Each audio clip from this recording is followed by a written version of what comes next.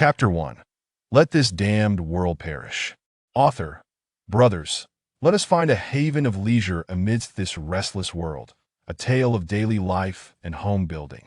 In a solitary apartment, a youth, clutching a laptop, felt his heart race as he gazed at the flickering box before him. As the speed of the Dragon Sniper box gradually slowed, he beheld a golden figure materialize. By the heavens, a Dragon Sniper! With the laptop shimmering with golden brilliance, Renming leapt from his chair, exhilaratedly shouting. His somewhat pale skin flushed crimson, and his shoulder-length hair cascaded down. His eyes sparkled like stars, and despite appearing a cool youth, he was now brimming with excitement. Yet, in an instant, the scene shattered like a kaleidoscope, the images flickering before him. It was as though he had plunged into an ocean of stars, countless pinpricks of light twinkling ahead. In the distance loomed colossal stellar clouds, truly resembling a vast and ethereal night sky. As the brief days dissipated, Renming scrutinized his surroundings, filled with confusion and trepidation. He felt as though he had exhausted a lifetime of misfortune. Every visit to the public restroom ended in blockage. His phone had died, just as he remembered he had forgotten to bring tissue. These were mere everyday occurrences. He had bought 800 lottery tickets, none of which won, and had never even played scratch cards. The one stroke of luck in his life was winning a Dragon Sniper in CSGO, only to find himself suddenly transported to another world. Reflecting on his damned existence, Renming felt weary. He had resigned himself to fate, wishing for this wretched world to swiftly perish. However, just as he pondered how to obliterate the world, 8.1 billion others, sharing his plight, heard a voice. Welcome to the Universal Lord survival game.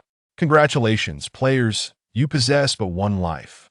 But fortunately, within this realm of lords, you may discover boundless opportunities, secrets of longevity, beauties, wealth, unimaginable fortunes, and status await you.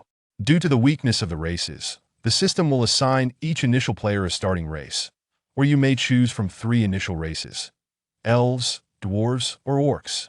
Listening to the mechanical synthesized voice, Renming pondered. Though resigned, he still wished to live. In the next moment, a panel materialized before him, displaying 2 options: the 3 initial races or a random race selection. In his lifetime, Renming had been battered by society and luck, a mere pawn subjected to the whims of fate. Yet now, he yearned to take a gamble. Life only offers this one chance. He had just drawn the Dragon Sniper. Could there be a second? Considering his miserable luck, he thought merely surviving a few months in that brutal world would be a feat. After a series of mental preparations, Renming, with trembling fingers, chose this once-in-a-lifetime opportunity for a lottery draw.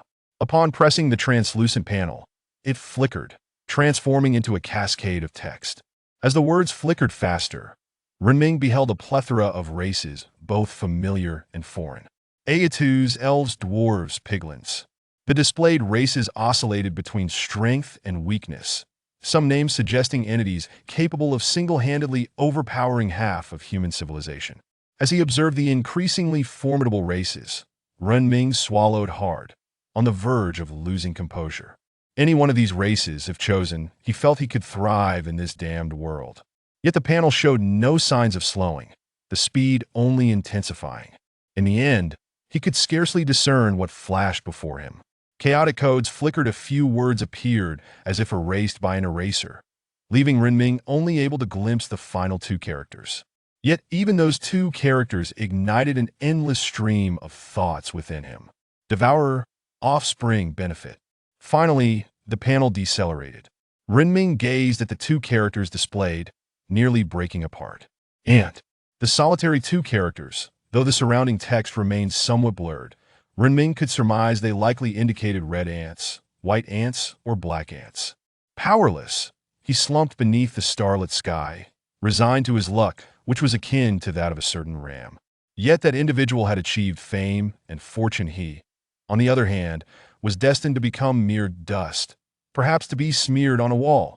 Now, he fervently wished that when he became dust, it might be used on an interior wall, for he was rather introverted and disliked exposure to light. As if in a daze, the scenery shifted once more. When Renming regained his senses, He found himself no longer amidst a starry expanse, but rather on a patch of earth. Before him no longer the panel displaying only ants, but a flickering bonfire. Congratulations, player. You have acquired the initial race of ants. You may access your personal panel, initial backpack, world chat channel, and private message channel. From this moment forth, you have 7 days of protection. During this time, your territory will remain unharmed. After 7 days, the protection will lapse. Please safeguard the core of your territory. Upon hearing the mechanical, synthesized voice fade, Renming attempted to summon the panel in his mind as depicted in novels, and to his surprise, it manifested before him. A translucent panel displayed his personal attributes. Renming, race, human, strength 3, agility 2, constitution 2, spirit 0.5, normal human 1. Beneath the attributes were 5 slots, 4 of which were empty. Having played numerous games, Renming recognized this as the system's built-in backpack.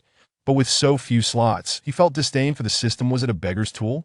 Just as he pondered how to survive in this world, a clear, melodious voice echoed in his ears. Master, I am hungry. Upon hearing the voice, Renming leapt up from the ground. Turning around, he beheld a large ant queen, accompanied by 9 sizable soldier ants. Each was as large as a palm, and the sight of such a colossal ant startled Renming. The ant queen, witnessing Renming's fright, plaintively said, "Does the master not like us?" The sound, reminiscent of bamboo being struck, resonated in his ears. Renming suppressed his initial shock and carefully observed the ants. Upon closer inspection, they were not as frightful as he had first thought. It was merely their sudden voice and size that had startled him. No, I was just so excited to see you all that I jumped." Renming fibbed to explain his reaction. Upon hearing this, the ant queen's eyes brightened. Master, I am hungry. I want to eat something." Chapter 2. Almost defeated by a mouse. Renming gazed at the palm-sized ant queen squatting by the fire, swallowing hard. He was indeed somewhat fearful, however. After realizing the ant queen and the other soldier ants could communicate, he gradually set aside his trepidation. "Please wait a moment, I will look for something." Rising from the ground, Renming searched for something edible, but after a thorough inspection, the surrounding desolation was overwhelming. Moreover, it was uncertain when daylight would arrive. Only the flickering light from his bonfire illuminated the surroundings, while the nearby jungle appeared eerily sinister. As Renming scoured for food, a pair of blood-red eyes ignited in his peripheral vision. From the thicket came rustling sounds. Initially, Renming mistook the noise for the wind rustling through the trees. Yet in the next moment, he realized there was no wind at all. Suddenly turning around, he found a rat the size of a dog lunging toward him. In a panic of fear, Renming instinctively swung his fist, unleashing the latent strength born of terror, propelling his frail body to its utmost limits. Without any embellishment, a single punch sent the oncoming rat flying, and after the initial fright, Renming was filled with rage. Damn it! After living for over 20 years, I almost got taken down by a rat. Having endured long-standing misfortune, Renming had honed his skills, and he sprinted a few steps before delivering a decisive stomp to the rat's abdomen. The sickening crunch echoed in his ears as he pressed down with force, the rat's pitiful shriek and its struggling form nearly forcing Renming's foot to give way. The plump rat was crushed beneath his foot, and after dispatching the massive rodent, Renming collapsed heavily onto the ground. "Huh, a mere rat is no match for me." Breathing heavily, Renming seized the lifeless rat by its tail and dragged it to the bonfire.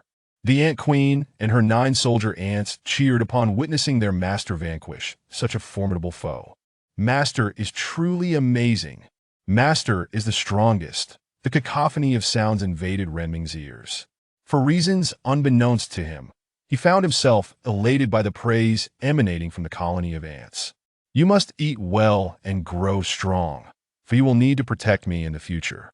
After tossing a large rat into the ant nest, which was eagerly awaiting its meal, Renming contemplated for a long while before bestowing a name upon it. "Let us call you Xiao Yuan, for you are quite round." He gently prodded the ant queen's head with his finger. Upon hearing her new name, the queen turned her body and touched Lynx's hand with her still bloodied antennae. Master's name is the best. However, upon coming into contact with Xiao Yuan's antenna, a panel suddenly appeared before Renming. Name, Ant Queen. Level, first rank 0-10. Strength, 0.5 attack power. Vitality, 1 life force. Agility, 0.5 speed. Spirit, 1 skill power. Skill, greedy breeding. Consuming food grants energy when energy is full, can ignore racial limits to produce eggs. The time to birth depends on the strength of the consumed species. Current energy, 0-100. Description, you wouldn't want to send her into battle. If you truly desire that, oh, what a dreadful notion. After perusing the panel, Renming stroked his chin, pondering the prowess of this little creature. Yet, this notion dissipated in an instant. This tiny ant, no matter how many there were, could not withstand a single breath of dragon fire from a colossal dragon. Dispelling the strange thoughts from his mind, Renming proceeded to name the remaining soldier ants, albeit in a more simplistic manner. You shall be Dazhuang. You shall be Erzwang. You shall be San Wang. You shall be Sizhung. You shall be Wu Zhuang, and you shall be Liu Zhuang. During this naming spree, he opened the panel of one of the soldier ants. Name, Soldier Ant. Level, first rank 0-10. Strength, 1 attack power. Vitality, 2 life force. Agility, 1 speed. Spirit, 1 skill power. Skill, devour after consuming. The body randomly inherits 1 attribute or skill from the consumed organism. Current energy, 0-100. Description, if he remains at this level of strength, he surely will not make a good warrior. However, with nurturing, he may surprise you in ways you never anticipated. Upon reviewing the attributes of the soldier ant and the queen, Renming sensed that these little creatures might possess some strength. Yet, uncertainty lingered, prompting him to take a closer look. After naming his few little subordinates, Renming settled back beside the campfire, roasting himself and preparing to access the world chat panel for fresh news. I've crossed over. My goodness, I truly have crossed over. Am I the protagonist of this world? Why has that avatar above turned black? Why can I not send him a private message? I don't know, he must be dead. Brothers, I just acquired an item that says there will be danger after the safety period expires. I drew a fox demon tribe. Once these fox demons grow and cultivate into their forms, you will all be envious. LSP. The Dragon Clan is invincible. I shall lead the Dragon Clan to the pinnacle of the world. Prepare to be my subordinates. I'm not targeting anyone here. I merely wish to express that all present are but trash. Do you even know what it means to be a chosen one? Do you comprehend what it means to be of the divine race? Divine! My goodness, the esteemed one above is truly remarkable. I want to cling to your greatness. Choose me, choose me. I am of the dwarf race. I can craft equipment for you. Choose me. The chat messages flew by like bullets, rendering their contents nearly indecipherable. If all 8.1 billion people in the world had crossed over, this chat channel would surely be ablaze. However, it was evident that the messages were merely scrolling rapidly, not to the point where they were beyond human comprehension. As Renming observed the myriad of races displayed, he cast a glance at his palm-sized ants, feeling a heart-wrenching sense of melancholy. The rat, the size of a dog, was soon devoured, leaving not even a bone fragment behind, only a pool of blood upon the ground. Renming watched as the little creatures finished their meal and prepared to investigate what else they could do. Dazhuang, tell me what you are capable of. Gazing at the largest ant, Renming awaited its response. After a moment's contemplation, Dazhuang replied, Master, I can fight, dig, and eat. Upon hearing Dazhuang's explanation, Renming needed no further inquiry. He already understood the functions of the other ants. Having just engaged in a skirmish and still hungry from his crossing, Renming suddenly felt a twinge of regret. He should have left himself a safety net now that the fear had dissipated. Hunger returned with a vengeance. The flickering fire illuminated only a small circle around him, with the rest being an expanse of impenetrable darkness. Beyond lay a seemingly endless forest, concealing unknown terrors within its dense underbrush. Renming stared into the abyss, fear coursing through him. It was the fear of what might emerge a tiger, perhaps. With his rotten luck, it was certainly a possibility. Yet his stomach began to rumble, prompting Renming to grit his teeth. With arms and legs, he could not allow himself to starve. Turning to seek makeshift weapons, Renming ultimately focused his gaze on the campfire. The flames could at least illuminate what lay ahead. Perhaps the beasts of this world feared fire as well. With such thoughts in mind, Renming retrieved a still-burning wooden stick from the fire and summoned Dezhuang and Erzwang to aid him in scouting the path ahead. The few ants that had begun to dig nearby, upon hearing their master's call, scuttled over with their 8 little legs in no time. Proceed forward and scout the way for me. If you encounter danger, return immediately. If you find any wild fruits, come back and alert me. Dezhuang and Erzwang nodded at their master's command and ventured forth to scout the path. The ants' antennae and eyes seemed enhanced by the game mechanics of this world. Even in the dark of night, they could see clearly. Retreating to the circle of the campfire, Renming's gaze remained fixed on the encroaching darkness. As he listened to the rustling sounds of Dezhuang and Erzwang traversing the underbrush, his heart raced, nearly leaping into his throat. Chapter 3. Quite well. At least I don't have to rely on my own hands. Just now, the game announced a 7-day protection period, and then it almost allowed a mouse to eliminate me single-handedly. Now, in his backpack, there remains a slot containing a coin-sized dragon pattern badge. After satisfying his hunger, he must find a place to set down his territory. Otherwise, being killed by some creature would be truly frustrating. Dezhuang and Erzwang ventured further ahead, having explored for an unknown duration, while Renming remained in a state of anxious anticipation for what felt like an eternity, when the 2 little ones returned. Each held a cluster of wild fruits resembling grapes in their mouths. Upon receiving the 2 green clusters of grapes, Renming intended to return to the campfire for a simple meal, only to hear the little ones exclaim that there seemed to be a treasure chest nearby. Master, we discovered a large chest approximately 30 meters from here, but we can't carry it. I'll call for the brothers to help. Hearing of such fortuitous news, Renming immediately granted approval, and the remaining few ants accompanied Dezhuang and Erzwang to undertake the task. Watching the small ants march into the darkness, Renming sat back by the campfire, opening his backpack to inspect whether the grapes were toxic. Thunderfire fruit effect contains a minuscule amount of thunder and wind elements, capable of slightly enhancing one's affinity for these elements. Non-toxic. Meanwhile, a small round creature, having burrowed into a tiny hole, seemingly sensed something delectable. It scuttled out with its short legs, its large eyes fixated on the grapes in Renming's hand, desiring them but feeling too shy to ask. Upon seeing the little creature emerge from its burrow, looking so pitiful, Renming couldn't help but let out a long sigh. Such a little one, surprisingly gluttonous. Renming broke off half a cluster of grapes and tossed it to the small round creature. He then took a thunderfire fruit, broke off a piece, and popped it into his mouth. The fruit burst with a crisp, tingling warmth that flowed down his throat, creating a sensation of warmth and slight numbness. Coursing through his body like water, It felt as though countless hands were massaging him, sending a delightful shiver through him. Wow, this feels incredible. After dragging the half cluster of grapes into its burrow, the little creature seemed to quietly enjoy its treat or perhaps engage in some other activity, having consumed the entire cluster of fruit. Renming looked at the remaining half and pondered. He hadn't had his next meal yet. Never mind, I'll endure it for now. He placed the remaining half of the grapes back into his backpack. Renming then retrieved a dragon pattern badge from his backpack. Territory proof effect. When this badge is dropped on the ground, it will radiate a circular area with a radius of 10 meters. Unlocking territory functions. After glancing at the badge in his hand, Renming contemplated for some time before ultimately deciding to use it. With his absurdly unfortunate luck, who knew when the system might malfunction and lead to his immediate demise? He feared that if he dropped the badge, it might trigger some strange attribute or require precise placement. As the badge touched the ground, a golden dome emerged from the spot, just as it fully expanded. Several little creatures, struggling to carry a wooden treasure chest, rushed back towards him.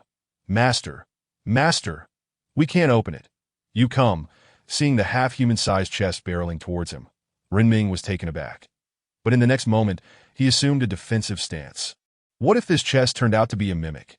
As the little creatures passed through the golden dome and reached Renming, he remained alert, gripping a burning stick, ready to deliver a blow to any potential chest monster. Only when he was within a meter of the chest did he gently lift its lid. The enormous wooden chest dissipated into countless shimmering lights the moment it was opened, vanishing without a trace. Suddenly, a panel appeared before Renming. Acquired. Simple stone axe acquired. Crude wooden bow acquired. Feathered arrows 10. The 3 items occupied 3 of his slots. Renming scratched his head. Apart from the feathered arrows, none of these items are particularly impressive, truly befitting a wooden chest. However, he didn't mind retrieving the wooden bow, taking out an arrow from his backpack, and stringing it. He had shot arrows before, but the bow he used then was a compound bow, far superior to this crude contraption. Drawing the bow to its full extent, Renming assessed his current physical condition and estimated he could shoot 5 arrows before setting the bow back into his backpack. Forget it. My aim isn't very accurate. Having just unlocked a new function, Renming attempted to summon the territory panel. Territory name. Ant nest territory level. Tier 1 recruitable units. Soldier ants recruitable quantity. 1010 territory description. The fundamental basis for the Lord survival. Possessing various functions that if the core is destroyed, the Lord perishes, and 10 mana can summon an initial race.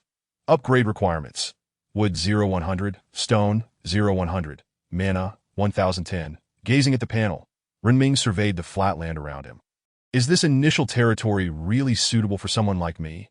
Feeling perplexed, he calculated and realized he needed to reside in a cave.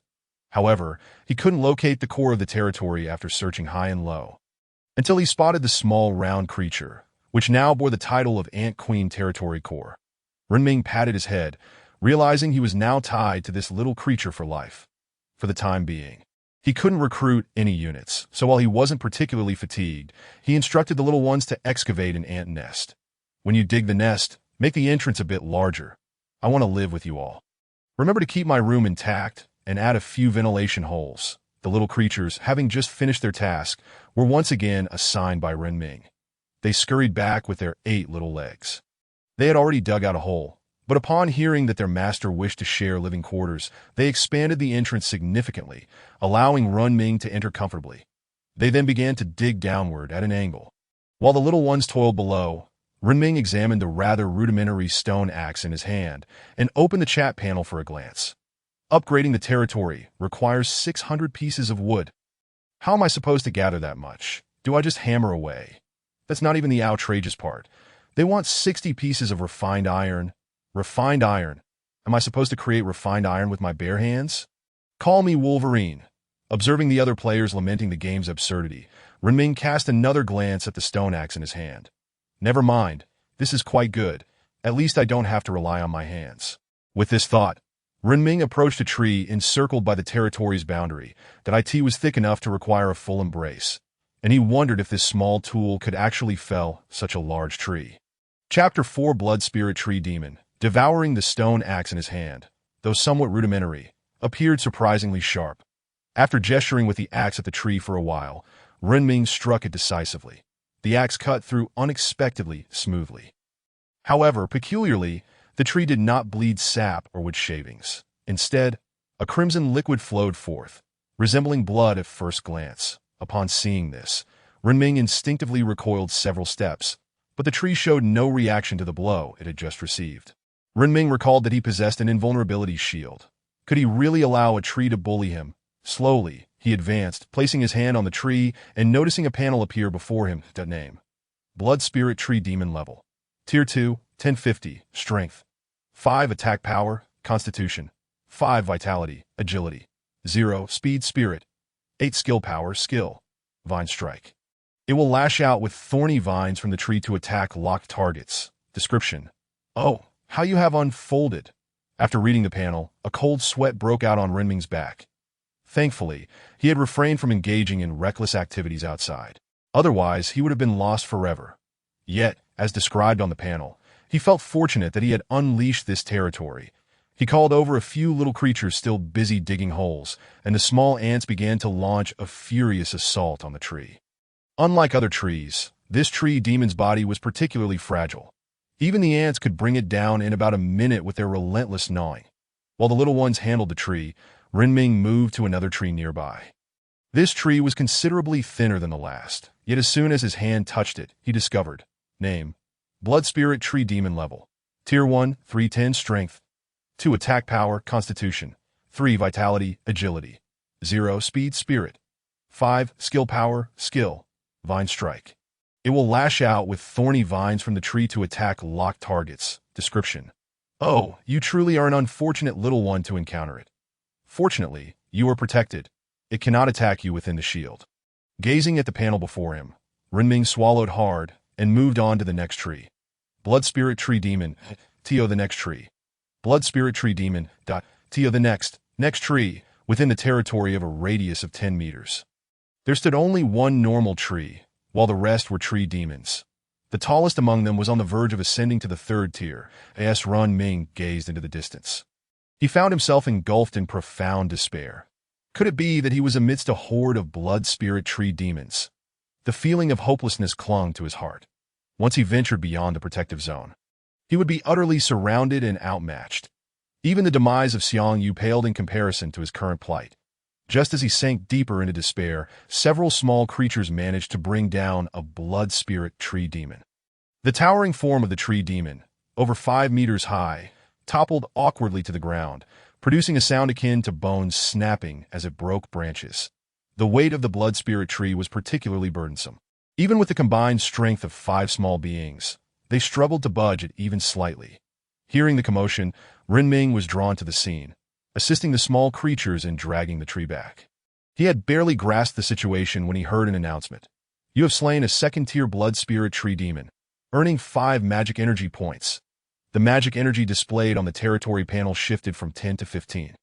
However, at that moment, Renming found little use for such energy. Yet, to safeguard his own life, he resolved to eradicate all the surrounding blood spirit tree demons. Armed with an axe, he and the 5 small creatures took turns attacking the trees, while a throng of little ones frantically excavated beneath. The sound of cracking would echoed once more as another blood spirit tree demon succumbed. You have slain a first-tier blood spirit tree demon, earning 1 magic energy point. You have slain a first-tier blood spirit tree demon, earning 1 magic energy point. You have slain a second-tier blood spirit tree demon, having felled all 10 trees in the vicinity. Renming gazed wearily at the pile of blood spirit tree demon corpses. Wiping the sweat from his brow, he inadvertently brushed against the head of a stout companion. Name: Soldier Ant Level. First tier, 710 Strength, 1 Attack Power, Constitution, 2 Vitality, Agility, 1 Speed, Spirit, 1 Skill Power, Skill, Devour, after consumption. The body randomly inherits 1 attribute or skill from a consumed creature. Current energy, 45100. Description. If this is the extent of his power, he would not be deemed a formidable warrior. However, with the right cultivation, he may surprise you in ways you cannot imagine. Observing the nearly full energy gauge on the stout companion's panel, Renming pondered and pointed at the heap of blood spirit tree demon corpses. Can we eat this? The stout companion, poised to continue digging, glanced at the pile of delectable wood and nodded earnestly. Yes, master, it's quite delicious. Upon hearing that they could indeed consume it, Renming waved his hand, summoning all those laboring below to gather for a feast. Today, we shall dine on the second-tier blood spirit tree demon.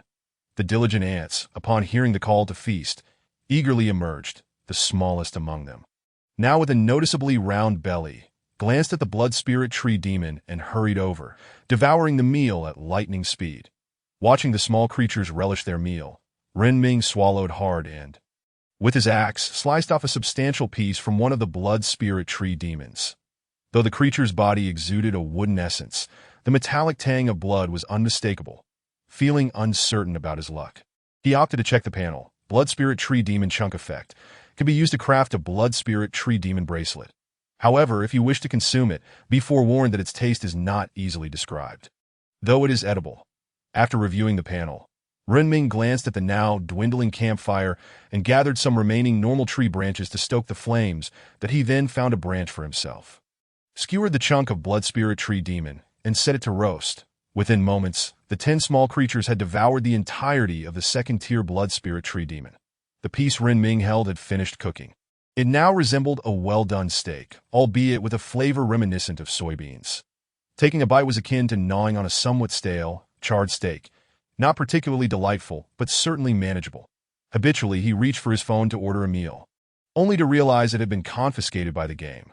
With a sigh of resignation, he opened the world chat channel to see what others were discussing. That I'm so hungry, I started with 8 orcs. Each one a ravenous glutton. After a hard-fought catch of a few fish, they devoured them in an instant. Yours is fortunate. My dragon is practically a live pig and refuses to listen to me. Oh no, I'm going to starve. Why are the rabbits I'm raising looking at me with such strange eyes? Help! Help! These rabbits are attacking me. I am their master, as he observed the flurry of frantic messages. Renming reflected on his own small companions.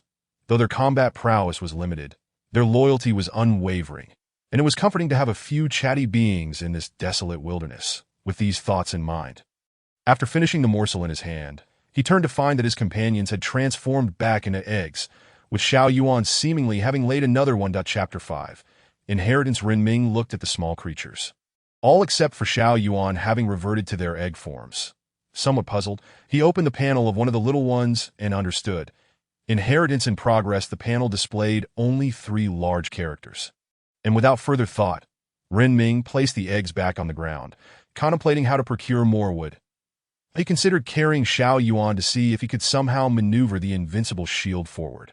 But evidently, the base did not equate to an invincible shield. That as he pondered how to obtain wood from the outside world, he suddenly heard a series of thuds. When he turned towards the source of the noise, he was astonished to see at least 7 or 8 large rats gathered nearby, each the size of a dog, with the largest standing about half a person tall. Instinctively, Renming reached for his bow and arrow, intended to take a shot, but quickly remembered that these creatures could not enter. Instead, he taunted them, crouching by the shield. Come at me! Come at me! I'm right here, and you can't touch me. As a seasoned trickster, he watched the outside rats, seeing their food taunting them from within. The leader, a second-tier rat, was infuriated and turned away, seemingly intending to fetch reinforcements. Seeing the largest rat retreat, Renming returned to the campfire. Stroking his chin in contemplation on how to acquire more wood, soon, he recalled the multitude of people in the chat channel. Perhaps some of them had good ideas. Help me out here. I'm in an endless plain, as far as the eye can see. Who knows how far I've run on my Bloodwind Wolf, only to find 6 sticks. Yours is not so bad. My mechanical race started with 100 refined iron. The issue is that my initial race is the Clockwork Bird. Where am I supposed to find 100 refined iron? Life is unpredictable. I was asked for an energy crystal right from the start, and I have no idea what that even is. As he scanned the world chat, a cheerful atmosphere enveloped the conversation. Renming scratched his head, feeling somewhat bewildered. Why was no one talking about treasure chests? As he rummaged through the chat for useful information, he noticed the neatly arranged eggs behind him. Suddenly, one of them cracked open, followed by a series of sharp cracking sounds, and then the entire egg burst forth. Emerging from within was De Zhuang, now significantly larger, at least the size of 2 hands. His exoskeleton appeared to be even more resilient. Had one merely observed these developments, they might assume De Zhuang had simply undergone a fortification. However, a terrifying spectacle unfolded as a tendril unexpectedly extended from within De Zhuang's body, only to retract moments later. Witnessing such a miraculous phenomenon, Renming's pupils constricted, and he leaned in closer to examine the little creature. Nodding in comprehension, the little being had sprouted several orifices, presumably to accommodate the tendrils. How he had inherited plant-based skills was beyond Renming's understanding. The other eggs soon followed suit, bursting open, but apart from De Zhuang. The rest merely exhibited increased size. Finally, the last small orb, a newly hatched egg, provided Renming with a delightful surprise. The newly emerged small ant, though still diminutive, shimmered with electric sparks and exhibited remarkable speed. Upon seeing the newly born creature, Renming named it Shizhuang. The newly hatched Shizhuang touched Renming's hand with its antennae, prompting Renming to open his panel. Name: Soldier Ant Level. First tier, 0-10 Strength. 2. Attack Power, Constitution. 3. Vitality, Agility. 3. Speed, Spirit. 1. Skill Power, Skills, Devour, after consuming. The body randomly inherits 1 attribute or skill from a consumed organism. Current Energy, 0-100 Skill. Pounce, dashes forward, then lunges, delivering an attack based on agility and strength. Description: a fortunate yet unfortunate little rascal. Possessing such a fierce champion at the outset, you are bound for success. After reviewing the panel, Renming affectionately patted Shi Zhuang's head. With this group of little ones, would he still worry about gathering wood? Now, you 10, go out and gather some wood that if you encounter danger, retreat that if you face 1 or 2 enemies you believe you can defeat, engage them. Dispatching all the little creatures, Renming cleared the area of tree spirit corpses and arranged them in a corner before opening the territory panel to assess what he lacked. Territory name, Ant Nest Territory Level, First Tier Recruitable Unit, Soldier Ant Recruitment Quantity, 1110 Territory Description, the fundamental root of the Lord's survival, equipped with various functions. Destruction of the territory core leads to the Lord's demise. Upgrade requirements, wood 30100, stone 110100, magic energy 4510. Gazing at the panel highlighting the missing wood, Renming let out a long sigh and kicked a nearby corpse. Look at you, not even worthy of being considered firewood. The surplus of stone was likely due to the little ones digging up a wealth of it, while for wood, he could only hope they would return with at least a little bit. Time passed swiftly as Renming, having cut a small segment from the tree spirit's body, used it as a pillow to lie on the hard ground, basking in the warmth of the nearby fire. Cherishing this rare moment of leisure, traveling through time had its pros and cons. The good was that he would never have to work again, but the downside was the potential for a prolonged slumber. Yet, scarcely 10 minutes had passed before he heard shouts. "Master, run! Master, run! There's a huge creature behind us." Upon hearing the commotion, Renming instantly sprang to his feet, retrieving his bow from his backpack and knocking an arrow with tension. As 10 little creatures dashed into the golden shield with 2 burdens, a black behemoth over 3 meters tall roared and collided with the protective barrier, sending ripples across its surface. Renming gulped at the sight of the massive creature. "Where on earth did you find wood?" De Zhuang, whose exoskeleton bore numerous cracks from the impact, crawled up beside Renming. "Master, didn't you say to gather wood? I remember seeing a lot of it last time I went out. So I led the brothers there that I didn't expect the creatures here to be so formidable. We couldn't take them on, but we did manage to bring back some wood." Renming felt a surge of emotion at the thought that these little creatures nearly risked their lives for his sake. Turning to gaze at them, momentarily stunned. Chapter 6. Random unit card if he was not mistaken. There were 2 wooden treasure chests, one of which was edged with iron. Renming swallowed hard and glanced at the furious bear outside. Capable of tearing everything apart.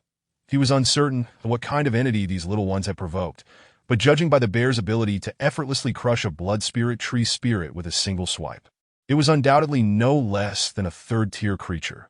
Renming felt overwhelmed, yet the little ones who had just returned with the treasure chest noticed the complex mix of emotions on his face, excitement intertwined with a hint of strangeness, and immediately grasped his intent. "Master, is it still not enough? It's all right, Master. Once that creature leaves, we'll go find more for you." Observing the little creatures, already wounded yet brimming with vitality, Renming couldn't help but smile. "You all should eat something first. As for gathering wood, we'll discuss it after that creature departs." Hearing Renming's words, the little ones surrounding him rushed to the pile of blood spirit tree spirit corpses, selecting one and devouring it voraciously. Watching the creature outside, which continued to batter the golden shield, Renming mockingly taunted, "Go ahead, try to come in." He knew well that he could not contend with the creature outside, and it would be better to let it vent its frustration by smashing a few more trees. Turning to the 2 large treasure chests, Renming first opened the one without iron edges. Gained. Wood X60. Gained. Stone X60. Gained. Iron or X60 that with 3 robotic announcements, 3 piles of materials appeared where the treasure chest once stood. Though the iron ore remained in its rocky state, barely resembling usable iron. However, the wood and stone were crucial resources he desperately needed. With just 10 more pieces of wood, he could upgrade his territory. But observing the rampaging bear outside, it seemed unlikely that it would leave anytime soon. Disregarding the 3 piles of resources on the ground, Renming approached the wooden treasure chest adorned with iron edges. Rubbing his hands together. "All right, let us see what you have in store." As Renming opened the iron-edged treasure chest, the familiar notification sound echoed once more. Gained. Quality Iron Axe X1. Gained. Quality Machete X1. Gained. Random unit card X1. The previous 2 items had already delighted Renming, but upon hearing he had received a random unit card, his eyes gleamed with excitement, only to be followed by a wave of disappointment. He currently had a population of 1110. Even if he unlocked a new unit, he would be unable to summon it, leading to a moment of despair. The grand treasure chest vanished without a trace, leaving behind an iron axe, a machete, and a metal card on the ground. Stuffing both the machete and iron axe into his backpack, Renming discarded the crudely made stone axe. The stone axe must have thought, "Love might not disappear, but it will certainly be transferred." Picking up the iron card from the ground, Renming opened his panel, his eyes twinkling with anticipation. Random unit card effect. Randomly obtain a type of ordinary unit. After reviewing the card's function, Renming wasted no time and used it immediately. The small card dissipated like a treasure chest, and as it completely vanished, he saw a new panel materialize, gained. Mining Ant. With the panel disappearing, a new member, the Mining Ant, appeared on his territory panel. After casting a glance at the rampaging bear outside, Renming simply lay down and added wood to the campfire. Falling asleep on the hard ground. Let that bear wreak havoc. It will leave once it tires. With this thought in mind, Renming succumbed to a deep slumber. When he awoke, the surrounding jungle remained shrouded in darkness, devoid of light. The bear had dismantled a significant portion of the trees before either fleeing in anger or seeking help, preparing to return for more destruction. However, with the bear gone, Renming was more than willing to comply with the presence of wood and the corpses of the blood spirit tree spirits. De Zhuang, Zhuang, get to work. With a deep breath, Renming called out the names of all the little ones in one go. However, apart from De Zhuang and San Zhuang, the rest seemed oblivious to his call. Puzzled, Renming inquired and soon learned that the little ones had ventured out to gather wood while their master was in a deep slumber. Upon hearing this news, Renming's heart skipped a beat. But he quickly realized something else. There was an abundance of wood outside. Why hadn't they taken any?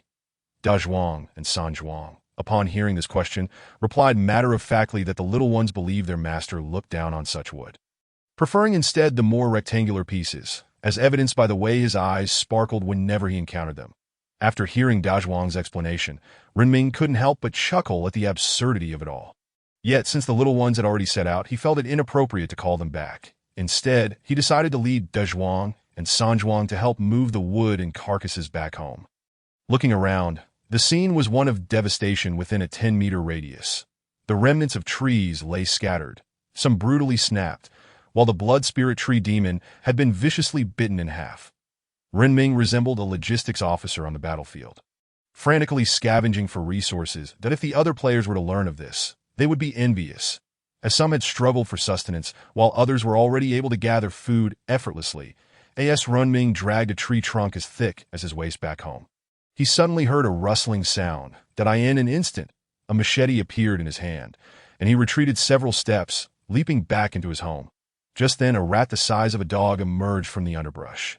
But before it could act, De Zhuang struck it to the ground with a whip-like motion. With another swift strike, the rat's head was obliterated, leaving behind a warm corpse that De Zhuang dispatched the large rat. A golden light erupted above his head. Chapter 7. Poison Sting Ant. Level up to second stage. Seeing the golden light emanating from Da Zhuang's head, Renming hurried over and placed his hand on the little one's crown. Name: Soldier Ant. Level: second stage, 050. Strength: 7. Attack power, Constitution. 4. Vitality, Agility. 3. Speed, Spirit. 3. Skill power, Skills. Devour, upon consuming, will randomly inherit one attribute or skill from the devoured creature. Current energy: 45100. Skill: Whip Strike. Extracts a thorny vine from within to attack a locked target, dealing 100 spirit plus strength damage. Description: oh, look at this. After reviewing Da Zhuang's current attributes, Renming couldn't help but recall his own lackluster panel. Pursing his lips in contemplation, for a moment, he was at a loss as to where to begin his critique.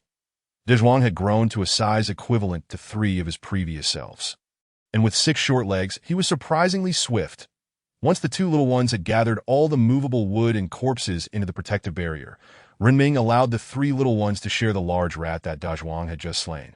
While he opened the territory panel, territory name: Ant Nest. Territory level: first stage. Recruitable units: Soldier Ant. Mining Ant. Recruitment count: 1110. Territory description: Lord, expand upgrade requirements: wood 130100, stone 170100, magic energy 6510. Upgrade upon seeing that all the required resources for the upgrade were met. Renming hesitated not a moment longer and clicked the upgrade option at the bottom. With a sudden burst of light, the territory expanded its golden shield radius by another 10 meters, and a familiar voice echoed in his ears. Congratulations, player has advanced to level 2. Accompanied by the announcement, Renming opened the territory panel once more to check what was needed for the next upgrade. Territory name: Ant Nest Territory Level. Second stage recruitable units: Soldier Ant, 10 Magic Energy. Mining Ant, 20 Magic Energy. Poison Sting Ant, 50 Magic Energy. Recruitment count 1120. Territory description: Lord expand upgrade requirements. Wood 130350, Stone 70350, Fine Iron 050, Magic Energy 55100. Looking at the suddenly increased resource requirements, Renming felt at a loss for how to gather such quantities. Just as he was pondering over the panel, all players in the region received a thunderous notification. Congratulations to player Renming, the first in the entire server to upgrade to a level 2 territory. This server-wide announcement echoed through the ears of all players, except for Renming himself. The chat channel erupted like a boiling pot. What? I'm still figuring out how to avoid starving, and someone is already at level 2. I report. There must be cheating involved. How could anyone be at level 2 so soon after the crossover? Renming, Great One. The War God Federation invites you to join us. We've gathered 8 players, each of high quality from their respective races. Would you consider joining us? Renming, are you still recruiting? The angel race, their looks and stature. Aren't you tempted? In an instant, the entire world channel erupted in excitement over a single individual. Yet that individual remained blissfully unaware of it all. As he stroked his chin, pondering where to gather the materials needed for the next territory upgrade, Renming suddenly heard Xiaoyun's urgent call. Master, hurry. Why is it suddenly so bright here? Upon hearing the little one's anxious voice, Renming felt a rush of urgency and quickly burrowed into the tunnel. However, the deeper he went, the larger the space became, and he couldn't comprehend where the little ones had shifted all the soil. As he descended further, the surroundings grew darker, but after turning a corner, his world was illuminated. The walls were adorned with blooming flower buds, their pollen-like glow shimmering as it fell to the ground, casting a radiant light all around. With each few steps he took, he encountered more of these flowers, and the neatly separated ant nests surrounded him. Eventually reaching the innermost part of the tunnel, Renming discovered Xiaoyun sprawled atop a large stone. With the corpse of the tree demon before him and 6 eggs awaiting hatching behind him, Xiaoyun's sudden shout startled Renming, prompting him to rush down in a flurry, only to realize that the brightness was merely a result of the surrounding illumination. That he patted his head in exasperation. Xiaoyun, there's no need to be so alarmed. Seeing his master's flustered demeanor warmed Xiaoyun's heart. Master is the best. He feeds Xiaoyun and provides shelter. I must protect him well. Observing Xiaoyun's noticeably larger size, Renming affectionately ruffled his head. Just don't overindulge, or you might find it difficult to exit the tunnel. Xiaoyun's form did not resemble the plumpness typical of other ant queen varieties. Rather, he appeared more akin to a soldier ant, albeit slightly larger and with a more pronounced abdomen. In a hurry to descend, Renming thought that since he was already here, he might as well explore the cave further.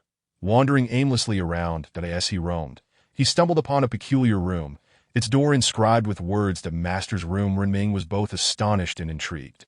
These little ones could read, and their intelligence seemed quite remarkable, as their writing was nearly as neat as his own. That he took a quick tour of his room, which was spacious, featuring a tunnel leading to the outside and a makeshift fireplace carved from stone. Although the chimney's destination remained a mystery, inside was a bed fashioned from stone, simple, yet undoubtedly a labor of love from the little ones. Renming smiled with satisfaction, feeling a sense of companionship in this strange world thanks to the little ones. Exiting his room, he continued to explore until he discovered a particularly extraordinary area. Here, he realized why the little ones no longer needed to transport soil from outside. It was a vast cavern, so large that moss had begun to grow within, with underground water flowing through this expansive space. The little ones had piled the soil in one corner of the cavern while neatly categorizing the stones in another, surprisingly tidy.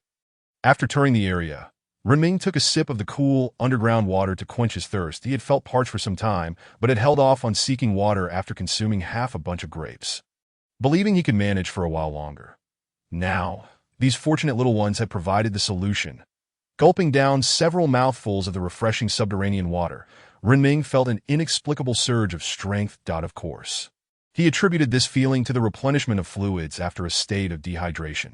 Stepping out of the cave, Renming opened his panel and noted that it still displayed a population of 11. Indicating that Xiaoyuan's newly hatched eggs had yet to emerge, he realized he needed to use this time wisely. Otherwise, the population would go to waste.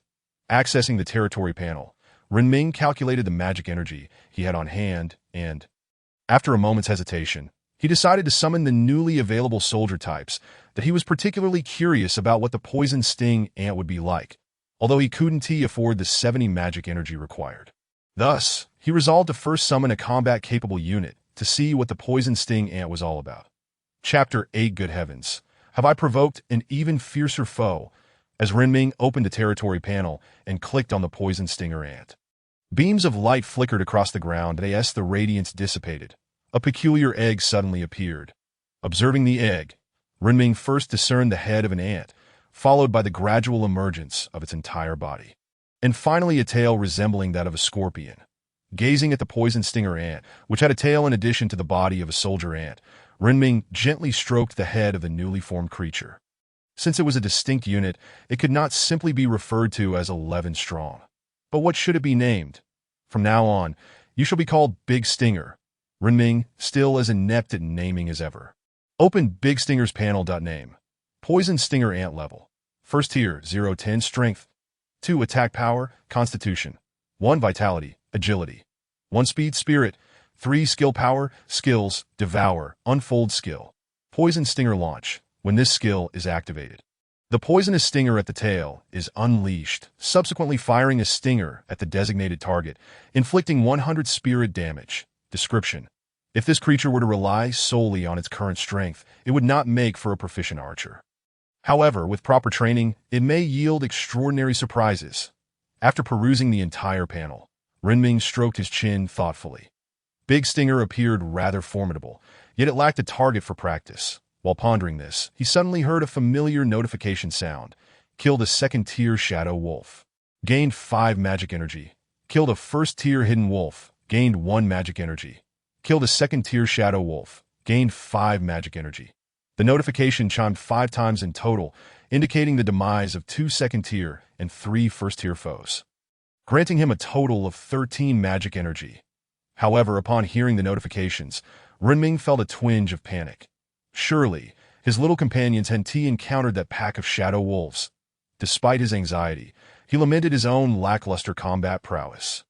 Assisting them was out of the question, lest he inadvertently hinder their efforts. As he fretted in silence, his peripheral vision caught sight of a massive rat, one even larger than a dog, standing nearly half a person's height. Upon spotting the rat, Renming pointed decisively. Big Stinger, shoot it! Responding to the command, the little creature's scorpion-like tail accurately locked onto the colossal rat rummaging for scraps on the ground, with a slight tremor of its tail. The hidden poisonous needle was instantaneously launched, striking the rat's abdomen with precision. The needle, slender as a finger, yet alarmingly long, pierced deep into its body. Only after a moment of realization did the rat register the pain. But it was far too late. The poison spread like wildfire throughout its system, and before it could flee more than 5 steps, it collapsed lifelessly to the ground. Witnessing the ferocity of Big Stinger's venom, Renming was momentarily taken aback. However, he quickly grasped another concern. How would they procure sustenance if they were incapacitating their food sources? Yet, Big Stinger soon provided an unexpected lesson. With astonishing speed, it dragged the rat's carcass back, efficiently devouring the entire body in the blink of an eye. Upon finishing, Big Stinger exhibited no adverse effects and even engaged Renming in conversation. "Master, where have my other brothers gone?" In response to this inquiry, Renming could only scratch his head in confusion. "They should be back shortly, I suppose." As he uttered this, Renming felt an unsettling tremor beneath his feet, akin to 2 heavy tanks racing towards him. Following the source of the vibrations, he glimpsed a dark mass and the sound of something snapping under pressure. Thud, thud, thud. The noise intensified, causing Renming to adopt a vigilant stance. One could never tell what sort of trouble his little companions had stirred up this time. As the first of the little creatures returned, clutching a large cluster of wild fruits, the others trailed behind, dragging a large wooden crate and a metal box. Just as this merry band of scavengers crossed the threshold, a colossal bear, towering over 5 meters, crashed against the protective barrier with a thunderous impact, sending ripples through the golden shield. Renming gulped nervously, realizing this bear was of a size incomparable to the previous one. "Little ones, where have you been?" he stammered, never before imagining that once his protective period had elapsed, he would find himself facing a life-threatening situation. Hearing their master's query, the little creatures scurried out from behind the treasure chest, exclaiming with excitement, "Master, master! While that big fellow was out hunting, we feasted on his delicious provisions and even brought back 2 large boxes." Upon hearing this, Renming glanced at the 10 creatures and pieced together the unfolding narrative. The giant bear had ventured out on a hunt, while his little companions had seized the opportunity to raid its den. Now, the bear, sensing its home had been violated, rushed back only to find that the little ones had already made off with its spoils. Truly, it was a tale of losing both the lady and the soldiers. The bear, realizing that the swarm of tiny insects ignored its presence, swatted the protective shield with a powerful paw, creating further ripples. After several attempts to breach the barrier, it despaired of breaking through and resorted to digging beneath it. However, the shield extended deep into the ground, and despite its excavation efforts, the bear perceived no end in sight. Having discerned that neither of its methods would yield results, the bear, feeling increasingly irate, squatted at Renming's doorstep, its blood-red eyes fixated on the little ants and the detestable bipedal creature. Seeing the creature's unwillingness to leave, Renming found himself in a dilemma. Judging by its stature and the damage it had just inflicted, it was likely at least a 4th-tier creature, far beyond what his band of misfits could contend with. Yet Renming's mind was agile, that if he could not defeat it, he could at least wear it down. After all, he had a ranged attacker on his side. Big Stinger, shoot it. When you're tired, eat. When you're weary, rest as long as it remains within your range. Keep firing. Upon receiving the command, the freshly birthed Big Stinger, its tail now bristling with numerous stingers, unleashed a barrage akin to a machine gun. However, this fierce assault lasted only a few seconds, yielding a mere flurry of dozens of stingers before it slowed to 1 shot per second. The colossal bear, while able to withstand the assault, felt the minute stingers prick at its hide, akin to acupuncture, as it lumbered forth, allowing the creature to continue firing. That IT was quite clever. Knowing that such a robust protective shield would not endure indefinitely, the bear merely needed to wait for the shield's duration to expire, at which point it would devour the bipedal creature and trample the little ants into oblivion. Today had been particularly unfortunate for it, having received word from its underlings that a swarm of ants had pilfered its treasures. And now it found itself robbed as well. With its eyes closed, the bear laid flat upon the ground, feigning slumber, hoping that the little creatures would emerge once more in search of treasure. However, the bear was astute, yet the little ones were even craftier. Realizing that the giant remained stationary, they retreated into their burrow to feast first, at last. Only Renming and the industrious Big Stinger remained on the scene. The poison stinger, capable of dispatching a rat in an instant, was now firing stingers at the massive bear, yet it hardly seemed to register the assault. Nevertheless, the little creature was tenacious. It continued to shoot, believing it could eventually fell the giant. As Renming watched the creature persist, he swallowed hard, his throat dry. The previous treasure chest, merely reinforced with iron, had yielded a unit card. Surely this entirely iron chest must contain an artifact. Chapter 9: The Forge of Randang. As thoughts swirled in his mind, Renming extended his hand to pry open the wooden treasure chest. With the familiar sound echoing, he was greeted by the well-known phrases, "Acquired. Wood X60. Acquired. Stone X60. Acquired. Iron or X60. As the wooden chest opened, 3 piles of resources appeared on the ground, precisely what Renming needed. Yet this time, the true prize was not the wooden chest. His heart raced, pounding like a drum, as he took deep breaths at a pure iron chest, regardless of its contents, would undoubtedly yield invaluable treasures for his early endeavors, and he was moments away from claiming it. He lifted the lid of the iron chest. In the next instant, the familiar voice rang out. Acquired. Ronding's Forge. Acquired. Eternal Flame. Acquired. Ronding's Token. Recognizing the 3 items, Renming watched as the iron chest vanished. He picked up a square box, a letter, and a vial containing a flame.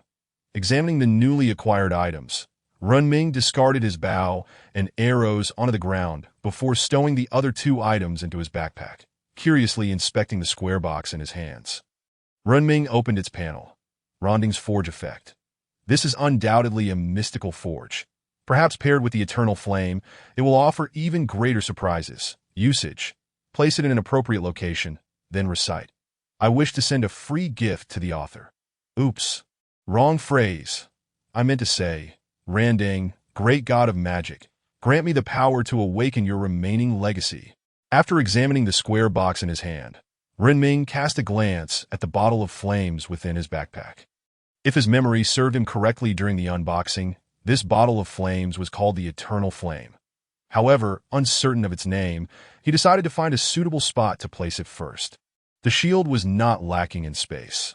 In fact, there was an abundance of it. Finding a corner with ample space, Renming set the box down and, feeling somewhat embarrassed, recalled the incantation from the panel. O great god of magic, Ardent, grant me the power to awaken your remaining legacy. Such a somewhat juvenile and clumsy phrase made it hard to fathom which grand sorcerer had conceived it.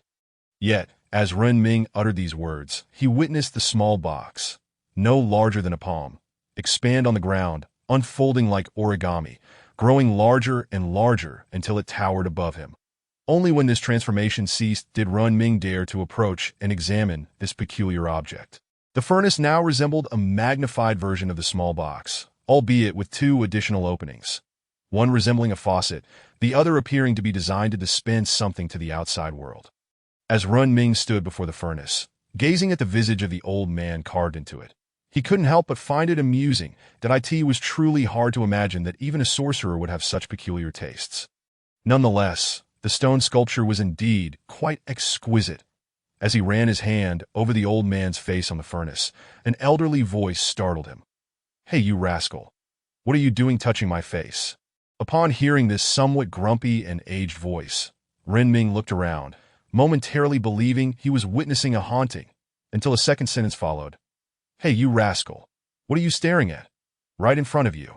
Realizing where the voice was coming from, Renming locked his gaze on the face of the furnace. You little brat, do you have any wood? Hurry and stuff a couple of pieces into my mouth. I've been suffocating in that little box. Upon hearing this, Renming scratched his head and retrieved a piece of wood from the remnants of the wooden box, tentatively placing it in the old man's mouth. The entire piece of wood dropped into the old man's mouth, and instantly, the previously still face came to life, animated and vibrant. The fiery patterns crawled across the walls of the furnace. Renming marveled at this magical scene, feeling that his journey into this world was certainly worthwhile. Was this not more exhilarating than watching any special effects blockbuster?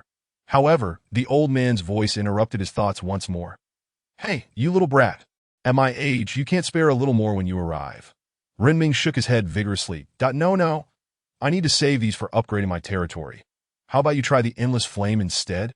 Upon hearing the mention of the Endless Flame, the old man's voice was filled with disdain. Not tasty. After a while, it loses its flavor. Renming's mind raced. You must think of it this way. If you don't eat now, you'll be starving later. That if you consume the Endless Flame, at least there will be something in your stomach preventing you from starving. After contemplating Renming's words, the old man found some merit in his reasoning. Fine.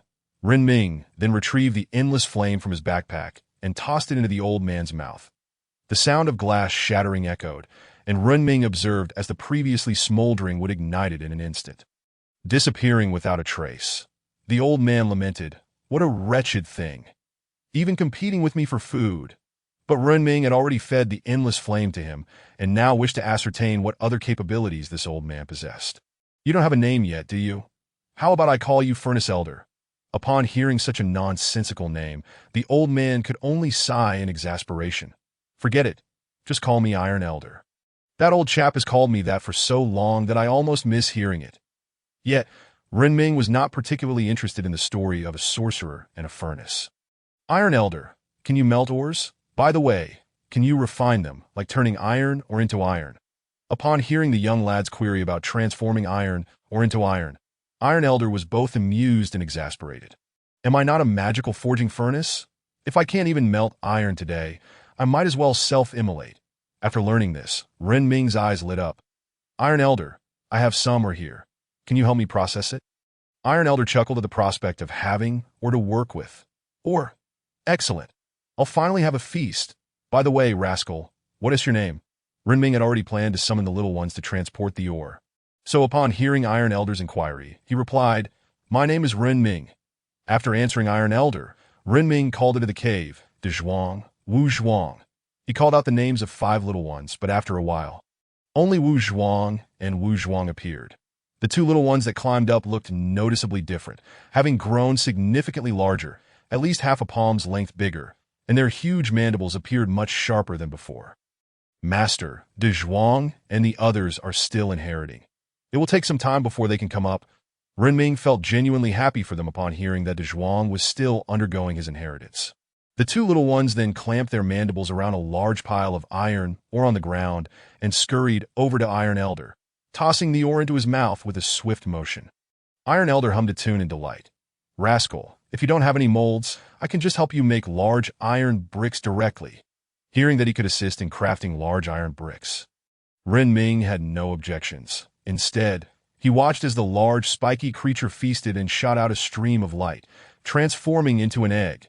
The bear lounging at the entrance of Ren Ming's dwelling suddenly felt the tingling sensation dissipate, realizing that lying down was no longer comfortable, and lifted its head to take a look. After surveying his surroundings, Ren Ming found that he truly had nothing to do, so he settled beside the fire, preparing to roast a piece of blood spirit tree demon meat. Chapter 10. Remember to work hard. Lucky little one, as Ren Ming diligently roasted the meat in his hands, he suddenly felt a light touch on his hand. Yet when he stood up to look, there was nothing in sight. His hair stood on end. Come on, are you serious? I've already crossed over, and this damned world has put me in such a dire state. And now I have to deal with a vengeful spirit tormenting me. Thinking this, Ren Ming felt a chill run down his spine, but soon he heard a familiar voice. Master, can you see me? Upon hearing this familiar voice, Ren Ming turned towards the sound and saw a figure that had grown even larger than before as its body gradually transformed back to its former shape. Ren Ming extended his hand and gently patted the little one's head. You startled me, as he stroked the little one's head. He could distinctly feel that it was no longer as round as before. Instead, it resembled a patchwork of diamond-like scales. Before him appeared De Zhuang's status panel. Name: Soldier Ant Level. Second tier, 050. Strength, 7. Attack power, Constitution, 6. Vitality, Agility, 3. Speed, Spirit, 3. Skill power, Skills, Devour. Unfold skill. Vine Slash. It can extract spiny vines from its body to attack the designated target, dealing 100 Spirit plus Strength damage. Skill. Visual Deception. It can deceive a selected target's vision, hiding its true intentions. Lasting for 100 Spirit per minute. Description. It has now matured into a warrior assassin that if you wish for it to become an invincible spear, you must invest more effort into its training. It will surely be worth the investment. As he gazed at this little one's 3 skills, Ren Ming stroked its head, recalling that De Zhuang had been busy and remained in the cave afterward. Where had these skills come from? In his perplexity, he recalled the cluster of fruits that the little creatures had brought back, swallowing hard. Could it possibly be that these were pilfered from the lair of the Great Bear? Upon closer inspection, he discerned that these were not fruits at all, but rather a collection of eyeballs. Each eyeball represented a formidable 3rd-tier magical beast. The bear outside had nearly forgotten how long it had been amassing such a collection. And just as it was about to indulge in a feast, it was so rudely robbed. His ire stemmed from this very fact. The little creature had indeed grown stronger, and after patting its head, Ren Ming instructed them to continue digging. The stones could be piled in that space, while the soil could be directly transported and fed into the furnace. Meanwhile, he was merrily smelting iron ore, humming a cheerful tune, blissfully unaware that a cunning old lamp had prepared itself as a refining furnace. Dispatching the little ones on their tasks, Ren Ming glanced at the newly inherited great thorn, which was still diligently scraping away, and decided against lying down to watch the amusing banter of the group. However, midway through reclining, he suddenly remembered the letter. He retrieved it from his backpack, examining the envelope adorned with faint kiss marks and a delicate fragrance, causing his fingers to tremble slightly. The name Landon certainly did not sound feminine. If it were a man, a sudden chill swept across his back, raising goosebumps. Yet he reasoned that since the letter was a relic, it indicated that this great mage was either deceased or had ascended to divinity, and thus unlikely to harbor any interest in a mere youth who had just traversed into this world. Comforting himself, Renming tore open the letter imbued with a subtle fragrance and began to read. Inch by inch, Ditto, you fortunate yet unfortunate soul, I am delighted that you have unearthed my hidden treasure. I entrust my old friend to you. However, let us not dwell on such matters, alas. Dear unfortunate one, upon opening this letter, you have been cursed. For the next 24 hours, the scent of this letter will attract all magical beasts within a 10-kilometer radius. Of course, there is a silver lining. If you can endure these 24 hours, you shall receive a map to my other treasures. Remember to persevere, lucky one. Having finished reading the letter, Renming stroked his chin, contemplating that he still possessed an invincible shield, which allowed him to recline comfortably on the floor, that if fate were to allow him to be eliminated through this invincible barrier, he would accept it. With this thought in mind, he calculated how many days remained for the protective shield. After some estimation, he concluded that there were roughly 4 days left, that he needed to devise a plan to either drive away or eliminate the formidable entity outside during this remaining time. Contemplating this, he lay back down, feeling quite fatigued and in need of rest. The number of tree spirits that had perished at the hands of the previous bear was considerable, even with 30 little ants along with him. Surviving for several days posed no issue, especially with a water source available, allowing him to sleep soundly. Upon closing his eyes, he lost track of how long he had slumbered. When he finally awoke, he found himself surrounded by a large circle of little creatures. Could it be that the master is injured? Why has he been lying for so long? Surely the master is not hurt. He is merely tired and resting. Resting, like us, shutting out all sensations and entering a state of dormancy. Listening to the discussions of the little creatures regarding his condition, Renming chuckled to himself as he rose from the ground. However, upon standing, he noticed 3 distinct little creatures that were new additions. Their jaws were immense, and their bodies were significantly larger than those of the other little ones, almost matching the size of a second-tier giant. Observing these newcomers, Renming reached out to pat one of their heads and activated a panel. Chapter 11. Game Supplies Name. Mining Ant Level. First Tier, 0-10 Strength, 2 Attack Power, Constitution, 1 Vitality, Agility, 1 Speed, Spirit, 2 Skill Power, Skill, Devour, upon consuming. The body randomly inherits 1 attribute or skill from a consumed organism. Current Energy, 0-100 Skill, Detect. This skill allows the detection of all nearby mineral deposits within a radius of 500 meters. Consuming 1 spirit point per meter. Description: a natural mining expert. Possessing it means you have access to endless mineral wealth. After reviewing the attributes of this new unit, Renming scratched his head that he distinctly remembered not summoning this new soldier. Thus, the creature's emergence could only be attributed to the little round one in the egg. Straightening his thoughts, he glanced at the circle of little creatures surrounding him and the now irritable Iron Old. You little rascal, why do you resemble that old fellow, shoving dirt into my mouth at every turn? There's hardly any ore in there. What are you doing? Upon seeing that Renming had finally awakened, Iron Old was about to say something else when a little creature shoved a large rock into his mouth. Look at what you've raised. Iron Old had barely finished his sentence before another hefty handful of dirt was shoved into his mouth. Renming smiled awkwardly. Iron Old, just bear with it for a few days. If I survive, I promise not to shove dirt into your mouth again. Iron Old, still grumbling, gradually stiffened and fell asleep. Beside him lay 7 or 8 large iron bricks. Renming glanced at the newly joined little creatures and waved his hand. Mining. The little creatures encircling him, upon hearing the new task, did not hesitate and promptly scurried back into the cave. The addition of the mining ant was like introducing a leader to the blind ant swarm, guiding them to accurately locate mineral deposits. Renming, still holding onto the letter, pondered whether he could simply toss it into the fire and forfeit the treasure, but recalling his impoverished circumstances, he reluctantly stowed it back in his backpack. The great bear remained sprawled in place, while the great thorn toiled diligently. However, Renming decided to let him pause for a moment to clear away the magical beasts that had gathered during his slumber. Outside the barrier, which had become impenetrable, pairs of crimson eyes fixated hungrily on the enticing figure within, saliva dripping like a river. Upon hearing the new task, the great thorn cast a wistful glance at the bear. Not to mention the shooting practice. My attack accuracy has improved by at least 2 tiers. Great thorn, if you see those lurking beasts outside, shoot them. The great thorn, upon receiving the command, unleashed a barrage of shots, each one striking true. After several seconds of waiting, Renming heard a series of notifications. Kill a first-tier ghost monkey, gain 1 point of magic energy. Kill a second-tier ghost monkey, gain 5 points of magic energy. Kill a second-tier ghost rat, gain 5 points of magic energy. The notifications continued in a relentless stream, displaying a row of headshot notifications. Hearing those melodious sounds, Renming gleefully opened the territory panel, eagerly awaiting his magic energy to reach 50 before summoning another venomous sting ant. The newly emerged little creature appeared somewhat bewildered, but Renming promptly assigned it to the Great Thorn's command, granting it a new name, Second Sting. With the combined output of these two little creatures, despite the new addition's lower accuracy, they were eager to learn. Boss, how do you shoot so accurately? You need to observe closely, then predict, aim slightly ahead or to the side, and then shoot to hit. No worries. You keep shooting, and after a while, I'll take you to practice. Listening to the banter between the two little creatures, Renming chuckled and shook his head. The Great Thorn was undoubtedly treating the elimination of that gigantic beast as its goal.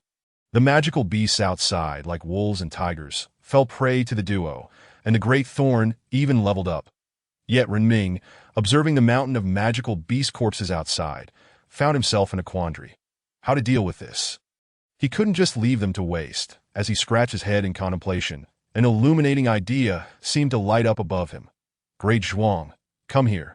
There's a task. Hearing his master's call, the diligent Great Zhuang dashed out of the cave with his 8 short legs. Renming then looked at the great bear and quietly instructed, in a moment, activate your invisibility, target that great bear, and drag all those corpses back. That will be our sustenance for the future. After the Zhuang listened to Renming's plan, he nodded in agreement. Renming, surveying the meticulously maintained plot of land he attended to, couldn't help but feel a sense of satisfaction. Having been busy for so long, he finally remembered to carve out a large wooden block, hollowing it in the center to hold water for drinking. His machete transformed into a carving tool. He relished this rare moment of tranquility that in no time. He fashioned a wooden bucket, but upon opening his eyes, he was greeted by a beam of light emerging from the distance, drawing closer to him that a familiar voice echoed in his ears. Congratulations, players. We will be distributing 100 supplies in each area, containing a plethora of materials, weapons, and blueprints. Wield your weapons and fight for them. Renming gazed at the supply drop, less than 2 kilometers away, and then glanced at the large bear, feeling a wave of anxiety wash over him. How could he proceed when the bear outside blocked his exit?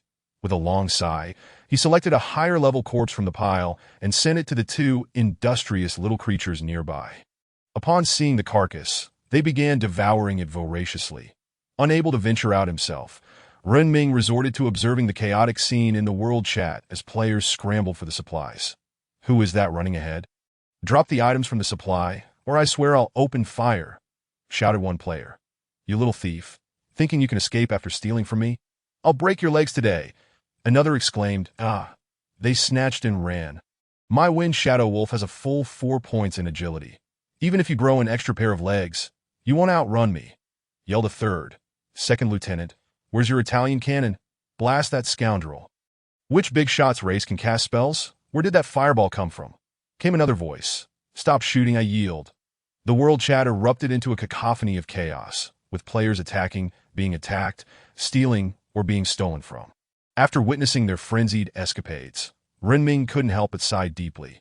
Just as he was about to turn away from the world chat, the CI unexpectedly hatched again. Renming looked at the newly emerged egg and couldn't help but marvel at how this little creature could eat so much. Chapter 12, Resource Point. Server-wide announcement time slipped by unnoticed as Renming stared blankly at the CI, who was busy shooting at the bear. Lost in thought, he was startled when the CI hatched once more. But this time, the tip of its tail appeared to have sprouted a ring of fuzz. Curiously, Renming approached, opening the little creature's status panel to name. Poison Sting Ant Level. Tier 2 650 Strength, 3 Attack Power, Constitution, 2 Vitality, Agility, 1 Speed Spirit. 8 skill power, skills, devour. Expand feeding. To prevent anyone from accusing me of padding my word count, I'll condense this. Skill. Poison sting projection. When using this skill, the tail's poison stinger activates, firing a stinger at a locked target and dealing 100 spirit damage. Skill. Parasitic fuzz. After attacking an enemy, it will leave fuzz within the enemy's body, continuously draining their health, and will explode after growing for a certain period. Description. Oh, just look at what kind of marksman you've cultivated. After reading the newly acquired skills, Renming felt a surge of excitement. This was essentially a buff stacking mechanism. If the layers stacked high enough, it could potentially eliminate that giant beast outside in one blow. His eyes gleaming, Renming cast a mischievous smile at the large bear. Moreover, the C's firing rate had doubled, shooting an average of 2 projectiles per second instead of 1, that it was flying fast. After stretching lazily, Renming decided to rest a little longer. Although he had done nothing, staying in this small space for too long had become rather tedious. Uncertain how long he had slept, Renming awakened to find the beam of light in the sky still shining brightly, leaving him puzzled. However, the chatter in the World Channel soon captured his attention. Have you seen the light pillar in the forest? That's not a place for humans. I'm an orc, a tier 2 orc. I went in for 5 seconds and bam, I was gone. The trees in there are alive, and you can't even set them on fire. It's brutal, brothers, don't go. Hearing the descriptions of his area in the chat, Renming looked up at the dark, dismal place he inhabited that if given the chance, he vowed to find a new place to stay. He couldn't endure another moment in this wretched locale. Grumbling to himself, Renming returned to his cave, took a few sips of the cool spring water, and suddenly noticed a shimmering blue stone. As he approached and picked it up, rinsing off the dust in the water, he opened its status panel, Landon's crystal effect. It can serve as a component for a certain machine. However, the rarity of this stone is such that I doubt anyone would use it as a mere component. After reading the description, Renming couldn't help but complain. Why is there always Landon everywhere? How can I dig up a stone and somehow have it connected to Landon? Yet, with no suitable place to keep the stone, Renming could only leave it in the cold underground cave for now. Just as he pondered what to do next, he suddenly heard a kill notification. Kill a tier 1 magic mouse. Gain 1 magic energy. Kill a tier 2 magic mouse. Gain 5 magic energy. Kill. Hearing the sudden flurry of kill notifications, Renming also heard the little creatures below shouting for their master, in a way. Can we really find something while mining? Drawing his machete from his backpack, Renming swiftly descended the underground tunnel that the little ones had excavated. The glowing buds illuminated the way down. And Renming wondered how they had sprouted, but he had no time to ponder as he heard the sounds of battle below, the wretched cries of the mice intertwined with the charging sounds of his little companions. At that moment, a notification rang out across the area. Congratulations, player Renming. You have discovered a resource point. The resource point's location has been announced to the entire server. Current occupation progress. 1. The others, upon hearing the announcement, looked up to see a beam of light shooting into the sky, resembling a progress bar with a golden hue at the bottom. Renming heard his name and the warning that others were coming to challenge him, causing him to feel a sense of urgency. However, as he reached the entrance, he was met by waves of magic mice blocking the way, preventing the little creatures from charging forward. The foremost little fellow, clad in an exoskeleton, had already lost a piece to the magic mice, sustaining injuries in the process. Yet their bravery exceeded his expectations. When one was hurt, another rushed to take its place. When another wave fell, a new one would step forward. They stood like a wall, holding back the surging tide of magic mice at the entrance. Realizing the urgency, Renming quickly summoned the poison sting ants that in this cramped space. The poison sting ants didn't need to aim. They just fired. Meanwhile, the little ones were rapidly leveling up on this battlefield that resembled a meat grinder. Even the newly hatched CI was being overwhelmed by the sheer number of magic mice. Reaching level 2, Renming realized he needed to call the other 2 little creatures down. The CI. Air CI, come down quickly. We need support. He shouted towards the cave entrance, knowing that his unfortunate luck had likely spread to the little ones. How else could a mining expedition lead them straight into danger? The 2 creatures, still engaged in their assault on the bear above, heard the call and swiftly descended, with the addition of 2 more ranged supporters. The situation stabilized. However, other players were in an uproar. Why is the system placing the resource point there? Where are those supplies? Is there really someone who can survive in that eerie area? That poor player might not last a second even if they find a resource point. Haha, if I can't have it, neither can he. Does he even deserve it? If he manages to grab it, I'll chop off an inch of my younger brother. Same here. The massive beam of light was slowly turning yellow. Renming listened to the rapidly increasing magic energy and continually summoned more poison sting ants. 6 little creatures lined up, their firing speed akin to that of a machine gun. The ones at the forefront didn't even need to attack. They just had to intercept the wounded magic mice. Chapter 13. Unlocking the authority to shelve the dense barrage of firepower kept the magic mice confined within a controllable range, and Renming summoned the 6th poison sting ant. Just as he was about to call forth the 7th, a prompt suddenly appeared before him. You have reached the territory limit. Please upgrade your territory. Upon checking, Renming counted and discovered that there were indeed 21 little creatures present. To prove that some little creatures rush to the battlefield upon their birth, these beings are undeniably the most formidable weapons in existence. From the moment of their inception, they possess an intellect equivalent to that of an 18-year-old human. Once their exoskeleton solidifies, they become super soldiers, equipped with natural armor and weaponry. Looking at the machete in his hand, Renming felt that he would no longer require such an item. However, he relaxed. The onlookers waiting outside began to lose their composure. This individual was remarkably fortunate, managing to endure in that ghastly place for so long that, I believe it's merely luck.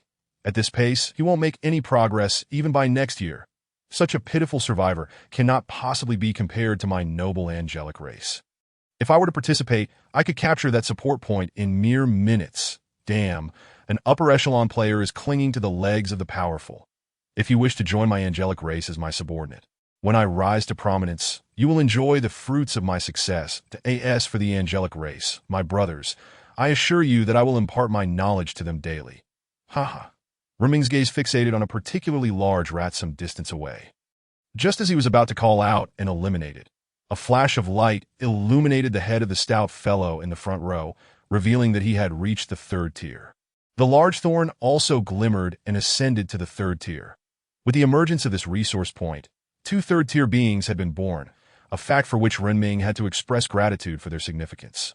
As the large thorn advanced to the 3rd tier, its tail's firing rate became akin to that of a machine gun, achieving a staggering 5 rounds per second, surpassing that of some conventional firearms. Although its attack range was limited, it was venomous and capable of explosive damage. In an instant, a cacophony of explosions erupted in the distance, nearly collapsing the cave itself. Yet, alongside the thunderous blasts, a progress bar surged forward, with yellow light occupying 34 of it. The individuals who had previously mocked Renming now hastily shifted their tone. Does the esteemed Renming need minions? My orc tribe is exceptionally formidable, even as cannon fodder. We are more than capable. Renming, brother, do you need someone to warm your bed? I am quite the expert. Renming, I am your elementary school classmate. Have you forgotten me? I am Wang Dashin.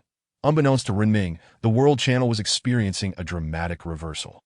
Refocusing his mind on the vast space before him, he gazed at the enormous rat, ready to summon his strength to dispatch it, only to witness the rat performing a classic gesture of surrender. I yield. Hearing the rat's plea, Renming waved his hand, signaling the little ones to cease their assault. Do not approach just yet. What grounds do you have for your surrender? Otherwise, why should I spare you? Scratching its head in response to Renming's inquiry, the large rat quickly provided an answer. I can help you dig tunnels. I am quite adept at it. All the tunnels here were excavated by me.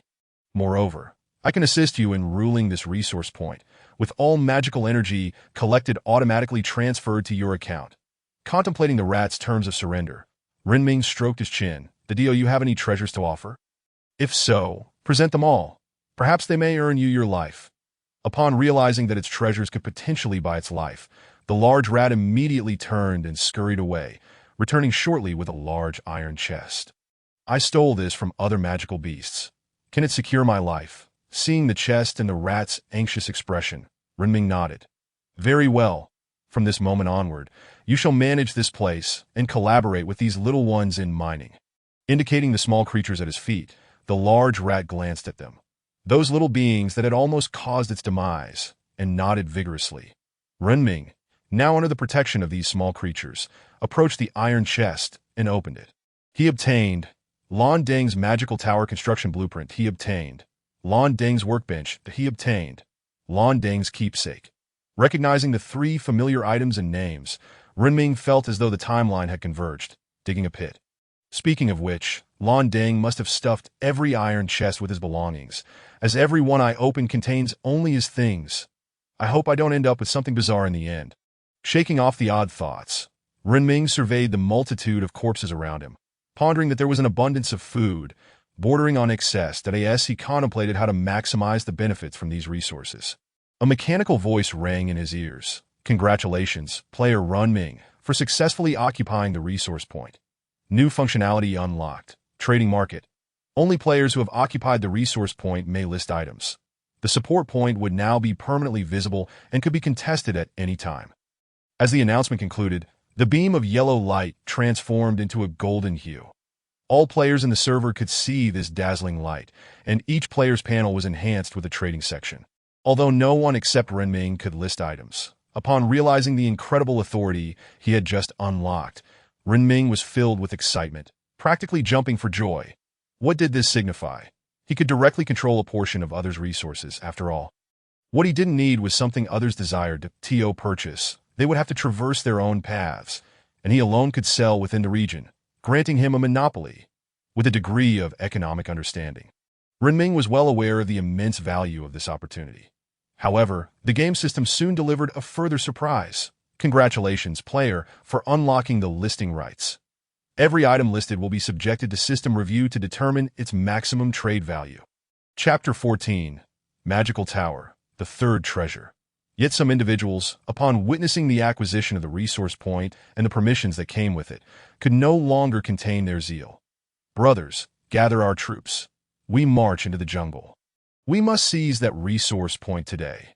This was no longer merely about daily materials and magical energy, but vast quantities of resources, my brothers. With this permission, it was as if we possessed the capital to trade with all players in the server. Charge, Black Dragon Cavalry. We are currently recruiting. We have 3 members and need 8 to set off. The chat channel erupted in chaos. Renming, observing their intent to unite against him, scratched his head in confusion. How dare they? Did they not realize that even the roughest tree here was at least second tier? Muttering to himself, Renming disregarded the others, lifting the corpses from the ground and initiating sales across the entire area. Value assessment in progress. Please select the resources you desire. Touching a nearby corpse, Renming watched as a panel suddenly appeared before him. Without hesitation, he chose wood. He was in dire need of wood, with sufficient supplies. He could immediately promote his territory to the 3rd tier. Value assessment in progress. Assessment successful. Maximum value. 50 wood. Rising from the ground, Renming felt a tinge of disappointment upon realizing that a single corpse was worth only 50 wood. However, recalling the mountain of corpses he had amassed, that feeling quickly dissipated. Selecting another corpse on the ground, Renming assessed its value, this time opting for iron ore. Value assessment in progress. Assessment successful. Maximum value. 30 iron ore. The value of this tier's corpse was only 30 iron ore, which was not surprising. However, there were also second-tier corpses on the ground, yet he had no intention of selling them. The small creatures he had nurtured depended on the high-tier bodies to enhance their attributes. He could not sacrifice that. Renming exchanged more than half of the corpses for wood and iron ore. After completing these transactions, he handed the machete to the stout fellow. Big Zhuang, please take this back to my room. The little creature wrapped the machete in vines and scampered away in a flash. Now, Renming had time to gather the 3 items from the ground. The workbench, similar to the previous furnace, appeared as a small square box when not in use. However, Renming was particularly intrigued by the blueprint in his hand. Lan Deng's magical tower construction blueprint. Effect: place it on Lan Deng's workbench to unlock manufacturing. Required materials will automatically be displayed.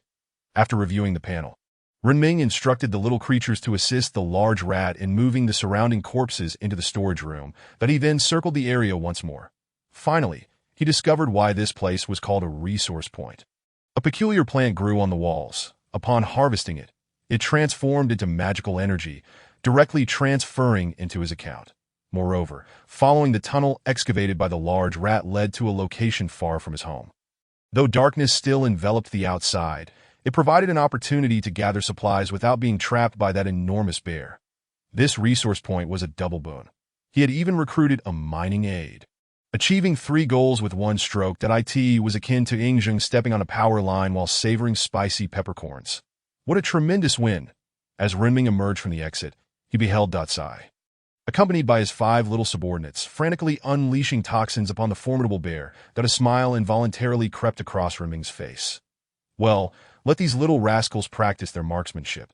However, Datsai's firing rate surged dramatically, and the damage inflicted was considerably higher than before.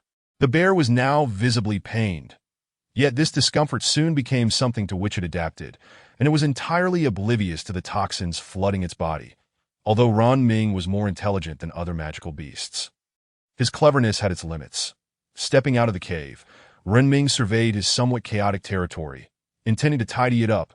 After all, it was his home, and it should not be too disorderly, but he summoned a few little ones to relocate the scattered logs, stones, and the forged iron blocks to the designated resource area below, that he then collected the bloodstains from the ground and delivered them to Iron Old, which elicited a round of curses in return.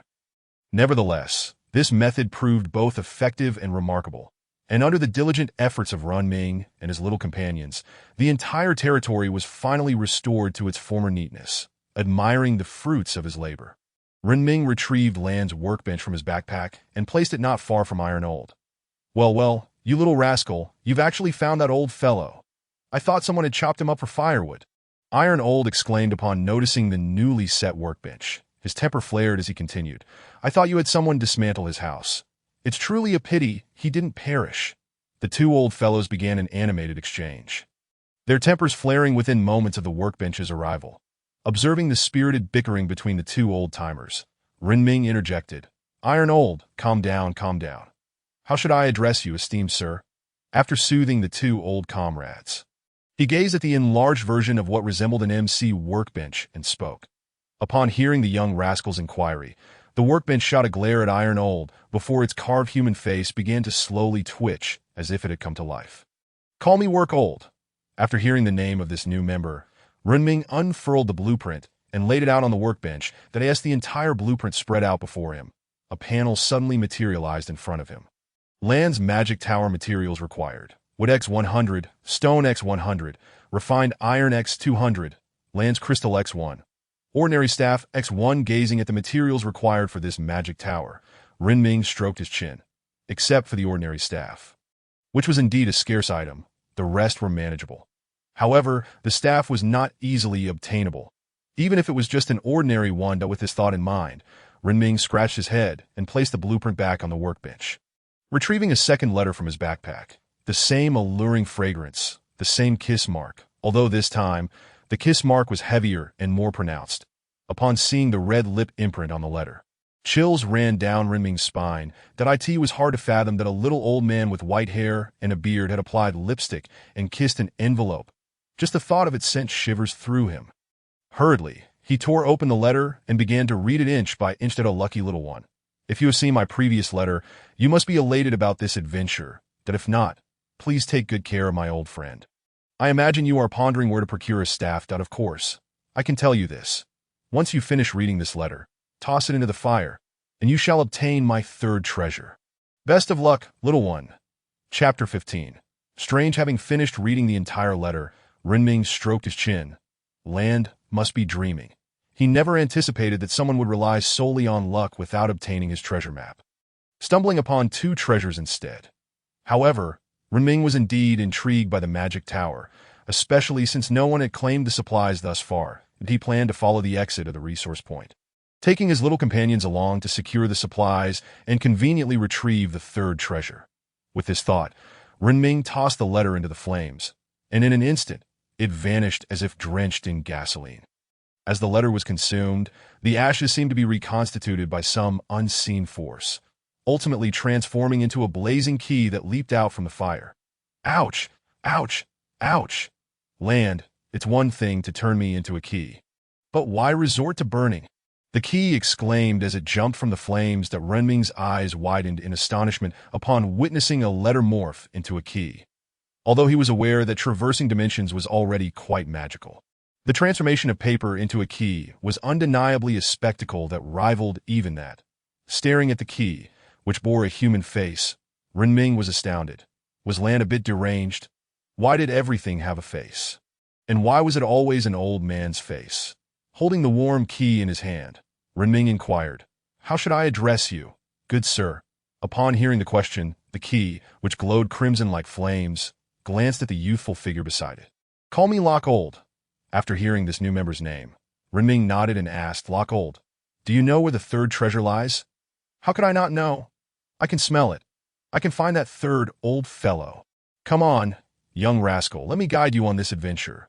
Seeing Lock Old's enthusiasm, Renming couldn't help but chuckle. Land must indeed be a fascinating individual. Calling upon Datsai, Ertsai, and Sankai, along with 10 little companions, Renming offered a few reminders before plucking a flower bud from the wall to use as a lantern. He led the group toward the exit of the resource point, and on his first outing, Renming felt a twinge of anxiety. He feared that a tree might suddenly attack him. Yet, the anticipated scenario never occurred. The tree spirits stood still as if lifeless, resembling ordinary trees, utterly motionless. After remaining vigilant for a considerable time, Renming realized they truly did not move, allowing him to stealthily approach the distant supply point. Master, I've been to that light column over there. There's a big chest, but we can't bring it back or open it," reported Dazhuang. Hearing Dazhuang's voice, Renming stroked his chin. Could it be that only players could unlock it? Contemplating this, he clutched the softly glowing flower bud and proceeded toward the light column, which was less than 2 kilometers away. The surroundings were pitch dark, occasionally disturbed by the rustling of trees in the wind. Each time Renming sensed movement beside him, his heart raced with heightened alertness. Meanwhile, Datsai, Ertsai, and Sankai, noticing their master's tension, offered him reassurance that "Don't be anxious, master. We are here to protect you. I am quite strong now," Datsai declared, waving his tail to demonstrate his prowess. After patting the little creature's head, Renming focused intently on the distant beam of light. He was genuinely curious about what supplies awaited him. Suddenly, something beneath his feet shattered, and as he looked down, he nearly jumped out of his skin. It was a human skull, now reduced to fragility, resembling a potato chip due to the passage of time and bizarre circumstances. Renming had just witnessed the unfortunate end of this skull's existence. Struggling to control his movements, he inhaled deeply. Unexpectedly spotting a half-buried human skull could still startle him. Glancing at the skull on the ground, he chose to ignore it, though he began to scrutinize the ground more carefully. However, after walking only 20 meters, he stumbled upon a headless corpse, which was in a far worse state. Only the ribcage remained, with several ribs missing. Upon seeing the unfortunate soul, Renming quickly shifted his gaze away from the corpse, focusing instead on a backpack lying on the ground. Bending down to pick it up, Renming opened the tattered backpack. Just as he did, a panel sprang before him, displaying 6 slots and the durability of the backpack. Clearly, this backpack was no longer usable, but its contents were still intact. That he retrieved a water bottle, a gemstone, and several coins. Subsequently, he discarded the backpack on the ground. That IT was no longer functional. This was the last opportunity to open it, and any further attempts would require tearing it apart. The remnants within were merely the decayed remains of food. After stuffing the gemstone, water bottle, and coins into his initial backpack, Renming patted Lock Old in his pocket. "Lock Old, how far are we from the treasure? You little rascal, you just tossed me in your pocket. Why not place me in the backpack space?" Renming glanced at his already stuffed backpack and sighed. "Lock Old, bear with it. We'll be done shortly." His backpack had long been emptied before he set off. And apart from the 2 items he was holding in his hands, he had brought nothing else. As for why the old Lock was not tossed into the spatial realm, it was because he believed his space could accommodate larger items. At least those that could not fit in his pockets. As he drew closer to the light column, the surroundings gradually illuminated. The burly figure in the front, Dazhuang, was the first to scout the area, and then exclaimed, "Master, there's no danger. Come quickly." Hearing the little fellow assure him of safety, Renming quickened his pace. As he approached, Renming finally beheld the coveted supplies that all players yearned for. It was a crystal chest, exuding elegance and grandeur. The radiance emanated from within the chest, soaring into the heavens. Rubbed his hands together. Renming was eager to discover what treasures lay within the coveted chest that had sparked such fierce competition among the players. As the crystal chest was opened, familiar sounds echoed in his ears. Acquired. Advanced random unit card and acquired. Inheritance crystal. The items that fell from the two brief notification chimes were of exceptionally high quality. Renming gazed at the small shard of crystal and the pale golden card on the ground, his heart racing with excitement. Danayan Advanced Unit Card. The very name sounded formidable, and the inheritance crystal, although he was unsure of its purpose, seemed equally impressive that he tucked the golden card and crystal into his pocket. After a moment's thought, he decided to return the machete. With his lackluster combat skills and unfortunate luck, he would likely be feasting before he even exchanged blows with an enemy. Taking out the old lock from his pocket, Renming glanced at the irritable little old man and scratched his head in embarrassment. "Old lock, let us go. We're setting off." Finally inhaling fresh air, the old lock huffed and glared at Renming before closing his eyes and twitching his nose, indicating westward, however, with the surrounding darkness enveloping him. Renming had no idea where west lay. After realizing this foolish boy couldn't distinguish directions, the old lock sighed deeply and pointed clearly, straight ahead, following the direction indicated by the old lock. Renming pressed on. The anticipated dangers did not materialize. In fact, the area was eerily tranquil. Renming was unsure of the reason behind this, but a lack of danger was certainly a blessing. Who would willingly seek out trouble? The surrounding darkness and dense trees not only obscured his sense of direction, but also left him unsure of how far he had traveled. Soon, he had to rely on the little fellow to navigate their way home. Just as Renming was on the hunt for the third treasure, a group of 8 had assembled, ready to launch an assault against him. The sight of over 100 players combined was quite a spectacle, and those able to join were all Tier 2 lords. Brothers, with this privilege, let us all make a fortune together. A young man with yellow hair stood atop a large stone, shouting down at the people in the plains, exuding a rebellious charm, unmistakably the ruffian type. The other 7 lords standing on the stone were either middle-aged or elderly, casting disdainful glances at the yellow-haired youth as if he were mere cannon fodder. Their intention in recruiting him was clear. He was a goblin, and goblins were numerous. After an impassioned speech from the yellow-haired youth, the 8 lords, with all their possessions, decided to take the plunge. The temptation of potential profits was simply too great. Just yesterday, Renming had cleared out a treasure worth its weight in gold in under 10 seconds. These ambitious individuals were irresistibly drawn to such overwhelming value that the frontline goblin horde, numbering over 60. Surged ahead, the goblin captain rode a windshadow wolf straight into the pitch-black woods. The forest seemed to possess a barrier that prevented light from penetrating. Anyone entering the woods beyond 10 meters would lose all illumination, becoming effectively blind. Chapter 16. Achievement system. As the 8 lords were about to step into the forest, the light column in the sky extinguished. The 8 riders atop the windshadow wolves, gazing at the vanishing light, furrowed their brows in concern. It appears we must hasten our pace. Someone has already entered the jungle to hunt. A middle-aged man, whose hair was streaked with gray, but whose muscles were well-defined, frowned deeply. The others shared his sentiment, believing no solitary individual could survive in a jungle where even Tier 2 beasts barely lasted a few minutes, let alone obtain supplies that if anyone claimed otherwise, they would surely burst into laughter. It would be pure absurdity. The large group plunged into the jungle. But as they did, many blood spirit trants emerged, brandishing their vine whips to ambush. Yet before their attacks could land, a glowing arrow pierced through the air, striking down the first foe. A plump man walking among the lords raised his chin, marveling at the strength of his angelic kin, while the others applauded enthusiastically. This was a golden opportunity, one to be seized tightly. Once they captured the resource point, who knew how much they could gain? The group pressed on, slaying foes along the way, though their progress was slow and costly. However, blinded by greed, they paid little heed to the risks. Death was merely a price to pay for the reward of resources that could be sold at will. Meanwhile, Renming, still searching for the third treasure, had taken several turns. Will the old lock still find us? If not, we might as well head home and ponder our next steps. Leaning against a tree, Renming glanced at the old lock in his hand and quietly inquired, hearing the boy's doubt. The old lock took a deep breath.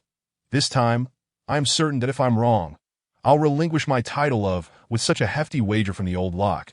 Renming felt compelled to hold his tongue. Rising from the corpse of a blood spirit tramp behind him, they had been ambushed earlier. However, as soon as the enemy struck, the barrage of spines had created a path through the attackers. Along this journey, he finally understood why they had faced no assaults.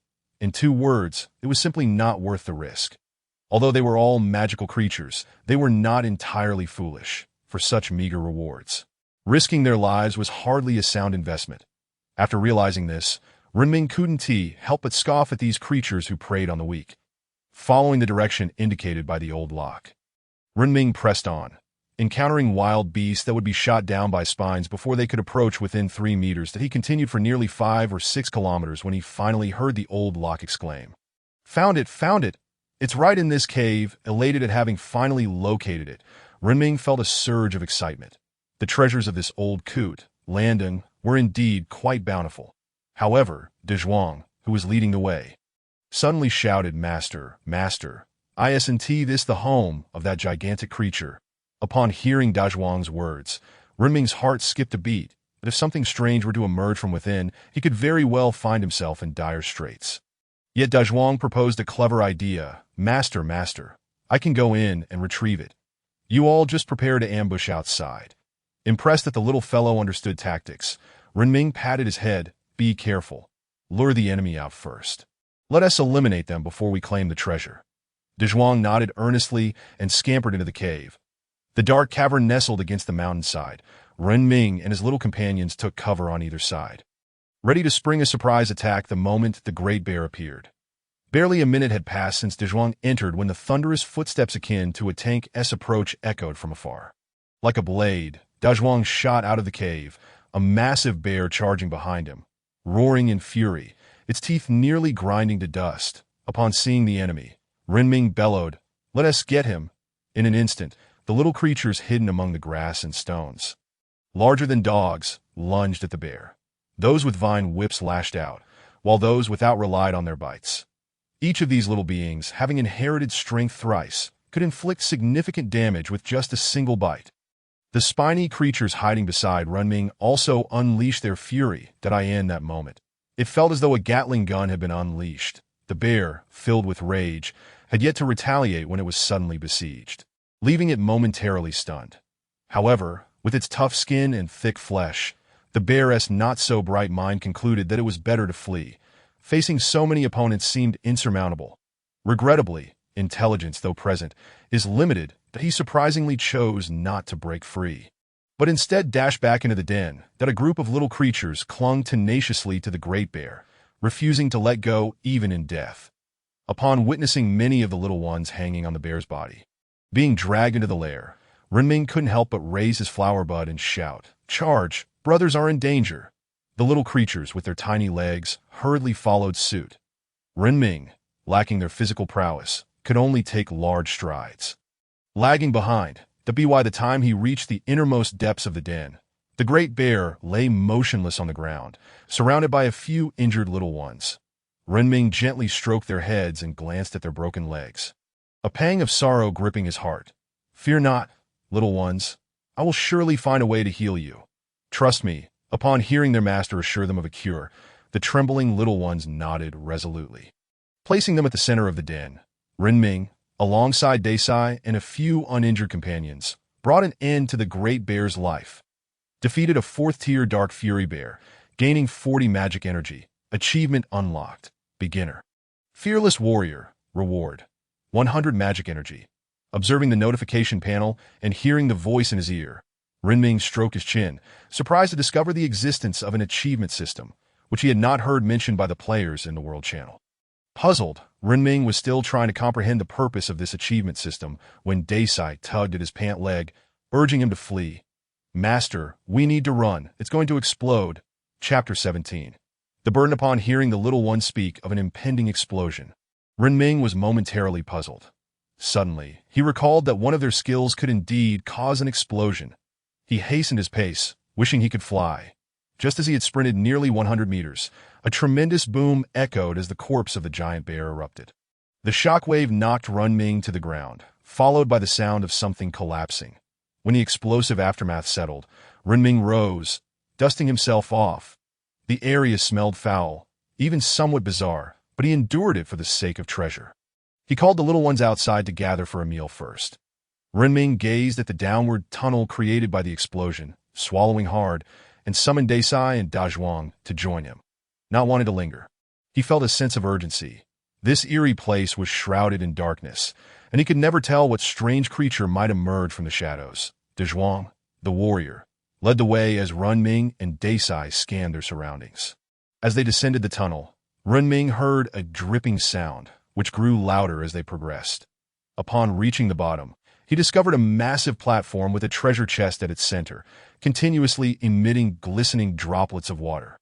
Above the platform hovered an enormous version of the flower bud in his hand, surrounded by an ethereal glow. That treasure chest is the one.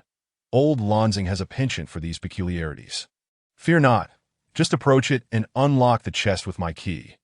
Following the tutorial from the ancient key in his hand, Runming cautiously ascended the steps until he stood at the center of the platform. The chest gleamed a deep azure, adorned with intricate patterns, and the blue gemstones sparkled enticingly, resembling a piece of exquisite art. After exploring, Runming located the keyhole and gently inserted the ancient key. However, the key emitted some peculiar sounds. Hungry tear, ignoring the suppressed noises, Runming twisted the key gently. With a crisp click, the lock clicked open, but suddenly, an alert echoed throughout the server. Treasure hunt task. Eliminate the holder of the water treasure chest. Successfully killing the holder will yield the water treasure chest, along with 500 magic energy and an iron treasure chest. Stunned by the sudden assassination order, Runming was bewildered. What had just happened? The ancient key. Now removed from the keyhole, calmed down a bit and anxiously urged, "What are you waiting for? Quickly stash the treasure chest in your space and run. Someone will be after you soon." Realizing he was in imminent danger, Runming wasted no time and stuffed the massive chest into his backpack, then sprinted upwards. The descent had taken nearly 20 minutes, but the ascent took merely 3. That upon reaching the top, Runming found the little ones had transformed into eggs. Well, there was no use in panicking now. Not intending to let the 2 little ones who had accompanied him go hungry, he allowed them to eat first. Meanwhile, the world channel erupted with fervent discussions regarding Runming's exploits. Why is it always that damn place? Can someone explain what this treasure hunt is about? Are the upstairs players utterly clueless? Can't they see that bright light almost resembles a planetary engine? Brothers, I can't hold back any longer. I can tolerate resource points, but this assassination order is absolutely intolerable. You have no idea what treasures lie within that iron chest. Its worth is comparable to supplies. The Soldier King squad is recruiting now. Just bring a second-tier leader, and we'll share the resources equally after capturing the resource point. Countless chat messages flickered, igniting the players' greed. Unbeknownst to Runming, he was parading around under a brilliant azure light. As he awaited Dazhuang and Desai to emerge from their eggs, Runming assessed his recent gains. 1 treasure chest, 1 advanced unit card, 1 inheritance crystal, 9 gold coins, 1 gem, and 1 water flask. After tallying his spoils, Runming marveled at his newfound prowess in amassing wealth. However, before he could bask in his success, Desai broke free from his egg. Runming observed as Desai sprouted a layer of black fur, reaching out to gently caress the little creature's fuzzy head. Name, Venomous Spike Ant Level, Tier 3, 15,100 Strength, 10 Attack Power, Physique, 3 Vitality, Agility, 5 Speed Spirit, 15 Skill Power, Skill, Devour, Initiate Feeding, Skill, Venomous Spike Projection, Use, Skill, Parasitic Fur. After attacking the enemy, leave strands of fur within the enemy's body, continuously draining their life force, and after a certain period of growth, it will explode. Skill, Berserk Bear Roar. Using this skill accelerates blood flow, transforming the fur into hardened armor while enhancing attack power. Description: Oh, he no longer resembles an archer. I find it challenging to find an adjective that captures his current state. Runming felt a swell of satisfaction as he reviewed Desai's stats. Alas, it was a pity that none of the other little ones inherited the Great Bear's skills. However, the enhancements from the 4th-tier bear would undoubtedly yield significant boosts to any attribute. Truly a remarkable gain. Moreover, Runming discovered that upon completing the inheritance, the little ones would experience a full rejuvenation of their physical condition. Even if they had been injured, they would emerge unscathed, leading the rejuvenated little ones home. Renming had to rely on their automatic navigation feature. The nearby tree spirits trembled for reasons unknown. When Renming noticed their quaking, he assumed they were preparing to attack and was ready to call for a group assault. Yet, the trees merely shivered without any intention of aggression. Renming found himself utterly perplexed. Had he known what the tree spirits were thinking, he would have been both amused and exasperated. Those two-legged beasts were truly terrifying. They managed to slay the great bear while carrying a bunch of burdensome little ones, showcasing an overwhelming power. "Don't let them see us! Don't let them see us!" Little did the tree spirits know that they were witnessing a group of little ones accompanied by a substantial burden.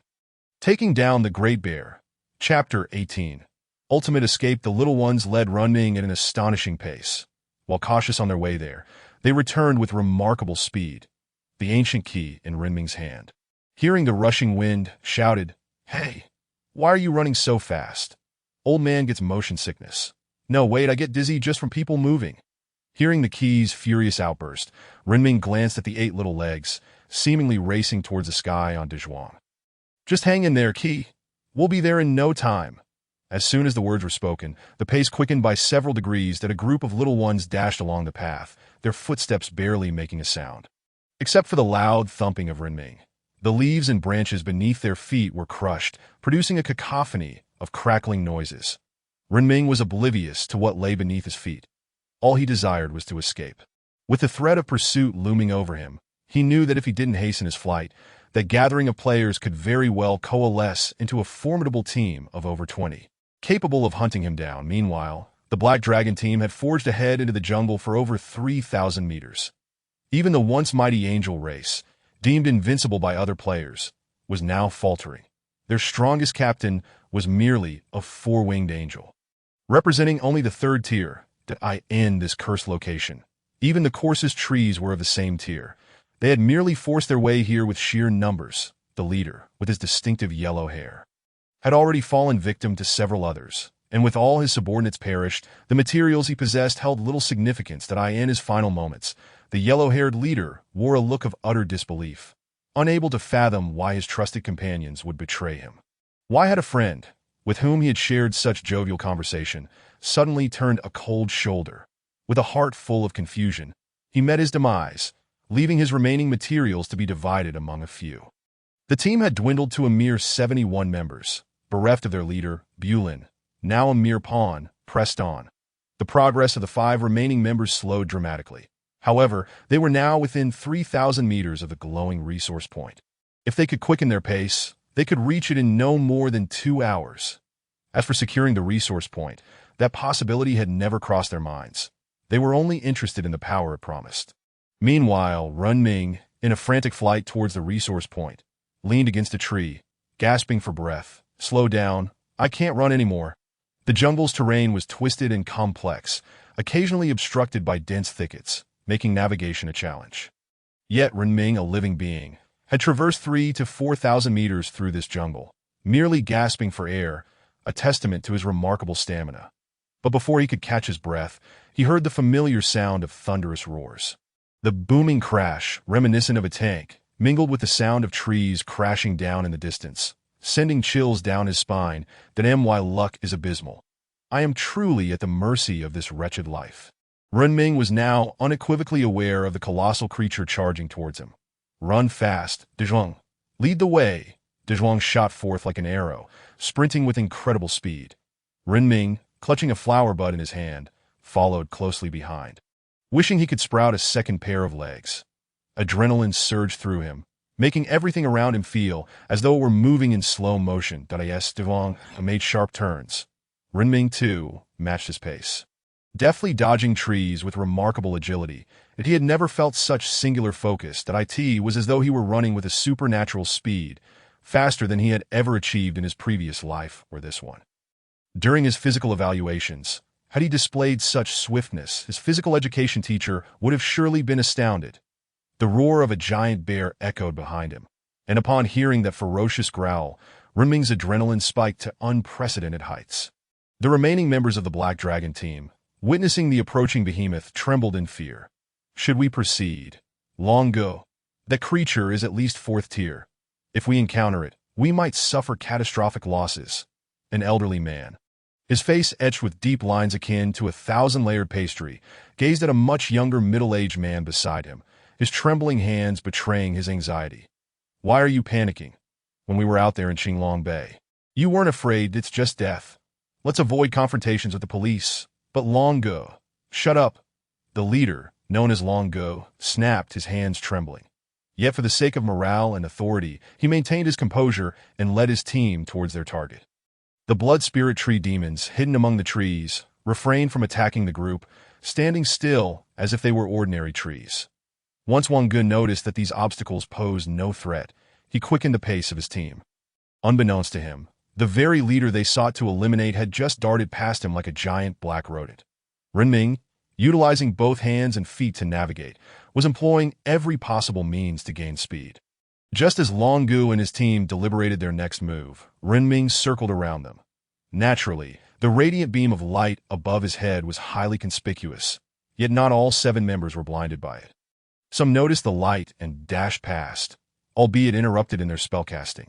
The massive bear, trailing Renming, suffered the consequences of a skill cast by Desai, resulting in the explosive destruction of one of its arms.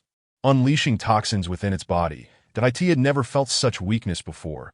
Yet as it prepared to flee, the wretched scent reached its nostrils. Following that scent, it discovered its fallen brothers and realized its home had been invaded. One thought consumed it: to annihilate that accursed bipedal creature. The thunderous roar of the bear grew ever closer, reverberating through the air, as it felt the beast's heavy breathing just behind it. Yet, the cave entrance lay before it. With a sudden leap, Renming became the last to enter. The little creatures who had already made their way inside launched an assault on the enormous bear paw that intruded upon their sanctuary. The giant bear, struck by their attack, roared in fury, helplessly watching as its nemesis escaped right before its eyes, its sharp teeth clashing in frustration that IT was enraged. If it had an anger meter, it would surely be filled to the brim. The terrifying roars echoed through the woods, shaking the very ground. The line of poison-stinging ants unleashed their full fury upon the giant outside. The bear extended its claws, attempting to drag the intruders out. Renming had already been whisked away by Dazhuang. Now, bolstered by heightened attributes, Desai could inflict considerable damage, even to a 5th-tier beast. The bear, recalling its previous brashness and the pain it had endured, reluctantly withdrew its claws and retreated. The roars resounded through the forest, as if threatening to collapse the entire jungle. Inside the cave, Renming, with his adrenaline plummeting, collapsed in exhaustion. What a stroke of luck. I should never have stepped out of the protective barrier. No wonder I encountered such bountiful rewards today. It seems I've traded my life for them. Weary and powerless, Renming was dragged into his room by Dazhuang. Resting against the soft eggshell, he felt the familiar warmth and scent behind him. His eyelids grew heavy until he succumbed to a deep slumber. During this tumultuous period, the world channel erupted with chaos. No way. Goodness, how can the guardians of this resource point be so formidable? A 3rd-tier poison-color alligator. Upon entering, it was gone in a flash. Is this truly the kind of defensive strength that mere mortals can possess? We, 12 lords, brought along several hundred men and have yet to breach the entrance. By heavens, this is the epitome of true power, that I yearn to cling to such might. I would do anything, for I acknowledge my previous mistakes. Curse it, is it merely good fortune and formidable troops?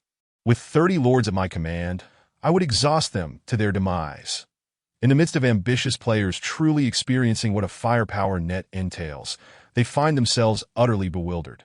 Shields offer no protection.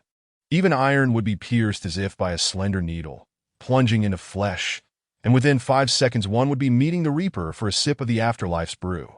The so-called invincible spear, lauded by these players, has seen its experience points soar like a bird in flight. Other players have considered digging a side tunnel adjacent to the cave, yet with every attempt, they are met with a pop-up warning. Unauthorized excavation of another's resource point is prohibited. Consequently, they are left with but 2 options: to launch a direct assault on the resource point, or to await the conclusion of the protection period before overthrowing the lord in possession. Clearly, The notion of a hard assault has been dismissed by the vast majority of lords. Can our leader truly hold position here? Why do I feel an ever-looming sense of dread in the air? A youth with a middle parting and clad in overalls, exuding a distinctly feminine charm, cast a disdainful glance at his subordinate beside him. That I, Kunkin, have never feared anyone in my life, be it basketball, dancing, or rap. I am invincible. This mere resource point, once the protection period expires, I shall raise it within 3 seconds. The subordinate, witnessing his leader's unwavering confidence, could not help but purse his lips in admiration. Meanwhile, Renming, sprawled upon a blanket made of eggshells, had been soundly asleep for the entire day until awakened by a persistent series of notifications in his ear. Eliminated a first-tier bouncing rabbit, gained 1 magic energy. Eliminated a second-tier orc, gained 5 magic energy. Eliminated a second-tier bouncing rabbit, gained 5 magic energy. The barrage of magic energy notifications rang incessantly. Upon regaining full awareness, Renming swiftly launched himself from the blanket, yet before he could reach the resource point, his parched throat felt as if it would ignite at any moment. Fortunately, his little companions had anticipated his need for water upon waking, placing a large barrel at his bedside. Gazing at the sizable barrel, Renming eagerly gulped down a significant portion before mustering his weary body to hasten towards the resource point. Upon arriving at the entrance, he beheld 10 little ones, 5 resting and 5 engaged in battle, guarding the entrance with utmost vigilance. The little ones at the forefront resembled porters, tirelessly hauling away the slain bodies. Yet the lords, blinded by greed, saw the overlapping beams of light before them and descended into a frenzy. The roars from outside the cave echoed so loudly that even Renming could hear them clearly. If you do not launch an assault tomorrow, the attack will be upon you. To win, one must strike. A middle-aged man, sporting a handlebar mustache and bearing a resemblance to a certain historical figure, delivered the most potent psychological assault to the lords surrounding him. As they listened to his demonic voice, a crimson glow flickered in their eyes. Attack, we must attack. This is for our country, for our future. What I do is not merely an assault. It is a salvation for this world. This corrupt world requires my intervention. One individual led the charge, and a throng of followers raised their arms in fervent support. The leader, his eyes gleaming with madness, had escaped from a mental institution, earning the moniker of the Psychiatrist Slayer, boasting his most illustrious feat of brainwashing the director of a psychiatric hospital into insanity. Chapter 20. Good heavens! It truly cannot be moved. Approaching the cluster of little ones, Renming observed the food storage overflowing and the 5 little creatures resembling harvesters. Renming swallowed hard. These little ones seemed to have valiantly defended the resource point through sheer firepower. Moreover, judging by their demeanor, the outsiders were either mad or utterly foolish. Could it be that their troops were cost-free? Unable to fathom the situation, Renming decided not to dwell on it further. Witnessing the industrious labor of his companions, Renming casually grabbed a rabbit from the storage, skillfully skinning and deboning it in one fluid motion. The underground water flowed freely, so he had no fear of contaminating the water source while cleaning his catch. Holding the now adorable rabbit, he settled beside the fire, adding a few logs to the flames that he then found a stick to skewer the rabbit and placed it over the fire to roast. Only then did Renming take stock of his journey and the myriad of rewards he had accumulated, that he withdrew the water chest, marveling at the continuous drip of water emanating from it, and pulled out an old lock from his pocket that I guessed it as simple as just opening it. The lock, previously nestled in his pocket, seemingly scolded him for neglecting its presence, yet it chose to hold back its curses and merely shot Renming a few sidelong glances. Is that even a question? Of course, you simply lift it. Upon hearing the lock's straightforward guidance, Renming wasted no time and lifted it with determination. Suddenly, a powerful jet of water erupted skyward, accompanied by 2 simultaneous notifications in his ear. Hunt complete. Congratulations! You have obtained a chest X1, gained 500 magic energy, obtained. Land's spatial well, obtained. Land's token, obtained. Common staff. Familiar with these 3 items, Renming had just finished opening the chest when another iron chest appeared beside him. He sensed an array of sharp gazes directed at him as he turned to see players concealed in the grass, their teeth grinding in frustration. Little brat, if you fall into my hands, you shall wish for life to escape you. Opening a treasure chest in my presence, flaunting your spoils, Just wait until I catch you. The suppressed, furious voices drifted in the air. Renming, eyeing the newly acquired 3 items on the ground, felt overwhelmed. The rewards had seemingly piled up too quickly. He still possessed a heritage crystal and a high-level random troop card. Items coveted by many, now too abundant to store. The lords outside looked on with envious, gleaming eyes. Renming picked up the 3 items, discarding the staff onto the workbench without a second thought, while the remaining 2 items were easy choices. Grasping the diamond-shaped box, he opened its interface. Land spatial well effect. Surely. You must know what a well is for. This is a well that will never run dry. Seeing the effort he had expended to obtain such a well, Renming couldn't help but twitch his lips. But having acquired it, he could not let it languish in the storage. He gently placed the well beside the workbench, and with the sound of bubbling water, bricks materialized from thin air, swiftly constructing a well. The spectacle surpassed any magic he had ever witnessed, leaving Renming in awe. An ancient voice echoed, "Ah, you old fools, you are remarkably resilient. Still alive, are you? It truly saddens me that you have not met your end. You stubborn old fool, I had hoped you would perish with your water-laden trousers. Come now, spare me your verbal sparring. Let us duel." The familiar sounds of bickering resumed. Renming, observing the newly constructed well, pursed his lips and, after some negotiations, learned its name, as expected. Renming placed the lock on the workbench, allowing the old ones to bicker amongst themselves while he turned to the manufacturing interface at the workbench. Land's Magic Tower Manufacturing Materials. Wood X100. Stone X100. Iron X200. Land's Crystal X1. Common Staff X1. Manufacture without hesitation. Renming pressed the manufacturing button, watching as the materials in storage transformed into beams of light, and the staff on the workbench became a swirling mass of fireflies. Captivated by the enchanting spectacle, Renming found himself lost in thought. Having traversed to another world and now witnessing such wondrous events, he could not deny the intrigue it all held as the light reached its peak and converged. It materialized into a miniature magic tower on the workbench. The tiny tower, no larger than a thumb, resembled an ancient 3-story pagoda. Renming examined the little artifact, opening its interface. Land's Magic Tower Effect. The unequivocal choice for aspiring sorcerers. Though one must possess a magical aptitude to enter. Should you attempt to force your way in, be prepared for the consequences. Observing the effect of this small object in his hand, Renming rubbed his palms together, pondering which boy wouldn't aspire to become a grand sorcerer. After scanning his surroundings, Renming discovered a relatively flat area and gently placed the small item upon the ground as the magical tower was set down. The earth beneath quivered slightly, by the time Renming regained his senses, a tower had already materialized before him. The sudden appearance of the magic tower was rather jarring, prompting the elderly men behind him to erupt in a cacophony of ridicule.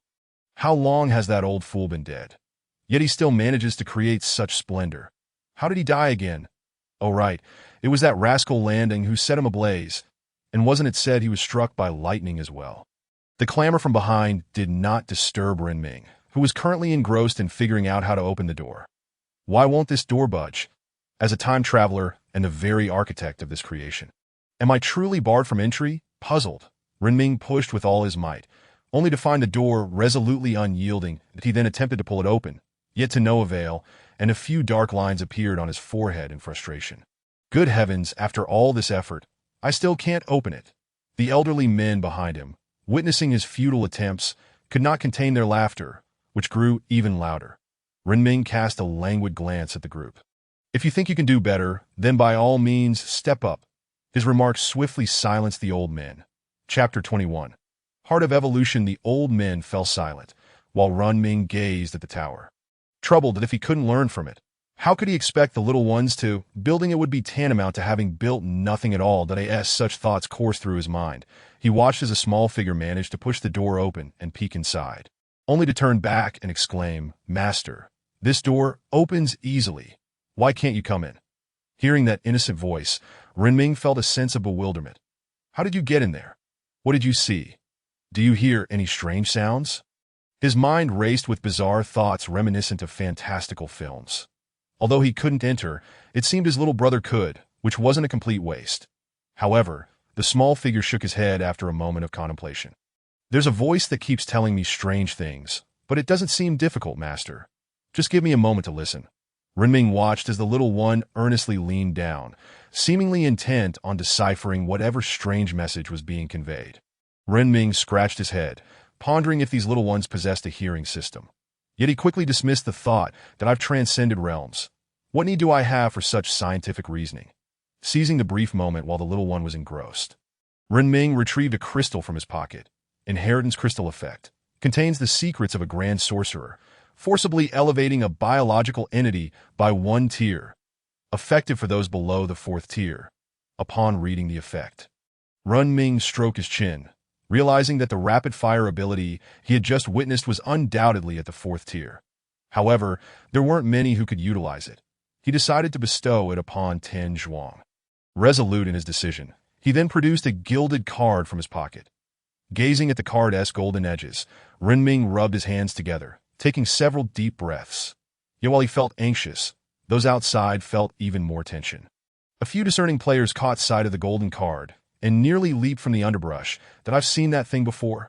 Last time during a supply run, a player got one, and that player, armed with just a high-tier unit card, has gone completely berserk, attacking anyone in sight. The remaining players lurking in the shadows, upon hearing the card's fearsome reputation, could hardly contain their excitement. However, with the invincible shield looming over them, they were unable to enter. All they could do was watch helplessly. Utilizing the card, Renming was met with a familiar interface. Acquired. Magic Ant. Eagerly, he opened the territory panel. Territory name. Ant-hole territory level. Tier 2 recruitable units. Soldier Ant. Consumes 10 magic energy. Miner Ant. Consumes 20 magic energy. Poison Stinger Ant. Consumes 50 magic energy. Magic Ant.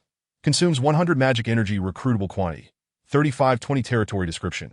Expand the Lord upgrade requirements. Wood 1300350. Stone 1450350. Fine iron 40050. Magic energy 850100. Upgrade. Gazing at the copious resources available, Renming swallowed hard, finally comprehending the terrifying potential of this newfound power. It was as if a continuous stream of materials flowed into his repository. He could practically exploit the market, simply shelving wood and stone, adjusting prices to their peak, and profiting handsomely from the price differences. Renming gulped again, but for the moment, he could think of nothing else. He needed to bolster his own strength first. Gently clicking on the upgrade, the ground trembled unexpectedly, momentarily leading Renming to believe an earthquake had struck. However, his attention was quickly drawn back to the interface before him. Acquired. Heart of Evolution. Suddenly, Renming felt a weight in his hand. Looking down, he discovered a heart-shaped cookie had appeared. Staring at the cookie and the term Heart of Evolution, he found himself at a loss for words. Yet having acquired it, he was compelled to investigate its purpose, especially with a horde of ravenous players outside eager to tear him apart. Heart of Evolution effect. When consumed by a special biological entity, it enhances all attributes and randomly grants an evolution ability. Upon reading the description, Renming immediately thought of Xiao Yuan, for aside from Xiao Yuan, who could be deemed special, the other little ones seemed rather unique as well. After all, in this territory few could be considered ordinary. Yet with only one cookie at hand, Renming chose to give it to Xiao Yuan, allowing the others to accompany him on his adventures. After all, Xiao Yuan had been left behind at home, so this cookie would serve as compensation. With that thought in mind, Renming disregarded the iron treasure chest on the ground and began to descend through the tunnel. However, as he left, the lords behind him gazed at the treasure chest, their eyes nearly sparkling with greed. Treasure, right before them, yet unattainable. I've never wished so fervently for something. We must protect our own. The heavy breaths and the glimmering eyes of the players around them reached a consensus. They could engage in battle amongst themselves. But first, they had to eliminate the individual inside. Their rest would be uneasy until they did. Having acquired so many treasures, and even forgetting to open a treasure chest, it was unfathomable just how wealthy he had become. The allure of such assets far surpassed that of the chest itself. As Renming continued down the path with the cookie in hand, he suddenly noticed something amiss. Why had the ground transformed into a stone pathway? Why were the walls so smooth, and how had stairs appeared beneath his feet? As he rounded a corner, light flooded the area, revealing that it seemed to have been enchanted, that he realized that at some point, a stone pathway had been laid beneath him. Although the walls remained composed of earth and stone, bolstered by the unique methods employed by some of the little ones, they were remarkably even. Gazing at the transformed surroundings, Renming's eyes sparkled with wonder. Yuan's voice echoed, "Master, my home has changed again." As Xiao Yuan's melodious voice reached him, Renming strode forward along the smooth path. Before long, he encountered Xiao Yuan, who had grown even larger. Now standing taller than Renming, even when crouched, Xiao Yuan was still as tall as Renming's calves. Renming gazed at the little one, marveling at how close Xiao Yuan was to becoming a formidable creature that he affectionately ruffled Xiao Yuan's familiar head. "Ah, still the same old Yuan, that I brought you some delicious treats. Come, eat this." Upon seeing the heart-shaped cookie emerge from his master's pack, Xiao Yuan's eyes lit up. "Master, it's for me." Xiao Yuan loves to eat. Chapter 22, Magic Ant. Tier 3 Lord with short legs scurrying over to Renming. Xiao Yuan opened his mouth wide to receive the cookie from Renming's hand. Within moments, it was devoured entirely. Renming chuckled at the sight of the little one relishing the treat. "Slow down.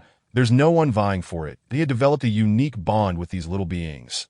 Despite their brief acquaintance, their genuine affection was unmistakable. After affectionately patting Xiao Yuan's head again, Renming glanced at Xiao Yuan's panel. Name: Ant Queen level. Tier 3, 0-100 Strength. 9. Attack Power, Constitution. 8. Vitality, Agility. 5. Speed, Spirit. 9. Skill Power, Skill. Greedy Breeding, consuming food grants energy. When energy is full, the Ant Queen can ignore racial limits to produce eggs, with the time required for egg production dependent on the strength of the consumed race's energy. 68,100. Skill: Selective Evolution. After producing eggs, the Ant Queen temporarily possesses the skills of the life within the eggs, and upon the skill's conclusion, leaves an evolutionary mark in her genetic chain. Description: no longer just a hidden Ant Queen. She is now more warrior than the warriors themselves. Upon beholding the third-tier small creature, Renming's pupils dilated in astonishment. When did this little fellow ascend to the third tier? He had been languishing at home, while others, seemingly monstrous in their rapid advancement, were already wreaking havoc at the third tier. Renming was still grappling desperately at the first tier. However, upon a moment's reflection, he devised a comforting rationale. The little one's growth equated to the team's strength. And thus, as the little one grew stronger, so too did he. Crafting a logical loop to console himself, Renming discarded the useless items from his backpack into the warehouse and strode confidently out of the cave. With an increase in the number of little creatures around, the atmosphere had become somewhat stifling. Thus, Renming found the coolness of the outside world, reminiscent of air conditioning, quite refreshing today as he exited the cave. He glanced sideways and immediately spotted a player, salivating at the corners of his mouth, with a gaze glimmering like that of a famished wolf. The player was already sprawled across the protective shield, eyes fixed like a blade upon a treasure chest. Renming meandered over and, right before the player, nonchalantly opened the chest. Witnessing the treasure he had yearned for being desecrated right before him, the player fell to his knees. Tears brimming in his eyes, lips bloodied from biting down in despair, pounding helplessly against the protective barrier. "Let her go. Please don't do this. I beg you," the anguished cries of the player echoed, while Renming, akin to a demon, continued to pry open the chest. The other players, previously intrigued by the chest, observed the current state of the prostrate player, and the glimmer of green light in their eyes faded. "Tifa, this fellow must have lost his mind, right? It's hard to say. Could it be that he has been cursed by some bizarre effect?" A group of players murmured among themselves, yet Renming merely smiled. At last, the iron chest provided by the system was not the relic of that old scoundrel. Landing. Acquired. Used magical stockings acquired. Beginner's staff, although the iron chest yielded only 2 items. Renming remained exceedingly pleased. That old rascal Landing was indeed a freak. He had an odd sensation that any iron chest found within this forest was 200 guaranteed to be a remnant of Landing. However, the contents of this particular chest seemed rather unorthodox, that a pair of black, over-the-knee stockings adorned with strands of golden sand lay on the ground beside a petite staff, which resembled a mere twig casually snapped from a tree, with a crystal affixed to its end. Choosing to disregard the stockings, Renming picked up the staff and examined its panel, the beginner's staff effect. By holding it and reciting spells you know, while it cannot enhance your magic, It allows you to accurately target enemies. Renming had never felt such an overwhelming desire to voice his grievances. What on earth is this ridiculous staff? No, what kind of absurd chest is this that contains stockings worn by someone else? His exasperated mutterings echoed far and wide, yet a few lords concealed in the grass perked up at the mention of the stockings. What stockings? I'll pay for them. I want the original flavor. Suddenly realizing that his behavior might not be entirely appropriate, the lord, whose eyes gleamed with golden light, shifted his tone. Come out, and we shall discuss. The other players, upon grasping the player's intentions, could not help but applaud his selflessness. What a good person, sacrificing his dignity for the greater good. However, in the unseen corners, his fists clenched tightly. Damn it, I really want those stockings. What kind of beautiful girl wears such stockings? Renming, however, had no inclination to spare another glance at the stockings. He called upon 10 sturdy individuals to discard the stockings and staff into the warehouse to gather dust, and with a wave of his hand, he upgraded them to the 4th tier. Watching the little creature scamper away, Renming once again opened the territory panel. Territory name, Ant Nest Territory Level. 3rd tier recruitable units. Soldier Ant. Consumes 10 magic energy. Mining Ant. Consumes 20 magic energy. Poison Sting Ant. Consumes 50 magic energy. Magical Ant. Consumes 100 magic energy recruitable quantity. 3550 territory description. The very foundation of the Lord's survival, possessing various functions. Destruction of the territory core leads to the Lord's demise. Upgrade requirements. Wood 950-1350. Stone 1100 to 1350. Refined iron 350 to 150. Tungsten or 35 to 100. Copper or 100. Dark crystal 0 to 10. Magic energy 750-1000. Gazing at the extensive list of requirements, Renming felt overwhelmed that TO upgrade to the 4th tier required such an abundance of resources. To ascend to the 5th tier would surely cost him dearly. While he could comprehend the need for tungsten and copper, what on earth was dark crystal, with his current impoverished state and external pressures? Aspiring to elevate to the 4th tier during the protection period felt akin to a daydream. Yet the allure of the newly emerged little creatures was irresistible, akin to a lifelong bachelor encountering a young cow, rendering him momentarily immobilized. Gritting his teeth, Renming exchanged all his remaining magic energy for magical ants and watched as 7 eggs suddenly appeared on the ground, awaiting their emergence. Chapter 23. With this, I could smash too. Time flowed like water in the author's prose, swaying and shifting. Amidst the weight, Renming finally witnessed the birth of the little creatures. However, the newly hatched creature bore little resemblance to the magical beings Renming had envisioned. A crystalline blue head peeked out, and with a gentle push, a small creature emerged from the egg, its entire form seemingly sculpted from crystal, allowing one to see through its body to the other side. As it spoke, a wondrous rhythm resonated, as if it were born to coexist with the very fabric of the world. Master, master. The crystalline eyes gazed up at Renming, and the little creature nuzzled against his pant leg, a natural affection seemingly etched into their souls. Renming extended a hand to stroke its icy head and pondered for some time before bestowing upon the little creature a name. Well then, you shall be called Great Mage. The somewhat bewildered little creature, upon hearing its new name, joyfully nudged Renming's leg once more. However, the hard crystalline material against Renming's leg was rather uncomfortable. Renming proceeded to examine the little creature's panel. Name, Magical Ant Level. 1st tier, 0 to 10 Strength. 1. Attack Power, Constitution. 1. Vitality, Agility. 1. Speed, Spirit. 3. Skill Power, Skills. Devour, Unfold Skills. Magical Affinity, allowing it to learn and utilize all magic more swiftly than other beings. Description: oh, it is truly a born mage. A remarkable work of art created for the purpose of magic. Seeing the skills of the little creature, Renming stroked his chin and glanced at the newly built magical tower. One could only say that fortune and misfortune are intertwined. However, the lords outside, witnessing the entirely crystalline little creatures, erupted in laughter. This tiny thing is a high-tier unit. I could squash 2 of them with a single blow. Not just you orcs. Even I, as an elf, could shoot arrows from afar. How could that little creature possibly catch up? Who claimed this high-tier unit was incredibly powerful? Come forth and explain. You said it was so formidable. Yet this little critter is trying to bite me. The unabashed laughter from outside reached Renming's ears, and he felt a surge of anger. While he had long grown accustomed to ridicule and mockery throughout his unfortunate life, these innocent little beings did not deserve such treatment. Sensing Renming's displeasure, the other little creatures that had hatched gathered around him. After naming each one, Renming pointed towards the magical tower. "Little ones, you should go inside. A voice within will teach you how to learn magic. Make sure to study diligently." Like a caring father, Renming ushered the naive little creatures into the magical tower, but he then turned and glared fiercely at the group outside.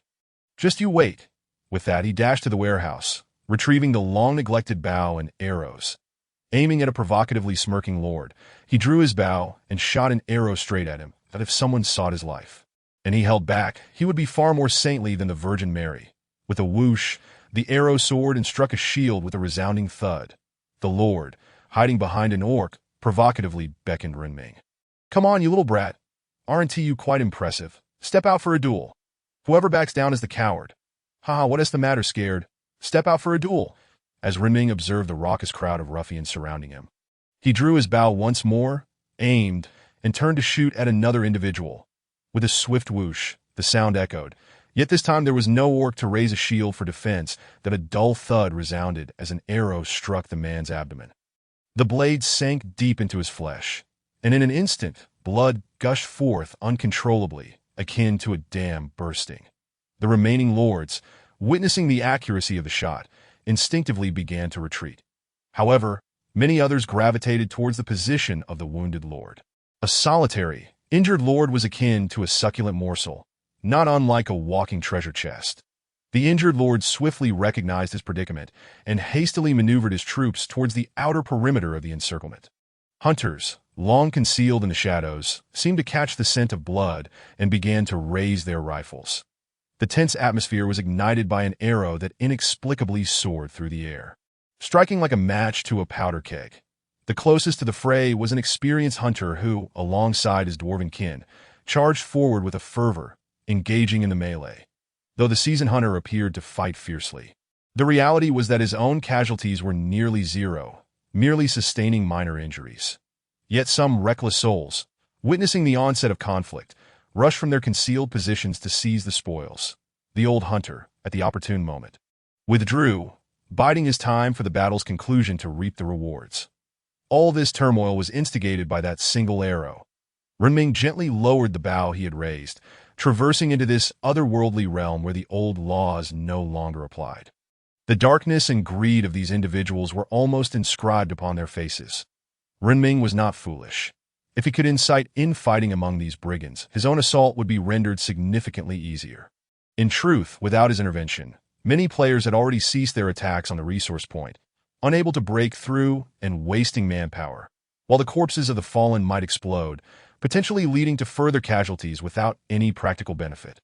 Finding a tree stump to sit upon and observing the chaos of dog-eat-dog outside, Renming found himself in dire need of some sunflower seeds. Yet, before he could indulge in the spectacle, the voice of the little one reached his ears. "Master, master, I've learned. I can now conjure an ice spike." Upon hearing the voice from behind, Renming turned to see the six-strong creature emerging from the magic tower, its eyes sparkling with excitement. "Really? Let me see." Although he could not cast magic himself, he held a keen interest in it. Upon receiving permission from Renming to demonstrate, the little one climbed atop a reasonably high wooden stump, aiming at an orc outside. The incantation that followed was a convoluted and peculiar chant, sung like a ballad, that in less than 2 seconds, an ice spike materialized before the little one, and with another cryptic incantation, the spike shot forth. The orc, still prowling the outer circle in search of a chance to ambush, was suddenly pierced through the chest, collapsing lifelessly to the ground. Chapter 24. Surrounded by enemies, the chaos of the battlefield rendered the sudden demise of the orc unnoticed, even by his lord. However, Renming was astonished by the potency of the magic, his eyes sparkling with excitement. "How often can you cast it?" After pondering for a moment, the little one provided a somewhat uncertain estimate. "Approximately every 3 seconds." Hearing that such a skill could be unleashed every 3 seconds nearly sent Renming into a jubilant leap. Yet, the little one's second statement struck him like a bolt from the blue. "The skill can be used continuously, but the casting time is about 3 seconds, and I've only just learned it." The little one's exceptional capabilities exceeded Renming's expectations. Soon after, more little ones emerged from the magic tower, exclaiming, "Master, Master, I can shoot 3 ice spikes at once." And the voice inside told me I'm a very talented child. With a smile gracing his lips, Renming replied, "You are all amazing. Be sure to study hard and review. Do not let that golden barrier down. If you wish to practice, aim at those outside." After patting the little one's head, he returned to the nearly extinguished campfire, hastily adding a couple of logs. His roasted rabbit had turned into a soggy mess, and if he did not add more fuel soon, the fire would die, leaving him to resort to the arduous task of friction to ignite it anew. Before long, the flames roared back to life, while the little ones lined up to unleash their skills upon the foes outside to TO them. It was merely play, a novel and amusing endeavor that captured their attention. Moreover, these little ones were remarkably clever and possessed an admirable patience. Time slipped away, and Renming calculated how many days remained in his protective period, exhaling a deep sigh. Only a day and a half left. This is quite vexing. After devouring the delicious roasted rabbit, Renming followed the path to the designated storage area for materials, eager to test if his idea could bear fruit. Value assessment in progress. Please select your desired resource. Value evaluation in progress. Assessment successful. Maximum value. 50 wood. Gazing at the 50 wood in his hands, Renming glanced at the maximum value above, feeling quite frustrated. He had hoped to have discovered a bug, only to realize that it had already been anticipated. Wood could only be exchanged for wood, and wood for stone held the same value. It seemed that these items had a maximum value cap, much like the goods within this level. However, Renming was not overly concerned. He still possessed an almost limitless supply of corpses that be why trading these bodies for ores, such as tungsten, copper, and iron. And if he could obtain that dark crystal, it would be even better. The little ones, who had filled a room to the brim with corpses, continued to bring more in. Renming, inhaling the overpowering scent of blood that nearly overwhelmed his senses, thought only of hastily clearing away these remnants. Even if these little ones had an insatiable appetite, there was ample food left. Anything unsold would be wasted. Value assessment in progress. Please select your desired resource. Evaluation successful. Maximum value. 5 tungsten. Value assessment in progress. Evaluation successful. Maximum value. 10 iron. Evaluation successful. Maximum value. 0.5 dark crystal. Evaluation successful. Maximum value. 5 copper. The first-tier corpses were worth little compared to these more advanced materials, and what he had purchased were merely raw ores. Once he refined them into tungsten and copper ingots, it was uncertain how much he would retain. With no other choice, Renming began to sell off the second-tier corpses as well. While Renming conducted his sales, the world channel erupted into a fervent debate. "You fools, buying his goods is tantamount to empowering him.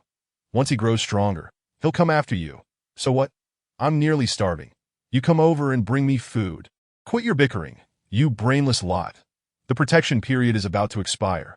Once this fellow is dead, all his possessions will belong to us. You'd rather die if you let those old beasts gain access to this privilege. It would be better for Renming to have it." Despite the chaotic scene in the chat channel, the various corpses listed on the trading platform were still being snatched up frantically.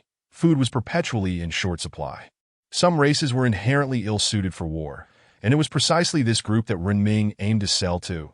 The storage area rapidly filled with materials, while some little ones, either mining or busy with other tasks, were puzzled by the sudden influx of raw ores, mistakenly believing a new brother had arrived, unaware that the ores needed to be refined before being placed in storage. After a long day of work, Renming finally cleared out a large room, the blood pooling on the floor, draining away through the constructed pipes. Renming had even built drainage systems for these little ones, yet he found himself baffled by what occupied their minds. As the final day approached, Renming glanced once more at the possibility of upgrading to the 4th tier, only to be met with disappointment. Still, it was not meant to be. Unfazed, he thought that as long as he remained sheltered in his bunker, even if the outside forces desired to attack, they would need to weigh the adequacy of their troops against the cost of their lives. However, he felt uneasy about the few old fellows positioned outside. If these individuals were cornered, what if they resorted to destruction? Renming had conveyed his concerns to the old ones, but they merely smiled mysteriously before reverting to their small box forms, observing the neatly arranged boxes on the ground. Renming transferred the old fellows to the underground workspace and released them. This arrangement allowed the little ones to transport ores to Iron Elder with far less effort. Iron Elder, in turn, lived a leisurely life, either eating or engaging in lively banter with the other old ones, passing his days in utter tranquility. Renming gazed at the towering structure, contemplating its attributes, hoping that they would harbor no ill intentions towards the tower. He could only pray, genuinely curious about what would transpire if heavenly retribution were to strike. However, he was soon captivated by the voice from the Dark Sorcerer. "Brother, I have devised a spell that allows for the continuous release of magic, but it requires an extensive period of rest afterward." Observing the excitement on the face of the Dark Sorcerer, several little ones gathered around him, eagerly asking questions. Chapter 25. The Final Day, the Dark Sorcerer. As if he had stumbled upon something intriguing, began to share with his friends that in no time, the little ones unleashed their magic at an astonishing rate, akin to a diminished Gatling gun, leaving Renming utterly astonished. The sudden barrage of 6 machine guns rained down upon the chaotic battlefield, comparable to using a Barrett in fully automatic mode. Utterly unreasonable. Renming watched in disbelief as a vast expanse of forest was ruthlessly perforated, swallowing hard at the sight. Yet, this swift and fierce assault lasted no more than 30 seconds before it ceased. However, within that brief moment, the little ones had all ascended to the second tier, showcasing the sheer ferocity of their firepower. Gazing upon the fan-shaped area before him, Renming noted that every body was either grotesquely disfigured or remarkably expansive. The previously engaged leaders halted their skirmish, not for any other reason than that their captain had fallen. "Kuin, Captain Kuin, please do not die. You are our pillar of strength. What shall we do without you? Captain!" Hearing the heart-wrenching cries from outside, Renming found it difficult to discern who the true villains were. The remaining leaders, who had hoped to exploit the chaos, were similarly ensnared by the overwhelming firepower, pondering whether they should await another onslaught that might turn them to ashes. A wide circle of leaders retreated nearly 100 meters, daring to whisper only after vacating the range of the little one's attacks. Where have those who boasted that they could crush this group with a mere finger gone? Come forth and speak. I have no idea. Where did those braggarts vanish to? I don't know. The leaders who had been near the recent barrage were drenched in cold sweat, that if the firepower had even slightly veered in their direction, it was uncertain whether they could survive, let alone retain their bodies intact. Yes, the skirmish came to a halt. Renming surveyed his surroundings and coldly declared, "I believe some among you still wish to live. If you do not, feel free to approach and let me see just how sturdy your bodies truly are." With that, Renming allowed the little ones to take the lead. The protective shield would not dissipate for another day, and he needed to seize this opportunity to gather more magical energy, that he aimed to conjure several more magical ants, as the firepower of these little ones was akin to that of heavy machine guns. If he could muster dozens for a single assault, the next wave would immediately follow, without regard for their enemies. The swiftest method to acquire magical energy was to break through, at least to dispel those who coveted his resource points. The effects of the magical tower were undeniably immense. However, upon bringing the little ones to the magical tower, it displayed a notification. Magic loading. Loading second-tier magic. Please wait. As Renming beheld the panel before him, a thought crept into his mind. Could it be that this group of magical little ones would level up the tower each time they completed a phase? Of course, this was merely speculation. Who could fathom the mysteries of this bizarre world?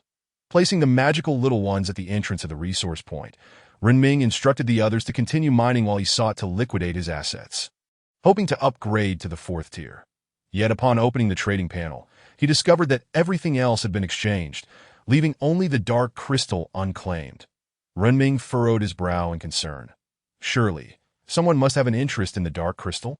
Contemplating this, he decided to check the World Channel, hoping a prominent player might discuss its acquisition. "Brothers, we are at our wits' end. To upgrade to a second-tier territory requires an enormous amount of materials. I can only await the great Renming to stockpile wood and stone to help me through this. Those upstairs, do not be deluded. Upgrading to a 3rd-tier territory also demands a vast quantity of wood and stone. Even if the Great One could purchase everything, he could not possibly gather that much refined iron so swiftly. My brothers have iron mines, but what good is that without smelting technology? We have an abundance of iron ore, and I have procured a substantial amount of food from the Great One. Yet it seems he lacks smelting technology. Currently, the only means to obtain refined iron is through treasure chests, unless any of you possess a furnace or something similar. Of course, high-end items like furnaces are likely only found in iron treasure chests. A.S. Runming observed the players in the chat discussing how to upgrade to the second or even third tier. He noted the absence of conversations regarding the fourth tier. Yet, within their chatter, he detected a strong scent of economic opportunity. He possessed the means to smelt iron, which would yield refined iron directly. And he only needed to place the processed refined iron on the market. By converting it into more iron and repeating the process, he could continuously amass iron, effectively monopolizing the market. Realizing this, Renming immediately set to work. Please select the resource you desire. Valuation in progress. Valuation successful. Maximum value. 500 iron ore. Seeing that 10 pieces of refined iron could be exchanged for 500 iron ore, Renming's eyes sparkled with excitement. With just 100 iron ore, he could refine 10 pieces of iron, translating to a profit of 400. He was poised to make a fortune as he recognized this opportunity. Renming swiftly relocated the iron ore, confused. The iron ore had no inkling of the boy's intentions. But soon enough, its moment of glory arrived. The refined iron that had just been traded was snatched up in an instant. And Renming watched as dozens of piles of iron ore suddenly appeared on the ground, his breathing becoming heavier with each passing moment. With a profit of 400, not even the mightiest could impede his stride toward wealth. All the little ones ceased their mining and were summoned by Renming, who assigned them a singular task: to deposit as much iron as they could into the iron ore's mouth. Upon hearing this plan, many little ones were initially bewildered. Yet before long, something miraculous occurred. The clever little ones seemed to have discovered something extraordinary.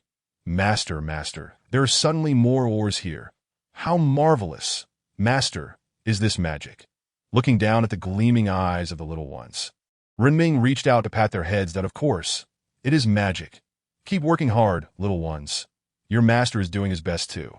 Meanwhile, the iron ore beside him sensed that the boy was concocting something nefarious. Chapter 26. Let's get him.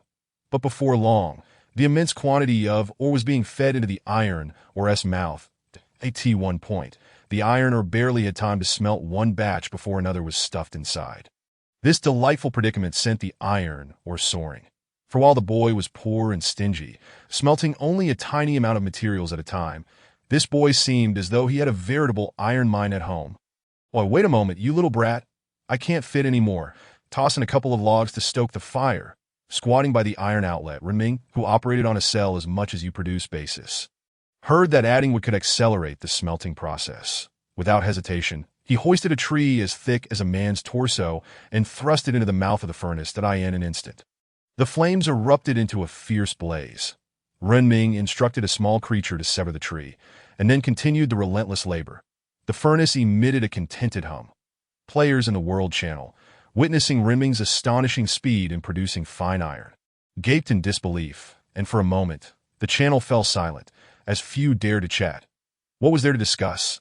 They were all eager to seize the fine iron.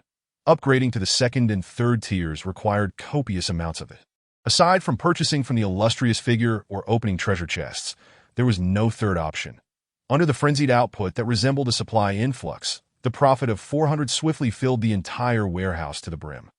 The iron overflowed, and despite the small creature's diligent efforts to feed the furnace, they could not match the pace. Yet, this was precisely what Renming desired. With an immense stockpile of iron at his disposal, he began converting fine iron into tungsten ore, copper ore, and dark crystals, instantly redirecting them to the high-end market. Nevertheless, even in this whirlwind of resource acquisition, the players were willing to forsake the so-called precious minerals for their own ascension. Clutching dark crystals tightly, knowing they would be invaluable in the later stages, players hastily sold them off. Without an early advantage, there could be no late-game success. Initially, some players warned of dangers once the protection period ended. But the magnitude of that danger remained unknown. They could only strive to enhance their strength before the shield dissipated, lest they be obliterated, that a deluge of resources tilted in favor of one individual. Renming was the king of the entire region, with everyone needing his iron. No one could usurp his position.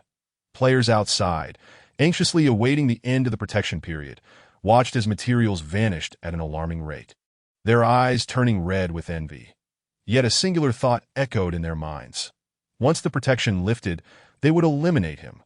Meanwhile, Renming marveled at the rapidly accumulating resources and the dark golden crystal in his hand, reflecting on the rare moment of triumph in his otherwise tumultuous life. Before long, the warehouse brimmed with various materials, piled high like mountains, leaving no time for meticulous organization. Even the small river flowing through the center was nearly overwhelmed. The furnace demonstrated what true work efficiency meant.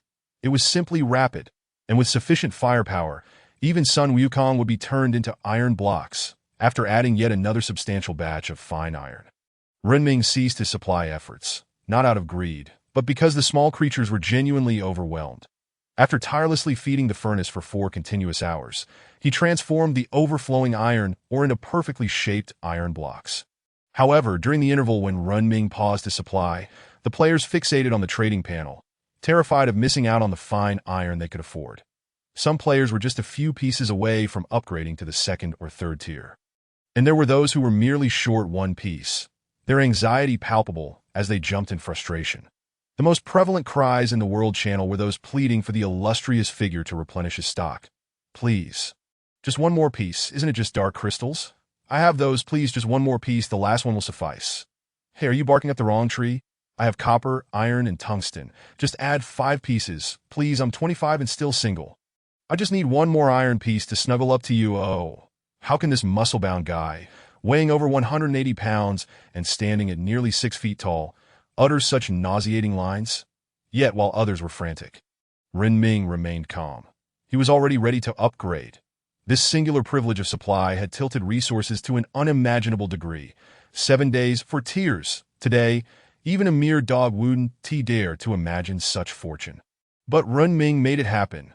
The only thing missing from his panel was magical energy. 1,000 points, an astronomical figure. Yet outside, there were still plenty of lambs waiting to be led to the slaughter, accompanied by a group of small creatures averaging tier 3. He approached the entrance of the support point.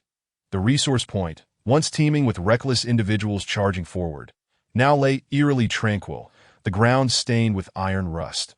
The formidable Desai stood guard at the entrance like a spear, preventing anyone from entering to disturb the master. Seeing the little creature's serious demeanor softened Renming's heart. Desai. Renming's gentle voice resonated, and the small guardians at the entrance, upon hearing the familiar sound, scampered over with their tiny legs. Each bore wounds. Some were healed, while others still bled. This defense had taken its toll, and some little ones had succumbed to the relentless assault, gazing at the fallen Zhuang. Renming felt tears welling in his eyes as he trembled while lifting the injured creature, solemnly stating, "Little one, you have a new name now, sharing my surname. Ren and I am truly sorry. I may not be skilled at naming, but I will remember your vengeance. Today, those old beasts must pay the price." Tears streamed down Renming's face as he carried the wounded creature to the one place he dreaded naming, the land of eternal slumber. He gently placed the little one into the prepared grave, personally covering it with earth that on a wooden plank he meticulously carved. "Renan, he is merely tired. He has merely fallen asleep." After placing the hand-carved marker with care, Renming rose from the ground, fists clenched tightly as he surveyed the injuries inflicted upon his little companions. Since arriving in this world, he had never wished to harm anyone, nor did he harbor ambitions to rule it. He simply desired a leisurely life with his small companions. Yet some chose to provoke fate. He allowed the little ones, who had stood guard for so long, to go and have a meal, healing their wounds. Renming remained at the entrance with the others, waiting for their return before launching a counterattack. Time passed slowly, and Renming calculated how long until the protective barrier dissipated. He positioned the strongest and most defensively capable little ones at the front, while the lower-tiered ones formed a middle line. That a formation quickly took shape, and Renming awaited his greatest support. 8 little creatures skilled in magic stood at the forefront, ready to unleash indiscriminate fire upon any who dared to obstruct them. As Datsai and the rest of the little ones lined up neatly, Renming raised his arm and declared, "Let us show them. We can't just sit idly by. We must strike back."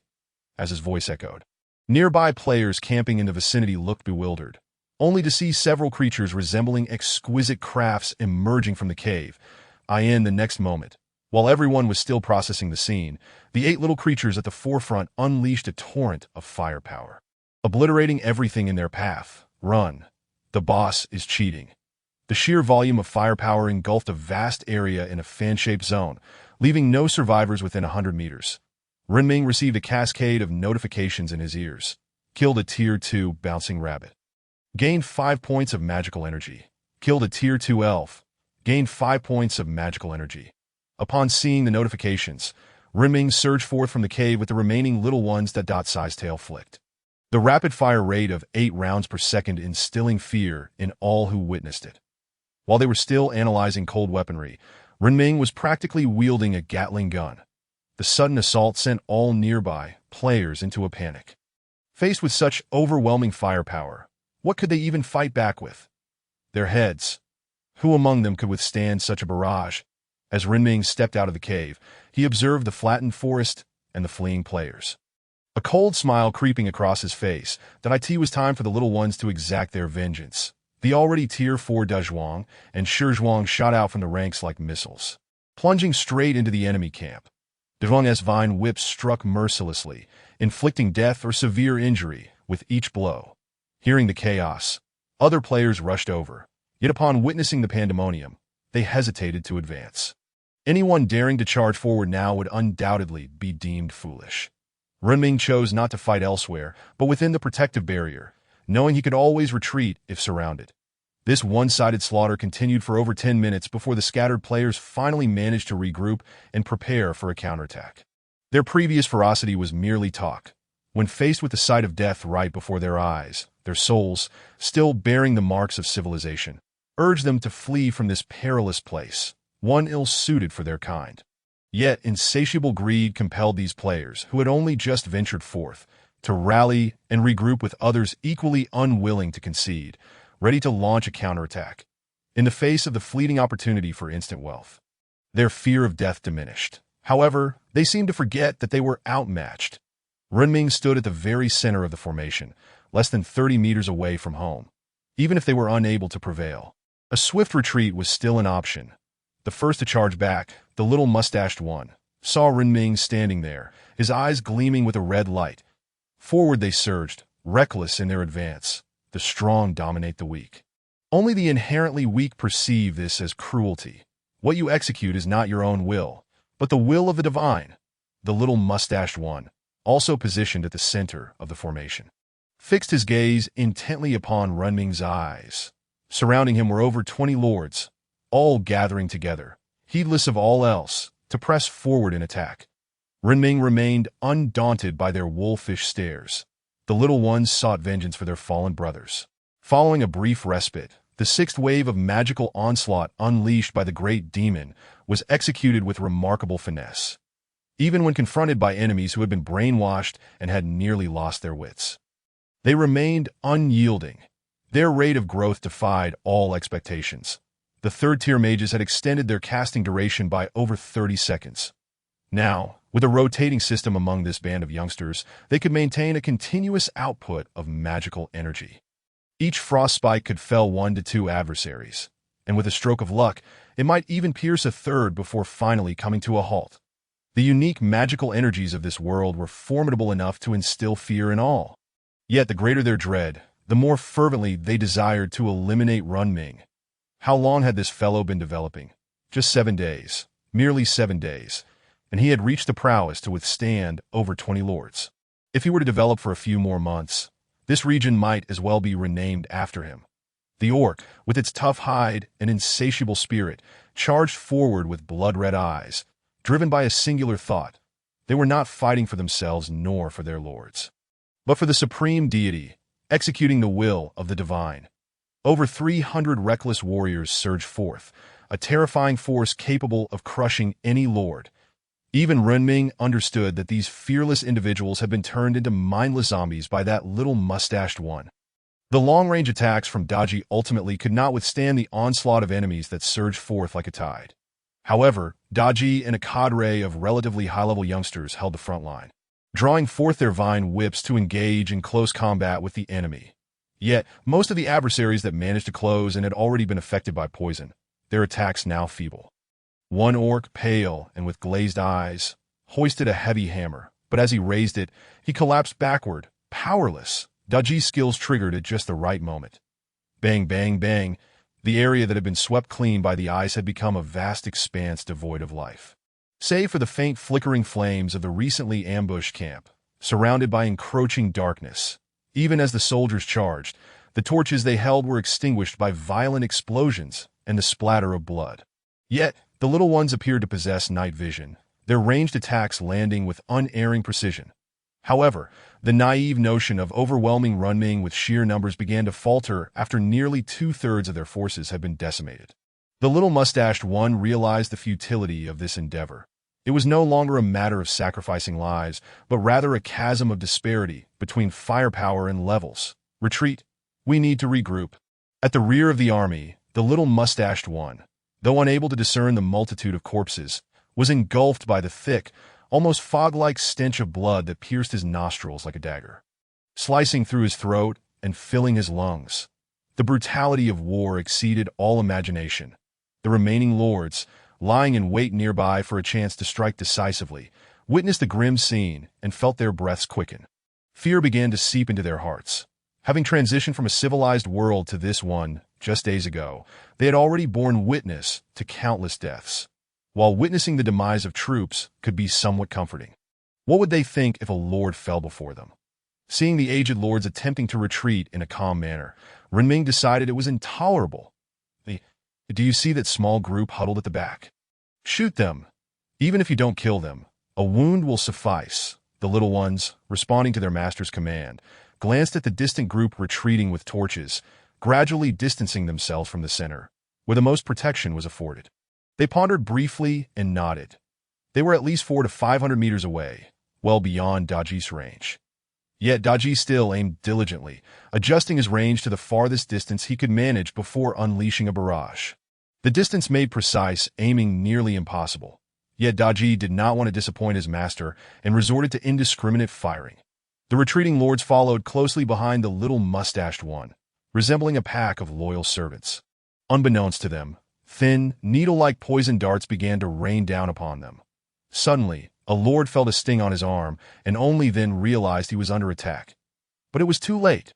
Chapter 28. Death. The relentless barrage of attacks cascaded down like rain, the whistling winds echoing the dirge of the greedy. It sang of the sins of these avaricious beings. The wounds inflicted by the poison darts swiftly began to fester and decay, sprouting countless filaments that bound the injuries like ropes. Where are the shield bearers? Hurry, come to our aid!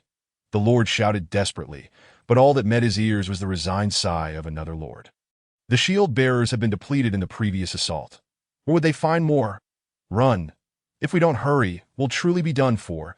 As the lord's words fell, they saw a figure sprinting forward, carrying a corpse. Even though the torch in his hand had been extinguished, he charged ahead recklessly, heedless of what lay before him. If he collided with something, it might only hurt, but should a poisoned dart graze him, it could cost him his life. The lords, under the protection of their troops, advanced another 100 meters before finally exiting Daji's maximum throw range. Renming, observing the carnage wrought by Daji, turned to leave, the acrid stench and the sight of blood and flesh, even under the dimmest light, made his stomach churn. Leading his band of little ones, Renming had ruthlessly decimated 200 enemy soldiers without sustaining any losses.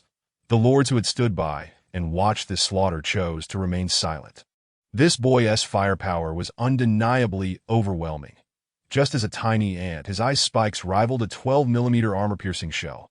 One hit a tree, leaving a gaping hole, and another struck a small man, transforming him into a big-hearted fellow with an expanded chest. Retreating into the protective barrier, Renming clutched his pounding heart that had his core. He was just an unfortunate, ordinary man who, for the first time, witnessed a sea of humanity falling like chaff before him. The first time he saw a person explode before his very eyes, showering the surroundings in a rain of blood. The most brutal and sanguinary event he had encountered in his life was merely witnessing a robbery, where someone was knifed, perhaps only sustaining a superficial wound. The bloodshed of that incident paled in comparison to what he had witnessed here, which was akin to a children's program. Yet, Renming felt no remorse. He did not ponder why he had slain so many that he bore no guilt. He was a man of reason, understanding that if the enemy sought his demise, it was perfectly rational for him to eliminate them in turn. Upon retreating into the protective barrier, Renming checked how much magical energy he had accrued from this round of output. To his astonishment, he discovered that he had amassed nearly 800 magical energy. After a brief respite, perhaps he could launch another assault.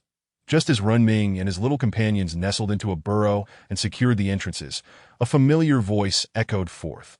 Congratulations. You have successfully survived the 7-day protection period. Continue striving to survive. New features unlocked. Players controlling resource points can adjust item values at will. Hearing that familiar voice, Renming felt a twinge of confusion. But the next moment, the sounds of battle erupted outside. The furious roars of many lords reverberated. Run! What kind of madness is this?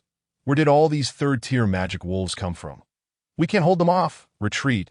Let these magic wolves attack. That little brat in the cave. Retreat! Retreat!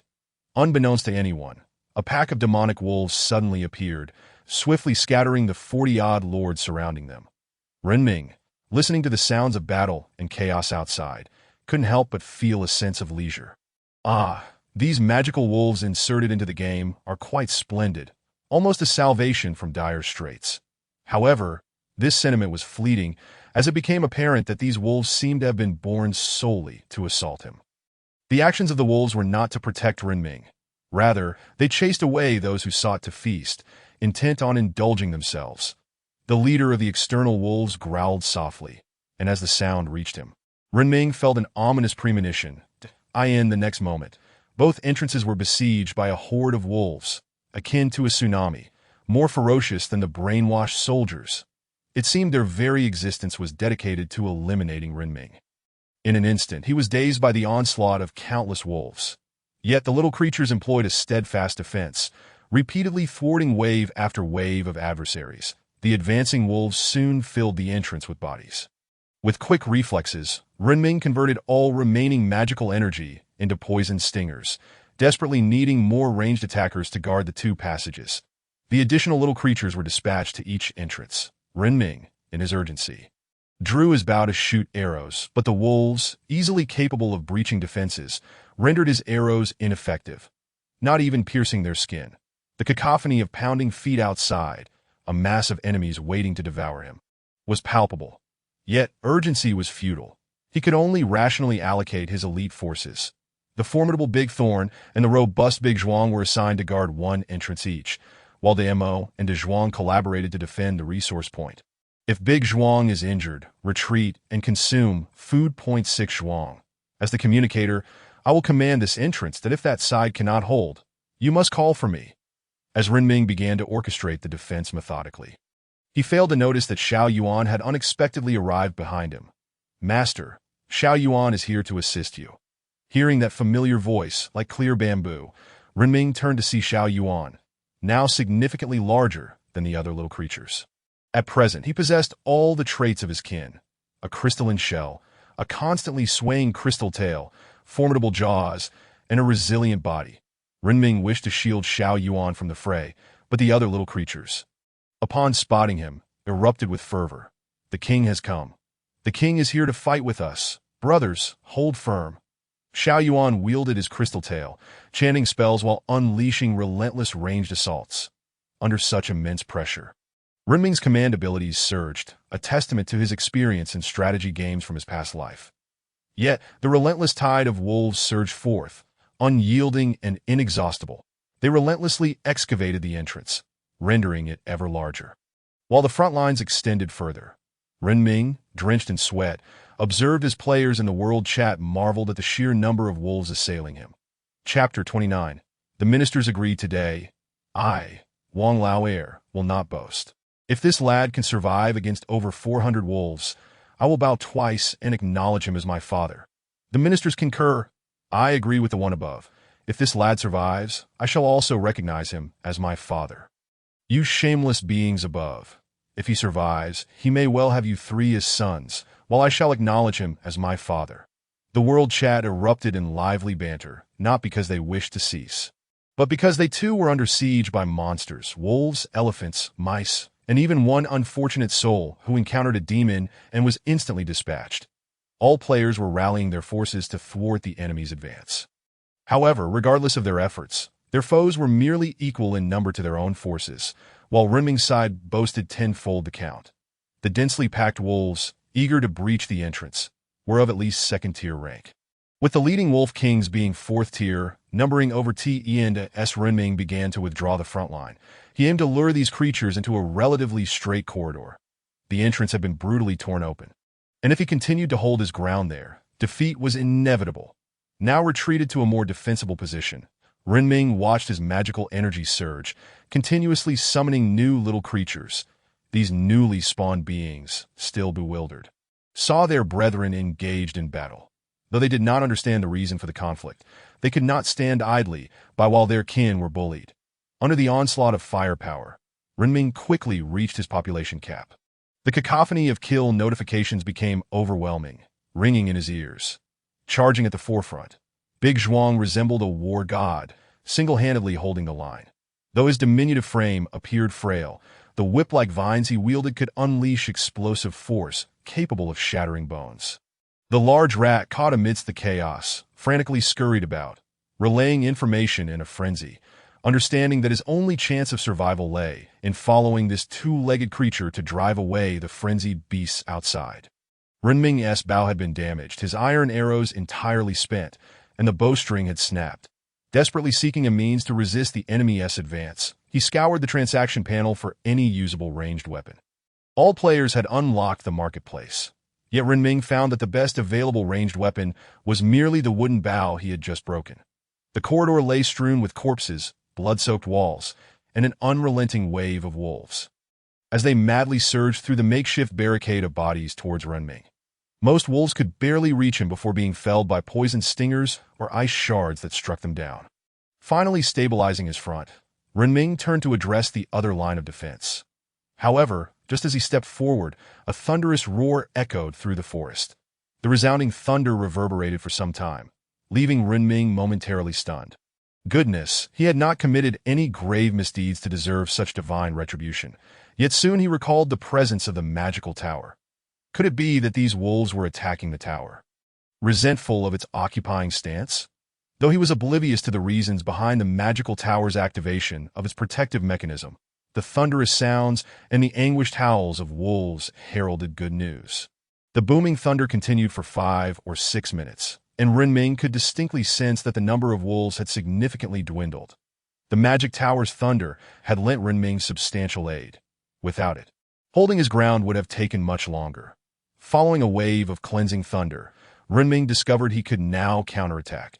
The number of wolves had drastically decreased, and some appeared to be retreating in fear of the thunder. Unbeknownst to him, the previous thunder had annihilated numerous fourth-tier leaders, effectively decimating the enemy's command structure.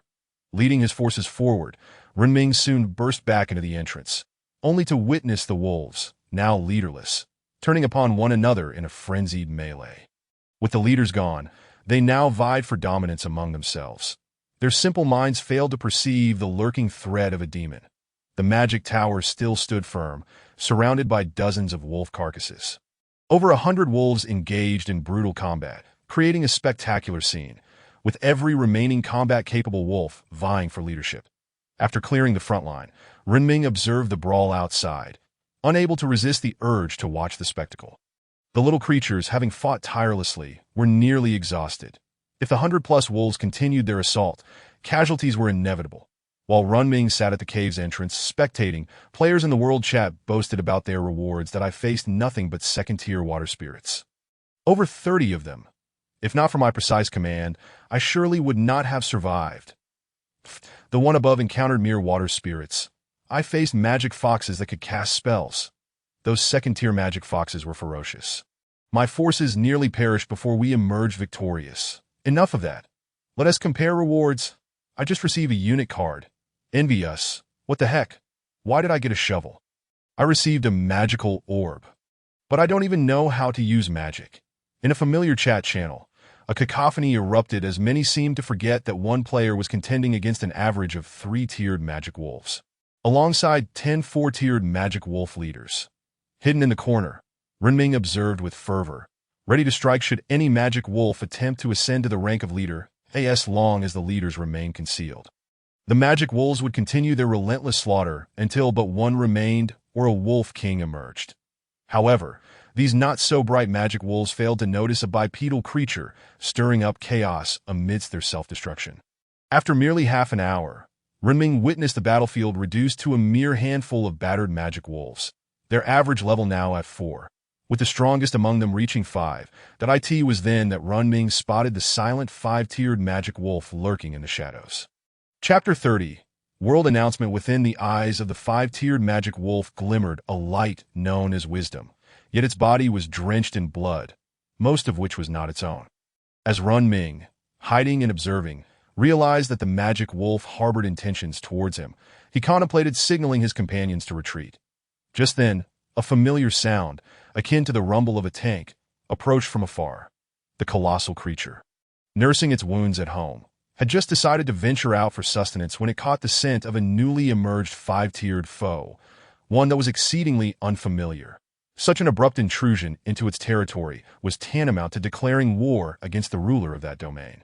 And coincidentally, that ruler was none other than the Great Bear.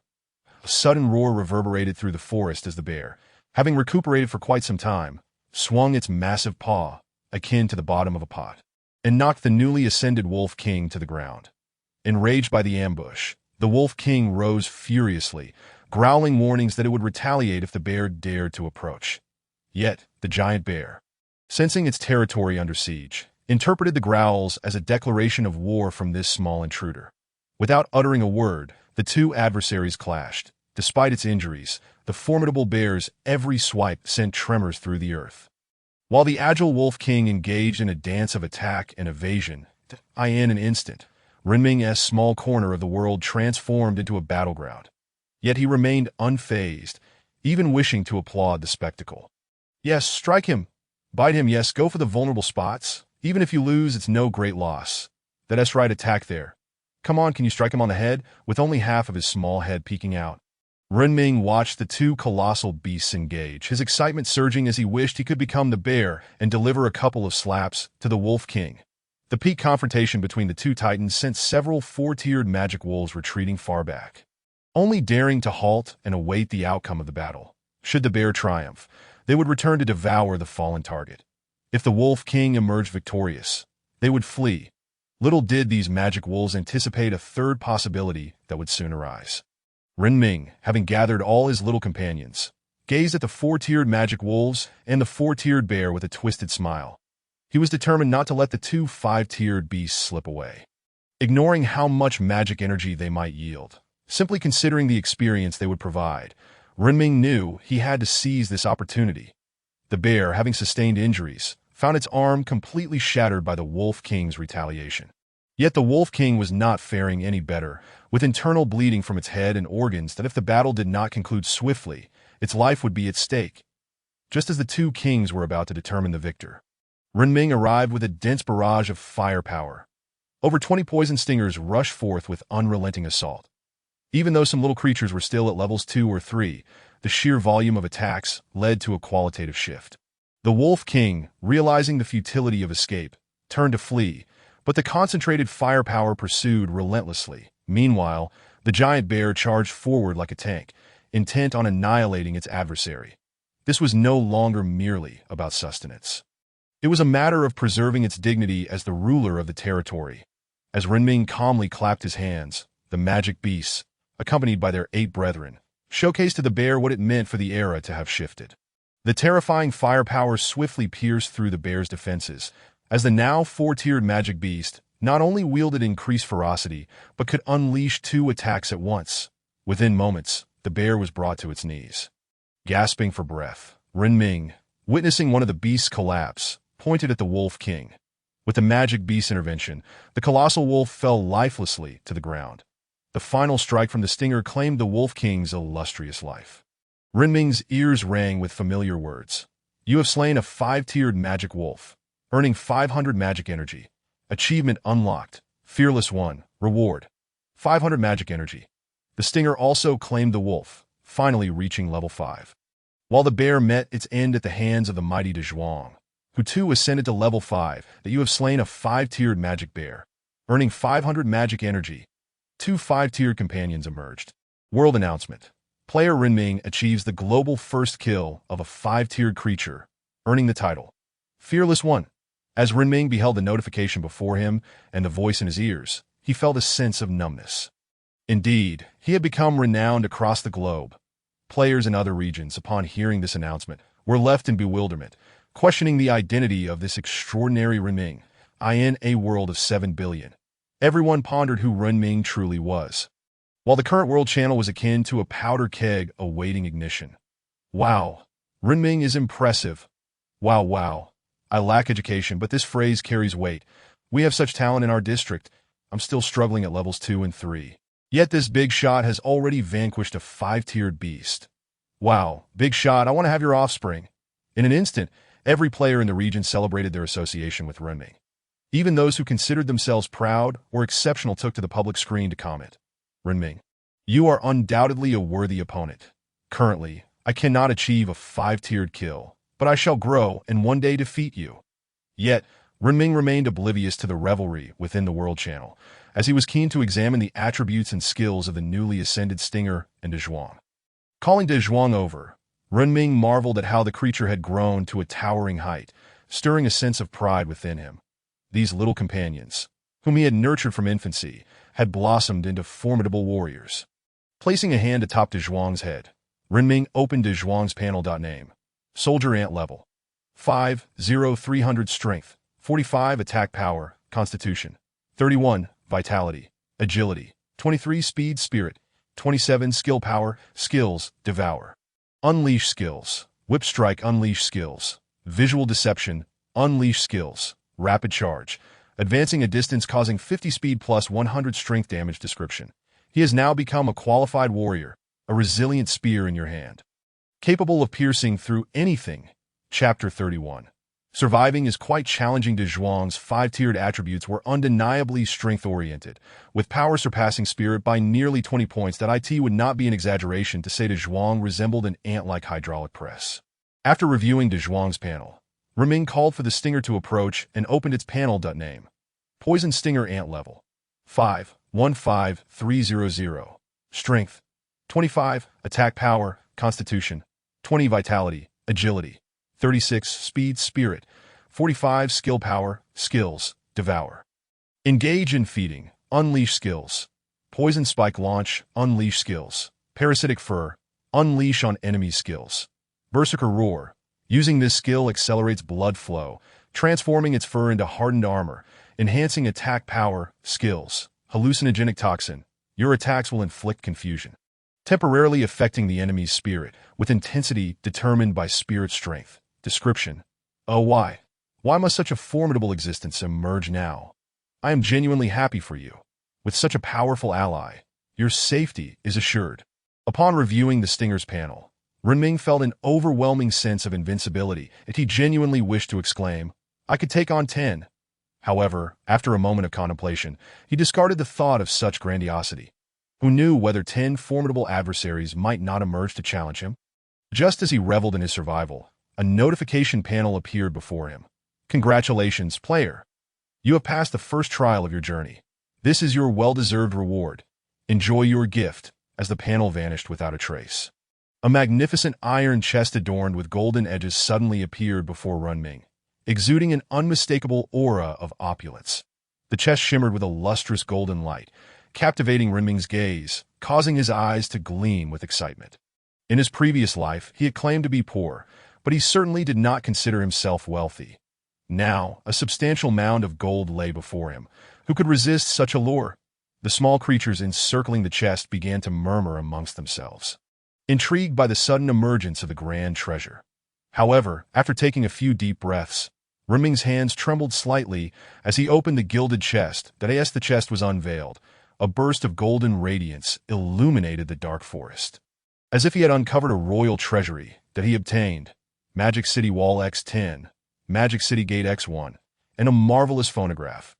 The 3 items filled the golden chest to the brim. The brilliance faded. Dozens of small cubes appeared on the ground, alongside a perfectly square phonograph. Renming picked up the three items, understanding the significance of the city wall and gate, yet finding it somewhat unreasonable for a chest to yield a phonograph. However, after examining the phonograph's attributes, his perspective shifted. Marvelous phonograph effect. It randomly emits melodious tunes, each accompanied by a distinct attribute, with a radius of influence extending 50 meters. Usage. Ah, could it be that you do not know how to use the phonograph? Do you see that small button? Press it. Upon reading the description, Renming gently pressed the vintage button. Yes, he did. A soothing melody filled the air, reminiscent of a legendary sailor narrating a thrilling adventure. Renming found himself unwittingly relaxing, oblivious to the fact that his strength and mental attributes had surged by 4 or 5 points. This enhancement depended entirely on whether the listener was genuinely engrossed in the melody. The more focused one was, the greater the attribute gain. After a fierce battle and defeating 2 fifth-tier monsters, the small creatures, despite their abundant energy, succumbed to the enchanting music and drifted into a deep slumber. The lilting melodies intertwined with the tale, ebbing and flowing like the sea, soothing the soul. Noticing the fatigue of the little ones, Renming smiled faintly and opened the panels for the remaining 2 items. Magic City Wall Effect. An indestructible portable wall. Trust in the great wizard's power, for he can help you build your own sanctuary. Magic City Gate Effect. Only those who share a true bond with you can pass through this door. Usage. Place it upon the constructed city wall, and the gate shall naturally appear. Initially, Renming found little intrigue in the descriptions of the 2 items. After all, what was so remarkable about a few tall walls and a gate? However, as he approached the edge of his territory and contemplated the most logical arrangement for the 10 walls, he set them down to his astonishment. Instead of the anticipated high wall, a miraculous phenomenon unfolded before him. Bricks materialized from thin air, assembling themselves with a rhythmic clattering, as if complementing the enchanting melody with a vigorous symphony. The construction of the entire wall was completed in under a minute. Stretching over 20 meters in length, the 10 walls formed a perfect enclosure around his entire abode. And astonishingly, the building process mimicked that of skilled workers meticulously measuring and erecting the structure along the territory's perimeter. The dazzling and magical spectacle surpassed anything ever depicted in film. After encasing himself within a grand cylindrical structure, Renming measured its height and was taken aback to discover it reached a staggering 7 meters. Each wall featured a staircase for ascending. Glancing at his masterpiece, Renming retrieved the final cube, selected a wall, and gently pressed the cube against it. Instantly, magical patterns sprawled across the entire wall, and as the enchantments faded, the section transformed into a magnificent wooden portal. Yet beneath this grand entrance lay a small door, seemingly the true gateway. With a gentle push, Renming opened the small door, allowing the distant scent of darkness and blood to invade his nostrils. Frowning slightly, he decided to close it again. Perhaps it was best. Being merely a novice warrior, he had no desire to venture out and scavenge the corpses and spoils, fearing that something might be pilfered by a cunning rogue. With the protection period concluding, he erected another towering wall, as if the protection had never ended. Now, all players had unlocked the marketplace, and Renming realized that amassing wealth as he had before would no longer be feasible. The newly unlocked arbitrary pricing privileges seemed rather ineffectual. Chapter 32. I am truly a genius after a grueling battle. He felt utterly exhausted. The air was thick with the scent of blood. And 2 fifth-tier corpses lay on the ground amidst countless lower-tier wolf carcasses, creating a chaotic scene that he was uncertain what had become of the magic tower. Remembering how the magic tower had come to his aid, Renming strode towards it. From a distance, he noticed nothing amiss, but upon closer inspection, he discovered the tower had sustained significant damage. Numerous shattered areas marred its structure. Placing his hand gently upon the tower, a panel materialized before him. Magic tower damaged. Materials required for repair: wood X200, refined iron X100, dark crystal X5, magic tome X1. Gazing at the extensive list of materials needed for repairs, Renming felt overwhelmed. He had not required such quantities during its construction. Why had the materials needed for repairs multiplied exponentially? And what on earth was this magic tome? Was it meant to confound him? The daunting list of materials made Renming's head spin. If only the quantity were the sole issue, it would be manageable, but the nature of the materials was particularly ominous. He had no idea what the magic tome was. Nevertheless, repairs were essential, as the little ones who had learned magic had significantly boosted their combat prowess, making it an undeniably profitable venture. Resolving in his mind, Renming's stomach grumbled. Habitually, he approached the fire pit, only to find the warmth absent, leaving behind only a pile of extinguished charcoal and blood-soaked wood. Observing the disarray, he sighed deeply and ventured into the cave to retrieve some wood. Afterward, he cleared a patch of ground that was relatively clean in the spot where the fire had once burned, placed the firewood down, and began to drill for fire. Time sped by, and after half an hour of effort, he finally ignited the flames. His palms, slightly reddened from the friction, ached as he gazed at the rekindled fire. Nearby, he casually selected a corpse, slicing off several chunks of meat, skewering them, and began to roast them delicately. In the encircled town, a solitary figure roasted fragrant meat over the fire. However, as Renming continued his cooking, an epiphany struck him. Why not purchase a pot and fry some vegetables? Eating roasted meat every day was monotonous. If he continued, he might even consider roasting himself. With this determination, he eagerly navigated to the trading panel, hoping to find a pot among the items available. After rummaging through various offerings, the only item resembling a pot was a large iron cauldron, akin to those used for stewing grand geese. Priced reasonably at just 10 refined iron, he purchased the cauldron.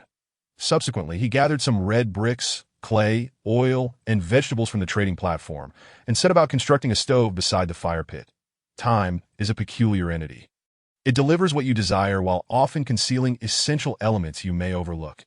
After toiling for over 4 hours, Renming wiped the sweat from his brow, gazing proudly at the simple stove he had crafted.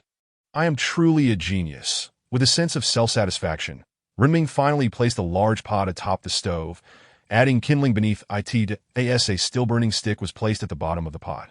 Flames flickered to life. Renming cut off a piece of the black oil he had procured from the trading platform. Tossing it into the pot, he then found a large, round wooden board to serve as a cutting board and began to cook for himself. He yearned for rice, yet despite scouring the trading platform for what felt like an eternity, he could not find any. The only grain resembling rice was exorbitantly priced. Nevertheless, Renming decided to purchase a small handful. Intending to celebrate his survival in this wretched world, as the oil reached the perfect temperature, he added the ingredients to the pot, releasing fragrant wisps of smoke that ascended skyward. Even amidst the darkness of the jungle and surrounded by the carnage of the fallen, Renming was unable to forget the taste of home. Once the rice was cooked, he placed it in a wooden bowl alongside the vegetables. Sitting on a wooden stump beside the pot, he savored each mouthful of rice and vegetables. Yet as he ate, tears began to flow unbidden from the corners of his eyes. He missed home. The wanderer could not forget that comforting bowl of rice, the deepening wrinkles at the corners of his mother's eyes, nor the sturdy shoulders of his father who bore the weight of the family. After finishing his meal, Renming glanced back at the group of little ones still sound asleep. Silently, he cleaned up the bowl and utensils, then sat on the stump, gazing at the slumbering children, who were deeply lost in their dreams. When he awoke, he found himself no longer on the stump, but rather in the bed within the cave. His head lowered in an odd posture as he slept. Outside, the little ones were bustling about, darting to and fro. Upon exiting the cave, he noted that the exterior had been tidied remarkably, with only the bodies of the 2 colossal beasts still lying on the ground. The nearly devoured skeletons of the 2 beasts indicated that the little ones must have been quite voracious, prompting the return of the old guards. Upon seeing that Renming was unharmed, the elderly figures breathed a collective sigh of relief. While this impudent lad might be somewhat foolish and clumsy, at least he possessed decent character, showing no cruelty towards the elderly. Suddenly, the old lock, who had been resting atop the head of the elderly craftsman, sprang up with excitement. You rascal! I smell the scent of the old ones. Come, let us venture forth. Seeing Locke's enthusiasm, Renming cast a glance at their now pristine territory that he resolved to upgrade the territory before setting out. It was only sensible to reach level 4 before departing. With this determination, Renming opened the panel, his heart racing and hands trembling as he gently pressed the upgrade button at the bottom of the interface. As the ground trembled beneath him, a panel materialized before his eyes. Acquired. Invasion warning device acquired. Heart of Evolution with 2 new items in hand. Renming gazed at the familiar cookie and another device resembling a radar in his palm. He clicked on one of the items to examine its effects. Invasion Warning Device Effect. Binds to the territory. Upon enemy invasion, sends an alert signal to all territory creatures. After reading the effects displayed on the panel, Renming nodded in approval that IT was indeed a valuable asset. With this warning system, the little ones would not be caught off guard by sudden enemy attacks, thereby minimizing casualties. The radar device was placed next to the record player, which continued to emit melodious tunes. Chapter 33. A new journey with the territory back on track. Renming accessed the territory panel to check what materials were needed to upgrade from level 4 to 5. Meanwhile, players across the server were bewildered, suspecting that the global announcement channel had been created solely for Renming, as he seemed to secure first place every time. However, Renming, oblivious to the announcements, was focused on the materials required for the upgrade. Territory name. Ant Nest Territory Level. Level 4 recruitable units. Soldier Ant. Consumes 10 magic energy. Mining Ant. Consumes 20 magic energy. Poison Sting Ant. Consumes 50 magic energy. Magic Ant. Consumes 100 magic energy. Recruitment quantity. 50-80 territory description. The Lord's expansion upgrade requirements. Refined iron, 1. 110,850. Tungsten, 350,500. Copper, 320,500. Dark crystal, 630. Life core, 0-1. Level 5B skeleton, 356,100. Magic energy, 15,102,000. Renming stared at the panel, feeling overwhelmed by the sheer quantity of resources required, with basic materials like stone and wood rendered irrelevant. Good heavens, this will cost me dearly. If I truly wish to upgrade to level 4, I must be prepared to face and defeat a level 5 beast or purchase the necessary materials. Thankfully, I have already slain those 2 level 5 beasts. Otherwise, I would have to prepare my little ones for a desperate fight. Shuddering at the thought, Renming glanced at the newly acquired life core, not daring to contemplate its implications. Without his modest reserves of copper and tungsten, he would have to take up a pickaxe and mine that Locke's assertion that he could smell the scent of the old ones indicated that new treasures awaited discovery. Gathering several little ones, Renming emptied his belongings, gripping Locke in his left hand and a flower bud in his right, with a water flask at his waist, and embarked on his journey. The small door beneath the grand entrance swung open, and Renming glanced at the little ones following closely behind him, proceeding in the direction Locke pointed out. Yes, you little rascal, to the left. No, that side is right. Left, the left side. Locke, the irate elder, led a directionally challenge Renming and a gaggle of little ones onward into the unknown. In a distant home, the small Yuanyuan lay on a stone slab, bored and rolling about, when he suddenly caught a whiff of a familiar scent. Following the aroma, he discovered the warehouse, where he found the heart of evolution that Renming had placed inside. Unable to resist the temptation aroused by the faint, milky fragrance, Yuanyuan took a small bite of the cookie, devouring it entirely. However, upon returning to the stone slab, he was enveloped in a radiant light, transforming him into an egg, a glowing egg radiating gentle luminescence. While Renming was still searching for the treasures of the old Lanting, he walked several dozen meters forward and raised his gaze, beholding a breathtaking starry sky that a pale red moon hung in the resplendent sky, casting its light across the land as a gentle breeze caressed his face, carrying the sweet scent of the grass. Renming stood in awe of the night sky, captivated.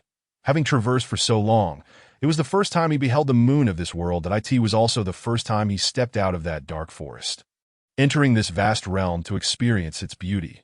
The boundless plains stretched endlessly, adorned with a silver veil woven by the starry river. Listening to Locke's somewhat exasperated voice, Renming couldn't help but chuckle. Locke, look at the sky, such a magnificent view. It's far more beautiful than lingering in that pitch-black jungle. Locke, lifted high above, also marveled at the dazzling starry river. You know, you're right. This place is indeed far more beautiful than that decrepit forest where Lanting resides. That old fool must have lost his wits to choose to live in such a wretched place that Locke began to rant about Lanting. He guided Renming along the path, continuing his tirade. Renming felt as if he were listening to a stand-up performance, draped beneath a canopy of stars, advancing towards the treasure. Across the endless plains, he spotted several lowly houses, but alas, they were all deserted. It seemed the local lord had fallen victim to someone's treacherous hand. After passing these dilapidated structures, Runming ventured far into the distance, yet he did not encounter another dwelling. What he failed to notice was a rabbit crouched at a distance, its eyes glimmering with intelligence that, there is a lord daring enough to swagger about in our territory, seemingly in search of something.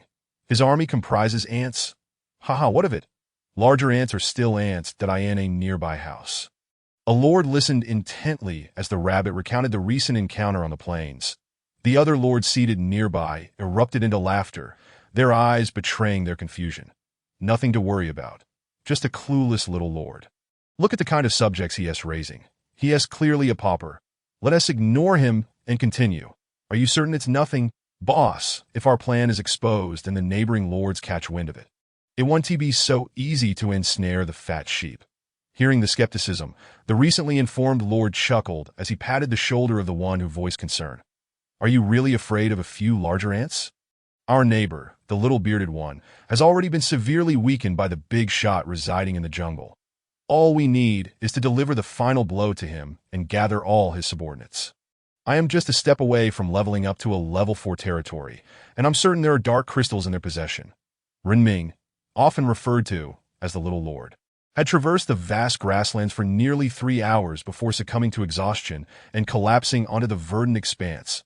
Lok Lao, however, couldn't resist mocking him. You little rascal, what's the matter with you? I, an old man, have yet to feel weary, yet here you are already lying down. Yet Renming, glancing at Lok Lao, chose not to engage in further argument, instead opting to lie still on the ground and rest, while he was recuperating. The sound of galloping hooves suddenly reached his ears at the same moment. Demo and De Zhuang, who were also taking a breather, sprang to their feet, turning their gazes toward the distance. Renming, too, propped himself up from the ground, his eyes straining to see far ahead. There, amidst the moonlight, flickers of flame danced, leading him to boldly speculate that it must be a merchant caravan that, in a certain sense, Renming was not mistaken. It was indeed a merchant caravan, albeit one that had been besieged by a band of robbers. Boss, these folks are incredibly wealthy. This cart is laden with fabrics and food. No way 100 or so gold coins could suffice to stop them. What do you think? My boss's poor judgment. That woman leading them is strikingly beautiful. I thought she was some noble young master at first. Wait, hold your tongue. It seems there's a passerby ahead. Renming, rushing toward them to inquire about directions, was unaware of whether there were any towns nearby. Stop right there. We're about to attack. The deputy, with his bow drawn tight, glared fiercely at Renming, observing the heightened vigilance of the group before him. Renming raised his hands in surrender. However, De Zhuang had already stepped protectively in front of him, while the bandits remained oblivious to the creature lurking at their feet, mistaking it for a mere pet. Meanwhile, Demo silently conjured a sharp-eyed spear, ready to eliminate any foe that dared to strike. Did I merely seek directions? There's no need for such tension, that I'm a traveler lost in the dark, hoping to find my way to the nearest town. Upon seeing the dirted yet fair-faced youth before him, the leader of the bandits calmed his hand gestures. Follow this road to the west at the fork ahead. After 7 or 8 li, you'll arrive. After acquiring the information he sought, Renming intended to turn away, but the leader suddenly gestured with his middle finger. The deputy, who had been closely watching his superior, swiftly raised his bow, preparing to unleash an arrow. Yet before he could release it, a poison dart pierced his throat, blood gushing forth, causing his aim to falter, realizing that the seemingly innocuous traveler was, in fact, quite formidable. The bandit leader rolled to the side, narrowly avoiding an ice spear that shattered through the cart's wall. De Zhuang, like lightning, darted forward, dispatching a bandit before they could even register his presence. In a matter of minutes, the entire bandit crew of over 20 had been brought down, all but the leader felled by a single blow. It was not that the leader possessed exceptional resilience. Rather, Renming had instructed De Zhuang not to kill them, merely to incapacitate them. With the sight of groaning bandits clutching their wounds, Renming paid them no mind. Instead, he knelt before the leader. You are certainly not a merchant caravan. Tell me your true intentions. His clear gaze bore into the leader, who, upon seeing the young man approach again, felt a slight alleviation of his pain, that we are merely local horse thieves. We rob goods but do not kill. We have bound the people in a cargo box. Please spare us. Upon hearing that they were mere bandits, Renming rubbed his nose, surprised that he would find himself acting as a chivalrous hero, relishing the opportunity to do a good deed. Lifting the curtain of the cart, he discovered several individuals bound and huddled in the cramped space, groaning helplessly. Noticing Renming's presence, they instinctively recoiled into the corner. But do not fear. The bandits outside have been dealt with. With that, Renming fumbled for some time, attempting to unlock the door. However, the intricate structure coupled with a heavy lock rendered his efforts futile. De Zhuang, come assist me. Hearing his master's call, De Zhuang, with his short legs, swiftly arrived at Renming's side. With a deft flick of his whip, the wooden cell door was blasted open with a resounding crash. The sight of this terrifying display caused the captive's eyes to widen in shock. Renming climbed inside, helping each person to untie their bonds and removing the gags from their mouths. As the merchant crew emerged from the cart, they instinctively shrank back at the sight of De Mo and De Zhuang, who appeared more imposing than ever. You need not be afraid. They are all my family. The leader of the merchant caravan was helped out and repeatedly expressed gratitude to Renming. Thank you for extending your hand in our time of peril. Otherwise, our fate would have been dire. Gazing at the strikingly handsome man with purple hair and blue eyes, Renming replied with a gentle smile, "It was but a trifling effort to be by the way. Might I inquire if there are any towns nearby? I believe I have lost my way. Indeed, you may accompany us. We are en route to a nearby city for trade." Upon hearing of the nearby town, Renming had no reason to decline, especially as his attire had become utterly unsightly and unfit for cleaning. He had endured the foul odor of sweat for far too long. During their amiable conversation, Renming learned the leader's name. "I apologize. I have mistakenly referred to you as a man all this time." Ms. Xilan. Renming's somewhat playful tone reached Xilan's ears, yet she seemed unperturbed. "It is of no consequence. They often refer to me as Sir as well." As Renming and Xilan conversed, the merchant caravan efficiently secured the bandits in cages. Each of these individuals carries a bounty. We cannot allow them to perish. The deputy's voice echoed from afar, prompting Renming to turn curiously. Xilan, noticing Renming's interest in the captured bandits, explained, "They have roamed this area for quite some time. Numerous merchant caravans have fallen victim to their raids. After each robbery, they gather the captives and demand ransom from the city lord for their release. The freed merchants harbor a deep animosity towards these bandits, resulting in their ever-increasing notoriety." Yet Renming was not particularly intrigued by their exploits. Rather, he was more concerned with how much these bandits might be worth. Currently impoverished, he thought that if he could secure the bounty on the bandits, his fortunes might drastically improve. Unbeknownst to Xilan, if she were aware that the fair-faced youth was solely focused on such matters, she would likely struggle to suppress a laugh as the merchant caravan advanced under the moonlight. Renming and Xilan settled into a cart while De Mo, De Zhuang, and the other little ones perched atop the cargo. Their conversation flowed effortlessly, and Renming gleaned much information from Xilan, including the name of the city they were headed to, Goblin City, ruled by Lord Shilon Anfulin, renowned for its delicious specialty fried pancakes. The two conversed throughout the night without rest, by the time morning arrived, and they disembarked from the cart. Xilan was yawning heavily, while Renming remained oblivious to her fatigue, his attention captivated by the sprawling city before him. The city walls towered at least 7 or 8 meters high, adorned with the marks of time. The grand city gates were imposing, complemented by a protective moat. Merchants bustled about, either entering or exiting the city, creating a lively atmosphere. Passing through the city gates without hindrance, the caravan entered the vibrant town, where vendors called out incessantly, offering an array of goods and delicacies that dazzled the senses. Unfortunately, Renming could only gaze in wonder. Walking alongside Xilan, they arrived at a grand establishment whose sign bore the words Star Snatching Pavilion. Beholding the opulent sign, Renming turned to Xilan beside him, just as a mustachioed innkeeper rushed out, his demeanor reminiscent of a villain. Pavilion Master, you've finally returned. I, the only servant of the vast Star-Snatching Pavilion, have been dreadfully lonely." The innkeeper, with a sycophantic demeanor, sidled up to the master of the house, venting his grievances. Despite Xilan's evident impatience, he could only listen. "Uncle Shi, there are still guests present. Could you show me some courtesy? I traveled quite a distance just to procure some magical crystals, so please, do not let his magical energy diminish any further." The middle-aged man referred to as Uncle Shi approached, stroking his handlebar mustache with a grin, and extended his hand, Greetings, I am Cyril Dewey. It is a pleasure to meet the Master's friend. May I inquire as to how you are addressed? Upon seeing the innkeeper Renming, all the traits of antagonists he had encountered in novels, dramas, and anime seemed to converge upon him.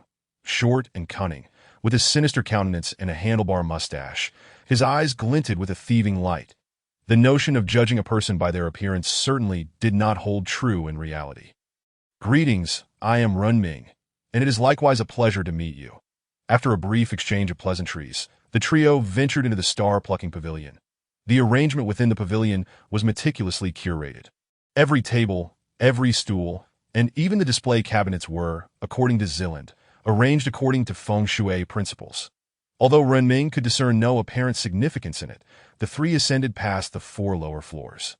Heading straight for the top on the 4th floor, buyers gasped in astonishment at the sight of someone daring to ascend to the 5th level, whispering amongst themselves that I recognized that innkeeper, but those 2 handsome youths hardly appear to be affluent enough to afford the entrance fee for the 5th floor.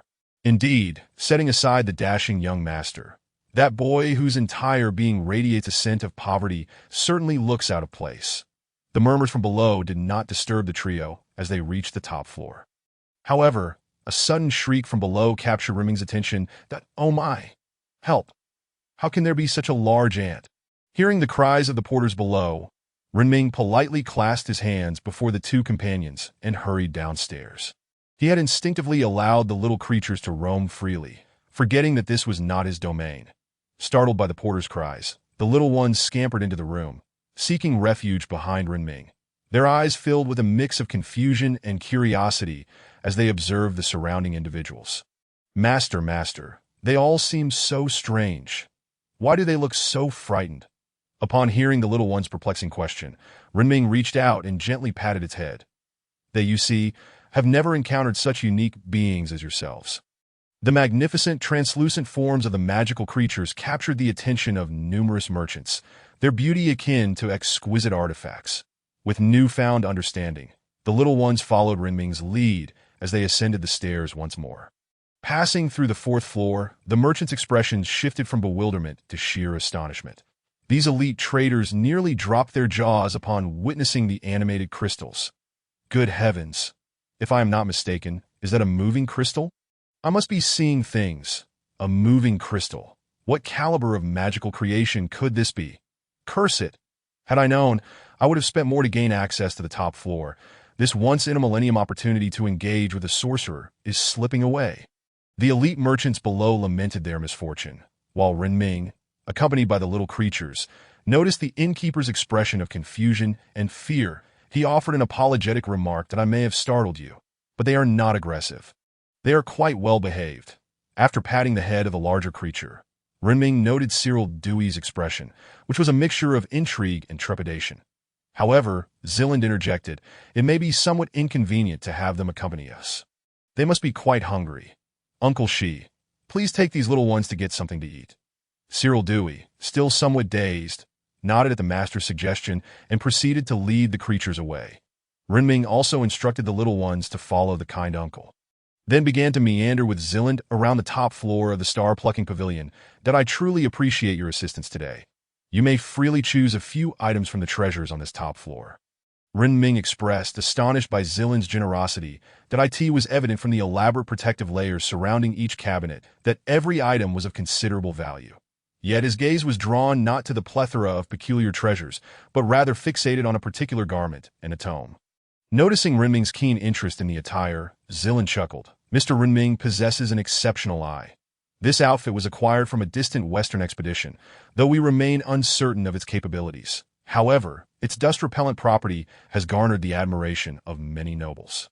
Zilland's explanation struck Renming like a thunderbolt, igniting a sense of determination within him that I cannot accept this gift without reciprocation. Please, enlighten me on the worth of this garment, that if I can indeed afford it, I shall certainly purchase it. Yet upon witnessing the earnestness in the youth's demeanor, Zilland opened a folding fan that had mysteriously appeared in his hand, partially obscuring his face. That, ha! Mr. Renming, you are a lifesaver to me. A mere dust-free garment is a trivial gift. You seem equally intrigued by that old book. I might as well offer both to you. That it has gathered dust in our star-plucking pavilion for quite some time. Zilland's generosity was akin to that of a benevolent benefactor. The entirety of the items on the top floor perhaps numbered only around 40 or 50, yet the master readily offered two, leaving Renming feeling rather embarrassed. Unfortunately, he possessed nothing of value to offer in return. Miss Zilland, I have nothing of worth to present to you. However, I do have this unique bud from my homeland. It emits a gentle glow at night and can thrive in water. Its vitality is quite robust. As Renming produced the flower bud from his inventory, he felt a twinge of embarrassment, realizing that the gifts he offered paled in comparison to the exquisite garments and ancient tomes presented to him. Yet, Zilland received the flower bud with genuine delight. This is indeed a variety I have never encountered. I must express my gratitude for your thoughtful gift, as it enriches my collection with such a rarity. Seeing Zilland genuinely pleased with his gift, Renming smiled. The exchange of presents among friends, regardless of their monetary value, was what truly mattered. The two items, elegantly wrapped in fine boxes, were placed into a carriage. After changing into a set of azure attire and adorning an exquisite jade pendant, Renming truly resembled the scion of a wealthy family. As Zilland and Renming strolled through the bustling streets of Gobi City, filled with vendors calling out and children darting about, the essence of humanity enveloped them. They wandered the streets for quite some time, engaging in conversations that spanned the globe, touching upon ancient poetry and paintings. Although Renming's propensity for misfortune persisted, the minor mishaps served merely as a unique seasoning in the tapestry of life that as the sun dipped lower in the sky, wisps of spring smoke began to waft along the streets. The two young men ambled down the cobblestone path, their shadows stretching long in the sunset's fading light. The youth, with a fan in hand, pointed towards the horizon, seemingly recounting tales from long ago. Observing the sunset's descent, Renming bowed slightly towards his companion. "Thank you, Miss Zilland, for your hospitality today." Yet Zilland clapped him on the shoulder, stating among friends, "There is no need for thanks. Perhaps you can treat me to a meal when you have earned some money." The two found great camaraderie, akin to long-lost friends reunited after many years. They stopped at a roadside stall to share a simple bowl of noodles, enjoying a modest dinner before settling at a nearby vantage point. Awaiting Gobi City's unique nighttime spectacle, as the sun completely vanished from the sky, the city lord descended from his tower, stepping into the void and ascending into the heavens. As he rose, a pale golden staff appeared in his hand, and the incantation echoed far and wide.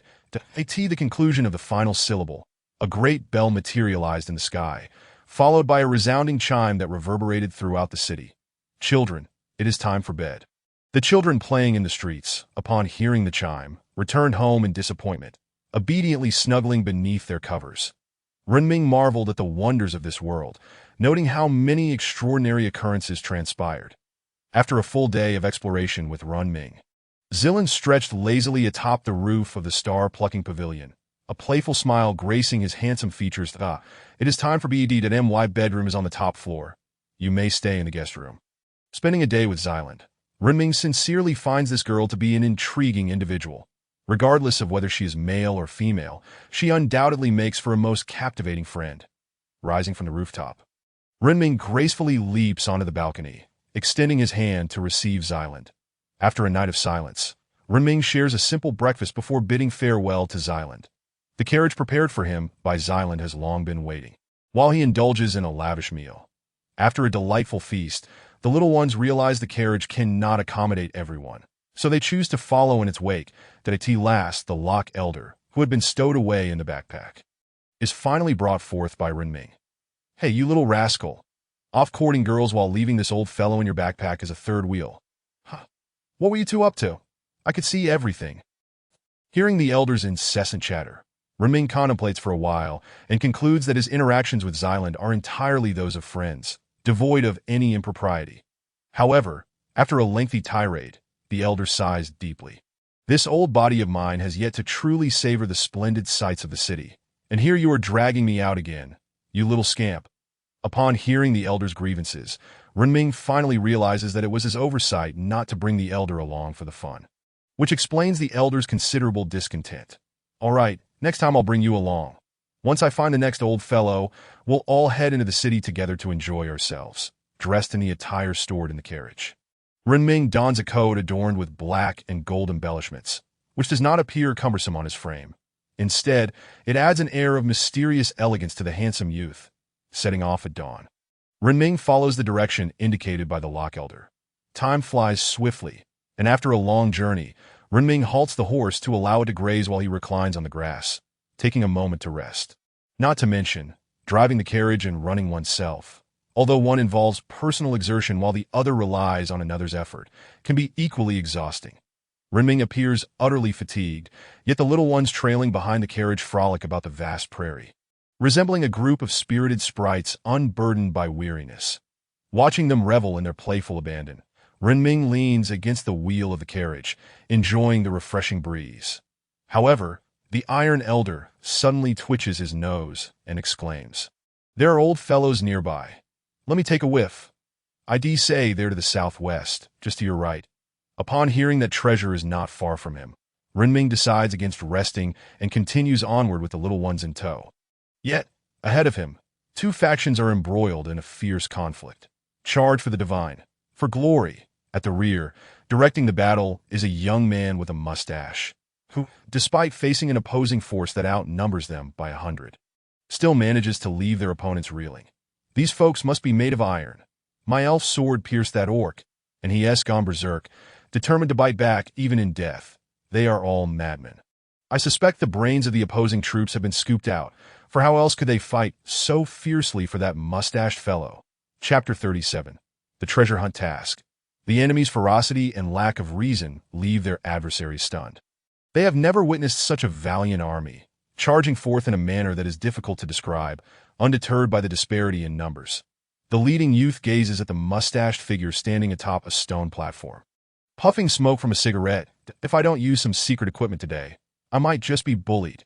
He retrieves a wooden gun resembling a thermometer from his backpack, raises it, and continuously envisions the mustached figure. In the next moment, he hurls the gun with all his might. The projectile seems to defy the laws of physics, soaring straight toward the mustached man's head.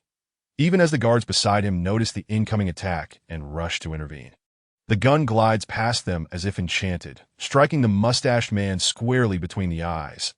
The thrown weapon knocks the mustached figure off the stone, but the youth who launched his secret weapon believes he has easily incapacitated the enemy's backbone, expecting their forces to crumble. However, he is mistaken. The soldiers witnessing their leader's assault charge forth with even greater fervor, their meaningless roars amplifying the might of these mindless warriors. Unbeknownst to the two battling factions, several small figures are crouched behind a rock, peeking out occasionally before retreating. The violence is too terrifying. Why are these people so reckless? Though Renming is unaware of the reasons behind this clash, he recognizes the mustached man who was recently attacked. He had encountered him just days prior. It seems rather brutal that he has now turned to assault others. Renming has been hiding behind the rock for a while, having halted the carriage several kilometers away, even leaving a little one to keep watch over it. However, the journey he envisioned to be smooth has encountered a slight hitch. "You little rascal, let us go. The treasure lies within that cave behind the mustached man. It looks like these two factions will be occupied for a while. Let us sneak in and grab the goods before making our escape." The Loch Elder's hushed voice reaches Renming's ears, yet he hesitates, observing the blood-soaked scene and noting that only 10 little ones remain behind him. It seems they are not incapable of fighting.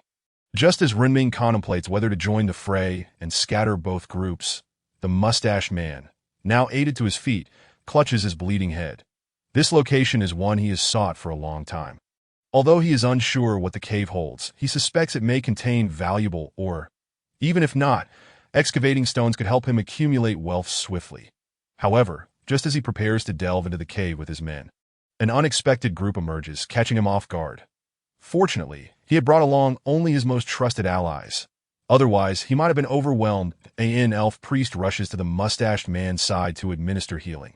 Yet as the two factions engage in relentless combat, a shadowy figure stealthily approaches from behind. The sudden appearance of a cave on the vast plain is already peculiar, and now two powerful forces are locked in battle. Scouts dispatched by wild teams of players quickly notice the skirmish, and soon, word spreads like wildfire. The mustached man, also aware of this development, realizes that some individuals are poised to take advantage of the situation. waiting for the two factions to weaken before swooping in to seize the spoils. With the number of eyes watching increasing, the mustached man finds himself in a dilemma that if he orders a retreat, the already frenzied youth opposite will undoubtedly charge recklessly and seize all his resources. Conversely, if he presses on to take down the opposing force, he is highly likely to be devoured by this pack of ravenous predators. Of course, none of this concerns Runming, who has already ventured into the cave to search for treasure. It is pitch black inside the cave, an absolute darkness devoid of any light. Runming navigates the intricate passages blindly, akin to a sightless wanderer. Even the little ones, in this profound darkness, can only rely on their most primal sense of touch to find their way. After bumping into several obstacles, Runming can no longer endure and purchases a torch. Yet a second problem arises. While he possesses a torch, he lacks the means to ignite it. He then acquires a fire starter, spending a total of 40 precious iron. A costly venture indeed. However, with the newfound light illuminating the cave, an enchanting spectacle unfolds before them. Surrounding them are crystals of various hues, blue, red, and a myriad of colors, radiating a captivating glow in the illumination. Runming gazes in awe at the diamond-shaped and other uniquely shaped crystals. Utterly astonished, he truly did not anticipate such a hidden marvel within the cave. Meanwhile, the Loch Elder, upon seeing the crystals, seems to recall an old friend, bursting into hearty laughter. This old fellow is not dead after all. Boy, you are indeed fortunate. As Runming regained his senses, he heard Lausa mention that he had encountered a stroke of good fortune, leaving him utterly perplexed, and no matter how he inquired, Laosua remained tight-lipped, compelling Runming to stoop and continue his journey deeper into the crystalline cavern. The surrounding crystals grew increasingly dense, to the point where Runming was nearly crawling on the ground. Meanwhile, Laosua was sniffing the air, seemingly entranced by some fragrant aroma. After navigating through yet another narrow crevice, Runming finally beheld the destination of their expedition, a colossal crystal pedestal upon which rested a treasure chest, appearing as if it had been naturally formed. The layers of crystals and minerals cascaded upon one another, creating an ethereal spectacle. Runming rose from the ground, brushing off the dust from his attire. Although his garments were designed to resist dirt, any accumulated grime still needed to be shaken off. The vastness of the space around him was impressive, yet he had no time to admire it. He sensed that the battle outside had reached its conclusion. The once deafening clamor of clashing weapons and battle cries had ceased, and he realized he must quicken his pace. Ascending the high pedestal, Runming seized the entire chest, and predictably, he found himself the target of a nationwide manhunt. A bounty had been placed on him for the treasure hunt, with the objective of eliminating the possessor of the golden chest, promising rewards of a golden treasure chest and 500 magical energy, along with an iron treasure chest. Chapter 38. My life is truly resilient. Suddenly, a dazzling beam of light soared upward, capturing the attention of all players focused on the battlefield. This was an extraordinary opportunity bestowed from above. Charge for the iron treasure chest. Brothers emerging from the cave at an astonishing speed. Runming noticed that the surrounding players were watching him with predatory intent, prompting an awkward smile. That I believe there has been a misunderstanding. Gentlemen, it is well known that individuals of my harmless disposition typically possess no treasures. However, before Runming could finish his statement, De Zhuang and De Mo provided a lesson to all present. A terrifying barrage of firepower instantly shattered their encirclement, and Runming shot forth as if propelled by the wind. After all, he was a newcomer seasoned by the battlefield. Though his combat skills were lacking, he certainly knew how to run. The players surrounding him were momentarily stunned by the ferocity of the attack. What? My third-tier orc is gone. Just like that. What the heck? The Lord, witnessing the young man dash past him, let out a furious roar. Pursue him, brothers. Wealth is but a moment away. Archers drew their bows and released arrows. As the arrows whistled past his ears, Runming felt his heart leap to his throat. These individuals were truly monstrous. The guide, however, paused mid-dash run. My lord, you go ahead. I will hold them off, De Zhuang's voice echoed. And with a flash, a figure darted past him. The pursuing enemies behind them seemed to erupt in chaos. With De Zhuang leading the way, Runming had little concern for his safety. Young man, it seems you are unaware of the concept of fifth-tier foes, De Zhuang remarked. Most of the pursuing players were indeed held back, but some, adept at speed, managed to bypass de Zhuang's blockade, relentlessly clinging to Renming's heels. Even if de Mo's firepower could eliminate them, a single hit would spell doom for them. That Renming's destination was the nearby carriage. After de Zhuang repelled a wave of pursuers, he joined Renming. However, the golden beam of light above Renming's head attracted many lords. Regardless of whether they had heard of the bounty on him, just looking at that shimmering beam was enough to draw attention. Renming had already jumped onto the carriage, and as it sped away, only a few exceptionally fast-moving lords remained in pursuit. Most were quick in movement, but unable to land a hit. Renming was akin to a delectable morsel, yet this morsel had legs to run and could occasionally leap up to deliver a swift kick. Despite a horde of wolves being driven away, more would inevitably approach, eager to catch a whiff of the enticing aroma. Renming, reminiscent of a seasoned driver on the Autumn Ming Mountain, showcased his exceptional horsemanship.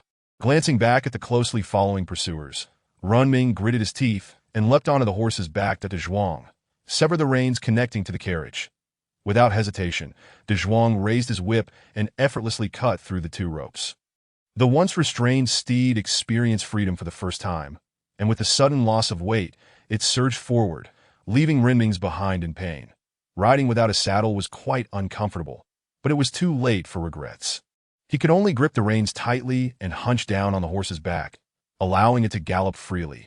Upon witnessing the carriage suddenly shed its load, the pursuing players grew even more exhilarated. Brothers, he can't hold on much longer. The treasure chest is up for grabs. A middle-aged man with a grotesque scar marring his face, a cigarette dangling from his lips, observed with a twisted grin. All right, let me see how fast you can run, little one. The Windshadow Wolf beneath him leapt like the wind, its fourth-tier speed surpassing all others. The middle-aged man, too, had inexplicably acquired a bullhorn bow, drawing it taut and aiming at the distant figure. Farewell, prey. The bowstring, pulled to its fullest extent, released an arrow that flew like a bullet. Sensing danger, de Zhuang turned to see an enemy targeting his master. Master, be careful. Yet de Zhuang's warning was slightly too late. The arrow, drawn to its maximum tension, was poised to pierce Renming's back, but then a miraculous event occurred.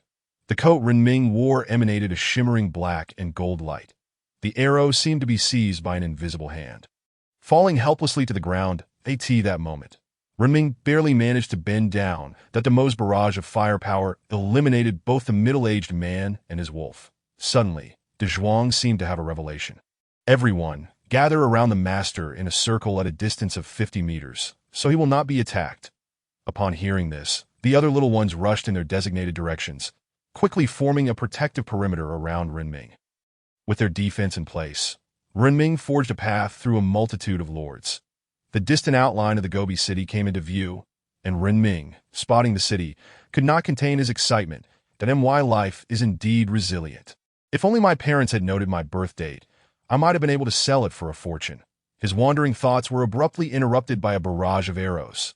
The dense rain of arrows descended like waves. Yet despite their numbers, none struck true. Startled by the sudden onslaught, Renming turned to see an elegant gentleman standing at a distance, his presence commanding the attention of the players around him, clad in a tailcoat and white gloves. The man tipped his top hat upon noticing Renming's gaze. Good day. It is a pleasure to meet you, Mr. Renming.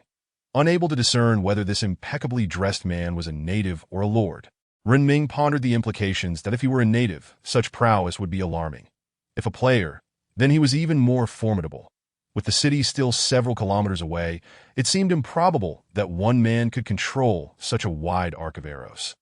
Realizing this, Renming ceased his galloping and allowed the horse to gradually slow. The gentleman, noticing Renming's deceleration, smiled and said, I harbor no ill intentions. I merely wish to meet the individual who has garnered fame in the World Channel. Chapter 39. An Alliance. Listening to the man's words, Renming deduced that he was likely a player as well. However, after witnessing such a dense barrage of arrows, it was apparent that he had at least a dozen or 20 individuals behind him. Yet he was accompanied by only a few soldiers, all adorned in lavish gold and silver attire. Shall we not introduce ourselves? It would be rather impolite otherwise, attempting to mimic the gentleman's tone. Renming seemed to have struck a chord with him. Oh, how rude of me. Allow me to introduce myself. I am Owen Newman, though you may call me Sir Newman, that I bear no malice today. I simply wish to discuss a potential collaboration. That as the gentleman spoke, he closed the distance, approaching within 50 meters, nearly face-to-face with De Zhuang. The soldiers around him appeared to regard Runming as insignificant, instead keeping a vigilant eye on the predatory gazes surrounding them. Feeling overlooked, De Zhuang's irritation boiled over. Did he not approach any closer? The little one's voice captivated the man's attention, and the perpetual smile adorning his face widened even further upon sighting the tiny ant. "What an adorable little creature," he remarked. "What do you think, Mr. Renming? Are you considering a collaboration with me?" Dismounting with a flourish, Renming brushed off the dust from his attire and strode confidently towards the man. The little creatures, after glancing at their master and then at the surrounding crowd, split into several groups, following closely at Renming's side. This unexpected man appeared as if he had leapt straight from the pages of a prophecy, leaving one to wonder if he were indeed a wolf in sheep's clothing. Nevertheless, since he wished to negotiate with Renming, it was worth observing what this fellow could possibly offer to Mr. Renming. Let us join forces. Together, we can claim this entire region as our own. Upon hearing the man's audacious proposition, Renming nearly lost his composure, stifling a laugh. "I am curious to know just how formidable you truly are to make such grand claims of dominion over an entire territory. If strength is lacking, then mere words alone could lead anyone to declare they could conquer the world." Renming's words, laced with a hint of sarcasm, reached the man's ears without inciting anger. "Your skepticism is entirely reasonable, Renming. That if I were to upgrade to a level 4 territory and an audacious individual approached me with such a proposition, I too would consider him a madman. However, I shall demonstrate my capabilities." That as the last syllable of Earl Newman's statement faded, the silent guards flanking him suddenly drew their bows, unleashing a volley of arrows toward a common target. Although only 4 guards had pulled their bows, the arrows rained down like a torrential downpour. At that moment, Renming finally discerned the source of the arrow storm that had assailed him. Each arrow, shot by these extravagantly dressed individuals, split mid-flight into 2, then into 4. Clearly, the higher the level, the greater the number of splits. He witnessed one arrow transform into 18. Renming surmised that these individuals' abilities allowed for increased splits at higher levels. Yet, it was not long before he envisioned the potential of equipping such skills to the Great Demon and the Great Thorn, transforming them into a humanoid harvester. After showcasing his prowess, the man regarded Renming with a beaming smile. "How does my sincerity strike you? I am aware of the strength of your troops, yet I am no weakling either. Should we unite, we need not involve a third party, with this as our epicenter. 100 miles around shall belong to us." Renming was indeed reluctant to ally with such an ambitious individual. One could never be certain whether a person of such aspirations might suddenly turn treacherous. Moreover, engaging in direct conflict with this man was far from a prudent choice, especially with a circle of players eagerly awaiting their turn. Should he enter in a battle with Owen Newman, the lurking players would undoubtedly seize the opportunity to strike first. "Of course, I need to deliberate. You may certainly await me in Gobi City." Owen Newman's smile widened even further. "Certainly, Mr. Renming, you are heading to Gobi City as well. May I accompany you?" Renming glanced at the man's outstretched hand, smiling as he shook it, and together they made their way into Gobi City. Observing this peculiar alliance, the surrounding players were left grinding their teeth in frustration. "Fight already, if you two don't clash. How am I supposed to play? What is the point of this?" The lord who had been tailing them pounded his chest in exasperation, wishing he could eliminate both individuals on the spot. As the 2 men, each with their own distinct aura, entered the city, they became the most striking sight along the way, flanked by 8 opulently clad guards. Great Demon and Great Thorn were regarded by passers-by as elite magical pets, sparking endless discussion. Meanwhile, Siland, idly perched atop the highest floor, awaited the next merchant, but before the second offer could materialize, he received an intriguing tidbit of news.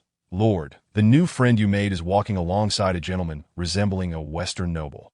Intrigued by this unexpected development, Siland leapt from his perch, fanning himself with a folded fan.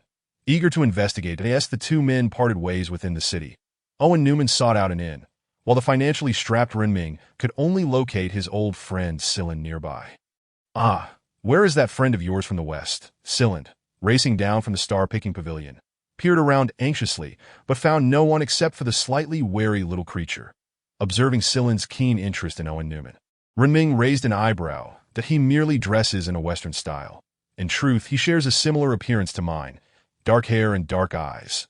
Scyld felt a twinge of unexpected disappointment at this revelation.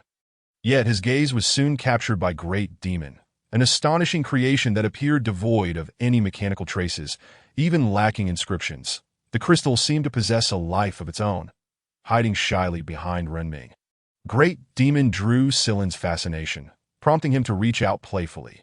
Noticing Scyld's rapt attention on the little creatures, Renming suggested, "Let us ascend upstairs. It is rather bothersome, with so many eyes upon us."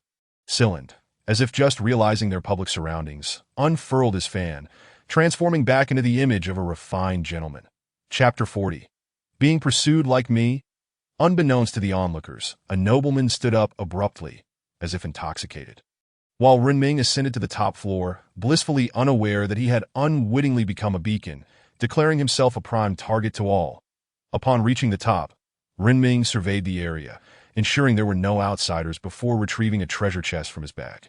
Scyld, who had just escorted Renming upstairs, turned back with a smile, intending to inquire whether his friend had found what he sought. However, upon turning, he was met with a crystal treasure chest situated before him. With a talking key in hand, Renming approached the lock, inserting and twisting it. Regardless of its origin, Scyld was intensely curious about the peculiar sounds emanating from the key. Da-da, rip, oh, tisk rip. The strange noises produced by the key did not catch Renming's attention. But Scyld, listening to the increasingly odd sounds, felt a flush creep onto his cheeks. Realizing he may have misinterpreted the situation, the blush quickly faded. After unlocking the chest, Renming attempted to lift the lid. But regardless of his efforts, it remained sealed. Observing Renming's futile attempts, the key sighed deeply before speaking. "Foolish boy, it is time-locked. You must wait another 5 or 6 minutes." Upon hearing this, Renming's expression darkened. His concern was not for the impending attack from the lords, but rather the potential for these irrational lords to engage in actions that could lead to dire consequences that moment. A voice echoed from below. "Brothers, charge! That brat is upstairs. Kill him, and we can seize his treasure and all his wealth, a fortune within reach." The cacophony of clashing weapons and raucous voices below suggested that trouble was brewing. Renming offered an apologetic smile before descending the stairs, filled with resolve and accompanied by his little companions. Upon reaching the ground floor, they found a throng of spectators, elves, orcs, and half-beasts, engaged in a chaotic skirmish with the staff and guards of the star-picking pavilion. Scyld, upon hearing the clash below, descended with a grim expression. Yet before Scyld could exit, Renming re-entered, flanked by his little creatures. The injured staff and those unscathed gazed at the swarm of ants with terror. As if faced with a primordial beast, what had they witnessed? A colossal orc vanquished in an instant. A grand elf, dispatched in a heartbeat. The players pursuing them seemed to overlook a critical detail. Renming possessed abundant martial virtue, and their meager collective of fewer than 60 individuals was no match for Great Demon, who could easily dispatch them all. Scyld, noticing Renming's displeasure, refrained from questioning him and instead stepped outside. Observing the writhing figures on the ground, "Butler, summon the city guards and throw these ruffians into prison. It seems they have forgotten who truly wields authority in Gobi City." The words of Scyld echoed softly, and the butler, who had stood alongside the staff to confront the enemy, trembled involuntarily upon hearing the cold voice of the Lord. The Lord was truly angry. Before long, a large contingent of city guards apprehended all the players and troops. Dragging them into the dungeons, that a smile returned to Scyld's face as he strolled back to the top floor. The little ones had concluded the battle so swiftly that when he arrived, the treasure chest still had a few minutes left before it could be opened. 1, 2, 3. He silently counted the seconds, while Renming, feeling quite bored, grasped the fabric of his attire, glancing at the equipment gifted by his friend, the magic robe of Londing. Effect: when donned, it may not transform you into a grand sorcerer, but it can absorb one attack on your behalf, though it can only do so once within 10 minutes. Renming turned his head, eyes fixated on the familiar name on the panel. "I wish to know where you acquired this garment," he inquired of Scyld. Seeing Renming's earnest demeanor, Scyld folded his fan and clapped his hands. Let me think.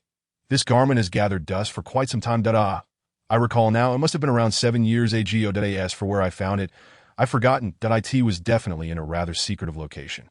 Oh, by the way, the book I gifted you also came from there. Shilanda's response made Runming swallow hard. He retrieved the book from his backpack. Shilanda gazed at the suddenly produced ornate box and the scene reminiscent of a magic trick. His mouth slightly agape.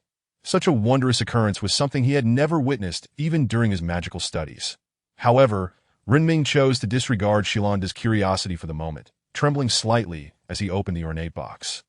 A hand resting on the Book of Lan Dang Effect, a wondrous tome of magic that if your magical prowess is sufficiently advanced, what you see may not merely be a blank book.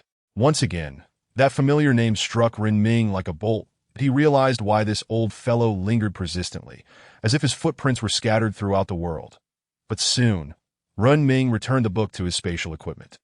Shilanda, do you know a sorcerer by the name of Lan Dang? Startled by the sudden appearance and disappearance of the book, Shilanda had a flood of questions pent up inside him. Yet before he could ask, Renming inquired first. Out of courtesy, Shilanda pondered for a moment. It seems there was indeed a sorcerer by that name in history, though it is so long ago that the records merely describe him as a genius magician. Even that historical account is just folklore. Who knows if it's true? Upon hearing that Lan Dang's age reached such terrifying lengths, Renming couldn't help but exhale a sigh of relief. Thank goodness. But when Shilanda saw that Renming had no further questions, he spoke up. What was that magic that made the book appear and disappear? Could you teach me? Even though my magical skills are not very high.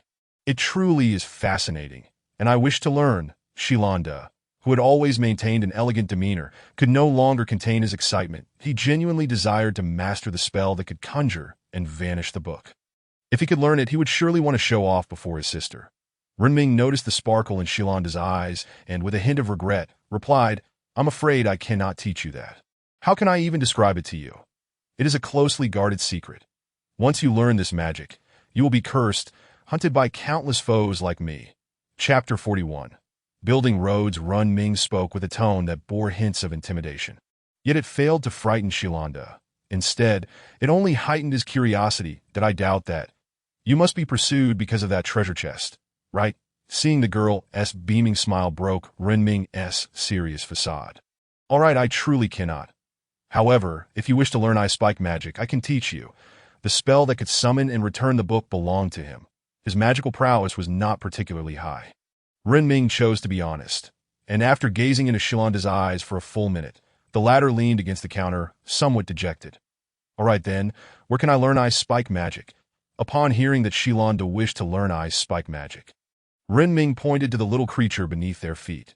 The previously quiet and observant great demon was called back by Renming to take on the role of teacher. Shilanda was astonished to discover that this magical artifact could even speak. Possessing intelligence comparable to his own, the great demon, having adapted to its role as a teacher, began earnestly instructing the head of the Star-Gathering Pavilion on how to unleash I Spike. After suppressing his curiosity, Shilanda diligently began to learn. Meanwhile, Renming quietly approached the treasure chest, placing his hands upon it and gently lifting the lid. Gained. Mining machine of Lan Dang gained. Or tree gained. Souvenir from Lan Dang. The chest transformed into a myriad of shimmering lights, revealing a small tree growing in a jar, a tiny black box, and a familiar letter.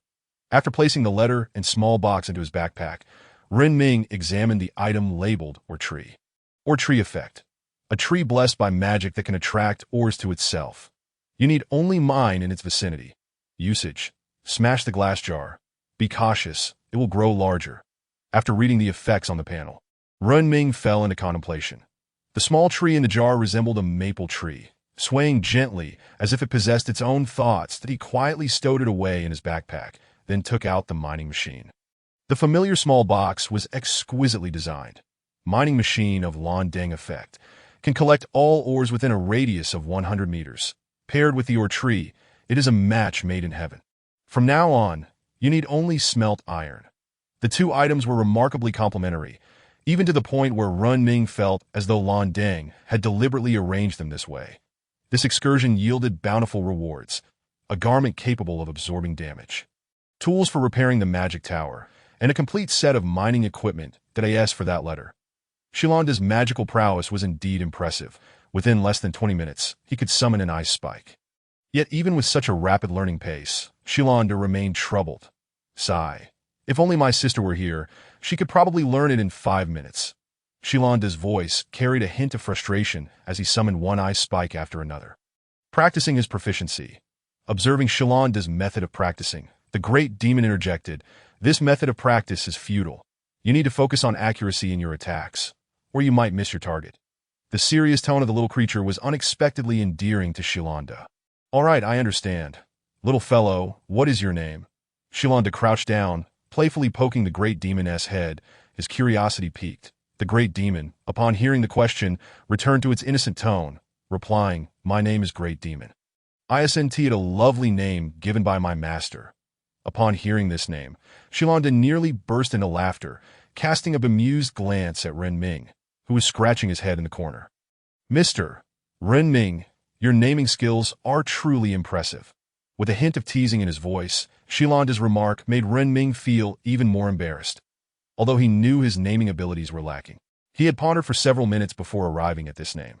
After opening the special treasure chest he had claimed, Ren Ming also opened the iron chest gifted by the system. Gained.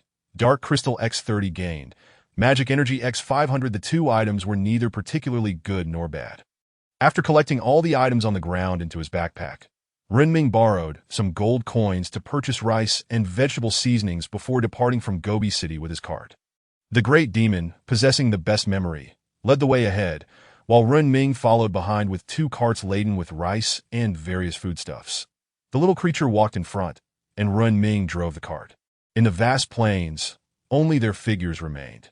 Time flew swiftly, and in the blink of an eye, half a day had passed. Ren Ming gazed towards the forest ahead and then at the fully loaded carts. What should he do? The terrain within the forest could hardly be described as complicated. It would not be an exaggeration to say that one could easily lose sight of someone after just 10 steps. Yet, having borrowed 500 gold coins to buy a cart full of food, he certainly could not carry it back himself. Ren Ming finally realized the importance of building roads. The wheels of the cart were specially crafted. They could traverse even the most rugged paths. Now, he had no choice but to construct a road for his future, Dezhuang. "Go home and fetch your brothers," as the command from Ren Ming was issued. Dezhuang vanished from his position like a bullet shot from a chamber. Ren Ming secured 2 horses on the prairie and began diligently working alongside the little ones. The great demon sketched a rough map along the way, subsequently employing ice spikes to fell a vast expanse of trees. The remaining little ones were tasked with clearing the roots and relocating the fallen timber. Meanwhile, Ren Ming picked up a small twig from the ground and roughly outlined the map as described by the great demon. Followed by refining it, that a throng of little ones commenced the construction of their own path. Dezhuang also brought along all available reinforcements from home, a total of 49 little ones, which significantly boosted their work efficiency. However, the mere task of uprooting the trees consumed a considerable amount of time, yet each little one operated like a super crane, embodying the essence of biological machinery. The commotion attracted the attention of numerous players. But upon realizing it was Ren Ming behind the noise, the curious players quickly turned away. Better to avoid this formidable figure, as the players murmured. He had even provoked the local tyrant, Little Mustache, yet had suffered no repercussions. Moreover, it was rumored that the man in the plains was also set to marry this individual. This was old news. Did Ren Ming even know? Apparently, a player from that world had announced they were the offspring of the two. Your information is outdated. While diligently repairing the road, Ren Ming remained oblivious to the fact that he had become a legendary figure in others' tales, reputed to have 6 children, 8 marriages, and 72 romantic entanglements. Chapter 42. Repairing the Tower, Ren Ming has fled. Owen Newman, after failing to receive a response from Ren Ming, also took his leave.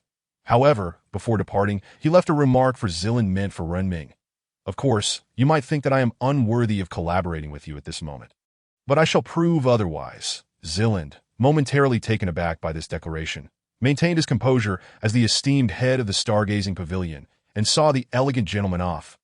Unbeknownst to Ren Ming, all of this transpired without his knowledge. How much further? Ren Ming called out as he hung onto a tree, ready to list it on the trading platform. The great demon, positioned at the forefront, turned his head after hearing the shout and pondered for a moment before replying. Approximately 1,000 meters. Faced with this seemingly distant measurement, Renming resignedly collaborated with the little ones in selling their wares. The resources he listed were minimal and were almost instantaneously purchased, marking him as a quintessential philanthropist. This direct route leading into the depths of the forest drew many players to observe. Yet, typically, weaker teams of players hesitated upon witnessing the absurdly long path, retreating in trepidation that is this a death wish. I've heard those trees are alive, and with all this blood on the ground, they can't possibly be real. The captain of a group eager to explore the forest gazed at the blood-stained trail ahead. Swallowing hard, many players shared his sentiments, coming to take a glance only to back off in fear. Even those brave enough to venture a short distance would not delve too deeply. After a long day of labor, Renming finally beheld the towering city walls. Clearing the path of wood, he excitedly pushed open the gate and led the two horses into his territory, waiting patiently at home for her master's return. Suyin joyfully dashed over upon seeing him arrive unscathed. Master has finally returned, she thought, fearing he might have abandoned her. Seeing the little one rush towards him, Renming crouched down and gently stroked her head. How could I ever abandon you, Xiaoyuan? I shall always be here. That Renming's soothing voice reached Xiaoyuan's ears, and she affectionately rubbed her head against his hand, after leading the two carts into the territory. He instructed the little ones to transfer the food inside to the warehouse. Finding a reasonably flat area, he produced a mineral tree. Renming glanced at the transparent vial in his hand, then located a suitable spot and gently smashed the bottle. With a crisp sound, the glass shattered, and the tree within seemingly breached some dimensional barrier, suddenly appearing before him. The maple tree swayed slightly, its still green leaves obscuring its future fiery hue. Renming stared in awe at the tree, which stood over 6 meters tall, towering even above the city walls. That he could not fathom how such a small bottle could contain this tree. It defied all laws of physics. What would it take for such a tree to exist in reality? Physics be damned. For someone like Renming, who lacked proficiency in physics, it was simply astonishing. How had such a large tree been crammed into that vial? Now that the tree was set down, it was time to place the mining machine. Renming retrieved the mining machine from his backpack and decided to set it down next to the tree. It mattered little where it was placed. Perhaps positioning it by the tree would yield even better mining results. As the small box landed, a familiar scene unfolded, and soon a square box appeared before Renming. This time, however, it was not the voice of an elder that greeted him, but that of an old crone. Cough, cough, cough. I thought I would be stuck in that little box for eternity. The voice of the crone, rich with tales of yore, resonated with stories. Upon noticing the young man, the old crone smiled and said, Young man, you must have found those old geezers too. Bring them over. Otherwise, I shall be too lonely as this solitary elder. Hearing her request, Renming glanced at the quarreling elders, opting to introduce a new variable. The elders, who had been bickering just moments ago, transformed into refined gentlemen upon encountering the old crone. Dear lady, your fragrance is akin to roses blooming in April. Elegant and resplendent. Oh no, roses hardly do you justice.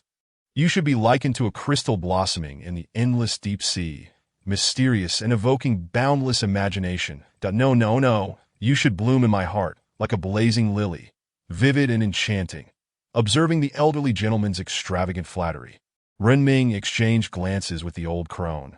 Indeed, the bickering had ceased, replaced by an air reminiscent of a literary debate competition. Not wishing to let Elder Su be overshadowed, Renming decided to stoke the flames of this contest. He turned away from the flowery words of the elder gentleman and returned to the campfire, reigniting the flames before sitting on a wooden stump and opening the letter from Landing. Life is so wondrous that if you stumbled upon this letter without having read the preceding one, consider yourself incredibly lucky that if you have seen my previous letter, your perseverance has touched me. Now, little one, are you ready to embrace the waves of the coming era? Well, since I cannot hear your confirmation, I shall take it as your silent agreement. Let the entire world hear your voice. This letter will lead you to a peerless weapon capable of ruling a domain. Of course, how you wield this weapon is entirely up to you. Ignite this letter, and its scent will guide you to find Elder Su.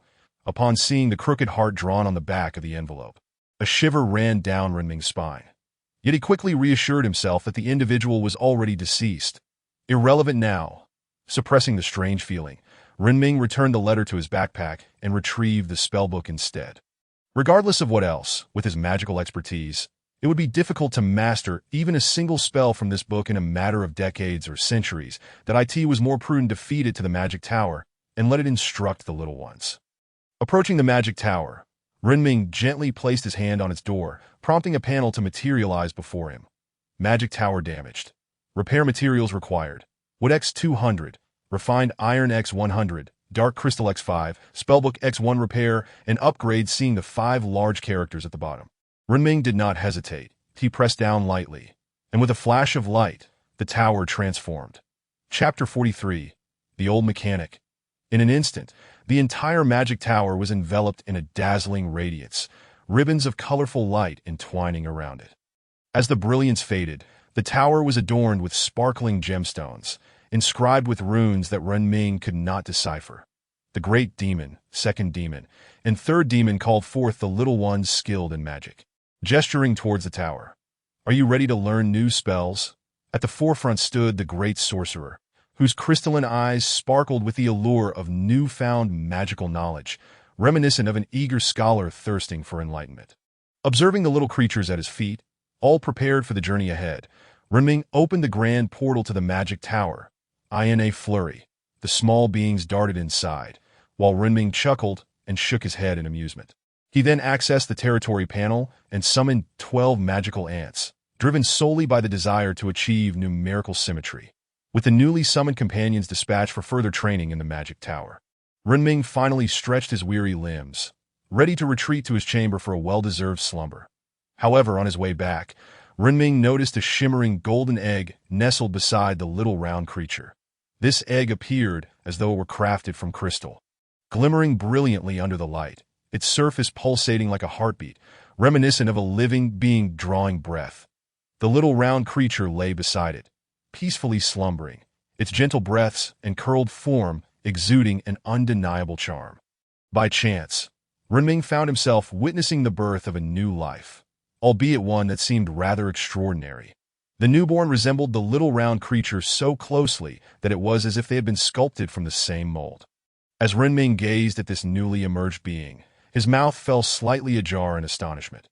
Yet the newborn displayed an immediate affinity for Renming, wobbling on unsteady legs towards him, despite still being unaccustomed to walking. Renming, captivated by the little one who embodied the features of all warrior types, could not help but reach out, activating its panel. Name: Soldier Ant Level. First tier, 0-10, Strength, 3 Attack Power, Constitution, 2 Vitality, Agility, 1 Speed, Spirit, 3 Skill Power, Skills, Devour, after consuming.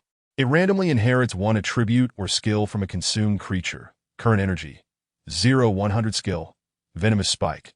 Upon activation, a spike is launched at a targeted enemy, inflicting 100 spirit damage. Skill, Detection. This skill allows it to sense all nearby mineral deposits within a radius of 500, inflicting 50 spirit damage per meter. Skill, Magical Affinity. It learns and utilizes all magic at an accelerated rate compared to other beings. Description: an ultimate hexagonal warrior that if you wish for it to dominate this world, nurture it well, and it shall bestow upon you unparalleled surprises. Contemplating whether to grant the little creature a unique name or allow it to retain its inherited identity, Renming found himself torn between 2 mischievous impulses, one urging him to bestow a name, the other to maintain its inherited legacy. Amid this internal tug-of-war, Renming gently stroked the little one's head, ultimately deciding on a new name. He pondered whether this creature was special or merely a starting point. Yet as the offspring of the little round creature, it deserved a distinct identity. From this day forth, you shall be called Wulong. Renming, despite his evident lack of naming prowess, was resolute in not allowing the young ones to remain nameless. Mere automatons or cannon fodder. The creature named Wulong affectionately nudged Renming's hand with its head. After a brief moment of play, Renming, feeling fatigued, reclined on his bed and succumbed to a deep slumber. Uncertain of how much time had elapsed, Renming awoke to the sound of a familiar yet foreign announcement echoing in his ears. Global announcement. Orin Newman has upgraded to a Tier 5 territory. Startled by the announcement, Renming scratched his tousled hair. Is there really a broadcast for upgrading territories? Why hadn't I heard it before? Confused, he recalled the astronomical resources required for such an upgrade, realizing that even a hoarder like himself couldn't ascend so swiftly. How had Orrin Newman achieved such rapid advancement? Lost in thought, Renming's eyes fluttered shut once more, falling back into slumber. When he awoke again, an unknown duration later, he washed himself and prepared a simple breakfast before finally checking on the events that had transpired. Good heavens, help! The Overlord has gone mad, rampaging and pillaging everywhere, leaving the populace in despair. What kind of grotesque warrior has he unleashed? I cannot serve him any longer. Are you jesting? I surrender. We surrender. Oh, dear foreign allies of the world, woe. Witnessing the flood of distress signals on the World Channel, Renming realized the undeniable truth. Yes, stealing was indeed far more expedient than mining. Yet, he had no intention of meddling in others' affairs. Just days prior, these players had banded together to assault him, but he was no benevolent deity willing to suffer betrayal. If they had struck him, he would not hesitate to retaliate. His breakfast was a lavish spread, featuring 4 different dishes. Renming nearly polished off the entire pot. For reasons unknown, he found himself with an insatiable appetite. Yet after satisfying his hunger, he experienced prolonged fullness, akin to a fully charged battery brimming with vitality. Once finished, Renming's mind finally began to churn, and he suddenly remembered something he had overlooked. The newly joined member, whose name he had yet to learn that it was not too late to inquire.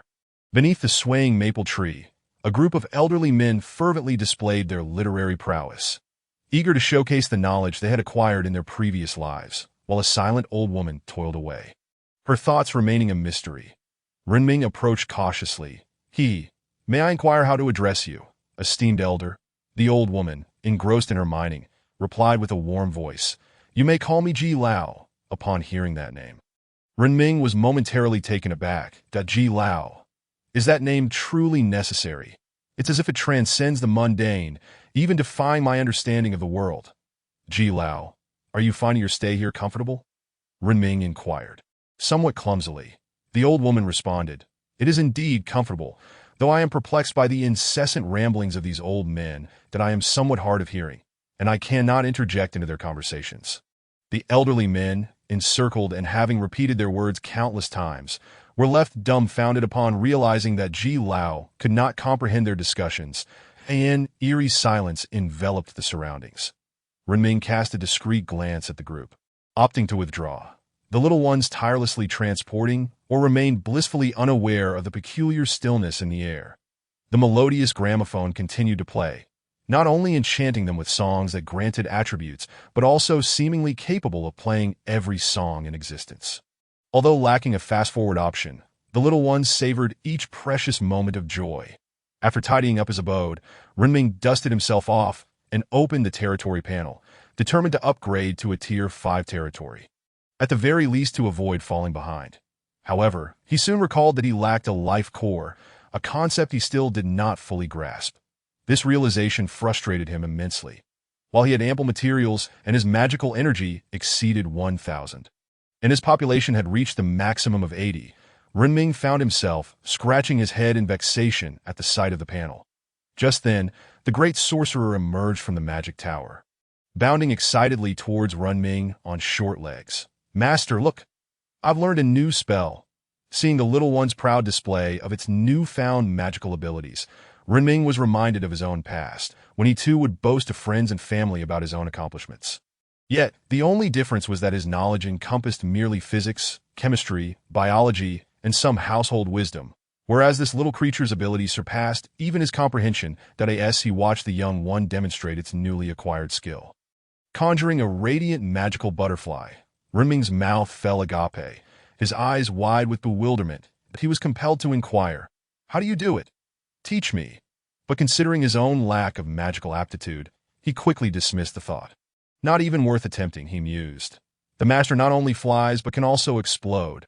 Upon hearing the little creature mention that this item could explode, Renming swiftly led the first batch of little ones out of the enclosure. He absolutely could not allow this group of youngsters to blow up their home. If one went off, who knew whether the 4th-tier beings could breach the entire wall? The great demon that had been summoned, filled with excitement, conjured a small butterfly radiating a soft glow, which then fluttered into the depths of the jungle. As the butterfly's luminous trail disappeared into the foliage, a tree spirit, unable to resist, lashed out with its vine whip in an attempt to capture it. However, the moment the vine made contact with the butterfly, a tremendous explosion erupted, illuminating a 5-meter by 5-meter area with blinding light before it dissipated. The tree spirit that had launched the attack was left as mere debris, while the unfortunate beings nearby were also caught in the aftermath. The butterfly summoned by the 4th-tier Great Demon could only devastate a 5-meter radius, prompting Renming to exhale in relief. Thankfully, its power was not overwhelmingly destructive. Even if it had just detonated, it should not breach such a thick wall, having defined this new magic in his mind. Renming then observed the Great Demon seemingly chanting an unfamiliar incantation. With each segment of the incantation, dozens of butterflies began to swarm, filling the sky, each flutter of the magical butterflies shimmering with light. Drew the attention of the tree spirits. However, once the explosions began, a chain reaction was inevitable. 30 butterflies detonated simultaneously, obliterating a vast number of tree spirits, leaving nothing but ash in their wake. Renming swallowed hard. Indeed, he had to retract his earlier statement. This was not single-target damage, it was area damage. The remaining little creatures, though not as powerful as the Great Demon, could still release dozens in mere seconds. With over 20 of them unleashing their magic simultaneously, the sky would soon be filled with hundreds of butterflies. The sight of hundreds of butterflies exploding caused Renming to turn tail and flee. If this truly escalated into a chain reaction, who knew if he might end up caught in the crossfire? As he had anticipated, the moment he dashed into the city walls, explosions erupted outside in a continuous barrage. Listening to the relentless sounds of kill notifications ringing in his ears, Renming silently mourned for the tree spirits. The last time he had ventured out with Dezhuang and the Great Demon, he had left them behind at home, opting instead to bring along Desai. After some preparation, he set out once again, this time with 10 little companions that to be safe. He had brought the 2nd, 3rd, and 4th-tier demons along. With such fierce explosions, Renming felt confident that even if the King of Heaven himself appeared, he could still manage to topple him. As Renming ignited the trust point, the old lock in his grasp sniffed the air, its pupils flickering with light as it pointed him in a direction. This time, Renming had packed some condiments. He did not wish to subsist solely on dry roasted meat during his journey, while it was barely edible. It was far from delightful. His destination was not the outside world, but rather deeper into the jungle. The glowing flower bud in his hand illuminated the dark woods, and Renming walked through the shadowy forest. Undeterred, as not a single tree spirit dared to confront him. What sort of tree would challenge one capable of defeating 2 5th-tier beings? If it truly had that kind of courage, it would not be cowering in this manner. From the outside looking in, the forest appeared dense and impenetrable, making it seem as though one could not see the end of it, were it not for the little companions leading the way. Renming would never have dared to venture further into the depths of the jungle. With his notoriously poor sense of direction, returning from such a foray would be a matter of chance.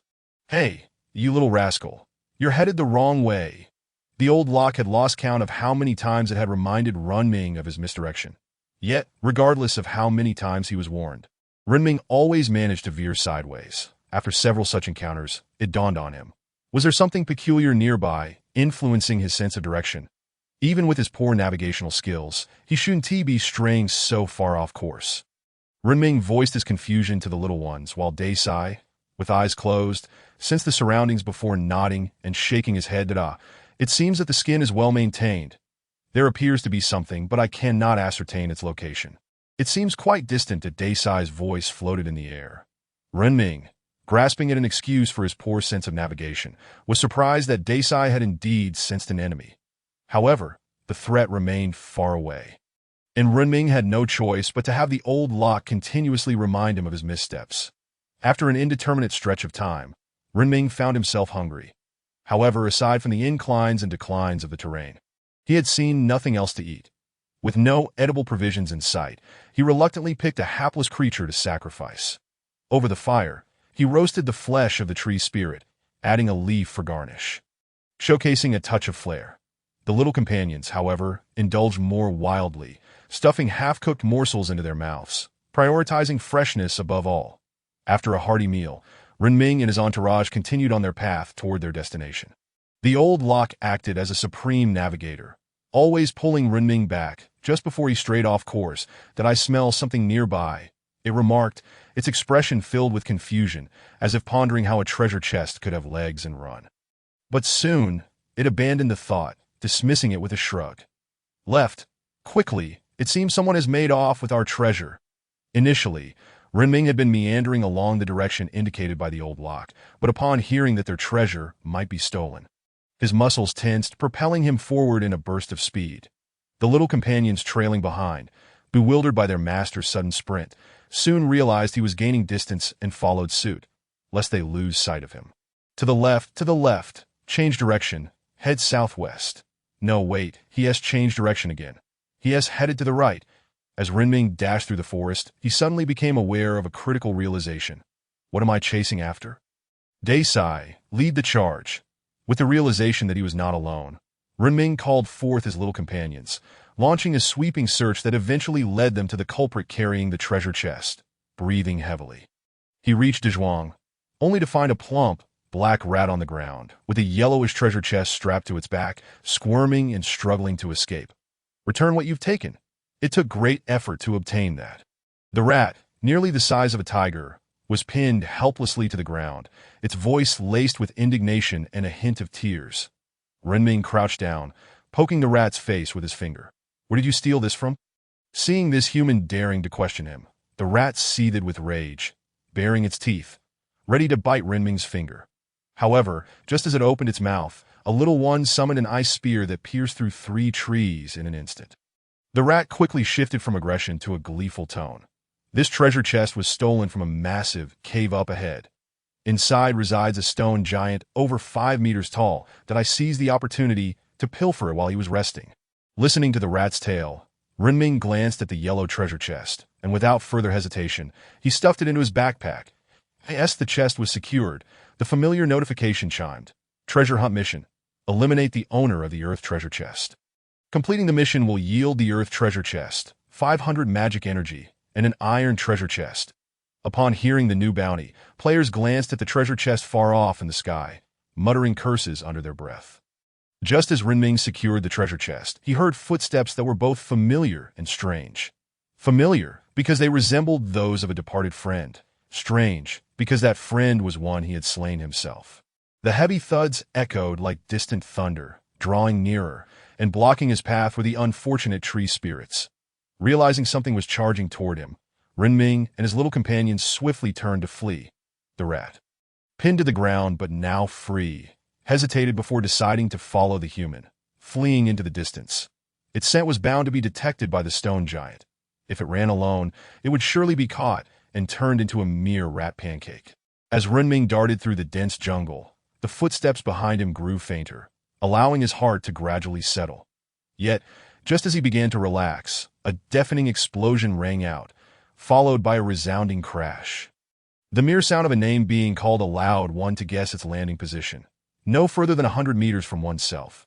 The large rodent trailing closely behind Renming maintained a distance of about 50 meters, neither too far nor too close. However, at the sound of that thunderous crash, Renming turned and beheld a colossal stone figure, its eyes glowing red, resembling a mountain in stature. "Help!" The mouse, as large as a tiger, sprinted with all 4 legs, moving through the jungle like a streak of black lightning, swiftly reaching Renming's side while incessantly urging him, "Hurry up! That massive creature is almost upon us. It really is closing in. Run faster." "Where are you going?" "Get on my back and let's go."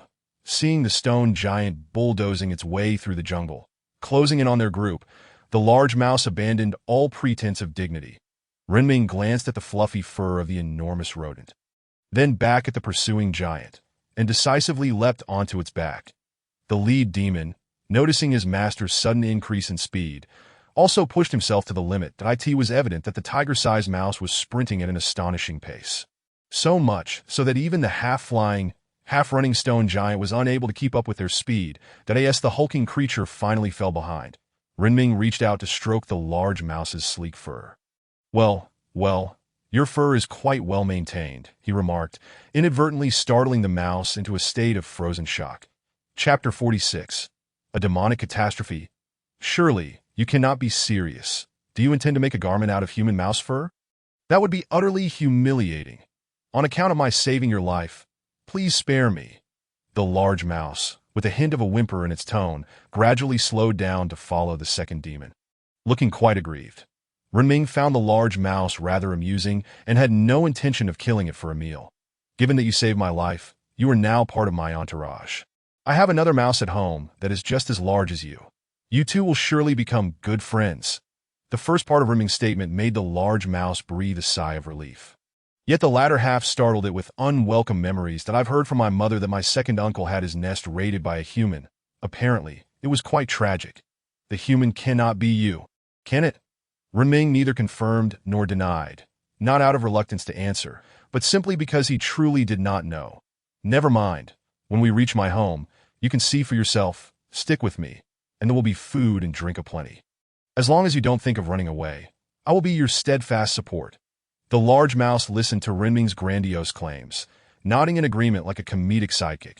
The little ones were also quite intrigued by this large mouse, bombarding it with questions.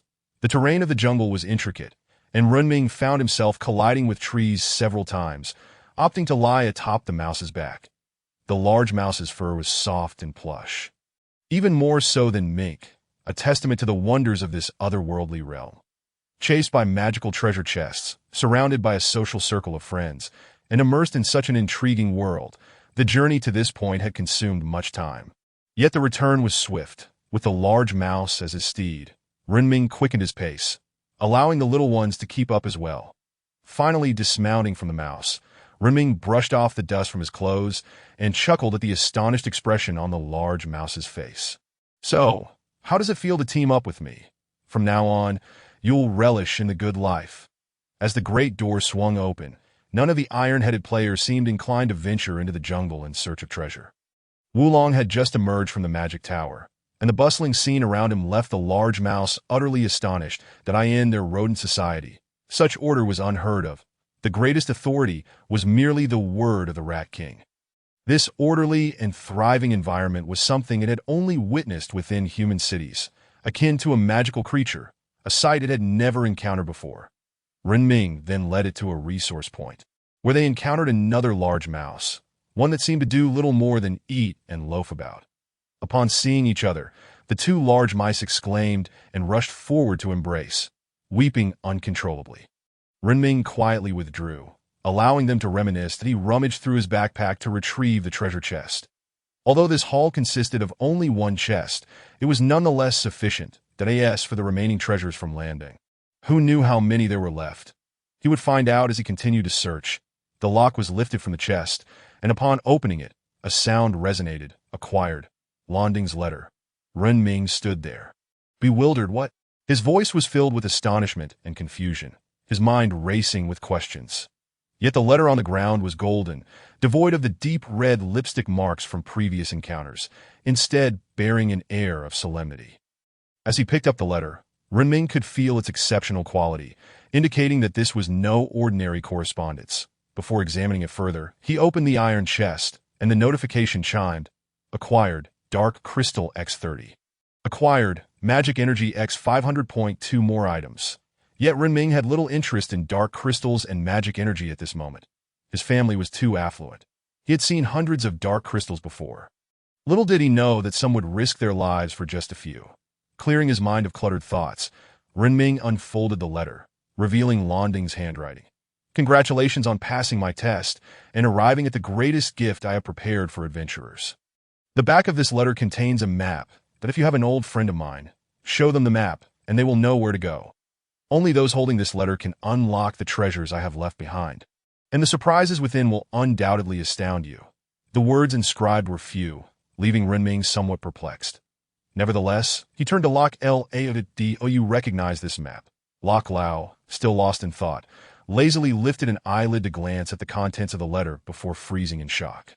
What? This place Landing actually arranged for this cursed location to be revealed. I had thought he intended it for his successor. Lok Lao's astonished voice further piqued Renming's curiosity. What on earth is Lok Lao? After the initial shock, Lok Lao fell into deep contemplation, hesitating whether to inform this young man about the location. Listen here, kid. That place is extremely perilous, and I advise you to wait until you reach the 6th tier before attempting to go. With your current combat capabilities, you aren't even worthy of entering. Lok Lao's earnest warning made Runming wary.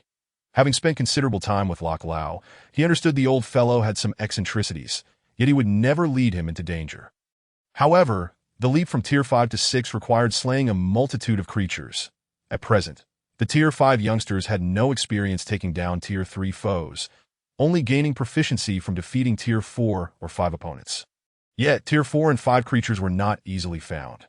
Thus, Runming was left brooding for a long time, unable to sleep soundly, and he could only manage 8 bowls of rice a day. The little ones diligently completed their tasks, eager to venture out and play, often taking a few friends along for an outing. Occasionally, Runming would still hear the notifications of kills. This aimless existence continued for 2 full days. Another morning dawned, and Runming opened the familiar World Chat channel, intending to see what the others were discussing and perhaps procure some food. Just as he was about to finish his 4th bowl of rice, the notification sounded. Random region, calamity. A calamity of random demons has descended. Each player will face demons corresponding to their territory's level, with varying numbers and bountiful rewards. May you survive. As the game notification concluded, Runming noticed the rare sun shining. That it wasn't that the effects of the forest had dissipated. Rather, his home had been relocated to an unknown area. This place resembled a vast plain. Yet peculiarly, players appeared every few hundred meters, some in groups, others as lone wolves, and some nearly amassed into a small army. As one of the lone wolves, Runming scratched his head, finishing the remnants of his half-eaten bowl of rice before reopening the world channel. What the hell? I was just about to take a bathroom break, and now I'm pulled back here. Does anyone have some paper they could spare? Goodness, I was just getting ready to hit the hay. And now I face-plant into a rock. This cursed game. Let me go home. By the way, does anyone know what this announcement means? What calamity? In the World Channel, there exists a multitude of ignorant and obstinate individuals, akin to iron-headed children. Runming has no intention of continuing to observe. Instead, he begins to take in his surroundings. Chapter 47. This is indeed remarkable. Perched atop the wall, Runming gazes downward, only to behold a throng of lords, each encircled in their own little domains. Each lord is accompanied by their respective troops, and some local lords appear to be suffocating under the pressure. From his elevated vantage point, Runming also spots a grand edifice, reminiscent of a cathedral. Standing majestically before him, a man clad in a tailcoat, wielding a golden holy sword, leans against a throne positioned before the church, exchanging distant glances with Runming. Although Oren Newman commands but 50 men, each of these 50 warriors, adorned in gold and silver, presents a formidable presence that moment. As all the lords are engulfed in confusion, bewilderment, and fury, the system's voice resonates once more. Are you all prepared? Get ready to embrace your grand feast. In an instant, nearly 10,000 lords are partitioned by a blue barrier into individual segments, and the wall that once controlled their entry and exit vanishes without a trace. However, what arrives is not a reward, but rather a tsunami of demons.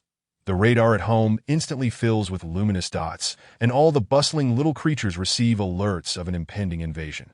Hurrying to the battlements, those capable of ranged attacks take their positions atop the wall, peering down, while those unable to attack from a distance have long since prepared to charge out for a thrilling battle. Yet, as Runming watches the demons swirling through the air, he swallows hard. The airborne demons are the epitome of Western fiends, sporting grotesque features, with horns reminiscent of a goat's, blood-red skin, and a cacophony of shrill laughter echoing within this confined space. Meanwhile, the grounded demons, as robust as bulls, begin to assault the walls. Yet, these creatures, averaging 2 meters in height, strike the walls with fists the size of cauldrons, leaving not even a scratch on the surface. The formidable demons lead the little ones in a widespread slaughter of their airborne counterparts. The great demon now unleashes a swarm of tiny butterflies, filling the sky in a dense cloud. Even if the demons do not attack, the sheer concentration of butterflies will inevitably lead to self-detonation. Countless demons, akin to locusts, rain down from the sky. Zhuang, along with other little beings unable to engage in ranged combat, charge forth to confront the enemy. Runming allocates firepower across the entire wall, realizing that the game is particularly favorable to him. Indeed, fourth-tier demons seem to fall without cost, the incessant notifications of kills ringing in his ears like a melodious symphony. Kill a fourth-tier demon, gain 150 magic energy. Kill a third-tier demon, gain 50 magic energy. Fortunately, these demons lack flesh. Upon their demise, they combust into flames and vanish entirely. Otherwise, given the density of their numbers, it would be difficult to say whether the corpses would pile up like mountains. The mass extermination by the great demon leaves some players, who have already thwarted the demon invasion, staring in awe at this spectacle of fireworks. Boss, doesn't that person on the wall resemble the one we attacked last time? One lord, standing at a high point, gazes towards the little mustache figure, swallowing hard. Although they cleared all invading demons in a short time, they remain perplexed as to why they cannot feel even a hint of joy. Renming stands atop the wall, observing the demons that cannot even approach within 10 meters of the fortifications. The demons here are no higher than 4th tier and no lower than 2nd tier, apart from their substantial numbers and slightly thicker defenses. They are merely humanoid experience points. The great demon and Wulong, with their semi-cheating capabilities, level up at an astonishing rate. Within 20 minutes, Renming has dealt with the demon incursion, and the great demon successfully advances to 5th tier. As the light glimmers atop the great demon's head, Renming extends his hand to open its panel, having not perused the little one stats in a long time, curious about what new skills they have acquired. Name, Magic Ant level. 5th tier, 0-500 strength, 10 attack power, constitution, 25 vitality, agility, 28 speed, spirit, 39 skill power, skills, devour, expand skill, magical affinity, allowing it to learn and utilize all magic faster than other beings. Skill, wild charge, a rapid assault forward, inflicting damage equal to 100 of its constitution, plus 20 of its strength along the path. Skill, quick release, significantly reducing the chant time for any skill used. Skill, explosion enhancement, amplifying the attack power of any explosive skill and dealing 100 spirit penetration damage. Description: oh, I truly cannot describe how this masterpiece has transformed in your hands. It now resembles a melee mage. Staring at the lengthy list of skills and their peculiar descriptions, Renming genuinely wonders what bizarre substances this little creature has been consuming. Acquiring skills is undoubtedly a positive outcome, regardless of their utility. He now possesses 3 5th-tier companions, certainly a force to be reckoned with in this region. Yet his gaze is inevitably drawn to Oren Newman. It is not merely due to his elegant attire or the astonishing feats he undertakes, but rather his troops, who, even when faced with 5th-tier entities, can subdue them with ease from his elevated position. Renming watches as a warrior wielding a holy sword leaps high, cleaving a 5th-tier demon in half. A truly brutal display. The archers, resembling a human rain of arrows, can strike down any airborne foe with ease. Yet, it seems that every extraordinary or powerful player receives special treatment from the game, while Renming is besieged by an overwhelming number of foes. Oren Newman faces a terrifying quality of adversaries, with nearly 1 in every 5 demons being 5th tier. This disparity in quality leads Oren Newman to suffer losses. Nevertheless, under Renming's observation, he steadfastly claims victory. Just as the last lord is overrun by the demon incursion, all lords believe they have escaped unscathed, ready to return to their abodes and relish a tranquil existence. However, the game delivers a resounding slap to the face of each lord harboring such thoughts. Congratulations. You have withstood the first wave of enemy invasion. Of course, there are still 3 more waves to come, with the final wave featuring a 5th to 4th tier entity.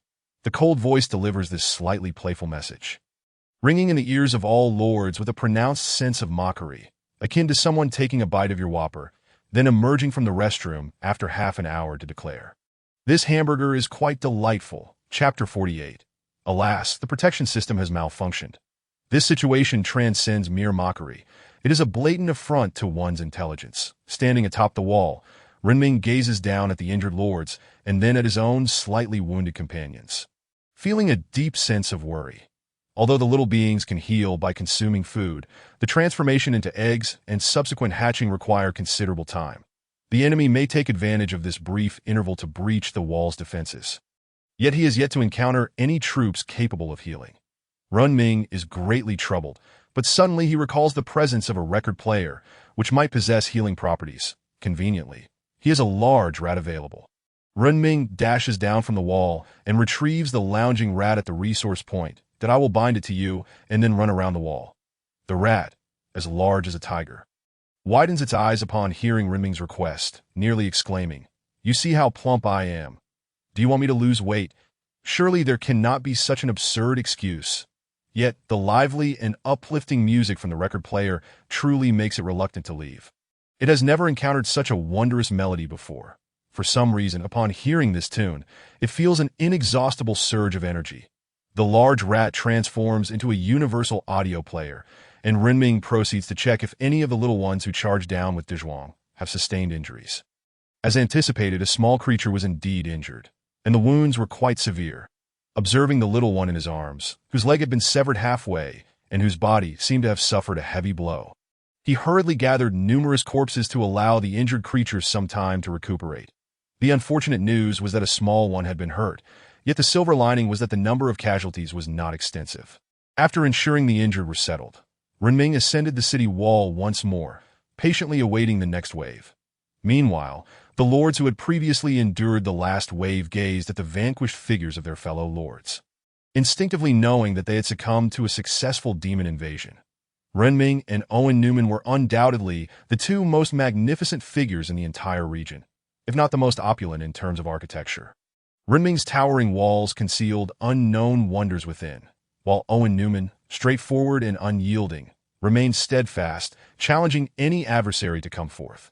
Within 5 minutes, the second wave of demons launched their assault, more densely packed and of a higher overall quality than the previous wave. With even second-tier demons being a rare sight, the large spikes and massive demons coordinated their efforts, guarding the left and right flanks, while the remaining sides were manned by higher-tier creatures, and thus far, they had faced no significant issues. However, just as everyone felt assured that they could survive this wave, the system's irksome voice echoed once more, "Oh dear, a colossal beast has escaped," with the emotionless mechanical tone fading. A massive and grotesque creature suddenly appeared in everyone's territories, varying in strength from formidable to pitiable. Renming's encounter with this 5-meter-tall behemoth, composed entirely of stone, sparked a sudden recollection of a certain golem. The large rat, scurrying about with a gramophone, gasped upon sighting the stone creature, exclaiming, "How did this stone giant come to life?" Clearly, this golem was the guardian of the treasure chest. Without the time to inquire further, Renming witnessed the golem's colossal fist strike the city wall with a resounding thud, comparable to the sound of a pot being struck. The impacted section of the wall seemed to activate some defensive mechanism, emanating intricate magical patterns. The fifth-tier golem's punch was sufficient to trigger the wall's protective features, yet with each movement and swing of its fist, it inadvertently dispatched demons faster than the large spikes could. Initially terrified by the sheer size of the creature, Renming had feared it would breach his defenses with a single blow. However, after enduring dozens of punches without breaching any magical barriers, he began to relax. As the stone giant continued its assault, the little creatures retaliated, and soon the golem was shattered by the explosive force of the large spikes. The remaining demons, even without further intervention from the large spikes, were swiftly dispatched. Having successfully defended against 2 waves, Renming, hands on his hips, pointed skyward, taunting, "Come on, is this all you've got? If you can't handle it, I'll take over the game system." His bravado, however, did not attract the attention of the game system, which may have harbored a grudge. After 2 waves of attacks, Wulong had effortlessly mastered 2 types of magic, even integrating them into a novel technique that a butterfly, radiating icy crystals, danced gracefully in the air. A sight that seemed almost otherworldly. Yet at the moment it was triggered, this beautiful butterfly unleashed unparalleled devastation. The ice crystals and shards erupted from within, scattering in all directions as if that were the extent of it. It would be inconsequential. However, the terrifying aspect was that the expelled ice shards could explode again. Though their power was limited, if these shards penetrated a body and detonated internally, it would effectively obliterate the enemy's stronghold. Renming could not fathom the workings of Wulong's mind. He wished he could borrow it for a moment, not out of a desire to wield magic, but simply to experience the brilliance of a prodigy. After 2 waves, Renming's casualties were nearly non-existent, with only a few injured creatures fully recovering during the brief respite. In stark contrast, a neighboring lord was on the brink of annihilation, their forces nearly depleted. The newly summoned troops were all only first tier, rendering them little more than cannon fodder. The lord, exhausted from the relentless onslaught, had lost at least 80, if not 100, and this was merely the second wave, with a third wave featuring a 4th to 5th tier boss still looming. Renming settled onto a small stool, perched atop the city wall as he observed the panicked lords around him, sighing deeply. Wealth allows one to aid the world. Poverty compels one to safeguard oneself. Yet his current strength was insufficient to save so many, and even if he wished to assist, the barrier prevented him from doing so. Contemplating this, Renming watched helplessly as the barrier isolating all the lords vanished. Oh dear, the protection system is malfunctioning and under repair. Do your best. Renming firmly believed that behind this system lay either a mischievous child or a brain-dead artificial intelligence.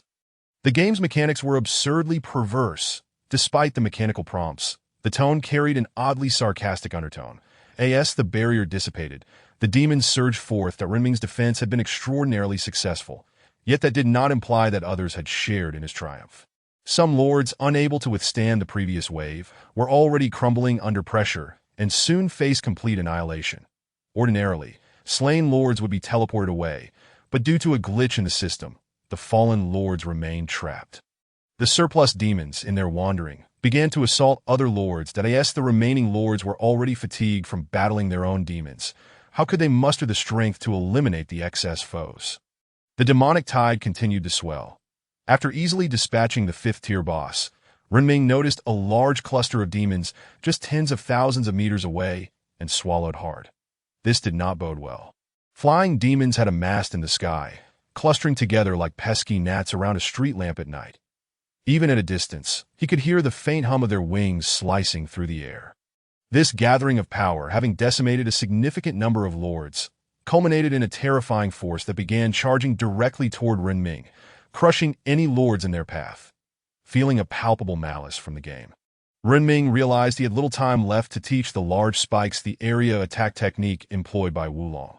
The two little creatures quickly reached an understanding, while Wulong, akin to a sage imparting wisdom, instructed the surrounding magical ants on how to merge their skills. Each little creature possessed remarkable magical talent, yet Wulong found it challenging to convey the intricate processes and release sequences in such a brief time frame. All he could offer was a general framework, leaving the finer details for the little creatures to decipher. The demons swarmed around the city walls, climbing atop one another. The airborne ones buzzed annoyingly like flies, attacking intermittently that if ignored, they would eventually swoop down. If confronted, the demons below would ascend. This moment, the significance of Wulong's area attack became apparent. The swirling, icy butterflies soared into the sky, capable of obliterating an entire region.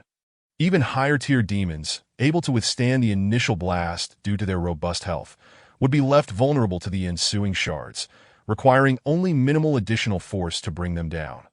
The triumphant melody emanating from the gramophone invigorated the little creatures, akin to a powerful stimulant. Fortunately, the city walls boasted high defenses. Otherwise, with such an overwhelming number of demons, the previous tactics would have surely crumbled. In a parallel narrative, it was evident that the game's preferential treatment extended beyond Renming. Owen Newman was also besieged by waves upon waves of demons, leaving him frazzled. While Renming had emerged from the initial two waves with negligible losses, Owen Newman faced substantial casualties. The two most prominent lords in the region found themselves mired in turmoil. While smaller factions suffered varying degrees of assault, it appeared that the system intended to eliminate everyone. Xie Yuan also joined the fray. As a 4th-tier being, his physical prowess far surpassed that of the 2nd-tier Renming. Standing atop the city walls, Renming commanded the battle as the king of his little creatures, aware that he must defend his realm. Time slipped away second by second. 10 minutes passed. The system remained unrepaired. 20 minutes elapsed, still no resolution. After 40 minutes, the system was still not operational. The great demon has even grasped the magic taught by the sleeping dragon, while the system remains unfixed. Many little ones have sustained injuries. The city walls are formidable, yet De Zhuang leads a group of young ones back and forth.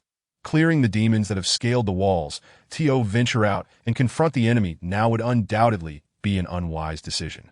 It is not that the Zhuang lacks the will to charge forth, but rather that the doors cannot even be pushed open. Layer upon layer of demons have piled thickly around the walls, creating a makeshift ladder of bodies that reaches the parapet that the Zhuang weaves through the battlements, each swing of his vine whip claiming the life of a demon.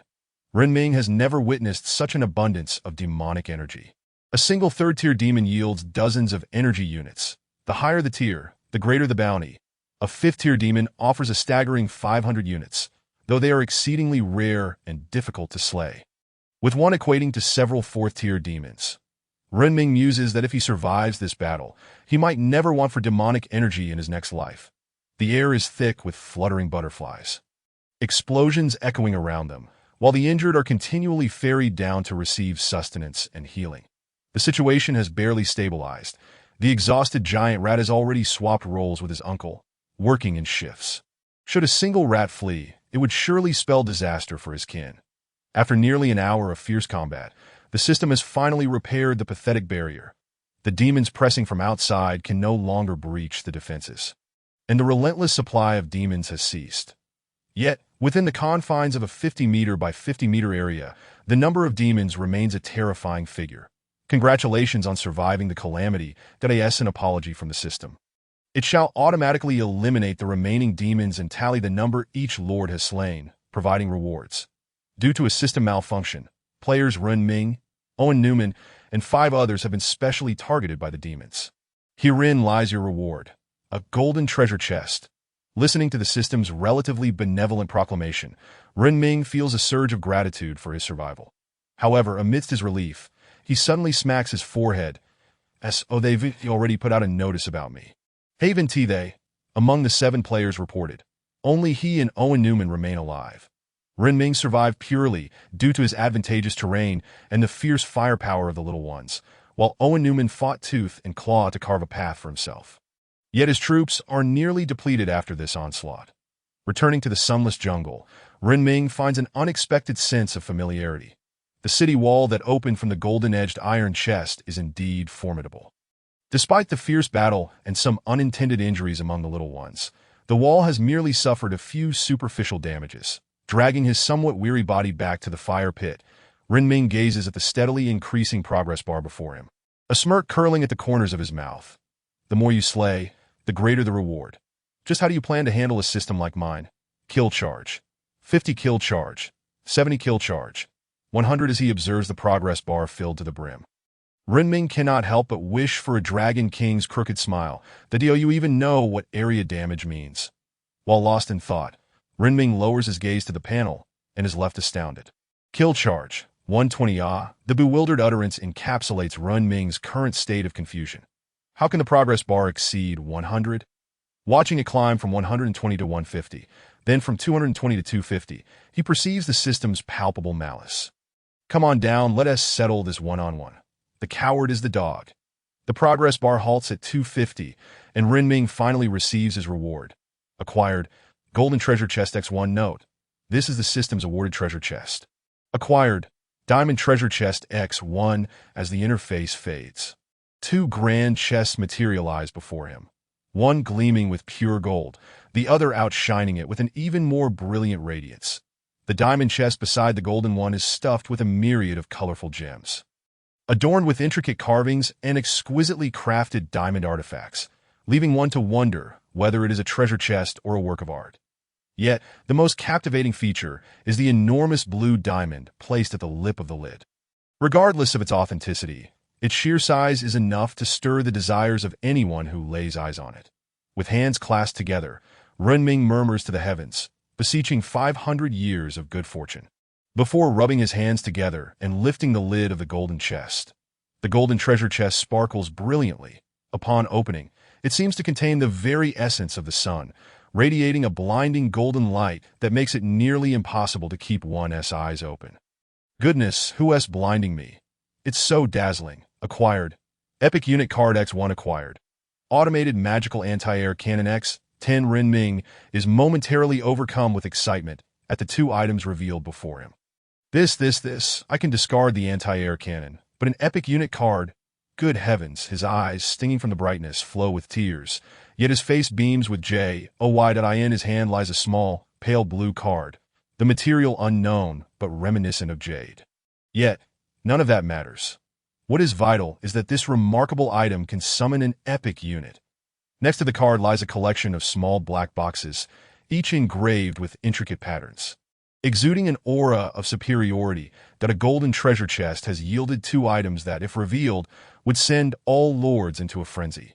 Their understanding of the highest tier ends at advanced units, and now they are informed that there exists a tier beyond that epic. Their reactions would undoubtedly be disbelief, an absolute impossibility. Stowing both items in his backpack, Runming's heart races. This exhilarating feeling mirrors that of holding a girl's hand for the first time, except this time. The treasure chest 1T runaway, acquired. Void mine acquired. Dark Crystal X100 acquired. Magical Research Center. The yield from the diamond chest is unexpectedly generous. Runming had anticipated only a single item. As for the 100 dark crystals, he selectively forgets them, for to him, they merely represent a stockpile of 13, then instructing the little ones to deposit the dark crystals into storage. Runming retrieves the small boxes from the ground and places them into his backpack. Without further ado, he must examine what the epic unit card will summon. As he withdraws the card from his backpack, it disintegrates in his hand, revealing a panel before him. Acquired. Holy Light and a new member has also been added to the territory panel. However, Runming cannot summon it immediately and must await the day he acquires a life core. But who knows when that day will come? With 3 items remaining in his backpack, each one a treasure in its own right, Runming pulls out the magical anti-air cannon and inspects the small box, opening its panel. Automated magical anti-air cannon effect. Place it where you desire, then insert a dark crystal into the intake.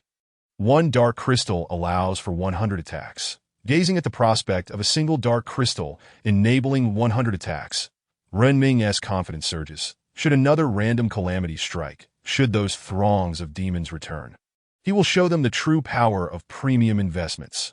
Having scaled the walls to place the anti-aircraft gun, Runming has begun to anticipate just how magnificent this contraption will be once operational. Gazing at the anti-aircraft gun, which bears a resemblance to an electromagnetic cannon, Runming steals another glance at the darkened feed port. The all-black weapon is inscribed with countless runes, yet all the inscriptions appear dim at this moment. Driven by an insatiable curiosity blazing within him, Runming descends from the city walls and rushes to the storage room to retrieve a hefty bundle of crystal stones. With a bundle of crystals wrapped in tattered cloth slung over his back, Runming climbs back up the walls, panting heavily. Yet his bright eyes remain resolute as he inserts a crystal into the GUS. The crystal is fed into the mechanism. A series of metallic chimes resonate. And the towering anti-aircraft gun, measuring 2 meters in height and over 8 meters in length, begins to emanate a purple glow from its base. Inch by inch, the undulating purple light flows through the machine like blood. And once the last section is enveloped in violet brilliance, the gun surprisingly comes to life. The anti-aircraft gun swivels its head left and right, seemingly searching for an enemy. However, after a thorough scan and finding no adversary, it dims and reverts to its unremarkable state as a mere chunk of iron.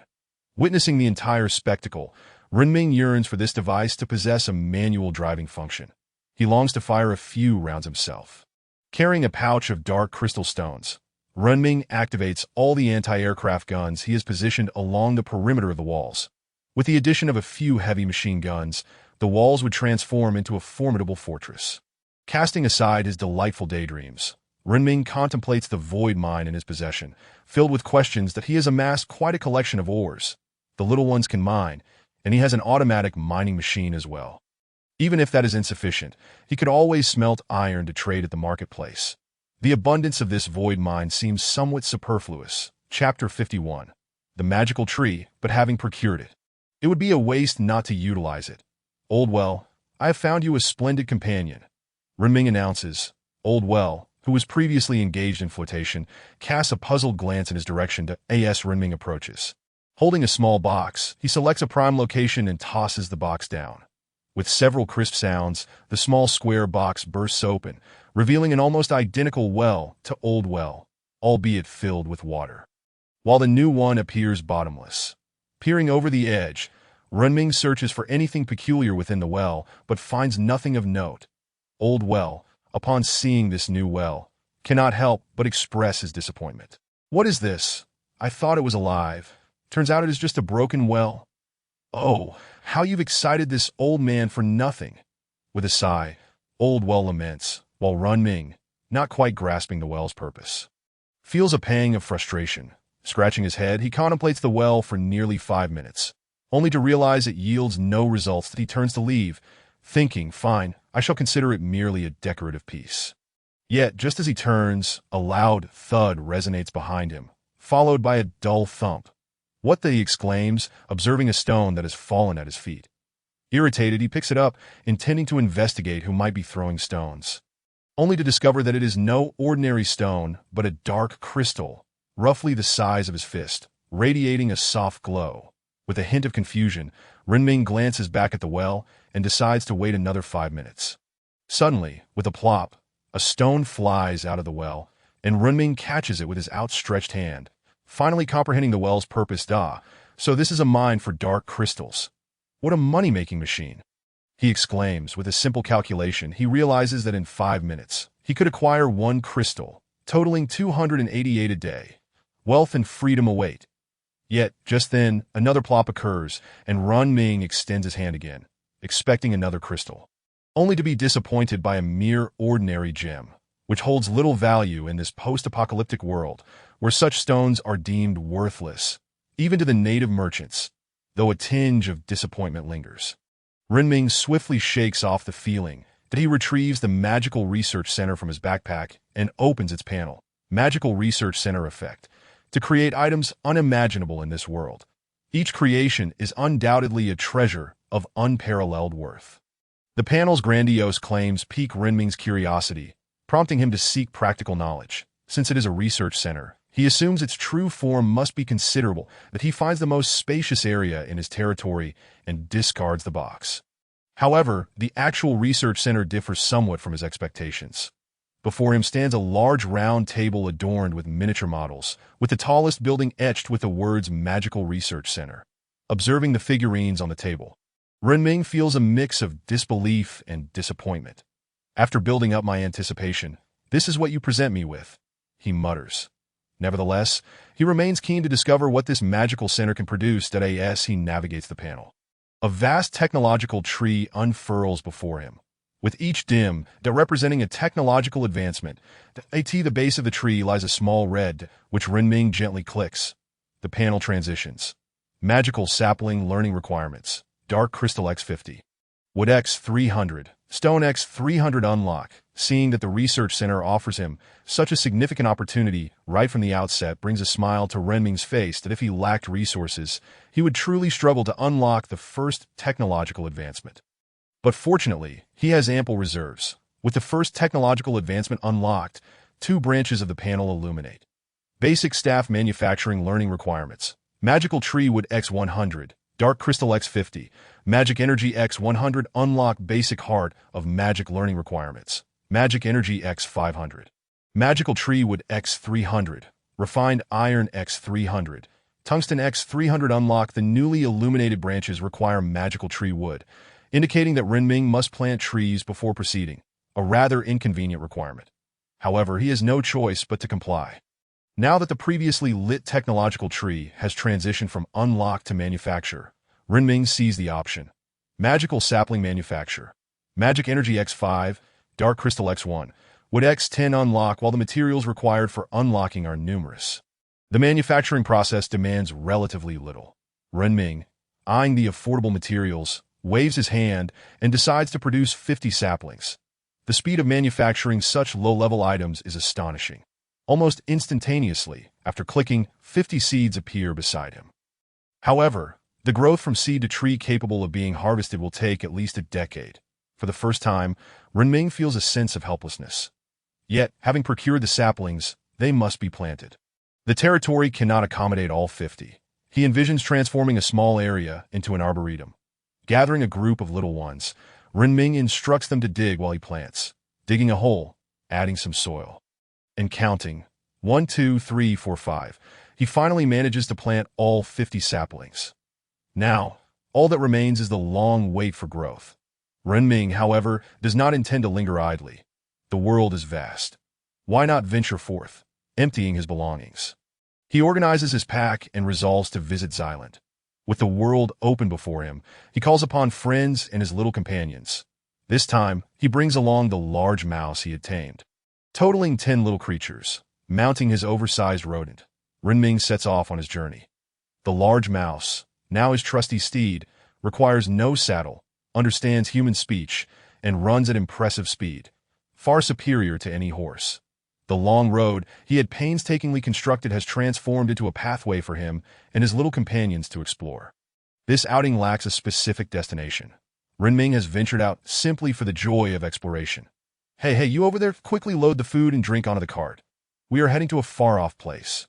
Xyland, adorned in a robe of green, elegantly embroidered with picturesque landscapes, exuded an air of grandeur that was palpable at a glance. In stark contrast, a group of laborers, burdened with a variety of substantial packages, toiled under his command. Observing Xyland's demeanor, it seemed he was preparing for an expedition. Yet, this time he appeared to have learned from past experiences, having enlisted a cadre of mercenaries and several mages clad in robes, creating a remarkably opulent entourage. The workers, tirelessly transporting goods, wore expressions of sheer delight, not merely due to the task at hand, but because the head of the star-picking pavilion was exceedingly generous. For merely moving items, they earned a daily wage of 1 gold coin. Beneath the gold coin lay silver coins, and below the silver, copper coins, with an exchange rate of 100, meaning 1 gold coin equated to a staggering 10,000 copper coins, a princely sum indeed. Yet, Xyland seemed utterly unconcerned. Xyland. The voice of Renming echoed from afar. Upon noticing Renming approaching, Xyland's face lit up with joy. Renming, you've arrived at the perfect moment. I am about to embark on a trade venture and explore a relic in the West. Would you care to join me? Leaping down from the back of a large rat, Renming dusted himself off and readily agreed. As he had ventured out for leisure, and any destination would suffice. Accompanying him were Xuyuan and Wulong, who, upon witnessing the bustling scene for the first time, scampered about in sheer delight. Passers-by, observing the 2 crystalline figures darting about, recognized their value regardless of their familiarity with such creatures. The sight of a man and the pavilion master engaged in merry conversation suggested that these 2 beings were indeed priceless. The great demon, having ventured out once before, lay quietly beside Renming, its antennae occasionally twitching. Upon seeing the great demon, Xyland could not help but extend a hand to touch its antennae, startled by the contact. The creature sprang up, retreating several steps in surprise. Amused by the little one's reaction, Xyland chuckled softly. Come, let us dine first. Once the loading is complete, we shall set off. Xyland's warm invitation left Renming with no reason to decline. The large rat and the small ones, being unsuitable for a public setting, were escorted to the pavilion's back courtyard by Cyril Dewey. Xyland led Renming to the grandest tavern in the city, where upon entering, one was greeted by a vibrant atmosphere of song and dance that achieved the center of the circular establishment. A stage showcased several enchanting women dancing gracefully, their sheer veils billowing as they revealed glimpses of flawless skin. Leaving spectators entranced, at first glance, the place seemed far from a conventional dining venue. After a fleeting glance at the dancers, Renming turned away, his attention captured by the tantalizing aromas wafting from the kitchen, rather than the distracting allure of the dancers. Noticing Renming's slight embarrassment, Xyland playfully fanned himself with an ornate folding fan, covering half of his face. Mr. Renming, I had no idea you were still such a naive youth. Xyland remarked with a slight smile, his gaze lowered. Upon hearing the underlying implications in Xyland's words, Renming, having been single for 18 years, felt unworthy of a response. Xyland guided him to the highest point of the pavilion, where the fewest rooms were located. Each room was adorned with delicate fabrics, and the flickering firelight cast enchanting reflections that evoked boundless imagination. As Xyland opened one of the doors, an elderly woman approached, her face adorned with makeup that only accentuated the wrinkles of age. Esteemed guests, would you care to order our signature performer? It's merely 300 gold coins. Upon hearing the exorbitant price, Renming nearly turned to flee. 300 gold coins for a mere performance. Such expenditure seemed absurd. Yet Xyland, as if a regular patron, nonchalantly produced a pouch of coins from his robe and handed it to the old woman. "You know whom I seek," the old woman, her face lighting up with a grin, vanished into the room like a flash of red lightning upon receiving the coins. Renming, witnessing Xylan's casual expenditure of 300 gold coins, felt an acute pang of sympathy for him, despite it not being his own money. Just then, a melodious sound from below filled the air, reminiscent of a young maiden gently playing the guzheng. Evoking distant memories, sensing Renming's nostalgia, Xylan poured himself a cup of clear wine, savoring both the drink and the ambience, lost in reflections of his past, a subtle smile gracing his lips. While Xylan smiled, Renming's thoughts darkened, his expression shifting to one of frustration as he recalled past grievances that in a fit of emotion. He downed the wine in one gulp, the fiery liquid coursing through him, igniting warmth that spread throughout his body, akin to a gentle touch against his chest, rendering him momentarily dazed. Amidst the haze, Xylan's voice drifted through the air. Let me tell you about the most renowned beauty of Gobi City. She has maintained her purity all this time. If you truly seek a wife, I can surely arrange it for you." Observing Xylan's increasingly outlandish suggestions, Renming subtly shifted his chair back. Xylan, with a teasing glint in his eye, regarded his friend, while Renming held steadfast to his principles. "Enough of that. Aren't we here to eat? We should be leaving soon. Please order quickly, for I am famished." As soon as Renming uttered those words, a procession of elegantly dressed women entered, each carrying silver trays laden with 3 signature dishes. Their enticing aromas wafting through the air, that Renming's appetite was instantly awakened. "Xylan, I can't believe you've ordered so soon. This looks delectable. I must dig in." Yet, Xylan eyed the dishes with a hint of confusion. How could he have ordered so quickly upon arrival? Moreover, the kitchen was notorious for its sluggish pace. Just as he contemplated this, the door swung open once more, revealing a stunning woman draped in sheer fabric, her eyes like blossoms and her visage as serene as autumn waters. "Young master, you've returned, and you've brought a friend." Her voice, sweet as honey, reached the ears of the two seated by the window. Upon seeing her, Xylan opened his arms in welcome. "Come, Genghuan, let us embrace." As Genghuan melted in his Xylan's embrace, he remarked playfully, "Genghuan, how is it that you possess such ample curves? Why is there such disparity among us?" Xylan teased, poking at her alluring figure, only for Genghuan to swat his hand away. "Really now, keep your hands to yourself. There are guests present." However, when they lifted their gazes, Renming was no longer focused on the 2 breathtaking women, but had already begun devouring the delicious food before him, exclaiming, "This is absolutely delightful. Who could possibly resist such a feast?" The exquisite fish, generously coated with wind and thunder fruit, melts in one's mouth with a delightful crunch, leaving a subtle lingering sweetness that is simply divine. In the midst of their playful banter, Renming had nearly devoured the 3 plates of food on the table. How could Renming resist? Miss Genghuan is so alluring. If I had those 2 ample assets, I would surely captivate a throng of admirers. That Xylan's hands are indeed quite unruly. Yet after glancing at the distinctively charming faces of the 2, Renming pondered for a moment before speaking. "Ah, both of you are such timeless beauties, akin to celestial fairies gracing the mortal realm. Given your extraordinary looks, I find myself increasingly hungry, thus I choose to indulge in this feast." Renming's absurd explanation left both individuals utterly speechless. Genghuan had not danced upon her arrival, and Xylan seemed quite familiar with her. "Xylan, where are you off to now? I wish to join you." Genghuan, nestled against Xylan, whispered tantalizingly in his ear, her breath like a playful sprite. Meanwhile, Renming, who was nearly licking the plates clean, suddenly slammed his hand on the table, startling both of them. "Innkeeper, what is your signature dish? Bring me more swiftly." Renming could no longer contain his hunger. The meal was filled with joy, as Renming focused solely on his food, while Xylan was preoccupied with his flirtations. Genghuan remains unblemished at this tavern. "Renming, are you truly not considering this? If you do, I could procure her for you, as a gift from a friend." Xylan's voice was like a devil's whisper, muttering incessantly as they walked. Before long, they returned to the star-picking pavilion, only for Cyril Dewey to rush out in a flurry. "Master, Mr. Renming, why is your pet eating? And well, oh, never mind, just come here." Cyril Dewey's anxious tone quickened their steps. Upon arrival, Renming discovered the little creatures had overeaten and transformed back into their egg forms. Ah, that's quite normal.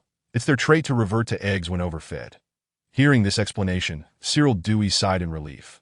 Well, you nearly scared me to death. The carriage is ready, and the guards your sister arranged are prepared. When shall we depart?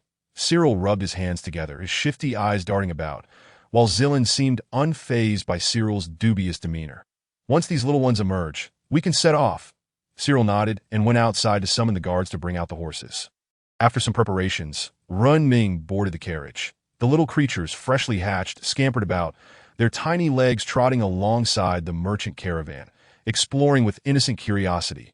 Meanwhile, Renming and Zilland engaged in a game of chess within the carriage. As for what sort of chess could be played in this otherworldly realm, it was none other than Magic Duel. Renming was momentarily taken aback by the familiar game board and interface. However, Zilland appeared to be an experienced player, teaching Renming the intricacies of the game. Yet, the more he listened, the more it resembled a certain absurd game produced by a well-known company, leading Renming to abandon the effort altogether, opting instead to purchase a book titled A Brief History of Magic from the shop, engrossing himself in its contents. Meanwhile, Zilland, finding Renming's lack of appreciation for humor rather dull, entertained himself with wild antics. But Renming, seemingly absorbed in his reading, was actually tuned into the chaotic banter of the World Channel. Get out, die now. You little fool. Do you even know what societal repercussions are? Wah wah wah. You're all bullying me. Ha, I'll knock out every winner with one punch. Hey guys, I heard there's a new dungeon. Who's been there? I've never even heard of that dungeon. It's probably just some idiots spreading rumors. Rumors cease with the wise. I, being intelligent, never listen to them. Chapter 54, Arrival Boss. There's a merchant caravan ahead. We've been guarding this trade route for half a month, and finally, a caravan arrives that if they don't show up soon, we might starve to death out here. A thin bandit, with a scarf covering his face and a curved blade in hand, lurked in the grass by the roadside, resembling a runaway from a zoo. The well-trained horses lay low in the underbrush, barely making a sound. The man, referred to as the boss, had a menacing visage with 3 scars on his face, marking him as someone not to be trifled with. Kill all the men, spare the women. I've been cooped up here for too long, and they must pay. As night fell, the caravan lit torches, slowing their pace compared to the day. The eagle-eyed bandit leader swallowed hard and signaled to his crew. A group of bandits silently mounted their horses, suddenly charging forward. With a sharp crack, 11 horses and their riders surged toward the enemy like knights in a charge. Meanwhile, the little creatures that had remained still on the sides seemed puzzled by the approaching group. The guards, however, were more excited than the bandits upon spotting them. Bandits, they're easy to handle. Even half an hour of fighting won't be a problem, and they fetch a good price at the government. The entire merchant caravan had deliberately set aside 3 covered wagons for these highwaymen. Yet the charging bandits were oblivious to the formidable foes they were about to face. Charge! A guard roared, raising a staff taller than himself. Curiously, the group of mages did not incant spells for long-range attacks. Instead, each enveloped themselves in protective shields and bestowed peculiar attributes upon their staves. The bandits, seeing the glowing lights from afar, mistakenly believed the caravan possessed special magical items and excitedly pounded their chests, ready to claim their bounty with their curved blades. But as the two sides clashed, the bandits were left dumbfounded. Having never encountered such a spectacle, their blades merely bounced off the blue shields that sprang up upon contact. The staff-like objects, wielded with ease, could fell horses with a single blow, in a single charge. The guards suffered no casualties, while the bandits fell one by one. That how dare they rob us? Don't they know why there are so few of our kind around here? With eyes glowing red, a guard swung his staff, knocking out the bandit leader, while the remaining bandits were swiftly subdued and thrown into cages. Not a single horse was spared.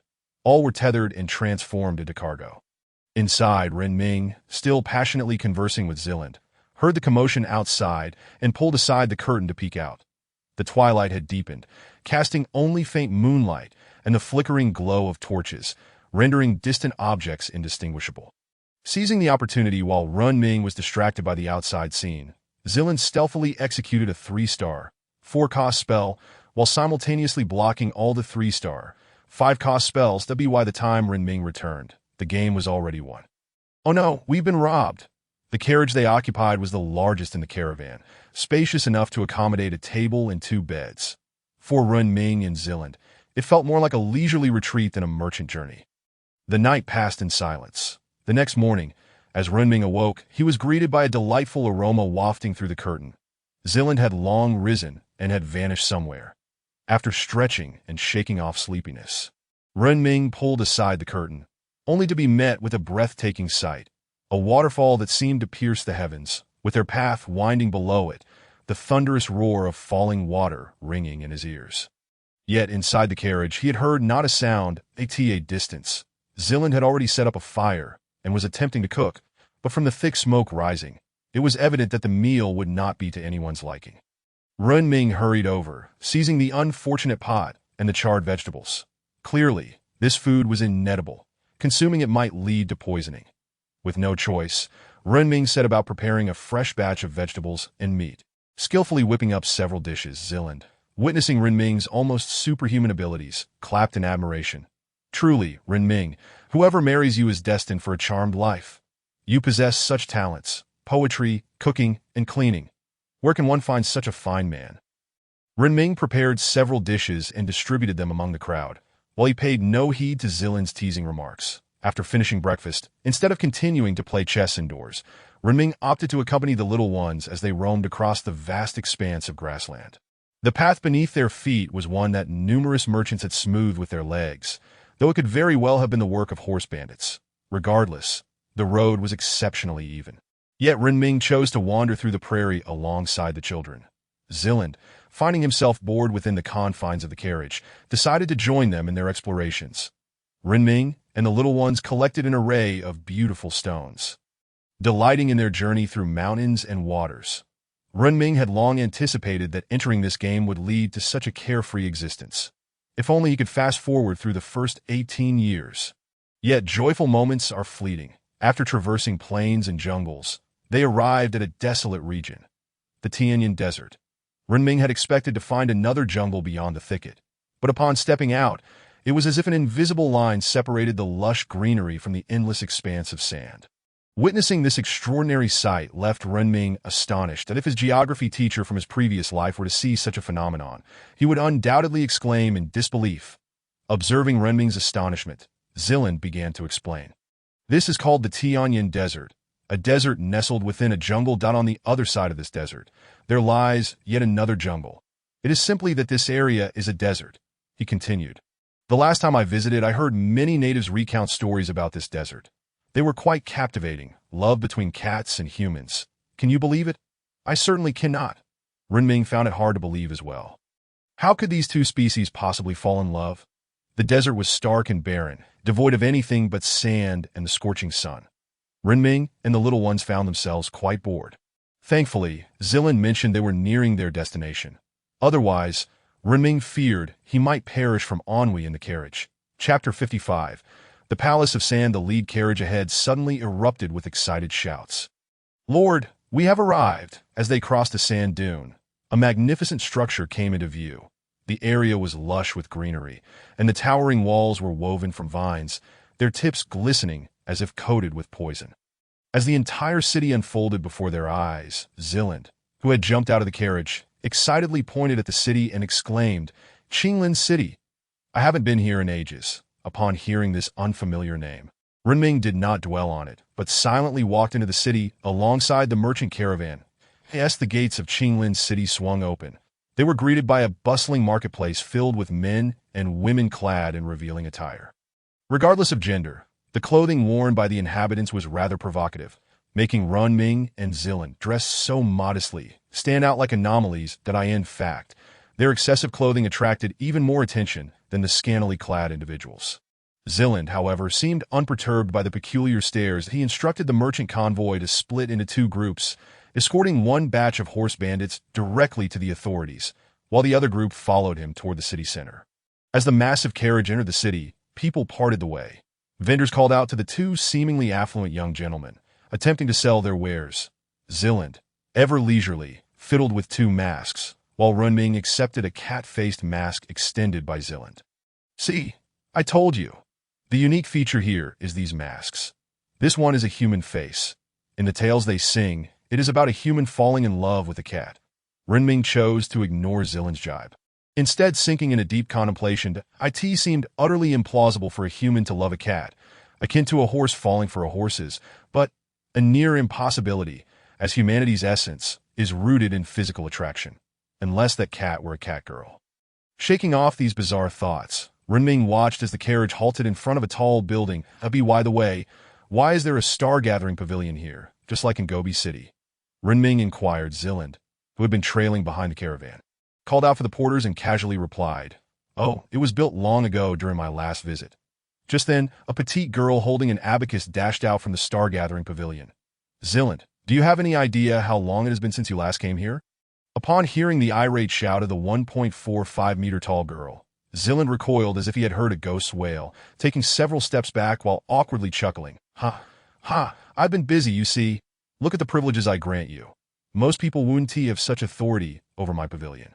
However, upon noticing Zilland's slightly guilty demeanor, the little girl's anger flared, and she lunged forward, crashing into Zilland's embrace. She then opened her mouth, revealing her silver teeth, and bit down on Zilland's arm. Zilland, allowing the girl to gnaw at his arm, continued to instruct the quietly working porters to unload the cargo. Though these workers appeared silent, their inner grievances could fill volumes. Renming observed Zilland's absurdly fortunate romantic entanglement, pursing his lips as he glanced at the tallest pavilion in the city. What a protagonist template this is.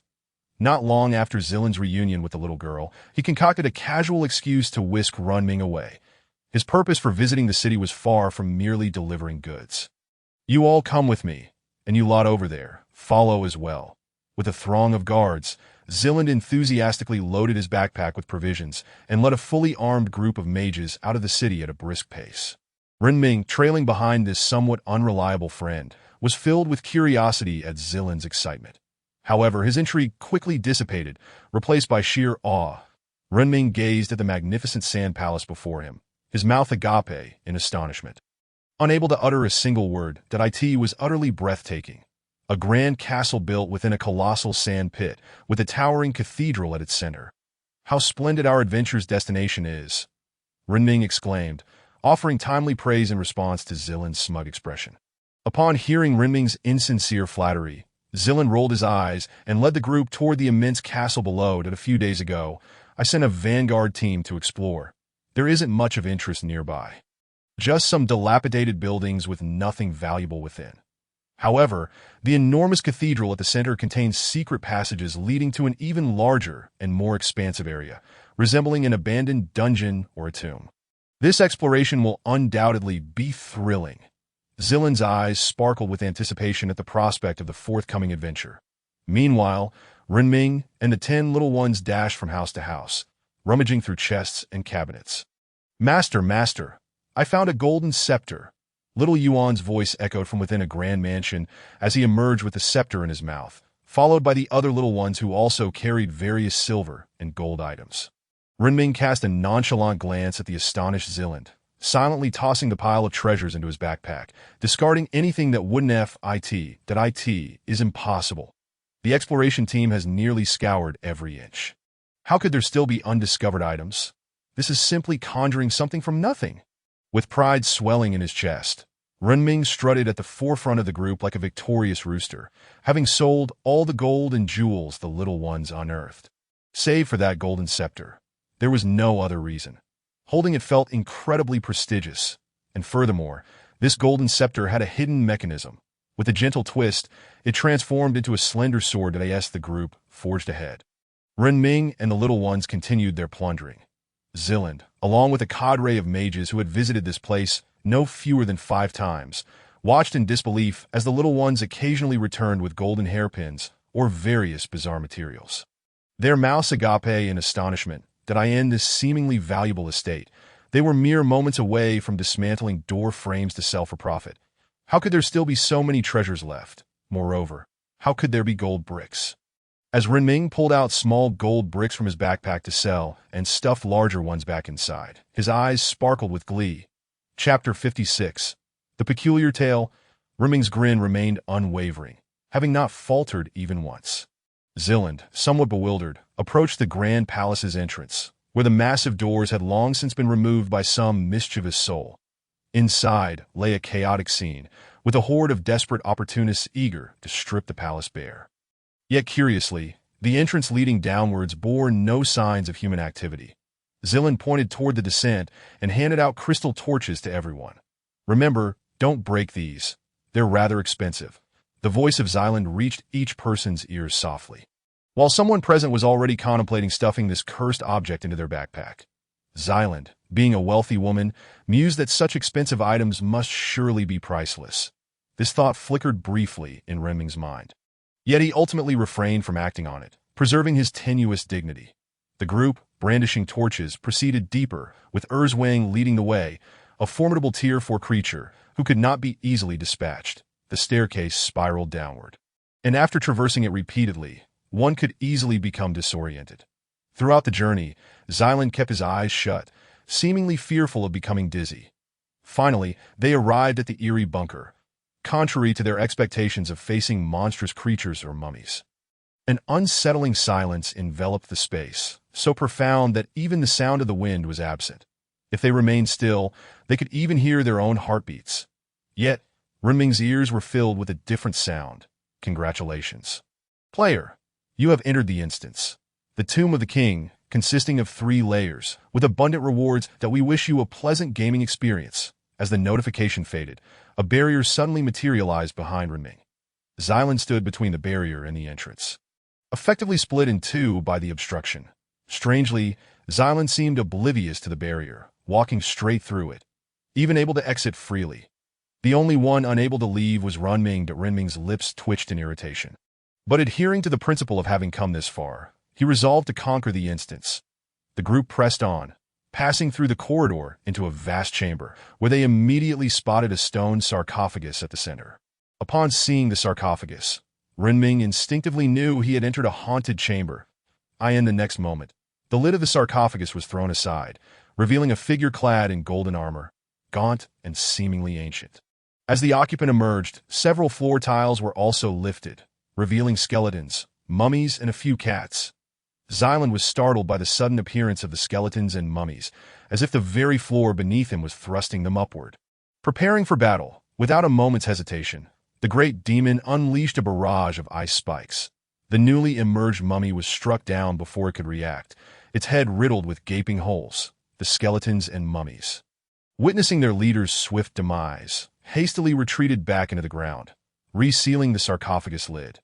The tremors beneath Zyland's feet ceased as the other sarcophagi remained undisturbed, retreating quietly. Well, let's not speak of their cowardice. They certainly knew when to yield. Renming could hardly contain himself. The mummies had unknowingly mastered the art of retreating. Zyland, after a moment of shock, burst into laughter. As the group traversed this room, they arrived at a fork in the path, leading to 3 divergent routes. Renming, unfettered by any indecision, promptly chose the leftmost path, offering a straightforward rationale. "It matters not. If we clear all rooms, we shall have taken the correct path." The second chamber mirrored the first, save for the fact that there were now 2 sarcophagi, from which emerged not 2 armored mummies, but 2 cats. The felines moved with astonishing speed, darting towards the group as if teleporting, capable of reaching them within 5 seconds to wreak havoc. However, a sudden area attack caught them off guard. Boom! Boom! Boom! 5 resounding explosions erupted as the 2 charging cats were sent flying, their fates unknown. Renming found himself splattered with sand, while the others were not much better off. The group resembled a band of unreasonable bandits, attacking from a distance when they had the upper hand, and unleashing overwhelming firepower when faced with adversity. The once dreaded mummy army was ruthlessly swept away under this terrifying barrage. Renming's ears buzzed with notifications. Instance exploration progress. 11. Instance exploration progress. 12. The left path had reached its terminus, leading to a downward passage, yet something on the wall captivated everyone's attention. Renming raised his crystalline torch, scrutinizing the wall mural. The artwork was simplistic, depicting a cat and a person, with the cat descending from the heavens while the person appeared to be performing some kind of ritual. The next image showed the cat in a palace, perched atop a throne, while the person knelt beside, seemingly engaged in some task. Further down, alas, the depiction abruptly ceased. Renming, exasperated, cursed the artist who had abruptly ceased their work. How infuriating! Nevertheless, Renming did not intend to descend to the next layer just yet. Instead, he turned back to retrace the central path. Curiously, this time the wall mural differed, that it depicted a person descending from the heavens with a cat, set against a palace backdrop. The subsequent image displayed the person seated upon the throne, with the cat nestled in their embrace. This alteration piqued Renming's interest. The oddity was not formidable, so he decided to examine the final mural. He traversed to the right path, where he encountered yet another mural. Starkly distinct from the previous two, this one showcased a person descending, while the cat hid in an inconspicuous corner. The next image depicted the person seated on the throne, seemingly addressing something, while the cat remained outside the door. Having perused all three murals, Renming found the narrative intriguing. The tale between the cat and the person was undoubtedly peculiar, especially considering the notion of a person falling in love with a cat, a narrative that even in the realm of oddities would draw attention. With the exploration progress now at 32, Renming opted against lingering any longer on this layer and proceeded to the next. Xyland, having examined the three murals, appeared to be deep in thought. Chapter 57. Bug Encounter? As Renming stepped onto the second layer, he barely had time to react before a massive humanoid spider plummeted from the ceiling, its fanged maw poised to embrace him. Fortunately, Xyland quickly produced a small dagger from her sleeve, piercing the creature's form with precision. The first to enter, Erzwang, enraged at the sight of his master under attack, felt his exoskeleton flush with crimson as tendrils erupted from his body, each swing akin to an explosion. The great demon unleashed a torrent of firepower down the long corridor, transforming it into a scene reminiscent of a machine gun's relentless barrage. The humanoid spider, lurking in its web, had no chance to emit a cry as it was obliterated by the colossal ice spikes. The nearby mages, witnessing this terrifying display of power, exchanged glances, swallowing hard. This must be at least Tier 5. I wouldn't be surprised if it were Tier 6. The mages present were of an average Tier 3 level. Yet the sheer ferocity exhibited by the diminutive creatures had them questioning their own capabilities. After a wave of ice spikes, the great demon and his companions deemed it prudent to unleash nearly 50 butterflies in the narrow corridor, their wings shimmering with an enchanting radiance, as if imbued with magic. The butterflies' ethereal glow invited the gaze of Xyland and the assembled mages, each extending their hands in a futile attempt to touch the crystalline creatures. Yet Renming's voice reverberated through the air. I advise against touching them. Otherwise, we won't even have a proper tomb for our remains. Upon hearing Renming's warning, Xyland, who had already extended his hand towards the icy crystal butterfly, hastily retracted it and stepped back several paces. This friend of his was generally quite reliable. If he said that touching it would be impossible, then indeed, it was impossible that the entire corridor became filled with those crystalline butterflies. Pairs of blood-red eyes lurking in the darkness could no longer suppress the inexplicable desires that clawed at their hearts. They emerged from their hidden lairs, pouncing upon the butterflies. Some of these creatures, resembling human-faced spiders sprouting from the bodies of cats, still bore remnants of partially decayed feline skin. Their grotesque mandibles opened wide, and the skin along their spines writhed, resembling human faces. Yet in the next instant, the human-faced spiders that crawled from the shadows were obliterated, leaving not a trace behind. The instant the butterflies exploded, shards of ice shot forth, embedding themselves like time bombs in the surroundings, which detonated collectively a heartbeat later. The deafening blast sent dust soaring, leaving deep craters in the ground and walls. Even those human-faced spiders that remained hidden in their lairs, bearing the weight of their desires, were shattered by the ice shards that penetrated the walls. In a moment, the once ominous corridor was engulfed in a cloud of dust, while Renming and his companions retreated a few steps, waiting quietly for the dust to settle. After finding a corner, Xyland clasped his chest, feeling his heart race to be why heavens, with such an explosion. If it was said that a tomb could not be erected, then indeed, it could not be that as time slipped by, the dust began to settle. Renming's group stepped cautiously through the dust, brandishing torches as they advanced. However, this time, leading the way was not Renming or Xyland, but rather a burly man whose bulging muscles made it difficult to ascertain whether he was a mage or a berserker. Blood and flesh from the shattered human-faced spiders still clung to the walls, and an unpleasant odor wafted through the corridor. The group quickened their pace, soon emerging from the corridor into a vast space before them, only to find a massive bronze door blocking their path. The enormous door was etched with the marks of time, its surface marred by the desiccated, darkened blood that testified to the passage of a group long ago, whose fate appeared grim. Renming gazed at the door and the towering walls, which exceeded 8 meters in height, lost in thought. The door was undoubtedly immovable. After enduring the ravages of time, these doors had likely fused together permanently. If they wished to proceed, their only option was to scale the wall. Just as Renming contemplated how this large group might surmount the obstacle, the petite figure of Xiao Yuan stepped forward from the rear of the group. Renming's eyes brightened upon seeing the little creature. "Does anyone have a rope?" "A rope ladder would suffice." Upon hearing the query, Zilin set his backpack down, rummaging through it, and to his surprise, he produced a resplendent golden rope. "This is all I've got." Without hesitation, Renming accepted the rope, instructing Xiao Yuan, "You'll hold on to one end of the rope and climb up. Then, use this staff to pierce a hole in the door and loop the rope through." Upon hearing Renming's instructions, Xiao Yuan, without a moment's delay, scampered up the 8-meter height in less than a second. Renming smiled with satisfaction. Truly, with such assistance, there was no need for laborious climbing. Xiao Yuan accurately followed the instructions. Securing the staff to the door, which appeared to be made of a material far harder than copper, the little creature effortlessly anchored the staff in place. The others, still deliberating on how to ascend, offered Xiao Yuan an approving thumbs up that in no time. The group had scaled the wall, only to find themselves frozen in shock. Before them lay not an open expanse, but an expansive labyrinth stretching far beyond sight, with only a few barely visible exits scattered throughout. The stone walls of this maze were, on average, a meter thick. Even if a powerful demon were to blast through, it would take at least 10 days to break free. Yet, how could those who had exploited the loopholes possibly navigate it in a straightforward manner? Renming proceeded along the wall's edge, while Zilin, following closely behind, felt a surge of excitement. He truly relished such thrilling adventures. Renming essentially navigated using a map. Areas that seemed impassable were easily traversed by sending Xiao Yuan ahead to secure the rope, enabling them to create a rope ladder. Each individual present possessed superhuman physical capabilities, making the ascent manageable for all. In fact, one particularly agile mage gracefully walked the rope like a cat, demonstrating remarkable balance as he followed the others. Chapter 58.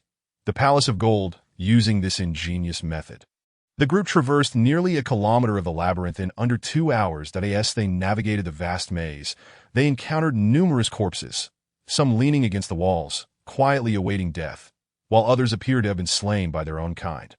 Renming surveyed the scene, exclaiming in dismay, "How barbaric! This is terrifying!" With that, he elegantly stepped off the golden rope. The labyrinth was inhabited by beasts, their emaciated forms resembling living mummies, their blood-red eyes scanning for intruders. Unfortunately for these creatures, they lacked the upward gaze necessary to see the individuals nearing the exit above them. Upon scaling another wall, Renming beheld the exit before him, hands on his hips, and thought it fitting for a dramatic soundtrack to accompany this moment.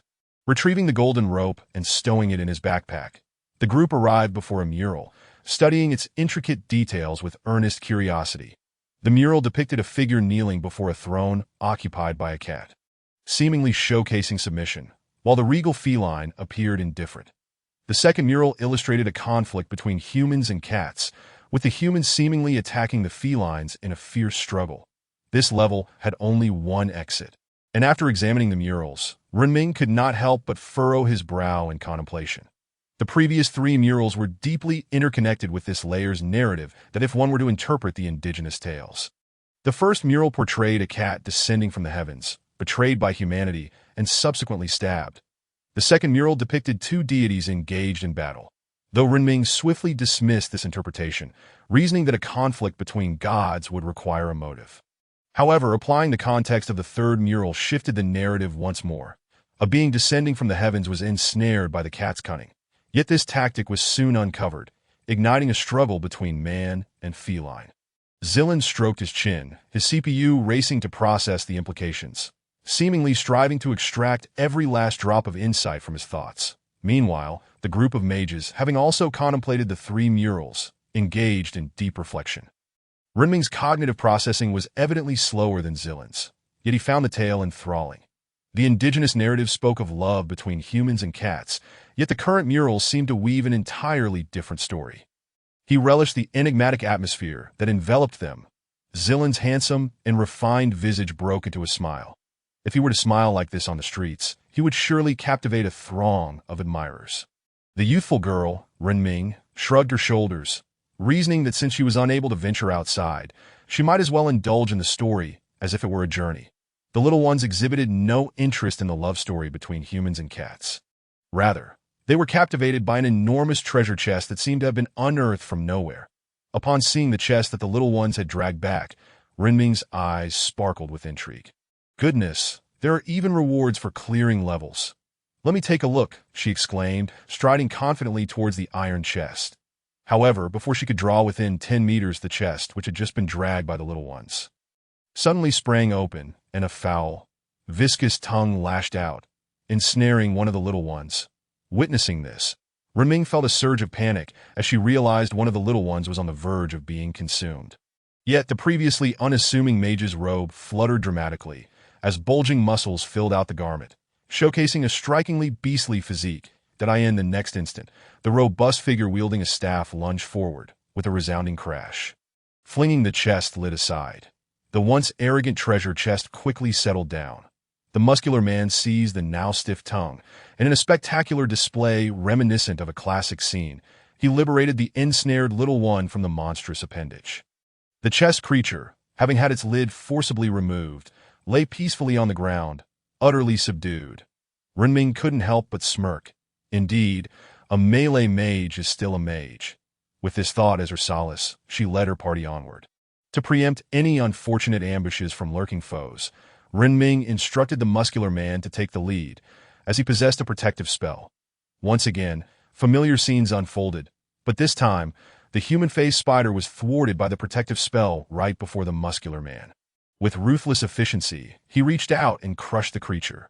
The powerful mage, accompanied by the little ones, carved a path through the area, while Renming's ears buzzed with notifications of acquired magical energy. However, amidst the barrage of kill notifications, there seemed to be mentions of other creatures, but the announcements came too swiftly for Renming to discern clearly that as they traversed the dilapidated corridor, they were greeted not by bizarre challenges or vast mazes, but by an expanse filled with nearly endless terracotta warriors. The view was further enhanced by a massive crystal hanging above, mirroring the material of the crystal torches they held, illuminating every inch of the vast space. Yet the warriors, having seemingly rested here for an eternity, exhibited signs of age. Some had their features worn smooth by time, while others had succumbed to dust. Only their kneeling forms remained, fervently praying in one direction. Upon seeing these figures, Renming's mind raced with thoughts of ancient legends that, of course, such dangerous musings were swiftly extinguished, primarily because no one seemed to be collecting these artifacts anymore. This group, these invaluable relics were akin to mere clods of earth. A specially constructed path led towards the direction of the devoted worshippers. However, Zillin felt a chill run down his spine at the sight of so many fervent supplicants, reminiscent of a troubling rumor he hoped was unfounded. His complaints went unnoticed by the others, as all eyes were drawn to a colossal palace that bore a striking resemblance to the outside world, save for one distinction. This church was forged from pure gold. Zillin's jaw dropped wider and wider, eventually wide enough to fit an egg, as he had never encountered such an abundance of gold before. For a moment, he even considered the possibility that it might be a mere illusion. Yet, Zillin found himself more intrigued by the interior of the church. Once he regained his composure, Renming and the others collectively pushed open the door crafted from golden bricks, contrary to their expectations of darkness lurking within. The door swung open to reveal a space as bright as those illuminated by crystals outside. Yet, the group's astonishment was not directed at the brightness, but rather at the decor, which mirrored the frescoes they had seen. The only divergence was the figure seated upon the throne. A man, devoid of a feline companion, at the heart of the grand hall lay a coffin, a sarcophagus of solid gold. All gazes converged upon the man seated on the throne, whose handsome visage was crowned. Under the scrutiny of the crowd, he seemed to awaken, dust cascading from his form, revealing eyes that had lain dormant for an eternity, now gazing down with disdain upon the world. In that fleeting moment, everyone was rendered speechless. Even Renming's staff trembled slightly. It wasn't that Renming was frightened, but rather that the entire hall seemed to tremble, as if celebrating the return of their king. Xia Yuan and the great mage stood protectively before Renming, their vigilant eyes fixed upon the throne. The figure seated upon it emanated an unmistakable aura of danger, a palpable threat. The recently awakened man shook off the remnants of dust. Inhaling deeply, only to erupt into a fit of coughing, crimson blood spilling forth from his chest. Witnessing the final boss battle yet to commence, Renming felt a rush of elation. How splendid! The boss is on the verge of collapse even before the battle begins. However, this fortunate scenario was short-lived, for as the man's coughing subsided, so too did the flow of blood from his chest. Intruders, why do you not kneel before the divine? Ziland had initially planned to draw his weapon. But upon hearing the man could still converse, his eyes lit up with intrigue. Who knows how long this place had been buried? Even after all this time, the man had not perished, that if he could be captured and brought back, it would undoubtedly send shockwaves through the world. Yet before Ziland's peculiar thoughts could materialize, the man rose from the throne and stomped one foot, sending ripples of unseen pressure crashing down upon everyone. Renming gauged the intensity of this pressure, striving to maintain an air of nonchalance as she smiled. What god? I do not believe in deities, that I have but two purposes for coming here. One is to enjoy a leisurely tour, and the other is to claim this splendid abode for myself. Renming boldly expressed her intentions, provoking a surge of wrath within the man on the throne that Ant dares to challenge the divine. After slumbering for so long, I see the world has changed swiftly. The fury lacing his words was akin to a tiger poised to pounce, and sensing the escalating danger, Renming took a step back. With 10 little companions, 3 at Tier 5, 4 at Tier 4, and 1 at Tier 5, though the man might be Tier 6, victory still seemed within reach. After a brief mental calculation, Renming stood tall against the pressure. What is the matter? Are you dissatisfied? I noticed in the murals that you once knelt before a cat. You're hardly as formidable as you appear. Renming's audacious jibe further fueled the man's ire. The anger he felt was akin to a volcano on the verge of eruption, yet his expression remained unerringly calm. How do you know this? Perhaps this knowledge might earn you a chance at survival. Hearing the inquiry, Renming regarded the man with a look akin to that of a wildlife protector, and his next words nearly sent the man into a fury. Surely, the dark history at your doorstep could fill volumes. The tales of your exploits with a cat have become folklore. The man's composure shattered at this retort. You insolent brat, perish. Without warning, the man leapt from the golden throne, hurtling towards the group like a meteor.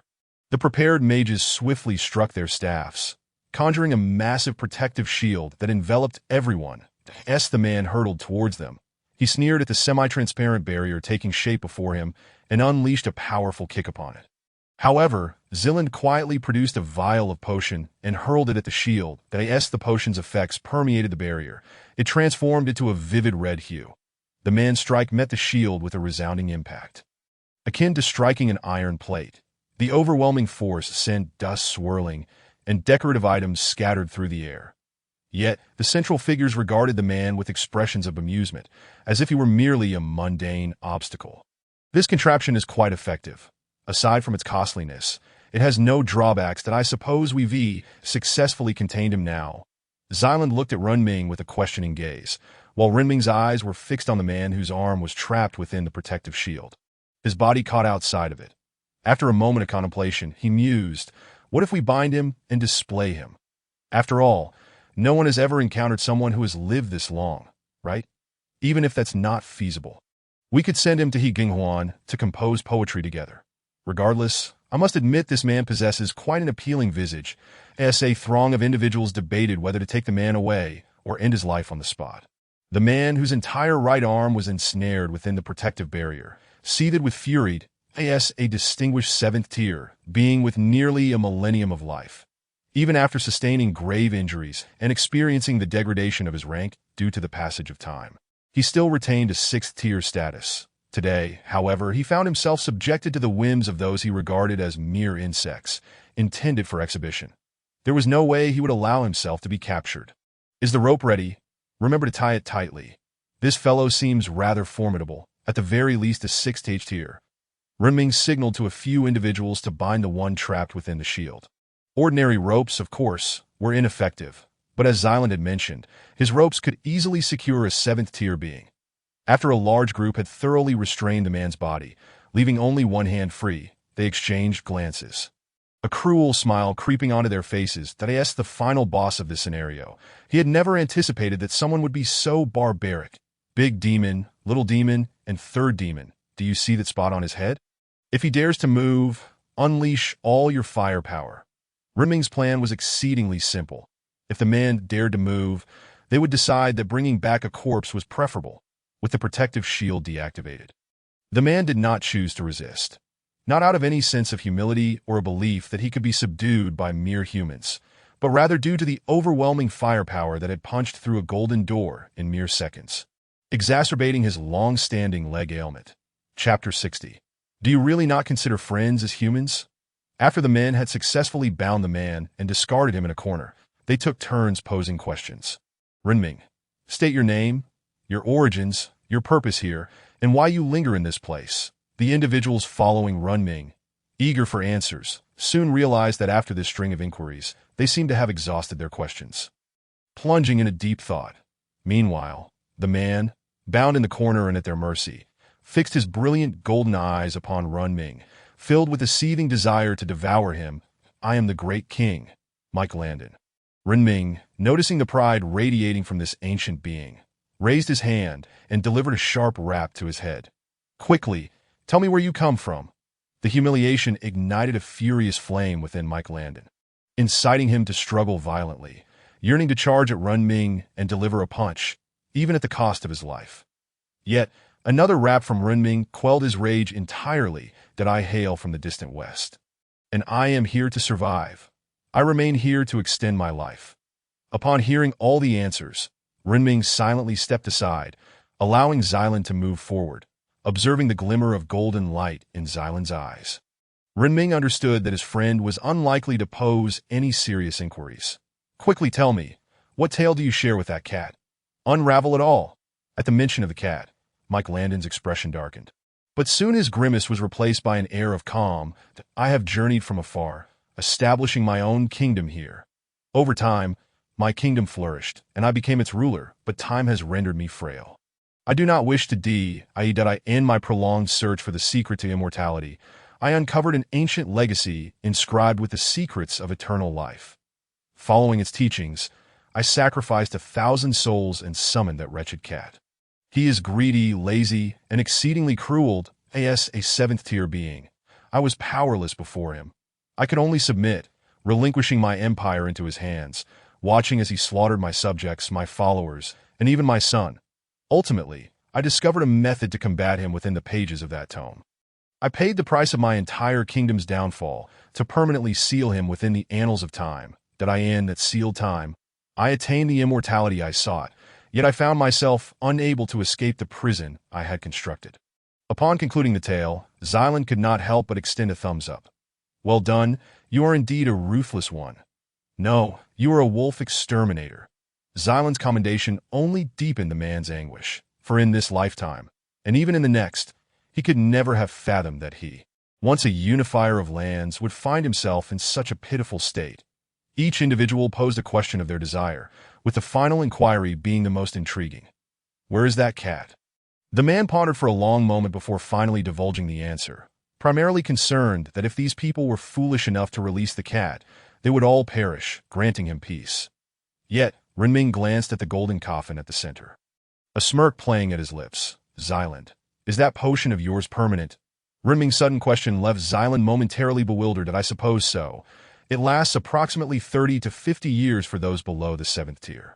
With a decisive command, they released a protective shield that was just large enough to encase the coffin, intending to let him sleep eternally within it.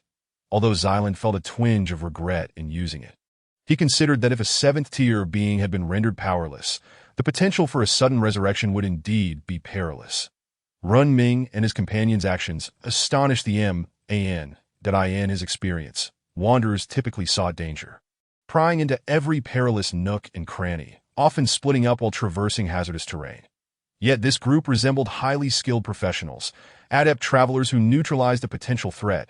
As Runming surveyed the surrounding gold coins and ingots. His eyes sparkled with the thought of how many red bills that could equate to in the modern world. Regrettably, in this realm, gold coins were not crafted from pure gold. Pure gold, compared to the intricate magical arrays imprinted on gold coins, was merely decorative. Thus, gold held little value, as it was the magical arrays that rendered the coins precious. When Renming heard Xylan's explanation, his initial excitement plummeted. Their sole gain from this endeavor was the man bound in ropes. After taking a final tour around this last layer, Renming ensured their exploration progress reached 100. Congratulations on clearing the level. Reward: 1,000 magic energy points. Renming nearly crushed his back molars upon hearing the brief and hasty notification. Good heavens, after all the effort I expended, this is what I receive. Considering the cumulative effort of vanquishing monsters along the way, he had nearly accrued 1,000 magic energy points. However, upon reflection, Renming found solace in the fact that he had embarked on this journey for leisure, effectively acquiring 2,000 magic energy points, a worthwhile endeavor. Xylan secured the man to the back of a brawny figure, whose muscular physique remained agile even while carrying another person, although their haul was modest. Xylan was exceedingly pleased that he had returned with a man full of stories, unlocking a tale that had echoed through Qinglin City for centuries. The return journey of the extraterrestrials was swifter than their arrival. It was uncertain how it happened, but while they had been timid on the way in, they emerged with force. As they navigated the labyrinth, they chose not to exploit their advantages further, desiring instead to experience the gameplay of this vast maze. Mike Landon observed the group's increasingly erratic path, unable to contain himself as he pointed them toward a clear route. As the architect of this place, he naturally possessed the map for their escape.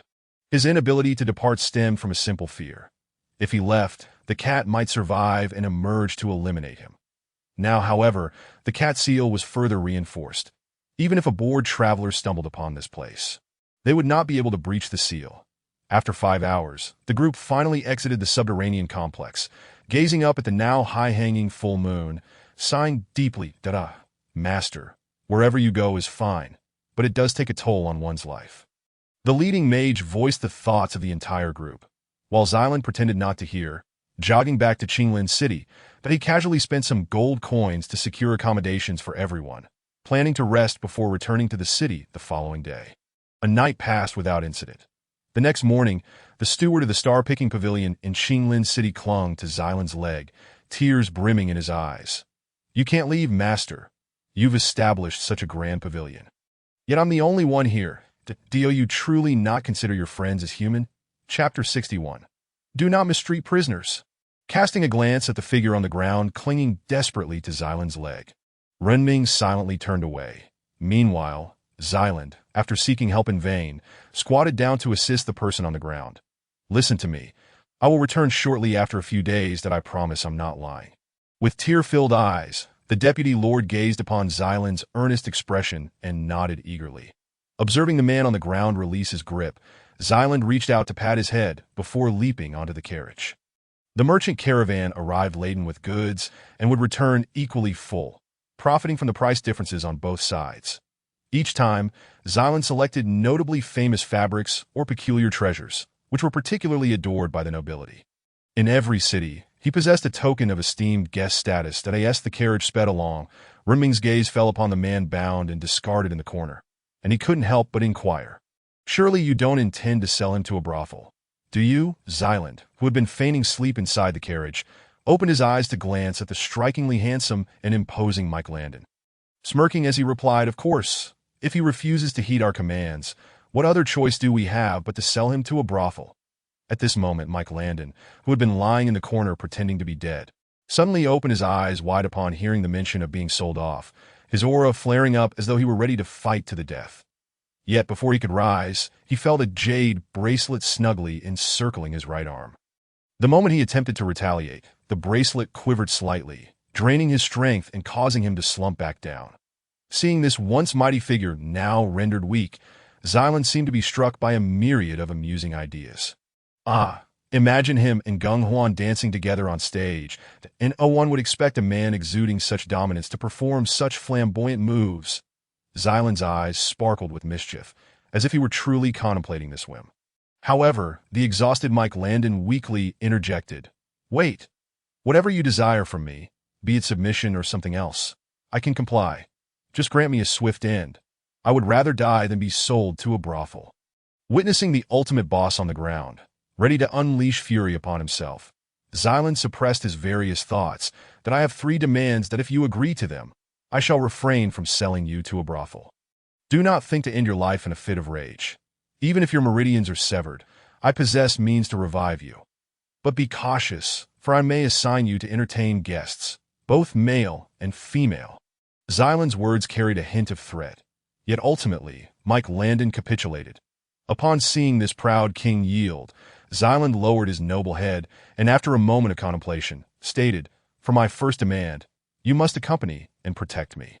Should I perish, the heartlock I have placed within you will detonate, and we shall both perish to not entertain thoughts of using death to threaten me. This is a one-sided arrangement. For my second demand, you must obey my commands at all times. Though you may disobey under exceptional circumstances, as for the third demand, I have yet to formulate it. I shall convey it when the time comes. Mike Landon, his golden eyes glancing at the dashing young lord, gritted his teeth and remarked, Agreed. Xylan, elated, had just gained a 6th-tier subordinate. Meanwhile, Renming observed as Xylan applied various measures to the man, healing old wounds with only a few vials of potion. The moment Mike Landon noticed his injuries mending, his pupils dilated in astonishment that as the carriage journeyed towards Gobi City, Xylan sought an alternative trade route, one fraught with danger, where bandits and thieves roamed freely. A veritable haven for nefarious characters. Xylan aimed to earn some extra coin.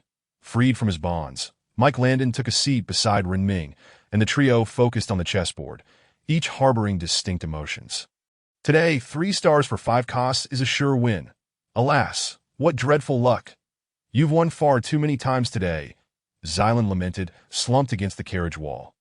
Mike Landon withdrew his hand from the screen, his handsome, stoic visage breaking into a faint smile.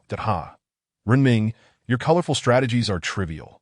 Xylan, your meager forecasts are easily extinguished. Within mere hours, the bond between the 3 transformed into camaraderie. Renming engaged with sincerity, while Xylan's simplicity endeared him. Although Mike Landon still harbored resentment over being bound, he felt gratitude toward these 2 intruders for restoring his hope that as the trio began to indulge in leisure.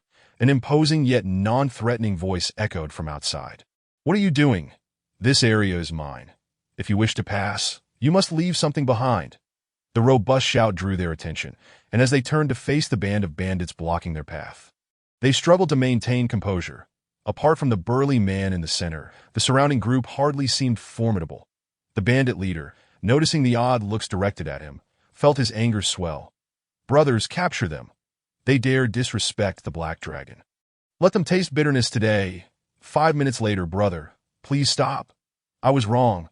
I truly regret it, and I won't dare again. Gripping a staff, a single mage dispatched over 20 men, his muscular arms lifting the bandit leader by the collar. Do you know who the boss is around here?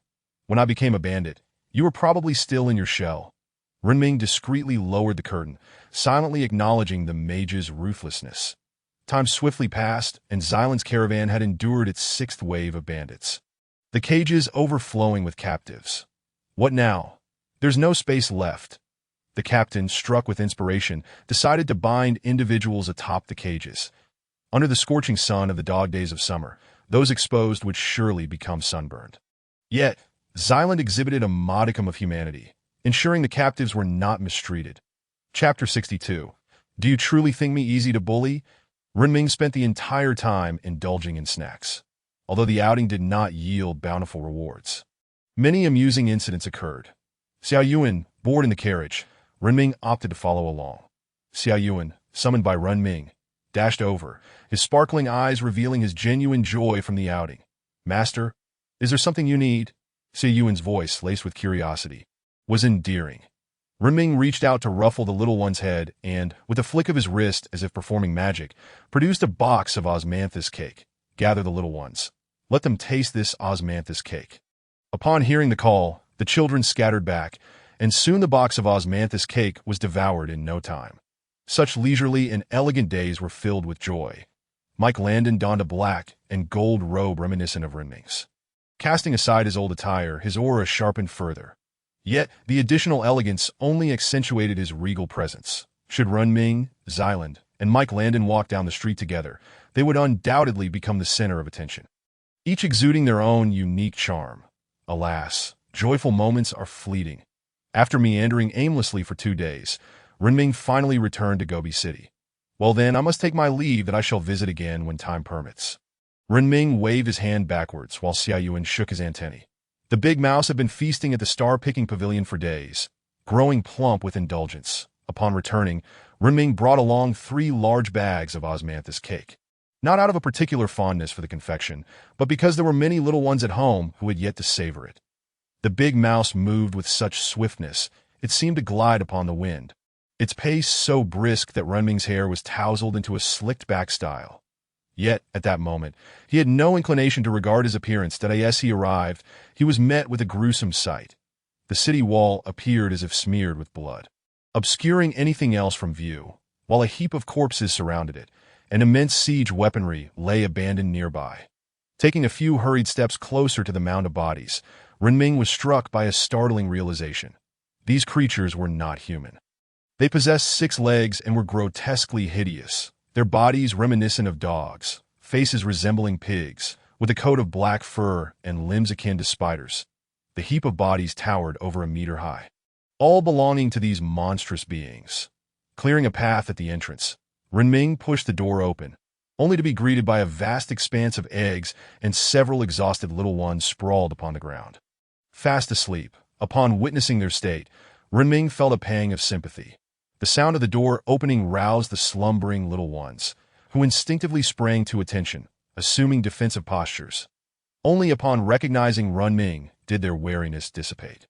"The master has returned," shouted Desai, scampering over on his short legs, while Renming, crouching down, gently patted the little one's head, striving to suppress the anger in his voice as he inquired, "What has transpired?" Desai recounted the events in detail. "About 2 days after you departed, a group outside the city began shouting at the gates. 'Renming, you are surrounded. Surrender and join us, or await your doom.' We ignored their taunts. However, before long, a rather portly man, bare-chested, led a throng of enemies in an assault. Thankfully, we had the cannons you left behind. Otherwise, we might have been overwhelmed by a swarm of flying insects." Listening to the unfolding tale, Renming clenched his fists in determination. He realized he could no longer continue living a carefree existence, that if the locals did not comprehend the strength of his resolve, they would surely keep testing his limits. "That I understand. You may go rest now." After sending Desai off, Renming proceeded to the gathering of little ones. Counting them one by one, sighing in relief upon confirming their safety, he reflected on his disinterest in status and power, yet understood the necessity of assuming the mantle of dominance to deter further attempts on his life.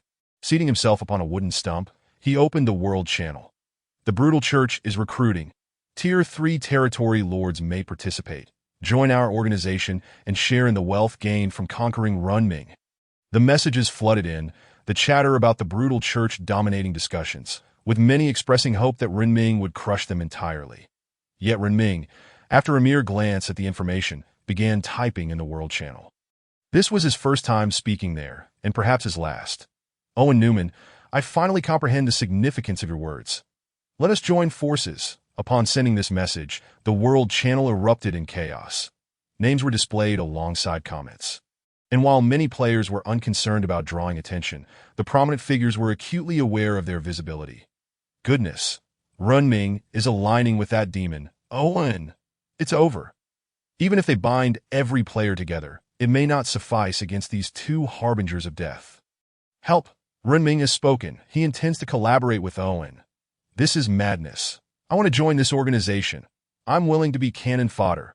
Numerous lurking lords could no longer contain themselves that Renming's private messages surged like a volcanic eruption, rapidly accumulating to 99. However, he set restrictions for those of equal or higher standing, and soon the private channel fell silent, leaving only 2 messages displayed. Chapter 63. Preparations for war, Owen Newman. Ah. You finally see reason, that of course, but I have two demands. Our alliance shall consist solely of us two, and you must announce it in the World Channel, exactly as I request. Zendikshu. Renming, I am the leader of the brutal church. You have 2 days to cooperate with me, or face death. I may be aware of your prowess, but you are yet to grasp my true strength. I advise you to comply. After perusing the two messages, Renming replied to Owen Newman, Tomorrow, I will bring all my forces to Goblin City, that I trust you know who I wish to eliminate most. Owen Newman. Certainly, Mr. Renming, that I have yet to witness your wrath. Renming acknowledged the end of their exchange and glanced at Zendikshu's message, promptly blocking him. After tomorrow, he would be nothing but a ghost. Renming distributed osmanthus cakes to each of the newly hatched little ones, ensuring each received a share. After thoroughly dividing the treats, he clapped his hands and surveyed the array of items now cluttering the area, scratching his head in bemusement. The elderly gathering of workers lived a tranquil, retired life, while the Magic Research Center awaited the arrival of magical trees to advance its endeavors for the Magic Tower. It was once again undergoing upgrades, and Renming could only wonder when the third tier of magic would manifest. After inspecting the territory, he descended into the mines to assess the progress made by the little ones. Despite descending nearly 200 meters, he found no end in sight. The tunnels carved on either side intimidated him. He feared he might become irretrievably lost. The little ones could navigate by scent or instinct, but Renming, with his poor sense of direction, would be as lost as if thrown into a cage. Emerging from the mine, he decided to check on the trees he had planted, curious to see how much they had grown. To his astonishment, the area once cleared for planting, measuring 100 by 100 meters, had flourished into a lush grove of magical trees.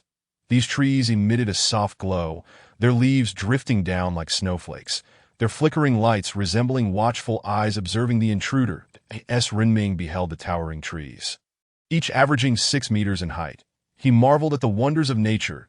In less than a month, these trees appeared to have undergone years of growth. He feared that if left for a few more months, they might gain sentience. Summoning a few little ones who had regained their strength, he began to fell the magical trees. As he did so, a light blue liquid, resembling phosphorescent water, seeped from the trunks, exuding a refreshing aroma reminiscent of mint, yet imbued with a deeper fragrance. Renming inhaled the scent, becoming entranced. Before long, he collapsed to the ground, dragged out by the little ones, freed from the lingering effects of the aromatic assault. He quickly regained his footing. The little ones surrounding him, anxious for their master's well-being, rejoiced at his awakening. The master is awake. The master is unharmed. Master, it's best you don't go back in there. The scent has a mental assault effect, and your mental fortitude is too low. Master. A circle of little creatures chattered around him, and after a while of recovery, Renming, still shaken, remarked on the astonishing growth of these entities. He wondered if there were indeed side effects involved. If that Muggle Lord was truly oblivious to the psychological impact of these beings, he would surely collapse to the ground shortly after felling a tree. Despite having reached the second tier, even he could not withstand the effects for more than 10 minutes before succumbing to unconsciousness. Even the third-tier little creatures had to remain vigilant upon entering. Renming had specially designated a room for the magical wood, where time passed relentlessly. The little creatures had chopped down half the wood when Renming called for a halt, declaring it sufficient for the moment. Observing the large storage room filled to the brim, he proceeded to the Magical Research Center to synthesize over 100 seeds, eager to discover what could be crafted from this peculiar wood. Beginner's Wand Crafting Learning Requirements. Magical Wood X100, Dark Crystal X50, Magical Energy X100 unlocks beginner's Heart of Magic learning requirements. Magical Energy X500, Magical Wood X300, Refined Iron X300. Tungsten X300 having illuminated both branches, Renming painstakingly crafted one of each. Feeling compelled to see the results of his labor, at Beginner's Wand Crafting Learning Requirements. Magical Wood X10, Dark Crystal X5. Magical Energy X10 Manufacture Beginner's Heart of Magic Learning Requirements. Magical Energy X5, Magical Wood X30, Refined Iron X10, Tungsten X10. As the crafting table gleamed, a wand shimmering with ethereal light appeared before him, alongside an exceedingly tiny blue heart. That he picked up both items and accessed their panels. The Beginner's Wand effect increases the speed and precision of spell casting. Renming had never been disappointed by the wand's performance. Disappointment had become a familiar companion. However, the beginner's heart of magic dazzled him with its promise that beginner's heart of magic effect enhances a mage's affinity for magic, accelerating the learning process. The effects displayed on the panel rivaled those of the essence cleansing pills found in the cultivation world. For mages, the degree of magical affinity equated to innate talent. Even a slight enhancement was a boon. Without hesitation, Renming consumed the blue heart. It tasted sweet yet slightly astringent, and as it dissolved within him, he could distinctly sense an augmented mastery over certain aspects, albeit this ephemeral sensation was scarce. However, for the greater demons among his little companions, perhaps that additional 1% was all they needed. Renming generously synthesized 80 hearts, distributing one to each little creature, showcasing his affluence. After consuming the small treats, the little ones seemed to feel a change, their eyes sparkling with newfound energy. Renming allowed them to play while he contemplated the advancements unlocked by the two technology trees. Chapter 64. Assembly. As the two technology trees lit up, 3 branches emerged. Ignoring the others, Renming promptly accessed the wand's subsequent tier. Intermediate Wand Crafting Learning Requirements. Magical Wood X300, Dark Crystal X80. Magical Energy X300, Gemstone X2. Learning without a moment's hesitation, Renming clicked to learn, for he was affluent in gemstones, which poured forth in abundance from the ethereal mining site alongside a modest yield of dark crystals. He had even considered using them as table supports due to their unevenness, which made them impractical for such purposes. Upon completing his studies, a new point of technology emerged from the solitary wand tree, leading to yet another advancement. Advanced Wand Crafting Learning Requirements. Magical Wood X1000, Dark Crystal X100, Magical Energy X800, Gemstone X30, Life Core X1. Gazing at the vast array of materials required, particularly the conspicuous Life Core, Renming turned away without a hint of longing. He had yet to acquire a single Life Core, let alone craft a wand, as he doubted he could even wield it effectively. The beginner's heart of magic illuminated 2 branches, and Renming first explored one. Intermediate Heart of Magic Learning Requirements. Magical Energy X1000, Magical Wood X800, Refined Iron X500, Tungsten X300, Beginner's Heart of Magic X5. Seeing the extensive materials needed for the Intermediate Heart, he selectively ignored it, eager to discover what the other branch offered, hoping it might prove more advantageous than the heart itself. Heart of Life Learning Requirements. Magical Energy X300, Magical Wood X300. Learning. Renming invested a considerable amount of materials in this magical center. Impressed by the generosity of this offering, which felt almost like a gift, he decisively learned and crafted, holding a red heart in his hand, and opened its panel. Heart of Life Effect. Consuming it accelerates the healing of injuries. While this heart possessed utility, it seemed rather limited, as one typically met their end instantaneously on the battlefield. It was more suited for the little creatures, though they lacked containers for it. Renming quickly concluded that this item was somewhat superfluous. Yet he synthesized over 30 units, as they were inexpensive. The Heart of Life illuminated another new branch, and Renming habitually accessed it, only to feel his pupils constrict in shock. Life Core Learning Requirements. Heart of Life X10, Magical Wood X100, Magical Energy X500, Territory Fragment X10. The 4 bold characters on the Magical Research Center's panel pierced Renming's gaze, making it difficult for him to look away. He had searched tirelessly, opening chests and wandering aimlessly, seeking any trace of the Life Core. Yet despite his efforts, its whereabouts had eluded him. Now he understood. The answer had been nearer than anticipated. He recognized all the necessary materials and their sources, particularly the Territory Fragment. Previously, while perusing the World Channel, he had seen a lord boasting of defeating another to acquire such fragments. These were obtainable solely through conflicts between lords, serving the simple purpose of expanding one's territory. Generally, lords did not require vast expanses of land, as it held little practical value. However, larger guilds and organizations did, prompting relentless conquest. That a glimmer of determination shone in Renming's eyes. He realized he had no choice but to embark on this quest. He instructed the little creatures to cease their tasks and sold off the surplus bodies at home in exchange for materials.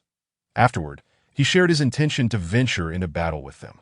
Wherever the master goes, we shall follow. Your presence is home. Brother Dezhuang speaks true. Wherever the master is, that is home, I will accompany you. I will protect the master. The little creatures displayed no signs of fear or sadness at the prospect of potential danger. Instead, exuding the excitement of an adventure, Renming distributed the newly synthesized hearts of life among them, advising them to consume one if injured. The little ones obediently followed his instructions, binding the hearts to their legs with small strips of cloth for easy access. With the team fully prepared, Renming did not set off immediately, but sought out Owen Newman. Mr. Newman, I have some restorative potions. I believe you could benefit from them. Of course, Mr. Renming, your generosity is truly comforting. What do you think? I'm exchanging them for raw materials. Although I know you lack what I need, I suspect you possess ample magical energy. Would 80 magical energy per potion be unreasonable? That's an astoundingly low price. Currently, any healing potion on the market starts at 100 magical energy. Since Renming aimed to collaborate with his new ally, he could not let him down. Thus, he devised a plan to profit from him. Renming synthesized all remaining magical wood into Hearts of Life, equipping each little creature with 2, securing a substantial gain of several thousand magical energy from Owen Newman. After concluding the private transaction with Owen Newman, he instructed the little creatures to prepare for the march that he left behind those at level 2, taking all companions above level 3 to the battlefield. This time, he mobilized the entire force, determined to demonstrate their might to those who watch with greedy eyes. After nearly 2 hours of travel, Renming arrived at Goblin City, where Owen Newman awaited him, flanked by a contingent of golden armored guards. Upon seeing Renming approach, he spoke up that Mr. Renming, you have arrived precisely on time. Dismounting from the large mouse, Renming dusted off his clothes and extended his hand to Owen Newman. My apologies for keeping you waiting, Mr. Newman. The conversation between the two could hardly be described as rigid. Yet it certainly lacked an air of intimacy. The elegant yet perilous aura surrounding Owen Newman left Renming feeling quite uneasy. He preferred sincerity in his dealings with others. However, Owen Newman consistently conveyed the impression of being a profoundly dangerous individual. Renming had an unwavering faith in his instincts, honed through years of misfortune, which had developed a keen sense for danger, causing him to instinctively distance himself from Newman. Yet, collaboration was imperative. Owen Newman had evidently noticed Renming's wariness towards him, but the faint smile adorning his countenance showed no signs of waning. In fact, it seemed to deepen his peculiar fondness for Renming. Chapter 65. The assault today, the two shared a singular objective, to crush the tyrannical church and proclaim their sovereignty over the entire region. Owen Newman and Renming were ensconced within layers of protective troops. Even if they faced 1,000 attackers, they could emerge unscathed. Their discussions did not evade any individual present and the passing lords. Upon witnessing these two harbingers of death swiftly opted to circumvent their path. Who among the sensible would dare walk alongside such formidable figures? That would be tantamount to courting disaster. Mr. Renming, it is time for us to depart. Owen Newman remarked, his ever-present warm smile and gentle voice offering great comfort. Renming nodded in agreement and mounted the back of a large rat, while Owen Newman chose to ride a black horse, leading their meager contingent of fewer than 200 straight into the enemy camp. Upon their arrival at Gobi City, many lords beheld the duo, and the atmosphere in the global chat overflowed with exuberance. Hooray! Those wretched beings have grown too arrogant. Let our leader crush them. No way, they are truly collaborating. Is there any doubt? A word from our leader is as binding as a promise. Why does my message to the leader show that my level is insufficient? Only now are the upstairs folks realizing this. The leader's authority surpasses ours, and he possesses resource points while we have not. Let the battle commence. I wish to see rivers of blood. The uproar within the global channel could muster enough fervor to raise the tyrannical church several times over. Yet they preferred to witness others risking their lives rather than doing so themselves. The partnership between Renming and Owen Newman did not hinge solely on Renming's inability to dismantle the tyrannical church alone. Facing at least 10 lords as the attacking party would inevitably lead to significant casualties among his companions, an outcome Renming could not bear. Yet Owen Newman, the ambitious schemer, required Renming, and vice versa. The two pressed forward towards the heart of the tyrannical church. Their adversary, the church president Jindi Shui, found himself in a state of considerable alarm. His initial plan was to rapidly develop his power and leverage his race's limitless potential to eliminate Renming. the plump target, before turning his sights on Owen Newman. However, just as he initiated his attack, Ren Ming and Owen Newman, both of considerable renown, had joined forces. Now he found himself trapped. Advancing was perilous given his forces, while retreating was futile. His territory was immovable, and fleeing would only result in its destruction at the hands of his enemies. Thus, he could only await his grim fate. Zheng Dishui's corpulent form trembled nervously, beads of sweat cascading down his face like a river. Yet, outside, the members of the tyrannical church were even more frantic. "Brothers, perhaps we should flee. Our territory remains intact, that if we die alongside that gluttonous pig, I might as well end my life now. Have you lost your mind? We're surrounded by that pig's spies. Running now would surely paint us as targets. So, are we to simply await our demise?" I wish to live. In a secluded corner of a room, two lords conspired a plan for mutual survival, albeit one that required a certain pledge of loyalty. Throughout their journey, Ren Ming engaged in casual conversation with Owen Newman, gleaning valuable insights in the process. Zheng Dishui's race possessed a peculiar trait. With each new lord they annihilated, their race inherited a characteristic from the defeated. This could manifest as a limb or an organ, rendering their species increasingly difficult to categorize. Owen Newman's ever-smiling visage darkened slightly when Zheng Dishui's race was mentioned, but if the two factions were to clash head-on, it was uncertain how many losses they would incur. Yet, as they deliberated their strategy against Zheng Dishui's forces, the ground suddenly erupted, revealing 80 to 90 grotesque creatures, each adorned with features from various other beings: rhino horns, mantis-like appendages, and cheetah legs, traits that should never coexist within a single organism, now grotesquely amalgamated. Nevertheless, despite their hideous appearances, these abominations possessed formidable combat prowess. The creatures burst forth from the earth, launching immediate assaults, inflicting grievous wounds upon several unsuspecting golden-armored soldiers. Those soldiers of the third and fourth tiers reacted with remarkable swiftness, and in an instant, the Knight Commander was engaged in a fierce duel with one of the fourth-tier monstrosities. Ren Ming, observing the chaos from a protected position, remained unfazed. Instead, he furrowed his brow, directing his troops to execute pinpoint strikes. Within 10 minutes, the newly emerged foes were all subdued. Gazing upon the grotesque third-tier creature lying before him, Ren Ming experienced an uncanny sense of the insectoid race's resurgence. Unexpectedly repulsive, yet fortunate that his allies had merely inherited a few skills without significant alterations to their forms.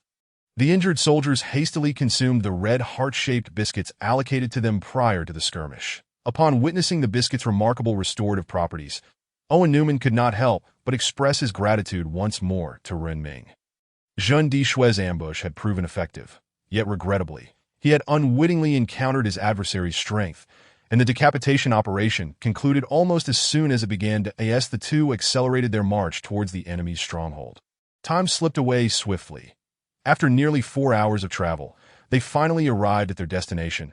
"I believe we have arrived," Ren Ming declared, spotting a fortress constructed of massive stones.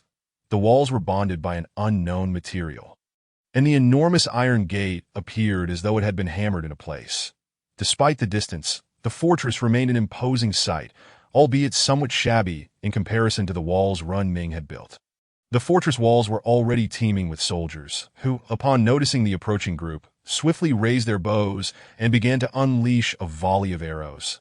Among them, the elven archers exhibited remarkable precision, hitting their targets even from a distance of 700 to 800 meters. As the rain of arrows hurtled towards them, Ren Ming prepared to unleash butterflies to intercept the onslaught through explosive means. However, Owen Newman acted with swifter resolve. "Knight Commander." Owen Newman's voice remained as gentle as ever.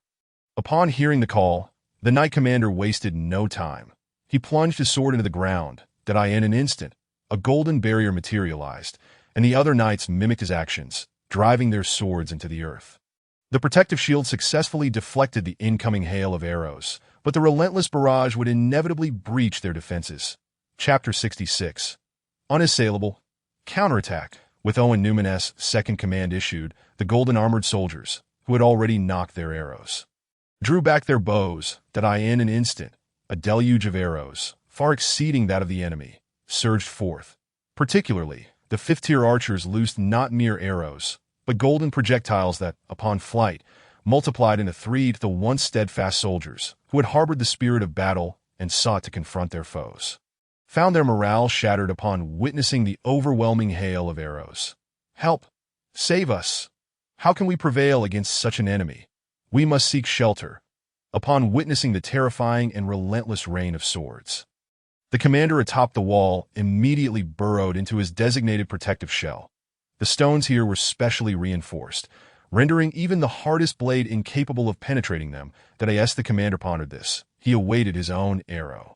When it reached its zenith, the deluge of arrows began to descend. Strangely, these blades did not slow as they fell.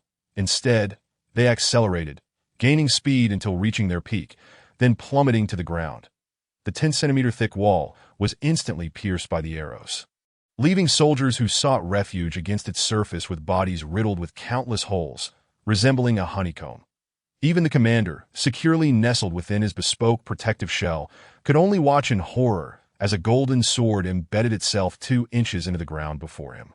A mere inch further, and his head would have been skewered by this projectile. Runming yearned for the archer's skill, marveling at the exponential multiplication of effects if bestowed upon the formidable DCI and AMO. Even the mightiest of foes would bow in submission, that he resolved to seize the opportunity to capture 2 of them. Failing that, pilfering a couple of corpses during battle would suffice. The Knight Commander, extracting his sword from the earth, directed the archer to maintain relentless fire upon the enemy, as previously conferred with De Zhuang. The Knight Commander led all melee troops into a charge. Renming also instructed De Mo and the small companions to close in within 500 meters before unleashing indiscriminate barrages. Ice spikes materialized from the void, hurtling forth with explosive force. The arrows shot by the archers dealt area damage, while the small companions unleashed penetrating steel artillery. The 5th-tier De Mo could summon 9 ice spikes per second, traversing from one end to the other, capable of flattening a wall within 30 seconds. Arranged in a long line, the small companions unleashed their full firepower, even before the charge reached the gates. They were already dismantling the entire wall. The elegant demeanor of Owen Newman stiffened. Renming's firepower was renowned in the World Channel for its sheer terror. Typically, when one attracted the attention of the formidable Renming, the first course of action was to surrender.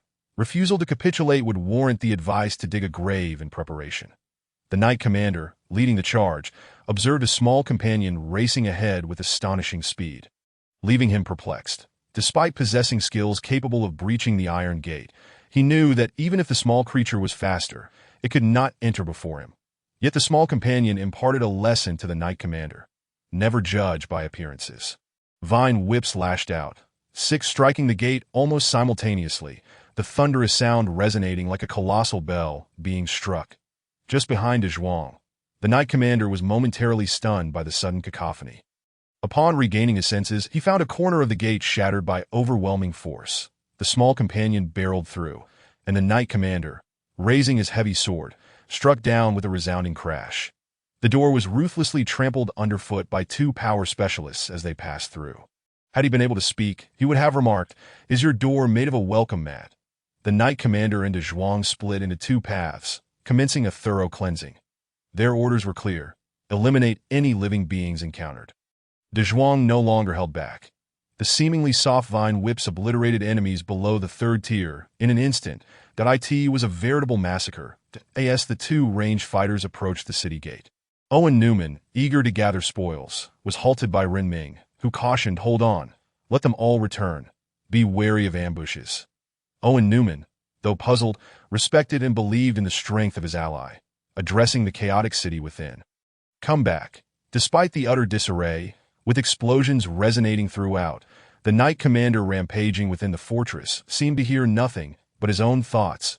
Turning to leave, the knights following him did not question why. Their duty was to obey orders without inquiry. Yet Renming lacked this luxury, relying solely on his voice. "Return, my small companions." The small creatures, frolicking within the city, were fortunate to possess keen hearing. Otherwise, Renming would have needed to shout several more times. The 2 groups nearly converged on Renming simultaneously. After summoning both groups back, Owen Newman regarded Renming with a quizzical expression. Renming, without explanation, commanded, Demo, lead the small companions to witness what it means to plow the land. The ever-loyal Demo nodded, and a flurry of agile ice crystal butterflies took flight into the city. Owen Newman extended his hand gently, catching one of the ice crystal butterflies in his gloved palm. This delicate creature, assembled from shattered ice, lingered for barely 3 seconds, fluttering its wings before soaring away into the city, leaving behind only the lingering chill upon the glove. Observing Owen Newman's ability to catch the ice crystal butterfly, Renming could not help but exclaim, "Their lives are so fleeting, yet they willingly pause for you for 3 seconds." Owen Newman lowered his hand, gazing at the swarm of ice crystal butterflies drifting through the city, still bewildered. Yet Renming urged, "Step back," to avoid collateral damage. Owen Newman's confusion deepened. He was still several dozen meters from the city. What could possibly harm him from such a distance? After releasing a city full of ice crystal butterflies, Demo and the small companions discovered that not a single person within the city dared to touch or attack them, forcing them to detonate the butterflies themselves. That an ice spike shattered the gate, instantly cleaving one butterfly in half. In the next moment, the resulting shards of ice burst forth like blossoming lotuses, scattering deadly fragments everywhere. The delicate bodies of nearby butterflies were easily pierced by the lethal shards, sealing their fates. This final eruption was meant to convey to the inhabitants of the city the meaning of inviolability. Chapter 67. The Living King of Hell. The blossoming ice flowers within the city appeared as countless open eyes, and any creature caught in their gaze was destined for death. As the butterflies detonated, Owen Newman witnessed a grand spectacle of explosion. The already battered walls were blasted outward in all directions by the terrifying force of the explosion. Renming, recalling his childhood joy of detonating small spiders on cow dung, found this scene reminiscent. The thunderous clashes echoed for over 10 seconds, and when silence finally fell, a cloud of dust enveloped the area, obliterating the once mighty stronghold of the rampant church. Owen Newman's astonishment was palpable. He had never imagined that such a diminutive creature could incite such a catastrophic explosion, clearing away all upper structures in an instant. Renming instructed De Zhuang to ravage the area once more. He was unwilling to believe that the old guards had not burrowed into the earth. Owen Newman felt no fear of his allies' overwhelming firepower. Instead, he grew increasingly intrigued by Renming, that if his own race could potentially ignite an entire region. Renming's race evidently surpassed his own in ferocity, their potential for growth obscuring Owen Newman's vision of the future. Lost in thought, Owen Newman was jolted back to reality as Renming patted his shoulder. "What are you thinking? We've reached the underground entrance." "Wait, I'm about to blow it open. Remember to keep your distance." Owen Newman nodded, shaken from his reverie. Renming directed the CI and the small companions to focus on the cavern within while instructing Demo to continue releasing butterflies. After 3 waves of offensive, Demo seemed fatigued. The sheer intensity of each barrage had been overwhelming, and even if a 6th-tier creature were present, it would surely succumb today. However, while Renming gathered his forces above, rebellion had already begun in the cavern below. "Capture that bloated pig. It's our only chance for survival." The tremors from the previous explosion reverberated ominously. If it had been any stronger, this cave would have collapsed. Grab him and don't let him escape. A gathering of lords sat within the confines of a conference room, fervently pursuing the fleeing figure of Jin Dishui, as if driven it was he who had incited these lords to besiege Renming. And now, with a brick in hand, they loomed ominously above him. Who among them would survive this encounter? All present shared the same thought, and acted accordingly. In no time, over 20 lords had subdued the panicking Jin Dishui, forcing him to the ground. As a 2nd-tier figure, should he choose to retaliate, he might have a 30% chance against this assembly of 1st-tier lords. Yet, the dread of death enveloped him, instinctively propelling him to flee. His troops congregated at the entrance. Should the enemy assault, they would mercilessly obliterate them at the threshold. However, what he did not anticipate was the explosion in his backyard. A throng of lords had their blades poised at his neck. And just as Renming was about to speak, he witnessed a group of lords emerging, carrying a man who must have weighed at least 200 pounds. Wait. Renming, we surrender. We've captured Jin Dishui," they exclaimed. "All his supplies are in the warehouse below, and his core is hidden beneath his bed. We beg for your mercy. We were merely swept along," as he beheld a youth sliding to his knees before him. Ren Ming could not help but twitch his lips in amusement. The last time he had seen such a smooth surrender, it had been during a visit to France. Jin Di Shui, tightly bound and gagged, was tossed aside, and Ren Ming, crouching down, chuckled, "What a coincidence. It seems we meet again." Tears brimmed in Jin Di Shui's eyes, and muffled pleas escaped his gagged mouth. Yet it was all too late. Ren Ming had never been one to relish the act of killing. Even in his previous life, he found the mere thought of slaying a mouse to be a grievous sin. Now, he had no intention of taking a life. "Sir Newman, I do not delight in killing.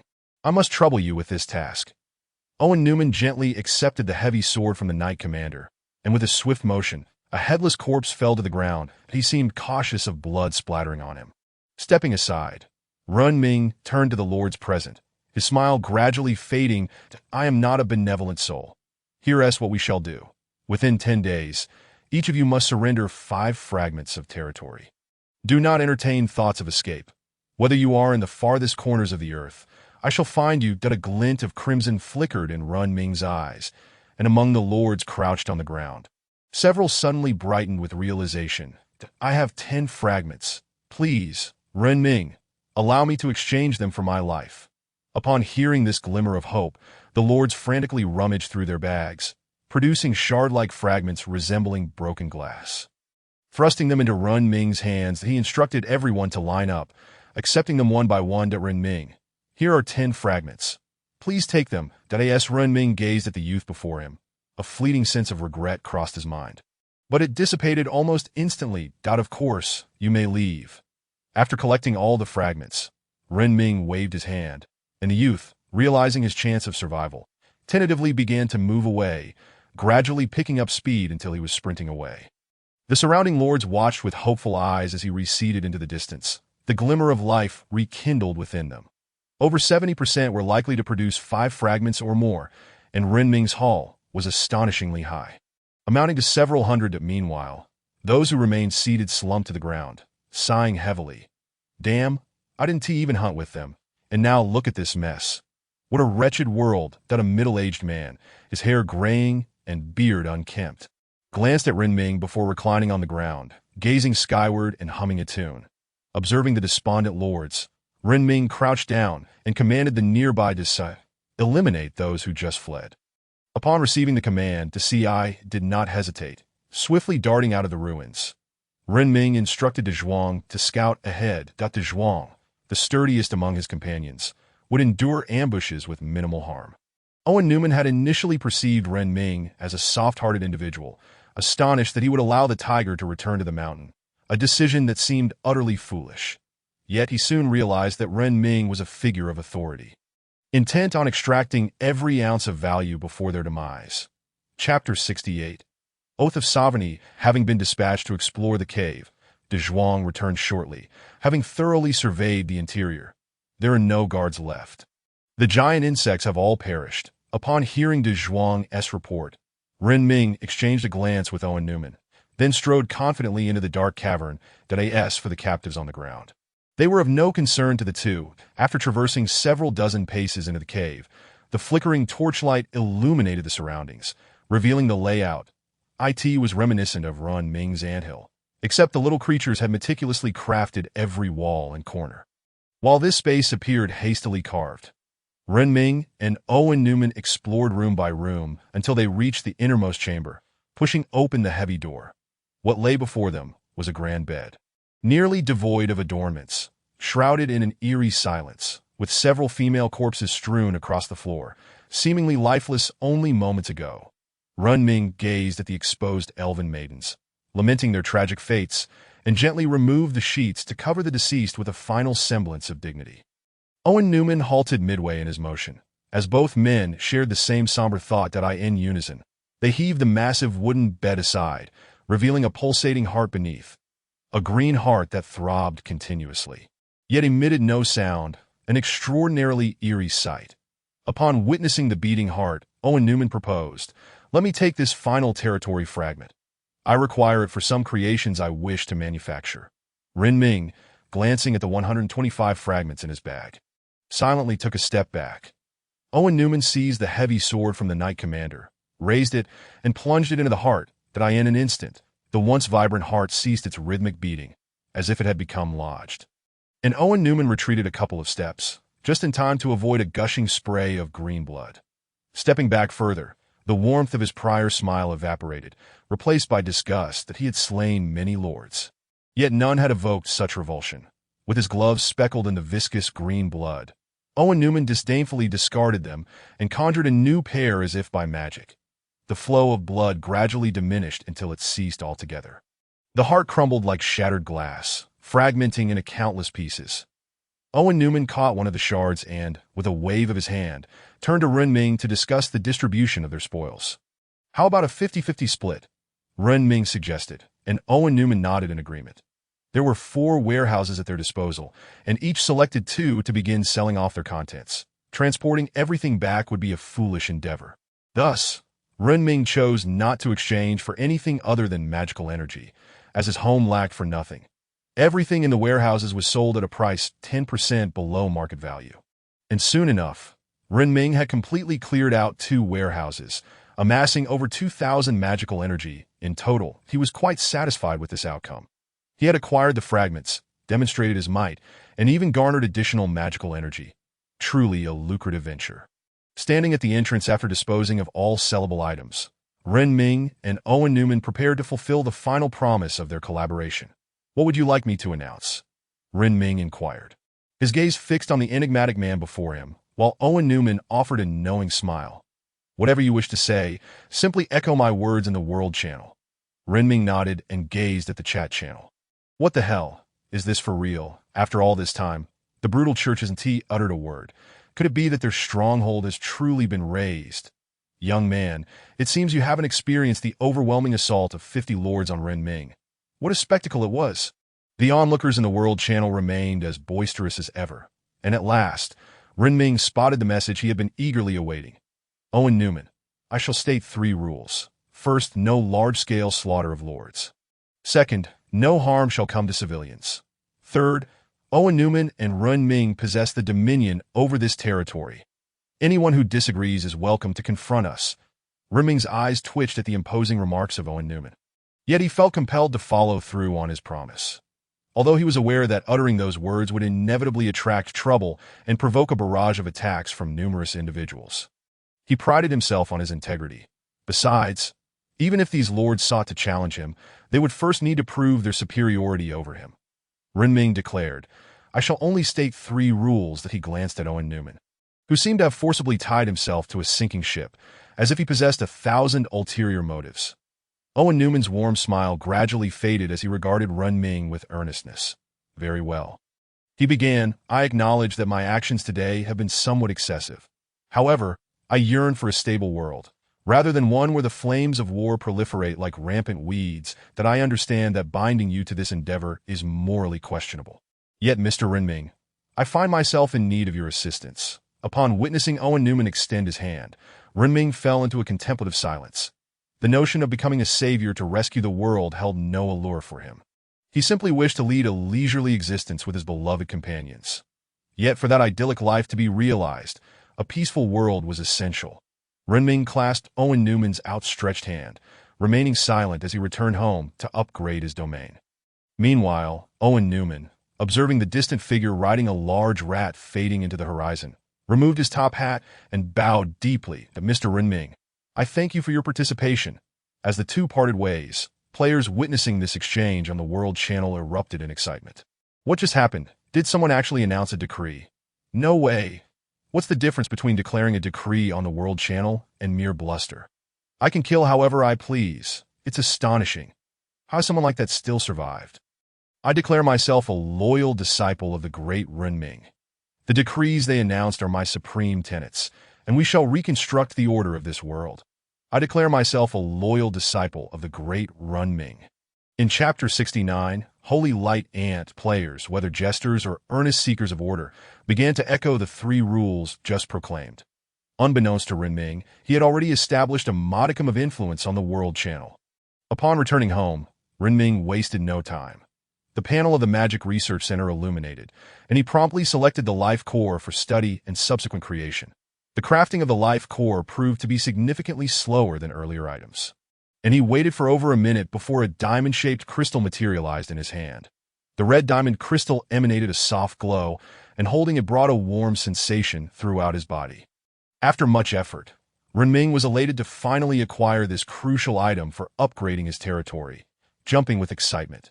The little companions around him, having resumed their daily routines, looked on with puzzled expressions at their master's exuberance. Yet, seeing their master so joyful, they merely tilted their heads in curiosity without disturbing him.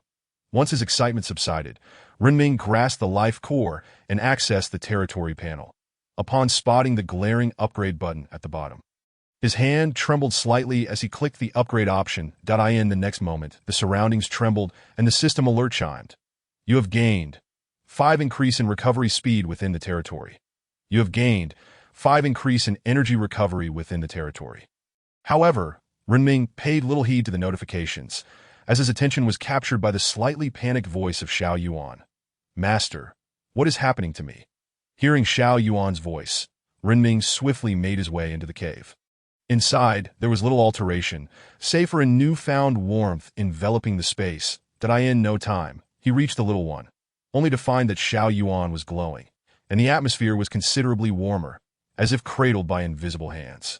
Upon entering, Renming beheld Xiao Yuan radiating light like a bulb and promptly opened his panel. Name: Queen Ant level. Tier 5, 0300 strength, 21 attack power, constitution, 31 vitality, agility, 32 speed, spirit, 31 skill power, skills, greedy breeding activated skills, selective evolution activated skills, life inheritance. Offspring have a chance to inherit all evolutionary traits, skills, life aura. All connected beings within the territory enjoy a 20 life recovery. Description: unexpectedly formidable, she is now a versatile warrior, proficient in both offense and defense, and no longer requires your protection. Renming could hardly believe that Xiao Yuan had leveled up once more, prompting him to reflect on his own circumstances that he had been out adventuring, yet remained a mere Tier 2 novice, while this little one stayed home and soared to Tier 5 after a couple of outings. This complex emotion dissipated as Renming acknowledged that it was indeed a good thing for the little one to grow stronger. Regardless of how it had occurred, with Xiao Yuan unharmed, he exited the cave and opened the territory panel to check the materials needed for the next wave. Territory name: Ant Nest Territory level. Tier 5 recruitable units. Soldier Ant. Consumes 10 magic energy. Mining Ant. Consumes 20 magic energy. Poison Sting Ant. Consumes 50 magic energy. Magic Ant. Consumes 100 magic energy. Holy Light Ant. Consumes 500 magic energy. Recruitment count: 9150. Territory description: Unleashing of the Lord upgrade requirements. Fine Iron, 1150 1050.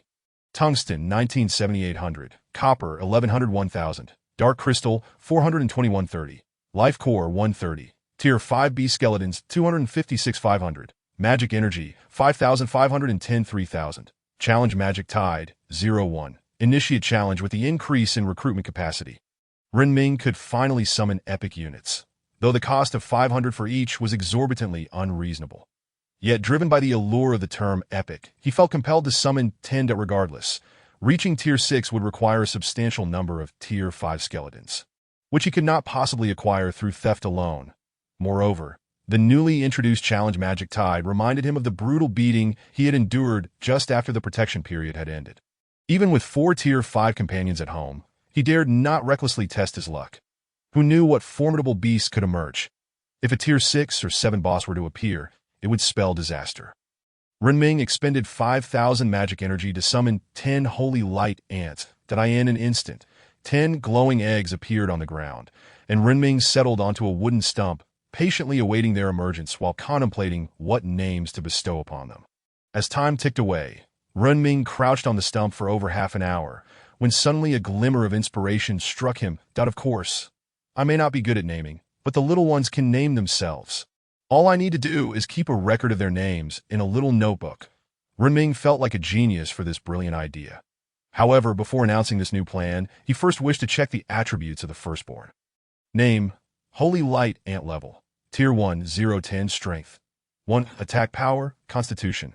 1 vitality, agility. 1 speed, spirit. 6 skill power, skills, devour. After feeding, the body may randomly inherit one attribute or skill from a consumed creature. Current energy, 0-100 skills. Holy Light Evolution. Upon leveling up, gains a skill evolution. Skills. Holy Light Healing. Targets touched will experience rapid wound healing, with speed and efficacy dependent on spirit strength. Description. If there exists a deity in this world, this little one surely holds a place among them. Chapter 70. The bones. Upon witnessing the extraordinary abilities of the little creature, Renming could not help but marvel at its prowess. Truly, it was deserving of its epic classification. The newly acquired skill, Radiant Evolution, allowed for the advancement of 1's abilities, and this skill, regardless of its application, was undeniably formidable. Moreover, Dabai served as a healer, resurrecting allies on the battlefield. Among all attributes, its mental fortitude was the highest, even surpassing that of the newly born demon. Summoning the higher-level companions to Zhuang, Zhuang 4, and Zhuang 5, Renming instructed these formidable little beings to accompany Dabai and engage the trance nearby, that he then retreated to the Magical Research Center, where he crafted 70 life cores, which he stored away to gather dust. Subsequently, he activated the newly illuminated technology tree for the Tree of Life, which required Life Cores X500, Life Seeds X5, Magic Energy X 7000, Magical Lumber X10,000, and Fragments of the World Tree X1. Gazing at the daunting list of materials, Renming nearly ground his teeth in frustration. It was as if the words robbery were emblazoned across the interface. Indeed, the task of accumulating 7,000 magic energy seemed insurmountable, even if he were to sell himself today. Not to mention the World Tree fragments and life seeds. Just obtaining those 500 life cores was an endeavor beyond human capability. Muttering under his breath, Renming exited the interface and opened the Advanced Staff menu that he was determined to explore what further enhancements this Advanced Staff might offer him. However, as soon as he entered the panel, he was struck by the realization that all his magic energy had been depleted during the summoning of Dabai, leaving him with not a drop to spare. His resources had been thoroughly exhausted, and with a hand on his stomach, he decided it was best to prepare himself a meal. First, 3 plates of dishes and 8 bowls of rice later. Renming dined while observing the World Channel, where the local lords engaged in their discussions that henceforth, this region shall be under the dominion of Run and O. He mused, isn't that splendid? The 3 decrees issued by them are all aimed at protecting the weak. Although the last one is a tad tyrannical, what could we possibly do if they decided to commence a massacre? Forget these matters. Let the great ones do as they please. After all, following in their wake, one might not feast upon meat or drink broth, but at least one can lick the plates clean. By the way, have you heard? Someone has actually unlocked advanced units. Advanced units, they say, are immensely powerful, poised to establish their own reign. Surely, there can't be so many lucky individuals around. Curse those fortunate ones. Hey, I'm telling you, something monumental is on the horizon. According to inside sources, a world boss is set to be unleashed in the region soon. Is that true? If it's false, I demand a centimeter reduction immediately. Reconsider. As Renming pondered the authenticity of the World Channel's messages, he recognized that they were often a blend of truth and deception. The only course of action available to him was to bolster his combat capabilities. Coming to this conclusion, he finished his 3 plates and washed 1 bowl, then called upon de Zhuang, and a multitude of little companions to seek out 5th-tier creatures. Even amidst the perils of the forest, 5th-tier creatures commanded a position of supremacy. Renming could only advance in a singular direction, relying on the 5th-tier aura emanating from his little companions to lure other 5th-tier beings into combat. Otherwise, searching for such creatures in the vast expanse of the jungle would be akin to searching for a needle in a haystack. Armed with the crystal torch procured from Xyland, Renming wandered aimlessly through the jungle. The monotonous blackness of the forest and the incessantly recurring trance resembled an unsolvable labyrinth. Within this maze, he was akin to a puzzle solver, perpetually seeking treasures hidden within. After meandering through the jungle for over 4 hours, his legs grew weary, while the large mouse accompanying him idly dug holes in the ground. The terrain was excessively convoluted, and perched atop the large mouse, Renming found himself repeatedly bumping his head, sighing deeply. He was beset by a whirlwind of emotions, utterly exhausted, yearning to find that which eluded him. It was as if he were searching for a lost headphone. always present when not sought. Yet entirely elusive when desperately needed, A.S. Runming contemplated strategies to locate the fifth-tier monsters. The great demon, seeking to pass the time, began honing its skills by releasing butterflies. The butterflies were small, infused with minimal energy and exertion. Serving primarily to create a sound board, Runming gazed at the multitude of butterflies fluttering in the sky. Lost in thought, as the swarm grew larger, it coalesced into a vast mass, resembling a constellation in the night sky. The long-dormant forest, shrouded in darkness, finally welcomed its celestial display. However, as he stood there in contemplation, he faintly heard the sound of something moving, the noise growing louder as it approached. After a moment of discernment, his eyes sparkled with realization.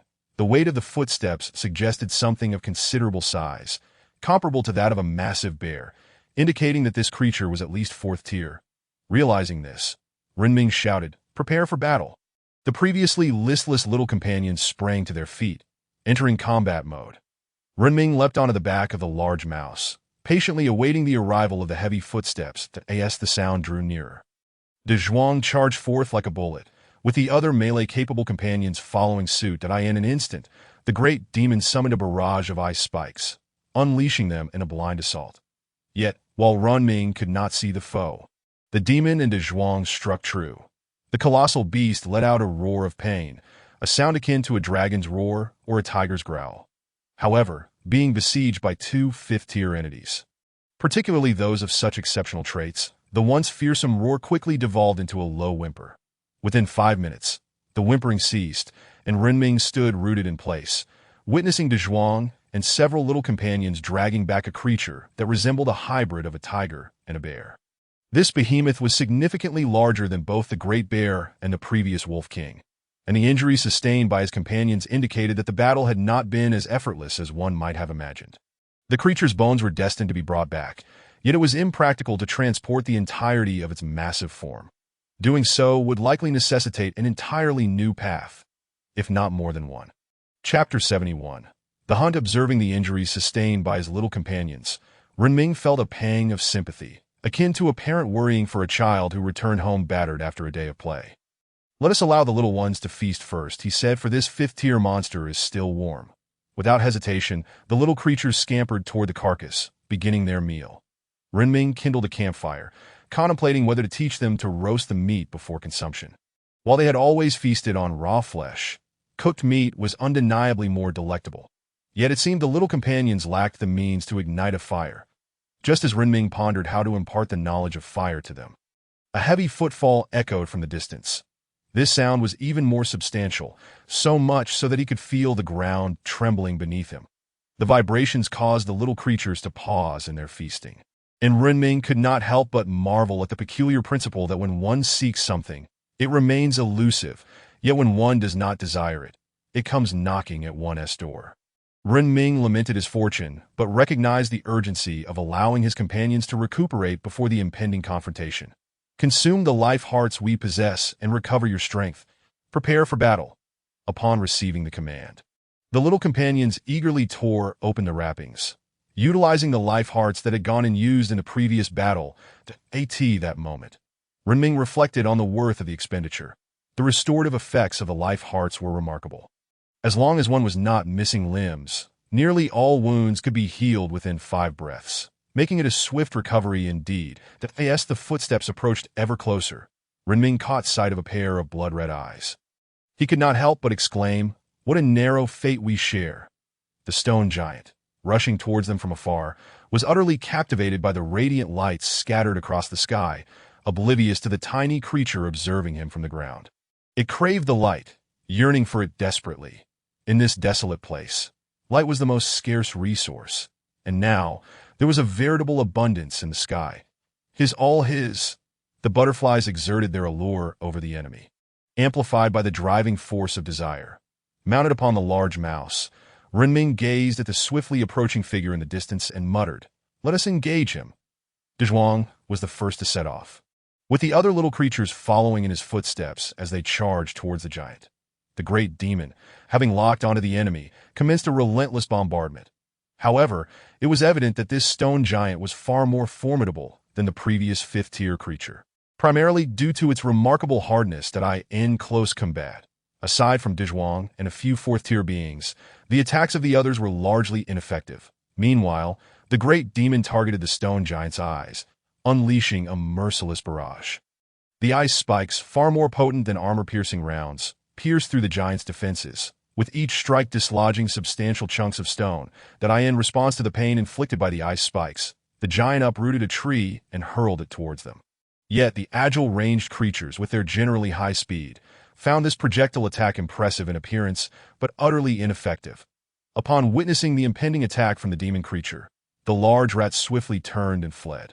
Moving so quickly, it nearly left an afterimage, making it difficult to determine who would win in a race against the fifth-tier Dezhuang. The giant shifted its gaze from the swirling butterflies above to the little creatures at its feet and the distant nuisances that resembled flies, relentlessly assaulting them.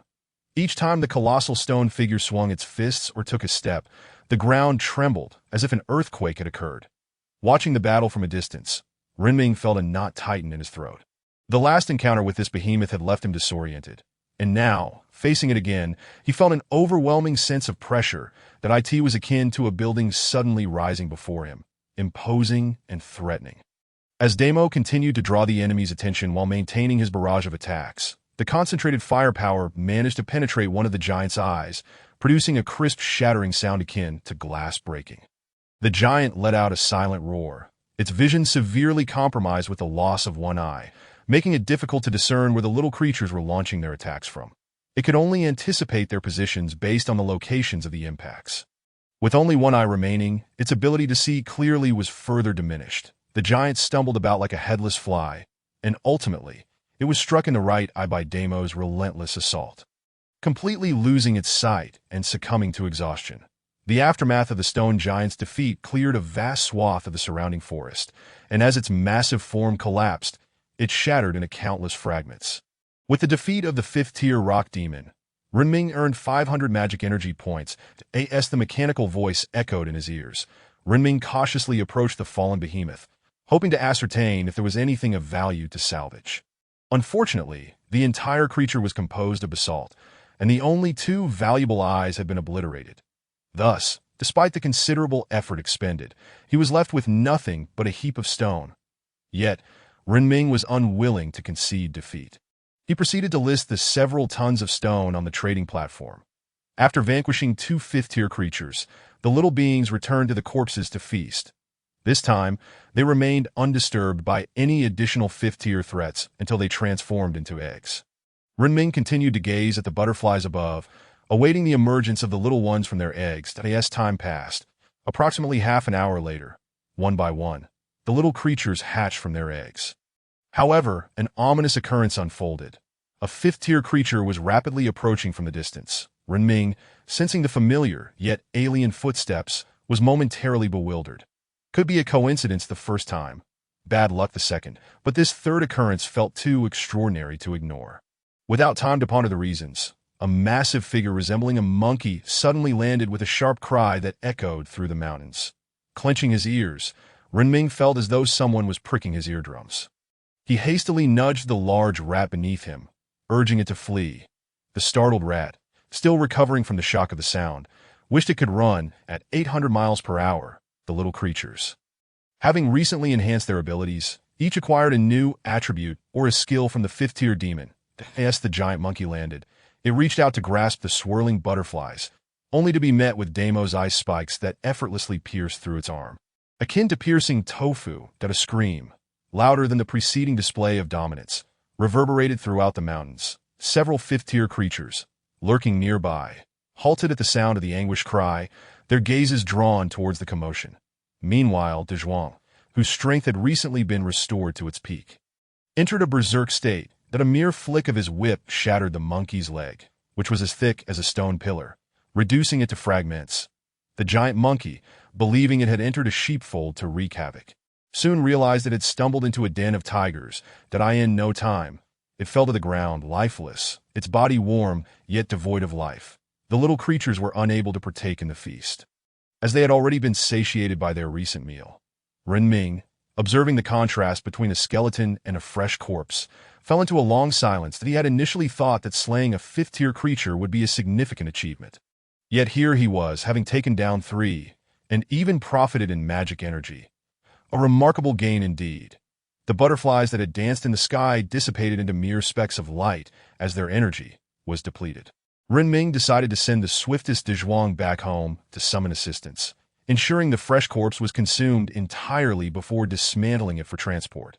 Time flew by, and after a moment of watching the World Channel, Dezhuang returned with the little creatures, having devoured the corpse entirely and swiftly dismantling it. With a bountiful harvest, Renming leisurely made his way home. However, before he could arrive, a familiar voice reached his ears. Congratulations, player Oren Newman, for discovering a resource point. The location of the resource point has been announced to the entire server, with the current occupation progress at 1. Upon hearing this familiar server-wide announcement, Renming was momentarily surprised, but his interest waned upon realizing it was merely a resource point, that he already possessed one, and the yield of magic energy was minimal, only a few hundred per day. It was far more efficient to hunt or have Demo unleash chaos elsewhere. Less than 30 seconds after the server announcement, Renming's private messages suddenly chimed. Anyone who could message him privately was at least a 5th-tier player, prompting Renming to open the message panel with some curiosity. To his surprise, it was Oren Newman reaching out that Mr. Renming. It seems I require your assistance, that MY soldiers are currently entangled with a troublesome group of players, and I fear I need your help. Oren continued, Of course, I won't ask for your help without compensation. You only need to assist me for 7 hours, and I will reward you with 1,000 magic energy. After reading both messages, Renming swiftly typed a response. Of course, I can assist. As for the 1,000 magic energy, I shall forgo it, but I would like you to owe me a personal favor. Renming had no shortage of valuable items like 1,000 magic energy. What he truly needed was someone who could provide crucial support in dire times. A favor in exchange for magic energy seemed like a prudent trade. Oren replied, Mr. Renming, your favor is indeed valuable, that I agree to your terms, that in less than 2 hours, my knight will arrive at your doorstep. You only need to deploy your forces. After reading the message, Renming chose not to reply further. Instead, he tightened his grip on the 2 large bones he had been carrying. Little ones, it seems we must hasten our pace. Someone is in need of us. The little creatures, hearing of the need for their assistance, quickened their steps. Meanwhile, the large rat beneath him, realizing the sudden acceleration of the group, found itself compelled to pick up the pace. Wearing a frown, that I really don't want to compete like this, it lamented. As Renming reached home and tossed the bone sticks into the storage, a golden-armored figure on a white horse approached and knocked on the door to Mr. Renming. We require your assistance. The anxious voices from outside drifted into Renming's ears. And being both wealthy and bold, he promptly dispatched both the Great Demon and Wulong to the fray. A versatile warrior, Wulong, now at the 4th tier, could hold his own against 5th-tier opponents, making his deployment for support quite commendable. Renming sent out approximately 30 little companions, urging the knight to hurry along with them, that he feared that if they delayed any longer, his strategic ally would soon find themselves overwhelmed by a horde of lords. What was Owen Newman? Merely an ultimate, invincible fat sheep. They sought resources, but all they required was a pretext to target this plump quarry. That in the shadowy jungle where Renming resided, the radiant light beams were undoubtedly obscured. Yet this did not hinder his grasp of the battlefield.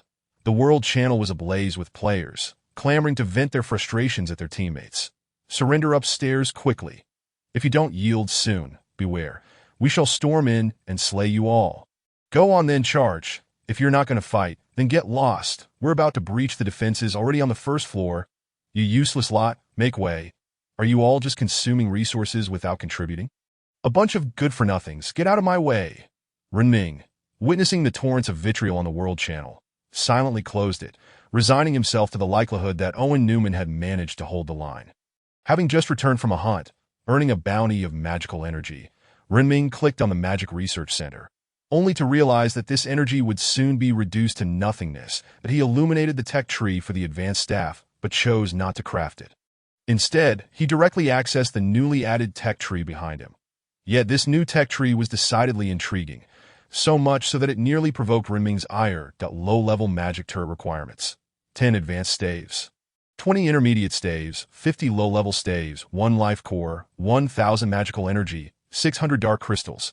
Gazing at the plethora of materials required, Renming was on the verge of appending the small round table in frustration.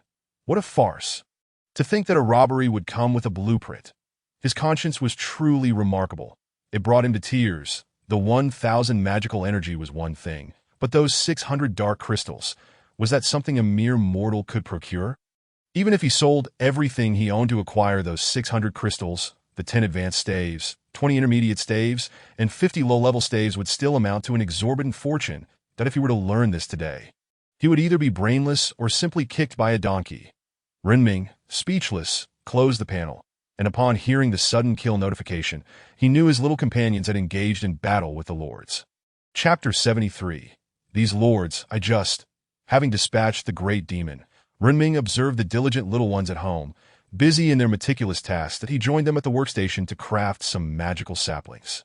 Taking a few little companions along to plant trees. The last batch of magical timber had been completely consumed, and although the remaining 50 trees had escaped his axe, they were ultimately not spared from his magical grasp. Magical trees were truly wondrous. Even without watering or fertilizing, they thrived on nothing but the wind.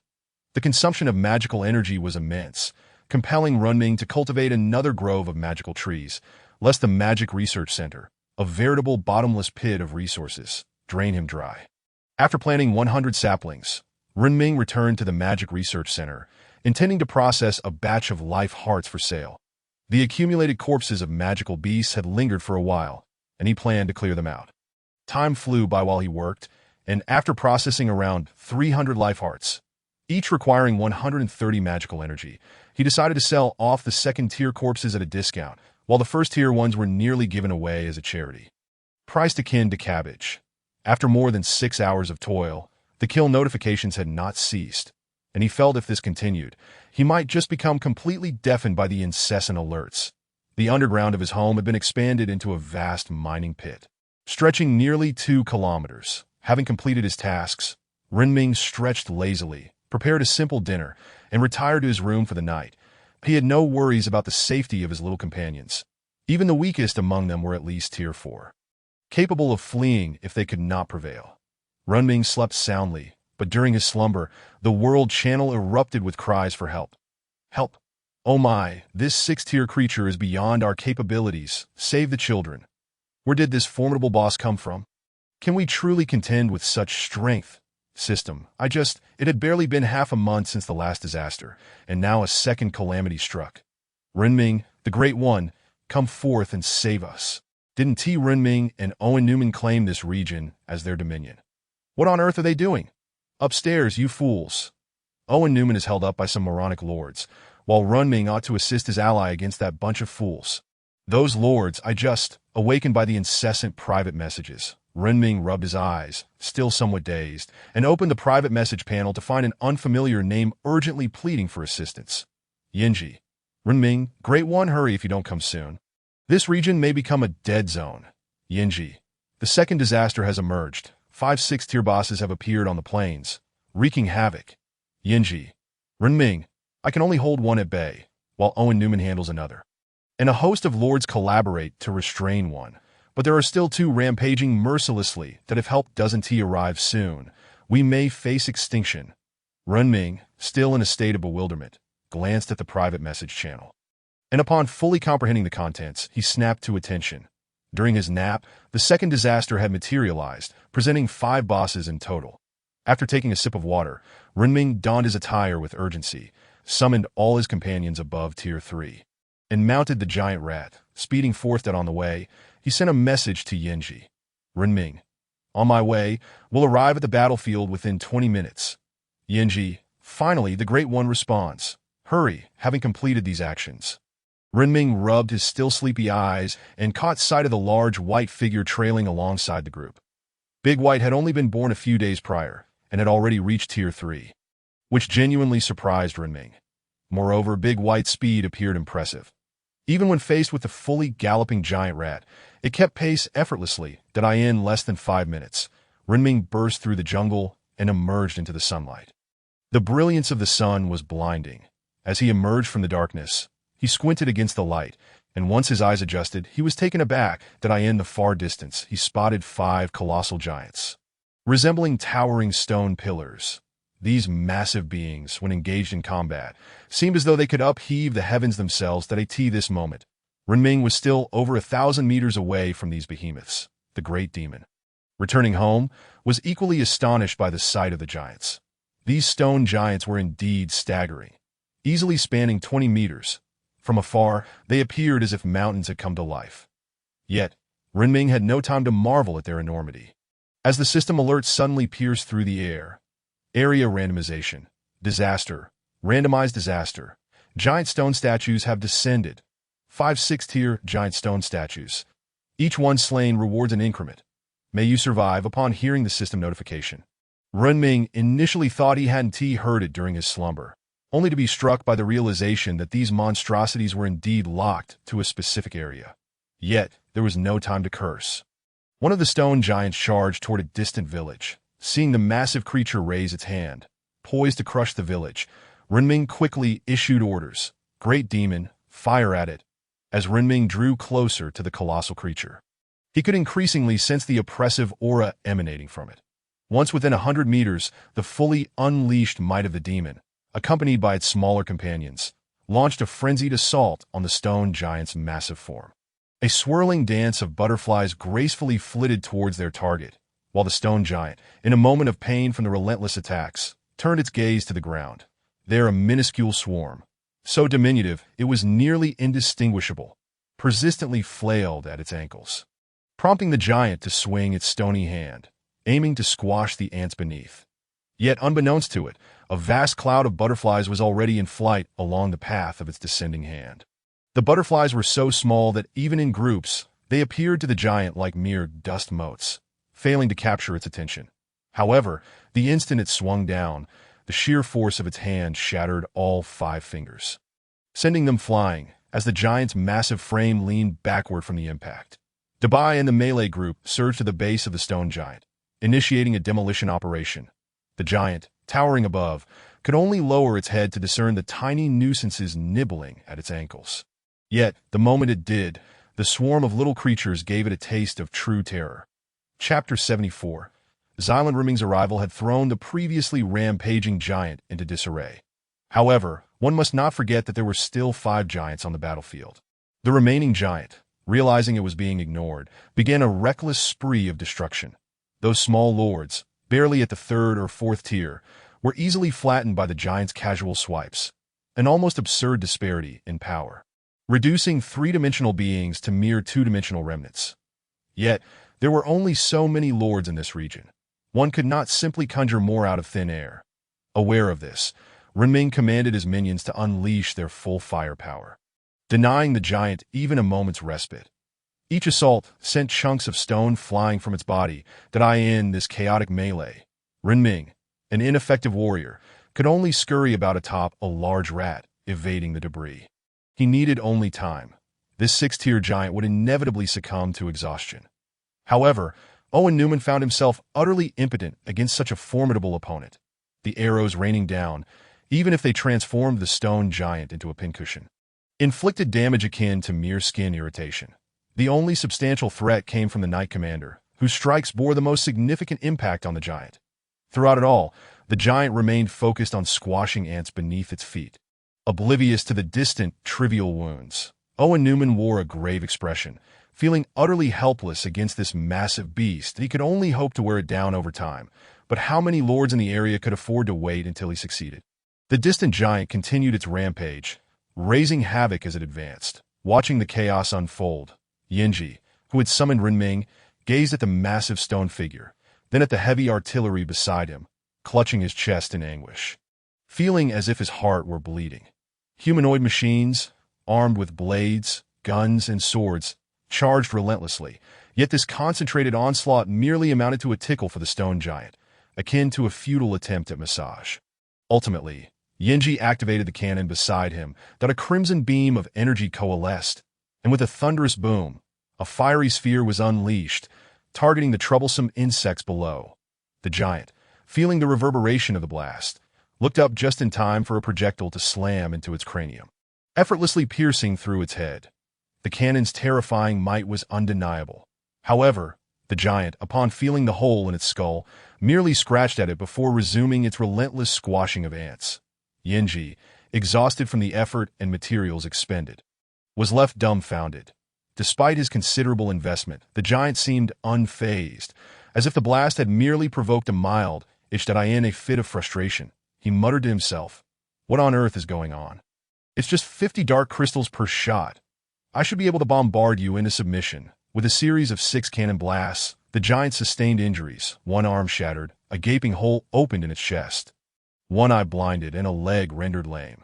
Yenji collapsed to the ground, gazing at the giant, still wreaking havoc despite its injuries, and felt a surge of invective rising within him, questioning why this stone giant's life was so resilient. Meanwhile, Renming had successfully severed both of the giant's legs, now only needing a bit more time. Yet, what was particularly disconcerting was that the giant was heading straight for Gobi City, merely a few tens of thousands of meters away. At its size, it could raze the city in under 5 minutes. Panic gripped the populace and Xyland alike. They were all on the brink of despair. Renming felt a growing urgency. He contemplated riding his large rat directly to Gobi City to rescue Xyland. But he knew he had to oversee the battle. Just as he was about to send Dazhuang off, a figure clad in a robed sword from Gobi City. The distance was too great for Renming to discern the identity of the robed individual. But the ability to fly suggested considerable power that he could only hope the figure would intercept the giant. But as Renming's gaze lingered on the horizon, the large rat suddenly veered, snapping him back to reality. In the next instant, the giant's stone fist crashed down where he had just stood. "Are you even capable?" he scolded. "Can we not zone out while fighting? If I hadn't moved quickly just now, we would have met our end together." The rat continued its complaints, while Renming refocused, directing the battle to expedite their victory. This time, he refrained from shattering the giant's ruby-like eyes, curious to see if they bore any value. However, just as he began to command the battlefield with renewed determination, a thunderous crash drew his attention. When he turned, he beheld a holy sword descending from the sky, cleaving the towering giant in half at its center. Renming's mouth fell agape, his expression one of sheer astonishment. What on earth is this? Is this not a magical world? How is there someone practicing immortality here? His incredulity peaked as the stone giant collapsed. The robed figure observed the battle from a distance, seemingly listening to someone recount events. After a brief moment, the figure flew toward Renming.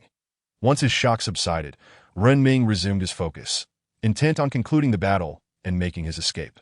This was utterly absurd. A single sword had decimated a 6-tier giant, that if that blade were to strike him, he feared he would not even emit a sound. The figure approached at great speed. Soon arriving before Renming, to his surprise, he recognized the individual as an old acquaintance. "Xyland, I never imagined you were so formidable," he exclaimed. "Had you mentioned your strength during our last adventure, we could have easily lifted the coffin lid." Renming's initial gravity transformed into a bright smile, while the now grounded Xyland regarded him with a hint of confusion. Renming noticed that his loquacious friend refrained from boasting about his prowess, instead wearing a puzzled expression. However, as Xyland began to speak, Renming's face flushed with embarrassment that, "Oh, my apologies. You might have mistaken me. Xyland is my younger sister. I am Ziviel, her elder sister. It is a pleasure to meet you. Xyland has mentioned you before." Chapter 75. Ziviel faced with this somewhat awkward situation. Renming scratched his head sheepishly, offering a nervous smile. Xyland and Ziviel bore such a striking resemblance that even upon closer inspection, it was difficult for Renming to discern any significant differences between them. Ziviel seemed accustomed to being mistaken for her sister, wearing a gentle smile as she regarded the young man before her. After a brief moment of discomfort, Renming's sharp mind surged back to clarity. "Thank you, Ms. Ziviel. Without your assistance, today could have ended in disaster." He genuinely appreciated Ziviel's intervention. Had the stone giants continued their rampage across this patch of land, the lords of the surrounding region would likely have perished. Ziviel waved her hand dismissively. Compared to Xyland, she appeared more youthful. It was nothing. A mere trifling matter to Mr. Renming. "Would you care to visit my lord's estate? Xyland seems eager to spend time with you." Upon receiving an invitation from someone capable of cleaving a 6-tier giant in twain, Renming hesitated before ultimately shaking his head. "I am grateful for your kind invitation, but I must first attend to matters here before I can visit that I assure you that when I do, I will bring a proper gift." Zivil smiled, seemingly unperturbed by the matter of apologies, and with an unknown means, took flight and soared into the distance. Runming gazed enviously at the flying Zivil, his eyes shimmering with admiration. What boy has not dreamt of soaring through the skies? The six-tier stone giant ultimately succumbed to the combined efforts of the little ones, shattering into a myriad of fragments, upon vanquishing the six-tier magical creature. The Trollstone statue, they were rewarded with 800 points of magical energy. The final blow was dealt by Daji, who ascended to the sixth tier and grew a bit larger in stature. Noticing the radiant glow emanating from Daji, Renming heard a voice whispering in his ear, and he gently patted the large mouse beneath him. He had long desired to pry out the eyes of that stone giant. And today seemed like the perfect opportunity. The large mouse effortlessly leaped onto a heap of stones, while Runming circled around several times before locating the giant's head. The red gems sparkled brilliantly. Yet as Runming opened his backpack, he realized he had nothing to extract the gems with, which left him somewhat troubled.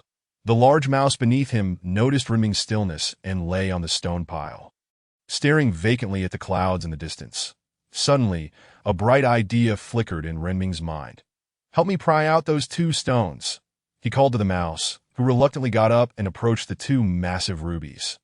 Scratching at them with its claws, that I in no time. The mouse had extracted both gems and presented them to Renming. "Dada, my dear mouse, what a dreadful predicament you find yourself in," ignoring the mouse's lament. Renming opened the panel for the gleaming gems. Life Crystal Effect. A unique magical artifact. The most wondrous thing in the world is life itself, a specially crafted material. The panel's description was rather hasty. Yet Renming pondered, wondering if this special material could somehow be used to create a mech in the future. His mind began to drift further away with strange thoughts, prompting him to quickly reel them back. Just then, the remaining bosses were defeated, and the game's voice announced, "Congratulations. You have survived the calamity. Rewards are being distributed." As the mechanical voice faded, Renming saw a golden treasure chest appear before him. Without hesitation, he leaped off the mouse's back and opened it. Acquired. Victory Steel. As Renming waited for the next item, after a few seconds, he discovered another golden chest and received another item. Looking up at the sky, his gaze was filled with deep resentment, but he was well aware of his luck. Obtaining something was already fortunate, regardless of whether it was good or bad, that he picked up a miniature version of the steel from the ground and opened its panel. Victory Steel Effect. Placing this item within your territory grants a 30 increase to all attributes for all associated beings within the territory. Despite its unadorned effect, Renming gave it a thumbs up. This item was indeed valuable. Even just one was not a loss. As the battle concluded, the surrounding lords opened their treasure chests, exhibiting a myriad of expressions. Joy, confusion, curiosity, all mixed together. Renming chose to disregard the other lords, intending to return home first to place the steel there before making a trip to Gobi City. As for what gift to bring, he truly could not think of anything suitable that if all else failed, he might as well give himself as a gift. Suddenly struck by an absurd thought, Renming quickly dismissed it. However, before he could return home, a young man with black hair and eyes, dressed in tattered clothes and wearing a joyful smile, came running towards him. "Renming, wait! I have a business proposal for you." The voice drew closer, capturing Renming's attention as he noticed the necklace the youth was swinging in his hand. The large mouse beneath him, just about to slip away, received a gentle pat on the head. "Wait a moment before you leave." The mouse looked back at the approaching youth and lay down, waiting for its master's command. The young man had a sturdy physique. Despite his hurried approach, he was not out of breath. "Renming, I just opened this necklace from a treasure chest that I assure you, it's excellent. The attributes allow the wearer to enjoy a 50 recovery from damage. I have no use for this item, nor do my subordinates. Since you're here, would you consider purchasing it?" Renming felt a twinge of interest as the youth presented the azure necklace, just as he was pondering what to bring to Gobi City as a gift.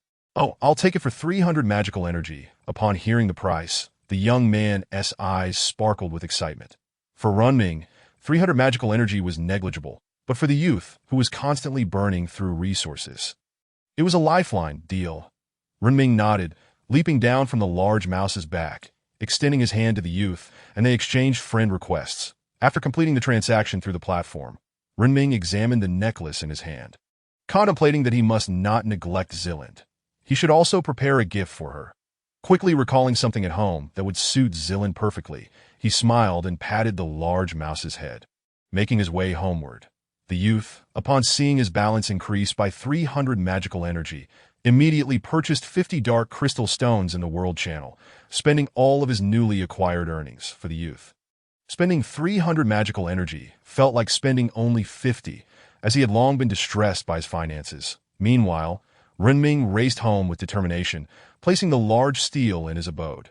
The elderly folks, who were just chatting moments ago, began discussing the nature of the steel and how it was crafted. Gathered together, the old-timers seemed to have endless tales of the past and future to share. Renming paid them no mind, opting instead to dash to the Magical Research Center, where he opened the panel for the Intermediate Magic Heart and promptly began his studies. Renming felt a pang in his heart as he realized the cost of this item was somewhat steep. Yet in comparison to its effects, the value was undoubtedly justified. After crafting 5 Intermediate Magic Hearts, he held one glowing heart in his hand and, without hesitation, tossed it into his mouth. That it was sweet, yet left him feeling somewhat dizzy. More than just a little dizzy. Why is the ground swaying? What on earth is happening? Why is the world spinning? While pondering the effects of the Intermediate Magic Heart, Renming barely managed to voice his thoughts before he collapsed to the ground, slipping into a deep slumber.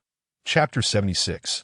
Advanced Magic. The busy little creatures noticed their master had unexpectedly fallen asleep on the ground, which caused them considerable concern. That, oh master, really now? If you're tired, you should go inside and sleep. The ground is so cold. Several little beings collaborated to carry Renming back inside, and he remained unconscious for an entire day. When he suddenly sprang up from his bed, his mouth dry and parched, he felt a faint sense of the ethereal, albeit just a hint, and the lingering effects were quite pronounced, shaking his still dizzy head. Renming took a cold shower to dispel the lingering fog. With 4 magic hearts remaining, he distributed one to Damo, one to Wulong, and one to Dazhuang. He actually hoped Dazhuang would also master a bit of magic. Considering his frequent charges in a battle, it would be wise to have ranged attacks as a backup should they ever be ambushed. He reserved the final heart for Zilland, then mounted the large mouse. Accompanied by Damo and the somewhat dazed Dazhuang, as they made their way toward Gobi City, the star-picking pavilion, Zilland, bored and flipping through books, summoned a room full of ice spikes. Even in the sweltering summer, the room remained refreshingly cool. After a long day of busy work, Zivil, intending to check on her troublesome younger sister, walked in to find the room strewn with ice spikes and Zilland continuously conjuring more. With a delicate flick of her finger, Zivil playfully flicked Zilland on the forehead. This is how you use magic. Besides, where did you learn this spell? Its power is rather low. Its only advantage seems to be its penetration. Zilland, lost in thought, snapped back to reality after being flicked, glancing at Zivil, who still bore an expression of annoyance. That a sheepish smile crept onto his face. That a friend taught me that I think it's quite useful. It can attack from a distance and cool things down in the summer, an essential skill for traveling. Zivil, upon hearing this, flicked him on the forehead again. Enough, enough. Hurry up and tidy your room. Your friend is supposed to visit today. Hearing that a friend was coming, Zilland raised his eyes, sparkling with curiosity. Is it that Ginghuan girl? Could it be she has finally decided to come over and keep me warm? Zivil, exasperated, flicked him once more on the forehead, exclaiming, Renming, really? Upon hearing that it was Zilland, Renming immediately sprang to his feet from his chair. I must tidy up and prepare for departure. It will be such joy to venture out with Renming. Seeing her muggle sister diligently organizing the room, Zivil was somewhat astonished. Her whimsical sister, who typically lacked focus in her pursuits, engaging in such an endeavor seemed utterly absurd. Yet, as the two conversed, Renming descended from the great mouse, leading the little ones up to the top floor. The steward of the star-picking pavilion, upon noticing Renming's intent to ascend, contemplated intervening, but then thought better of it. After all, he was a friend of the pavilion's master. If he were to inform the master, she would surely come down to greet him. Thus, he decided to let Renming ascend unimpeded. With a simple clearing of his thoughts, the steward remained still, allowing Renming and the 10 little ones to leisurely make their way to the top floor. On the 5th floor today, several guests were present, their eyes sparkling with desire for every item they beheld. Clearly yearning for all, Yet their finances permitted the acquisition of but one that the patrons upstairs regarded the youth clad in a long coat with confusion. But before they could recall where they had seen such attire, Renming turned a corner, activated several hidden mechanisms, and stepped into the concealed compartment of the building, Xylan's residence. Some bewildered guests watched as Renming vanished without a trace, attempting to mimic his actions by activating several hidden mechanisms themselves. Yet no door appeared, as if they had merely imagined it. Outside, the onlookers were left in a state of confusion, while within, the two occupants also bore expressions of surprise. Just as Xylan discarded a heap of ice spikes into the trash, she spotted Renming, having manipulated the mechanism, entering the hall. Both occupants turned their gazes toward him, and Renming, upon seeing them, momentarily froze. Lady Xylan. Lady Ziviel, I apologize for my abrupt intrusion. I hope it is not too much of an imposition. Renming had initially intended to locate Xylan and then seek her sister, but he never anticipated that upon entering, he would be met with the scrutiny of two pairs of eyes. Xylan disregarded her sister's peculiar gaze and waved her hand. Renming, you have finally arrived. I have discovered another ruin. Our exploration journey must commence at once. Observing that Xylan remained unchanged, Renming could not help but smile. That I have brought gifts for both of you. But regarding our expedition, I believe I have a more enticing destination in mind than the mention of gifts. Xylan's eyes sparkled with anticipation as she rushed to Renming's side, extending her hand.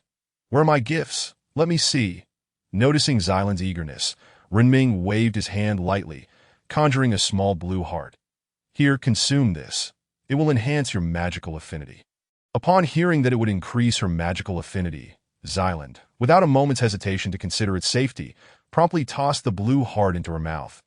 Just as Ziviel attempted to intervene, Xylan had already swallowed it whole. A flush of pink blossomed on Xylan's cheeks, reminiscent of an innocent youth indulging in wine, but it quickly faded. Renming sensed a change in her demeanor, though he could not articulate what had shifted. Turning his gaze away, Renming conjured a necklace that a gift for you, Lady Ziviel. With a smile, he presented it to Ziviel, who accepted it with a grin. However, as soon as the necklace touched her hands, she felt a warm current coursing through her body, akin to the soothing embrace of a hot spring.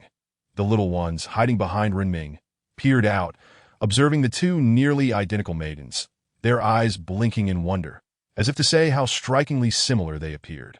Ziviel, feeling the extraordinary quality of the necklace, considered returning it, believing it to be somewhat extravagant. Yet, Xylan, snapping out of her daze, exclaimed with delight, Sister, I feel as though my sensitivity to magic has deepened. I believe I might be able to wield advanced magic now. Ziviel, poised to return the necklace, froze at her sister's revelation of mastering advanced magic in that moment. She knew her somewhat naive sister had achieved something remarkable. Chapter 77. For skills of 6th rank, no one in the room understood Xylan's magical affinity better than him. Not even Xylan herself. Ziviel had sought numerous rare treasures to enhance her sister's modest magical talent, each one a gem in its own right. Yet, despite all efforts, Xylan's affinity remained stagnant. Even consuming herbs meant to bolster magical affinity had yielded no results. She had not managed to learn advanced or even intermediate magic, and her casting speed was a cause for concern. Now, however, all obstacles seemed to vanish. It appeared that a divine item truly existed, one that could enhance magical affinity simply by ingestion, and not by a trivial margin. Overjoyed, Xylan yearned to demonstrate her newfound abilities, eager to cast a spell for all to witness. Fortunately, Ziviel acted swiftly. Otherwise, the release of an advanced spell could have reduced the star-picking pavilion to rubble. Seeing that both ladies seemed pleased with their gifts, Renming smiled. His visit was not solely to present gifts. He sought to invite Xylan to join him in exploring the treasures left behind by that old rascal. Landing. Xylan, I possess the location of a ruin. Would you care to accompany me? For Xylan, who had just grasped advanced magic, Renming's invitation was an irresistible temptation. Of course. When shall we depart? Observing her sister's exuberance at the mere suggestion of an adventure, Ziviel approached, playfully flicking Xylan on the forehead. That Mr. Renming's gracious invitation naturally compels Xylan to accept. But before that, I must ensure she learns some life-saving spells. That Ziviel's voice, gentler than Xylan's, reached Renming's ears. That Mr. Renming, your gift to Xylan is exceedingly precious. Should you require anything, do not hesitate to seek me at the Lord's mansion. After presenting the gifts and discussing matters, Renming decided it was time to take his leave, feeling somewhat out of place amidst their familial discourse. As he bid farewell, Xyland and Ziviel escorted him out of the city. As they watched his figure recede into the distance, Xyland's previously radiant expression dimmed. "Sister, may I propose a matter?" Her voice was tinged with a pitiful tone, akin to a fawn trapped in a corner. Yet Ziviel, having seen off the distant guests, shifted to a more serious demeanor, her voice firm and authoritative. "No, you must learn advanced defensive magic. Relying solely on tricks could lead to dire consequences." Xyland's face clouded with worry, the joy of recently mastering advanced magic dissipating in an instant. Renming, having ridden the great mouse, swiftly returned home. The mouse had reached 3rd rank, and its speed was now akin to flying. Under the mouse's full gallop, Renming found it difficult to converse. Upon arriving home, Renming dismounted and gazed at the now 6th-rank Dazi, eager to witness the prowess of a 6th-rank creature, but he had sold the corpse of the stone giant. Having inspected it and found it to be merely ordinary stone, save for its distinctive eyes. Now, Dazi's glossy black scales resembled some form of alloy, and upon touch, he felt the delicate fuzz covering it. Though puzzled by the presence of such fuzz on its exoskeleton, Renming was nonetheless convinced of Dazi's formidable strength that as he opened Dazi's panel, Renming's mouth fell agape in awe, swallowing hard to name. Poison Stinger Ant Rank. 6th, 15800 Strength. 45 Attack Power, Constitution. 51 Vitality, Agility. 52 Speed Spirit. 67 Skill Power. Skills: Devour. Activate skills. Poison Stinger Projection. Activate skills. Parasitic Fuzz. Activate against foes' skills. Berserk Bear Roar. Activate skills. Hallucinogenic Toxin. Your attack will induce confusion, momentarily affecting the enemy's spirit. Intensity determined by spirit strength. Skills: Scorching Breath. During attacks can inflict burning damage. Description: Oh, he is truly an unfathomable creature, and it is hard to say whether he could dominate the world now. Having reviewed the attributes, Renming glanced at the skills once more, his heart racing. Goodness! 6 skills excluding Devour, that leaves 5. Which 6th-rank creature boasts 5 skills? This time, Renming intended to leave the great demon at home, instead opting to take along Dazhuang, Wulong, and Dazi. Wulong was a versatile warrior, Dazhuang a berserker, and Dazi a hidden powerhouse. As he finalized the roster for this outing, he pondered and added a spot for Dabai. It was high time that Dabai accompanied him to explore the outside world together.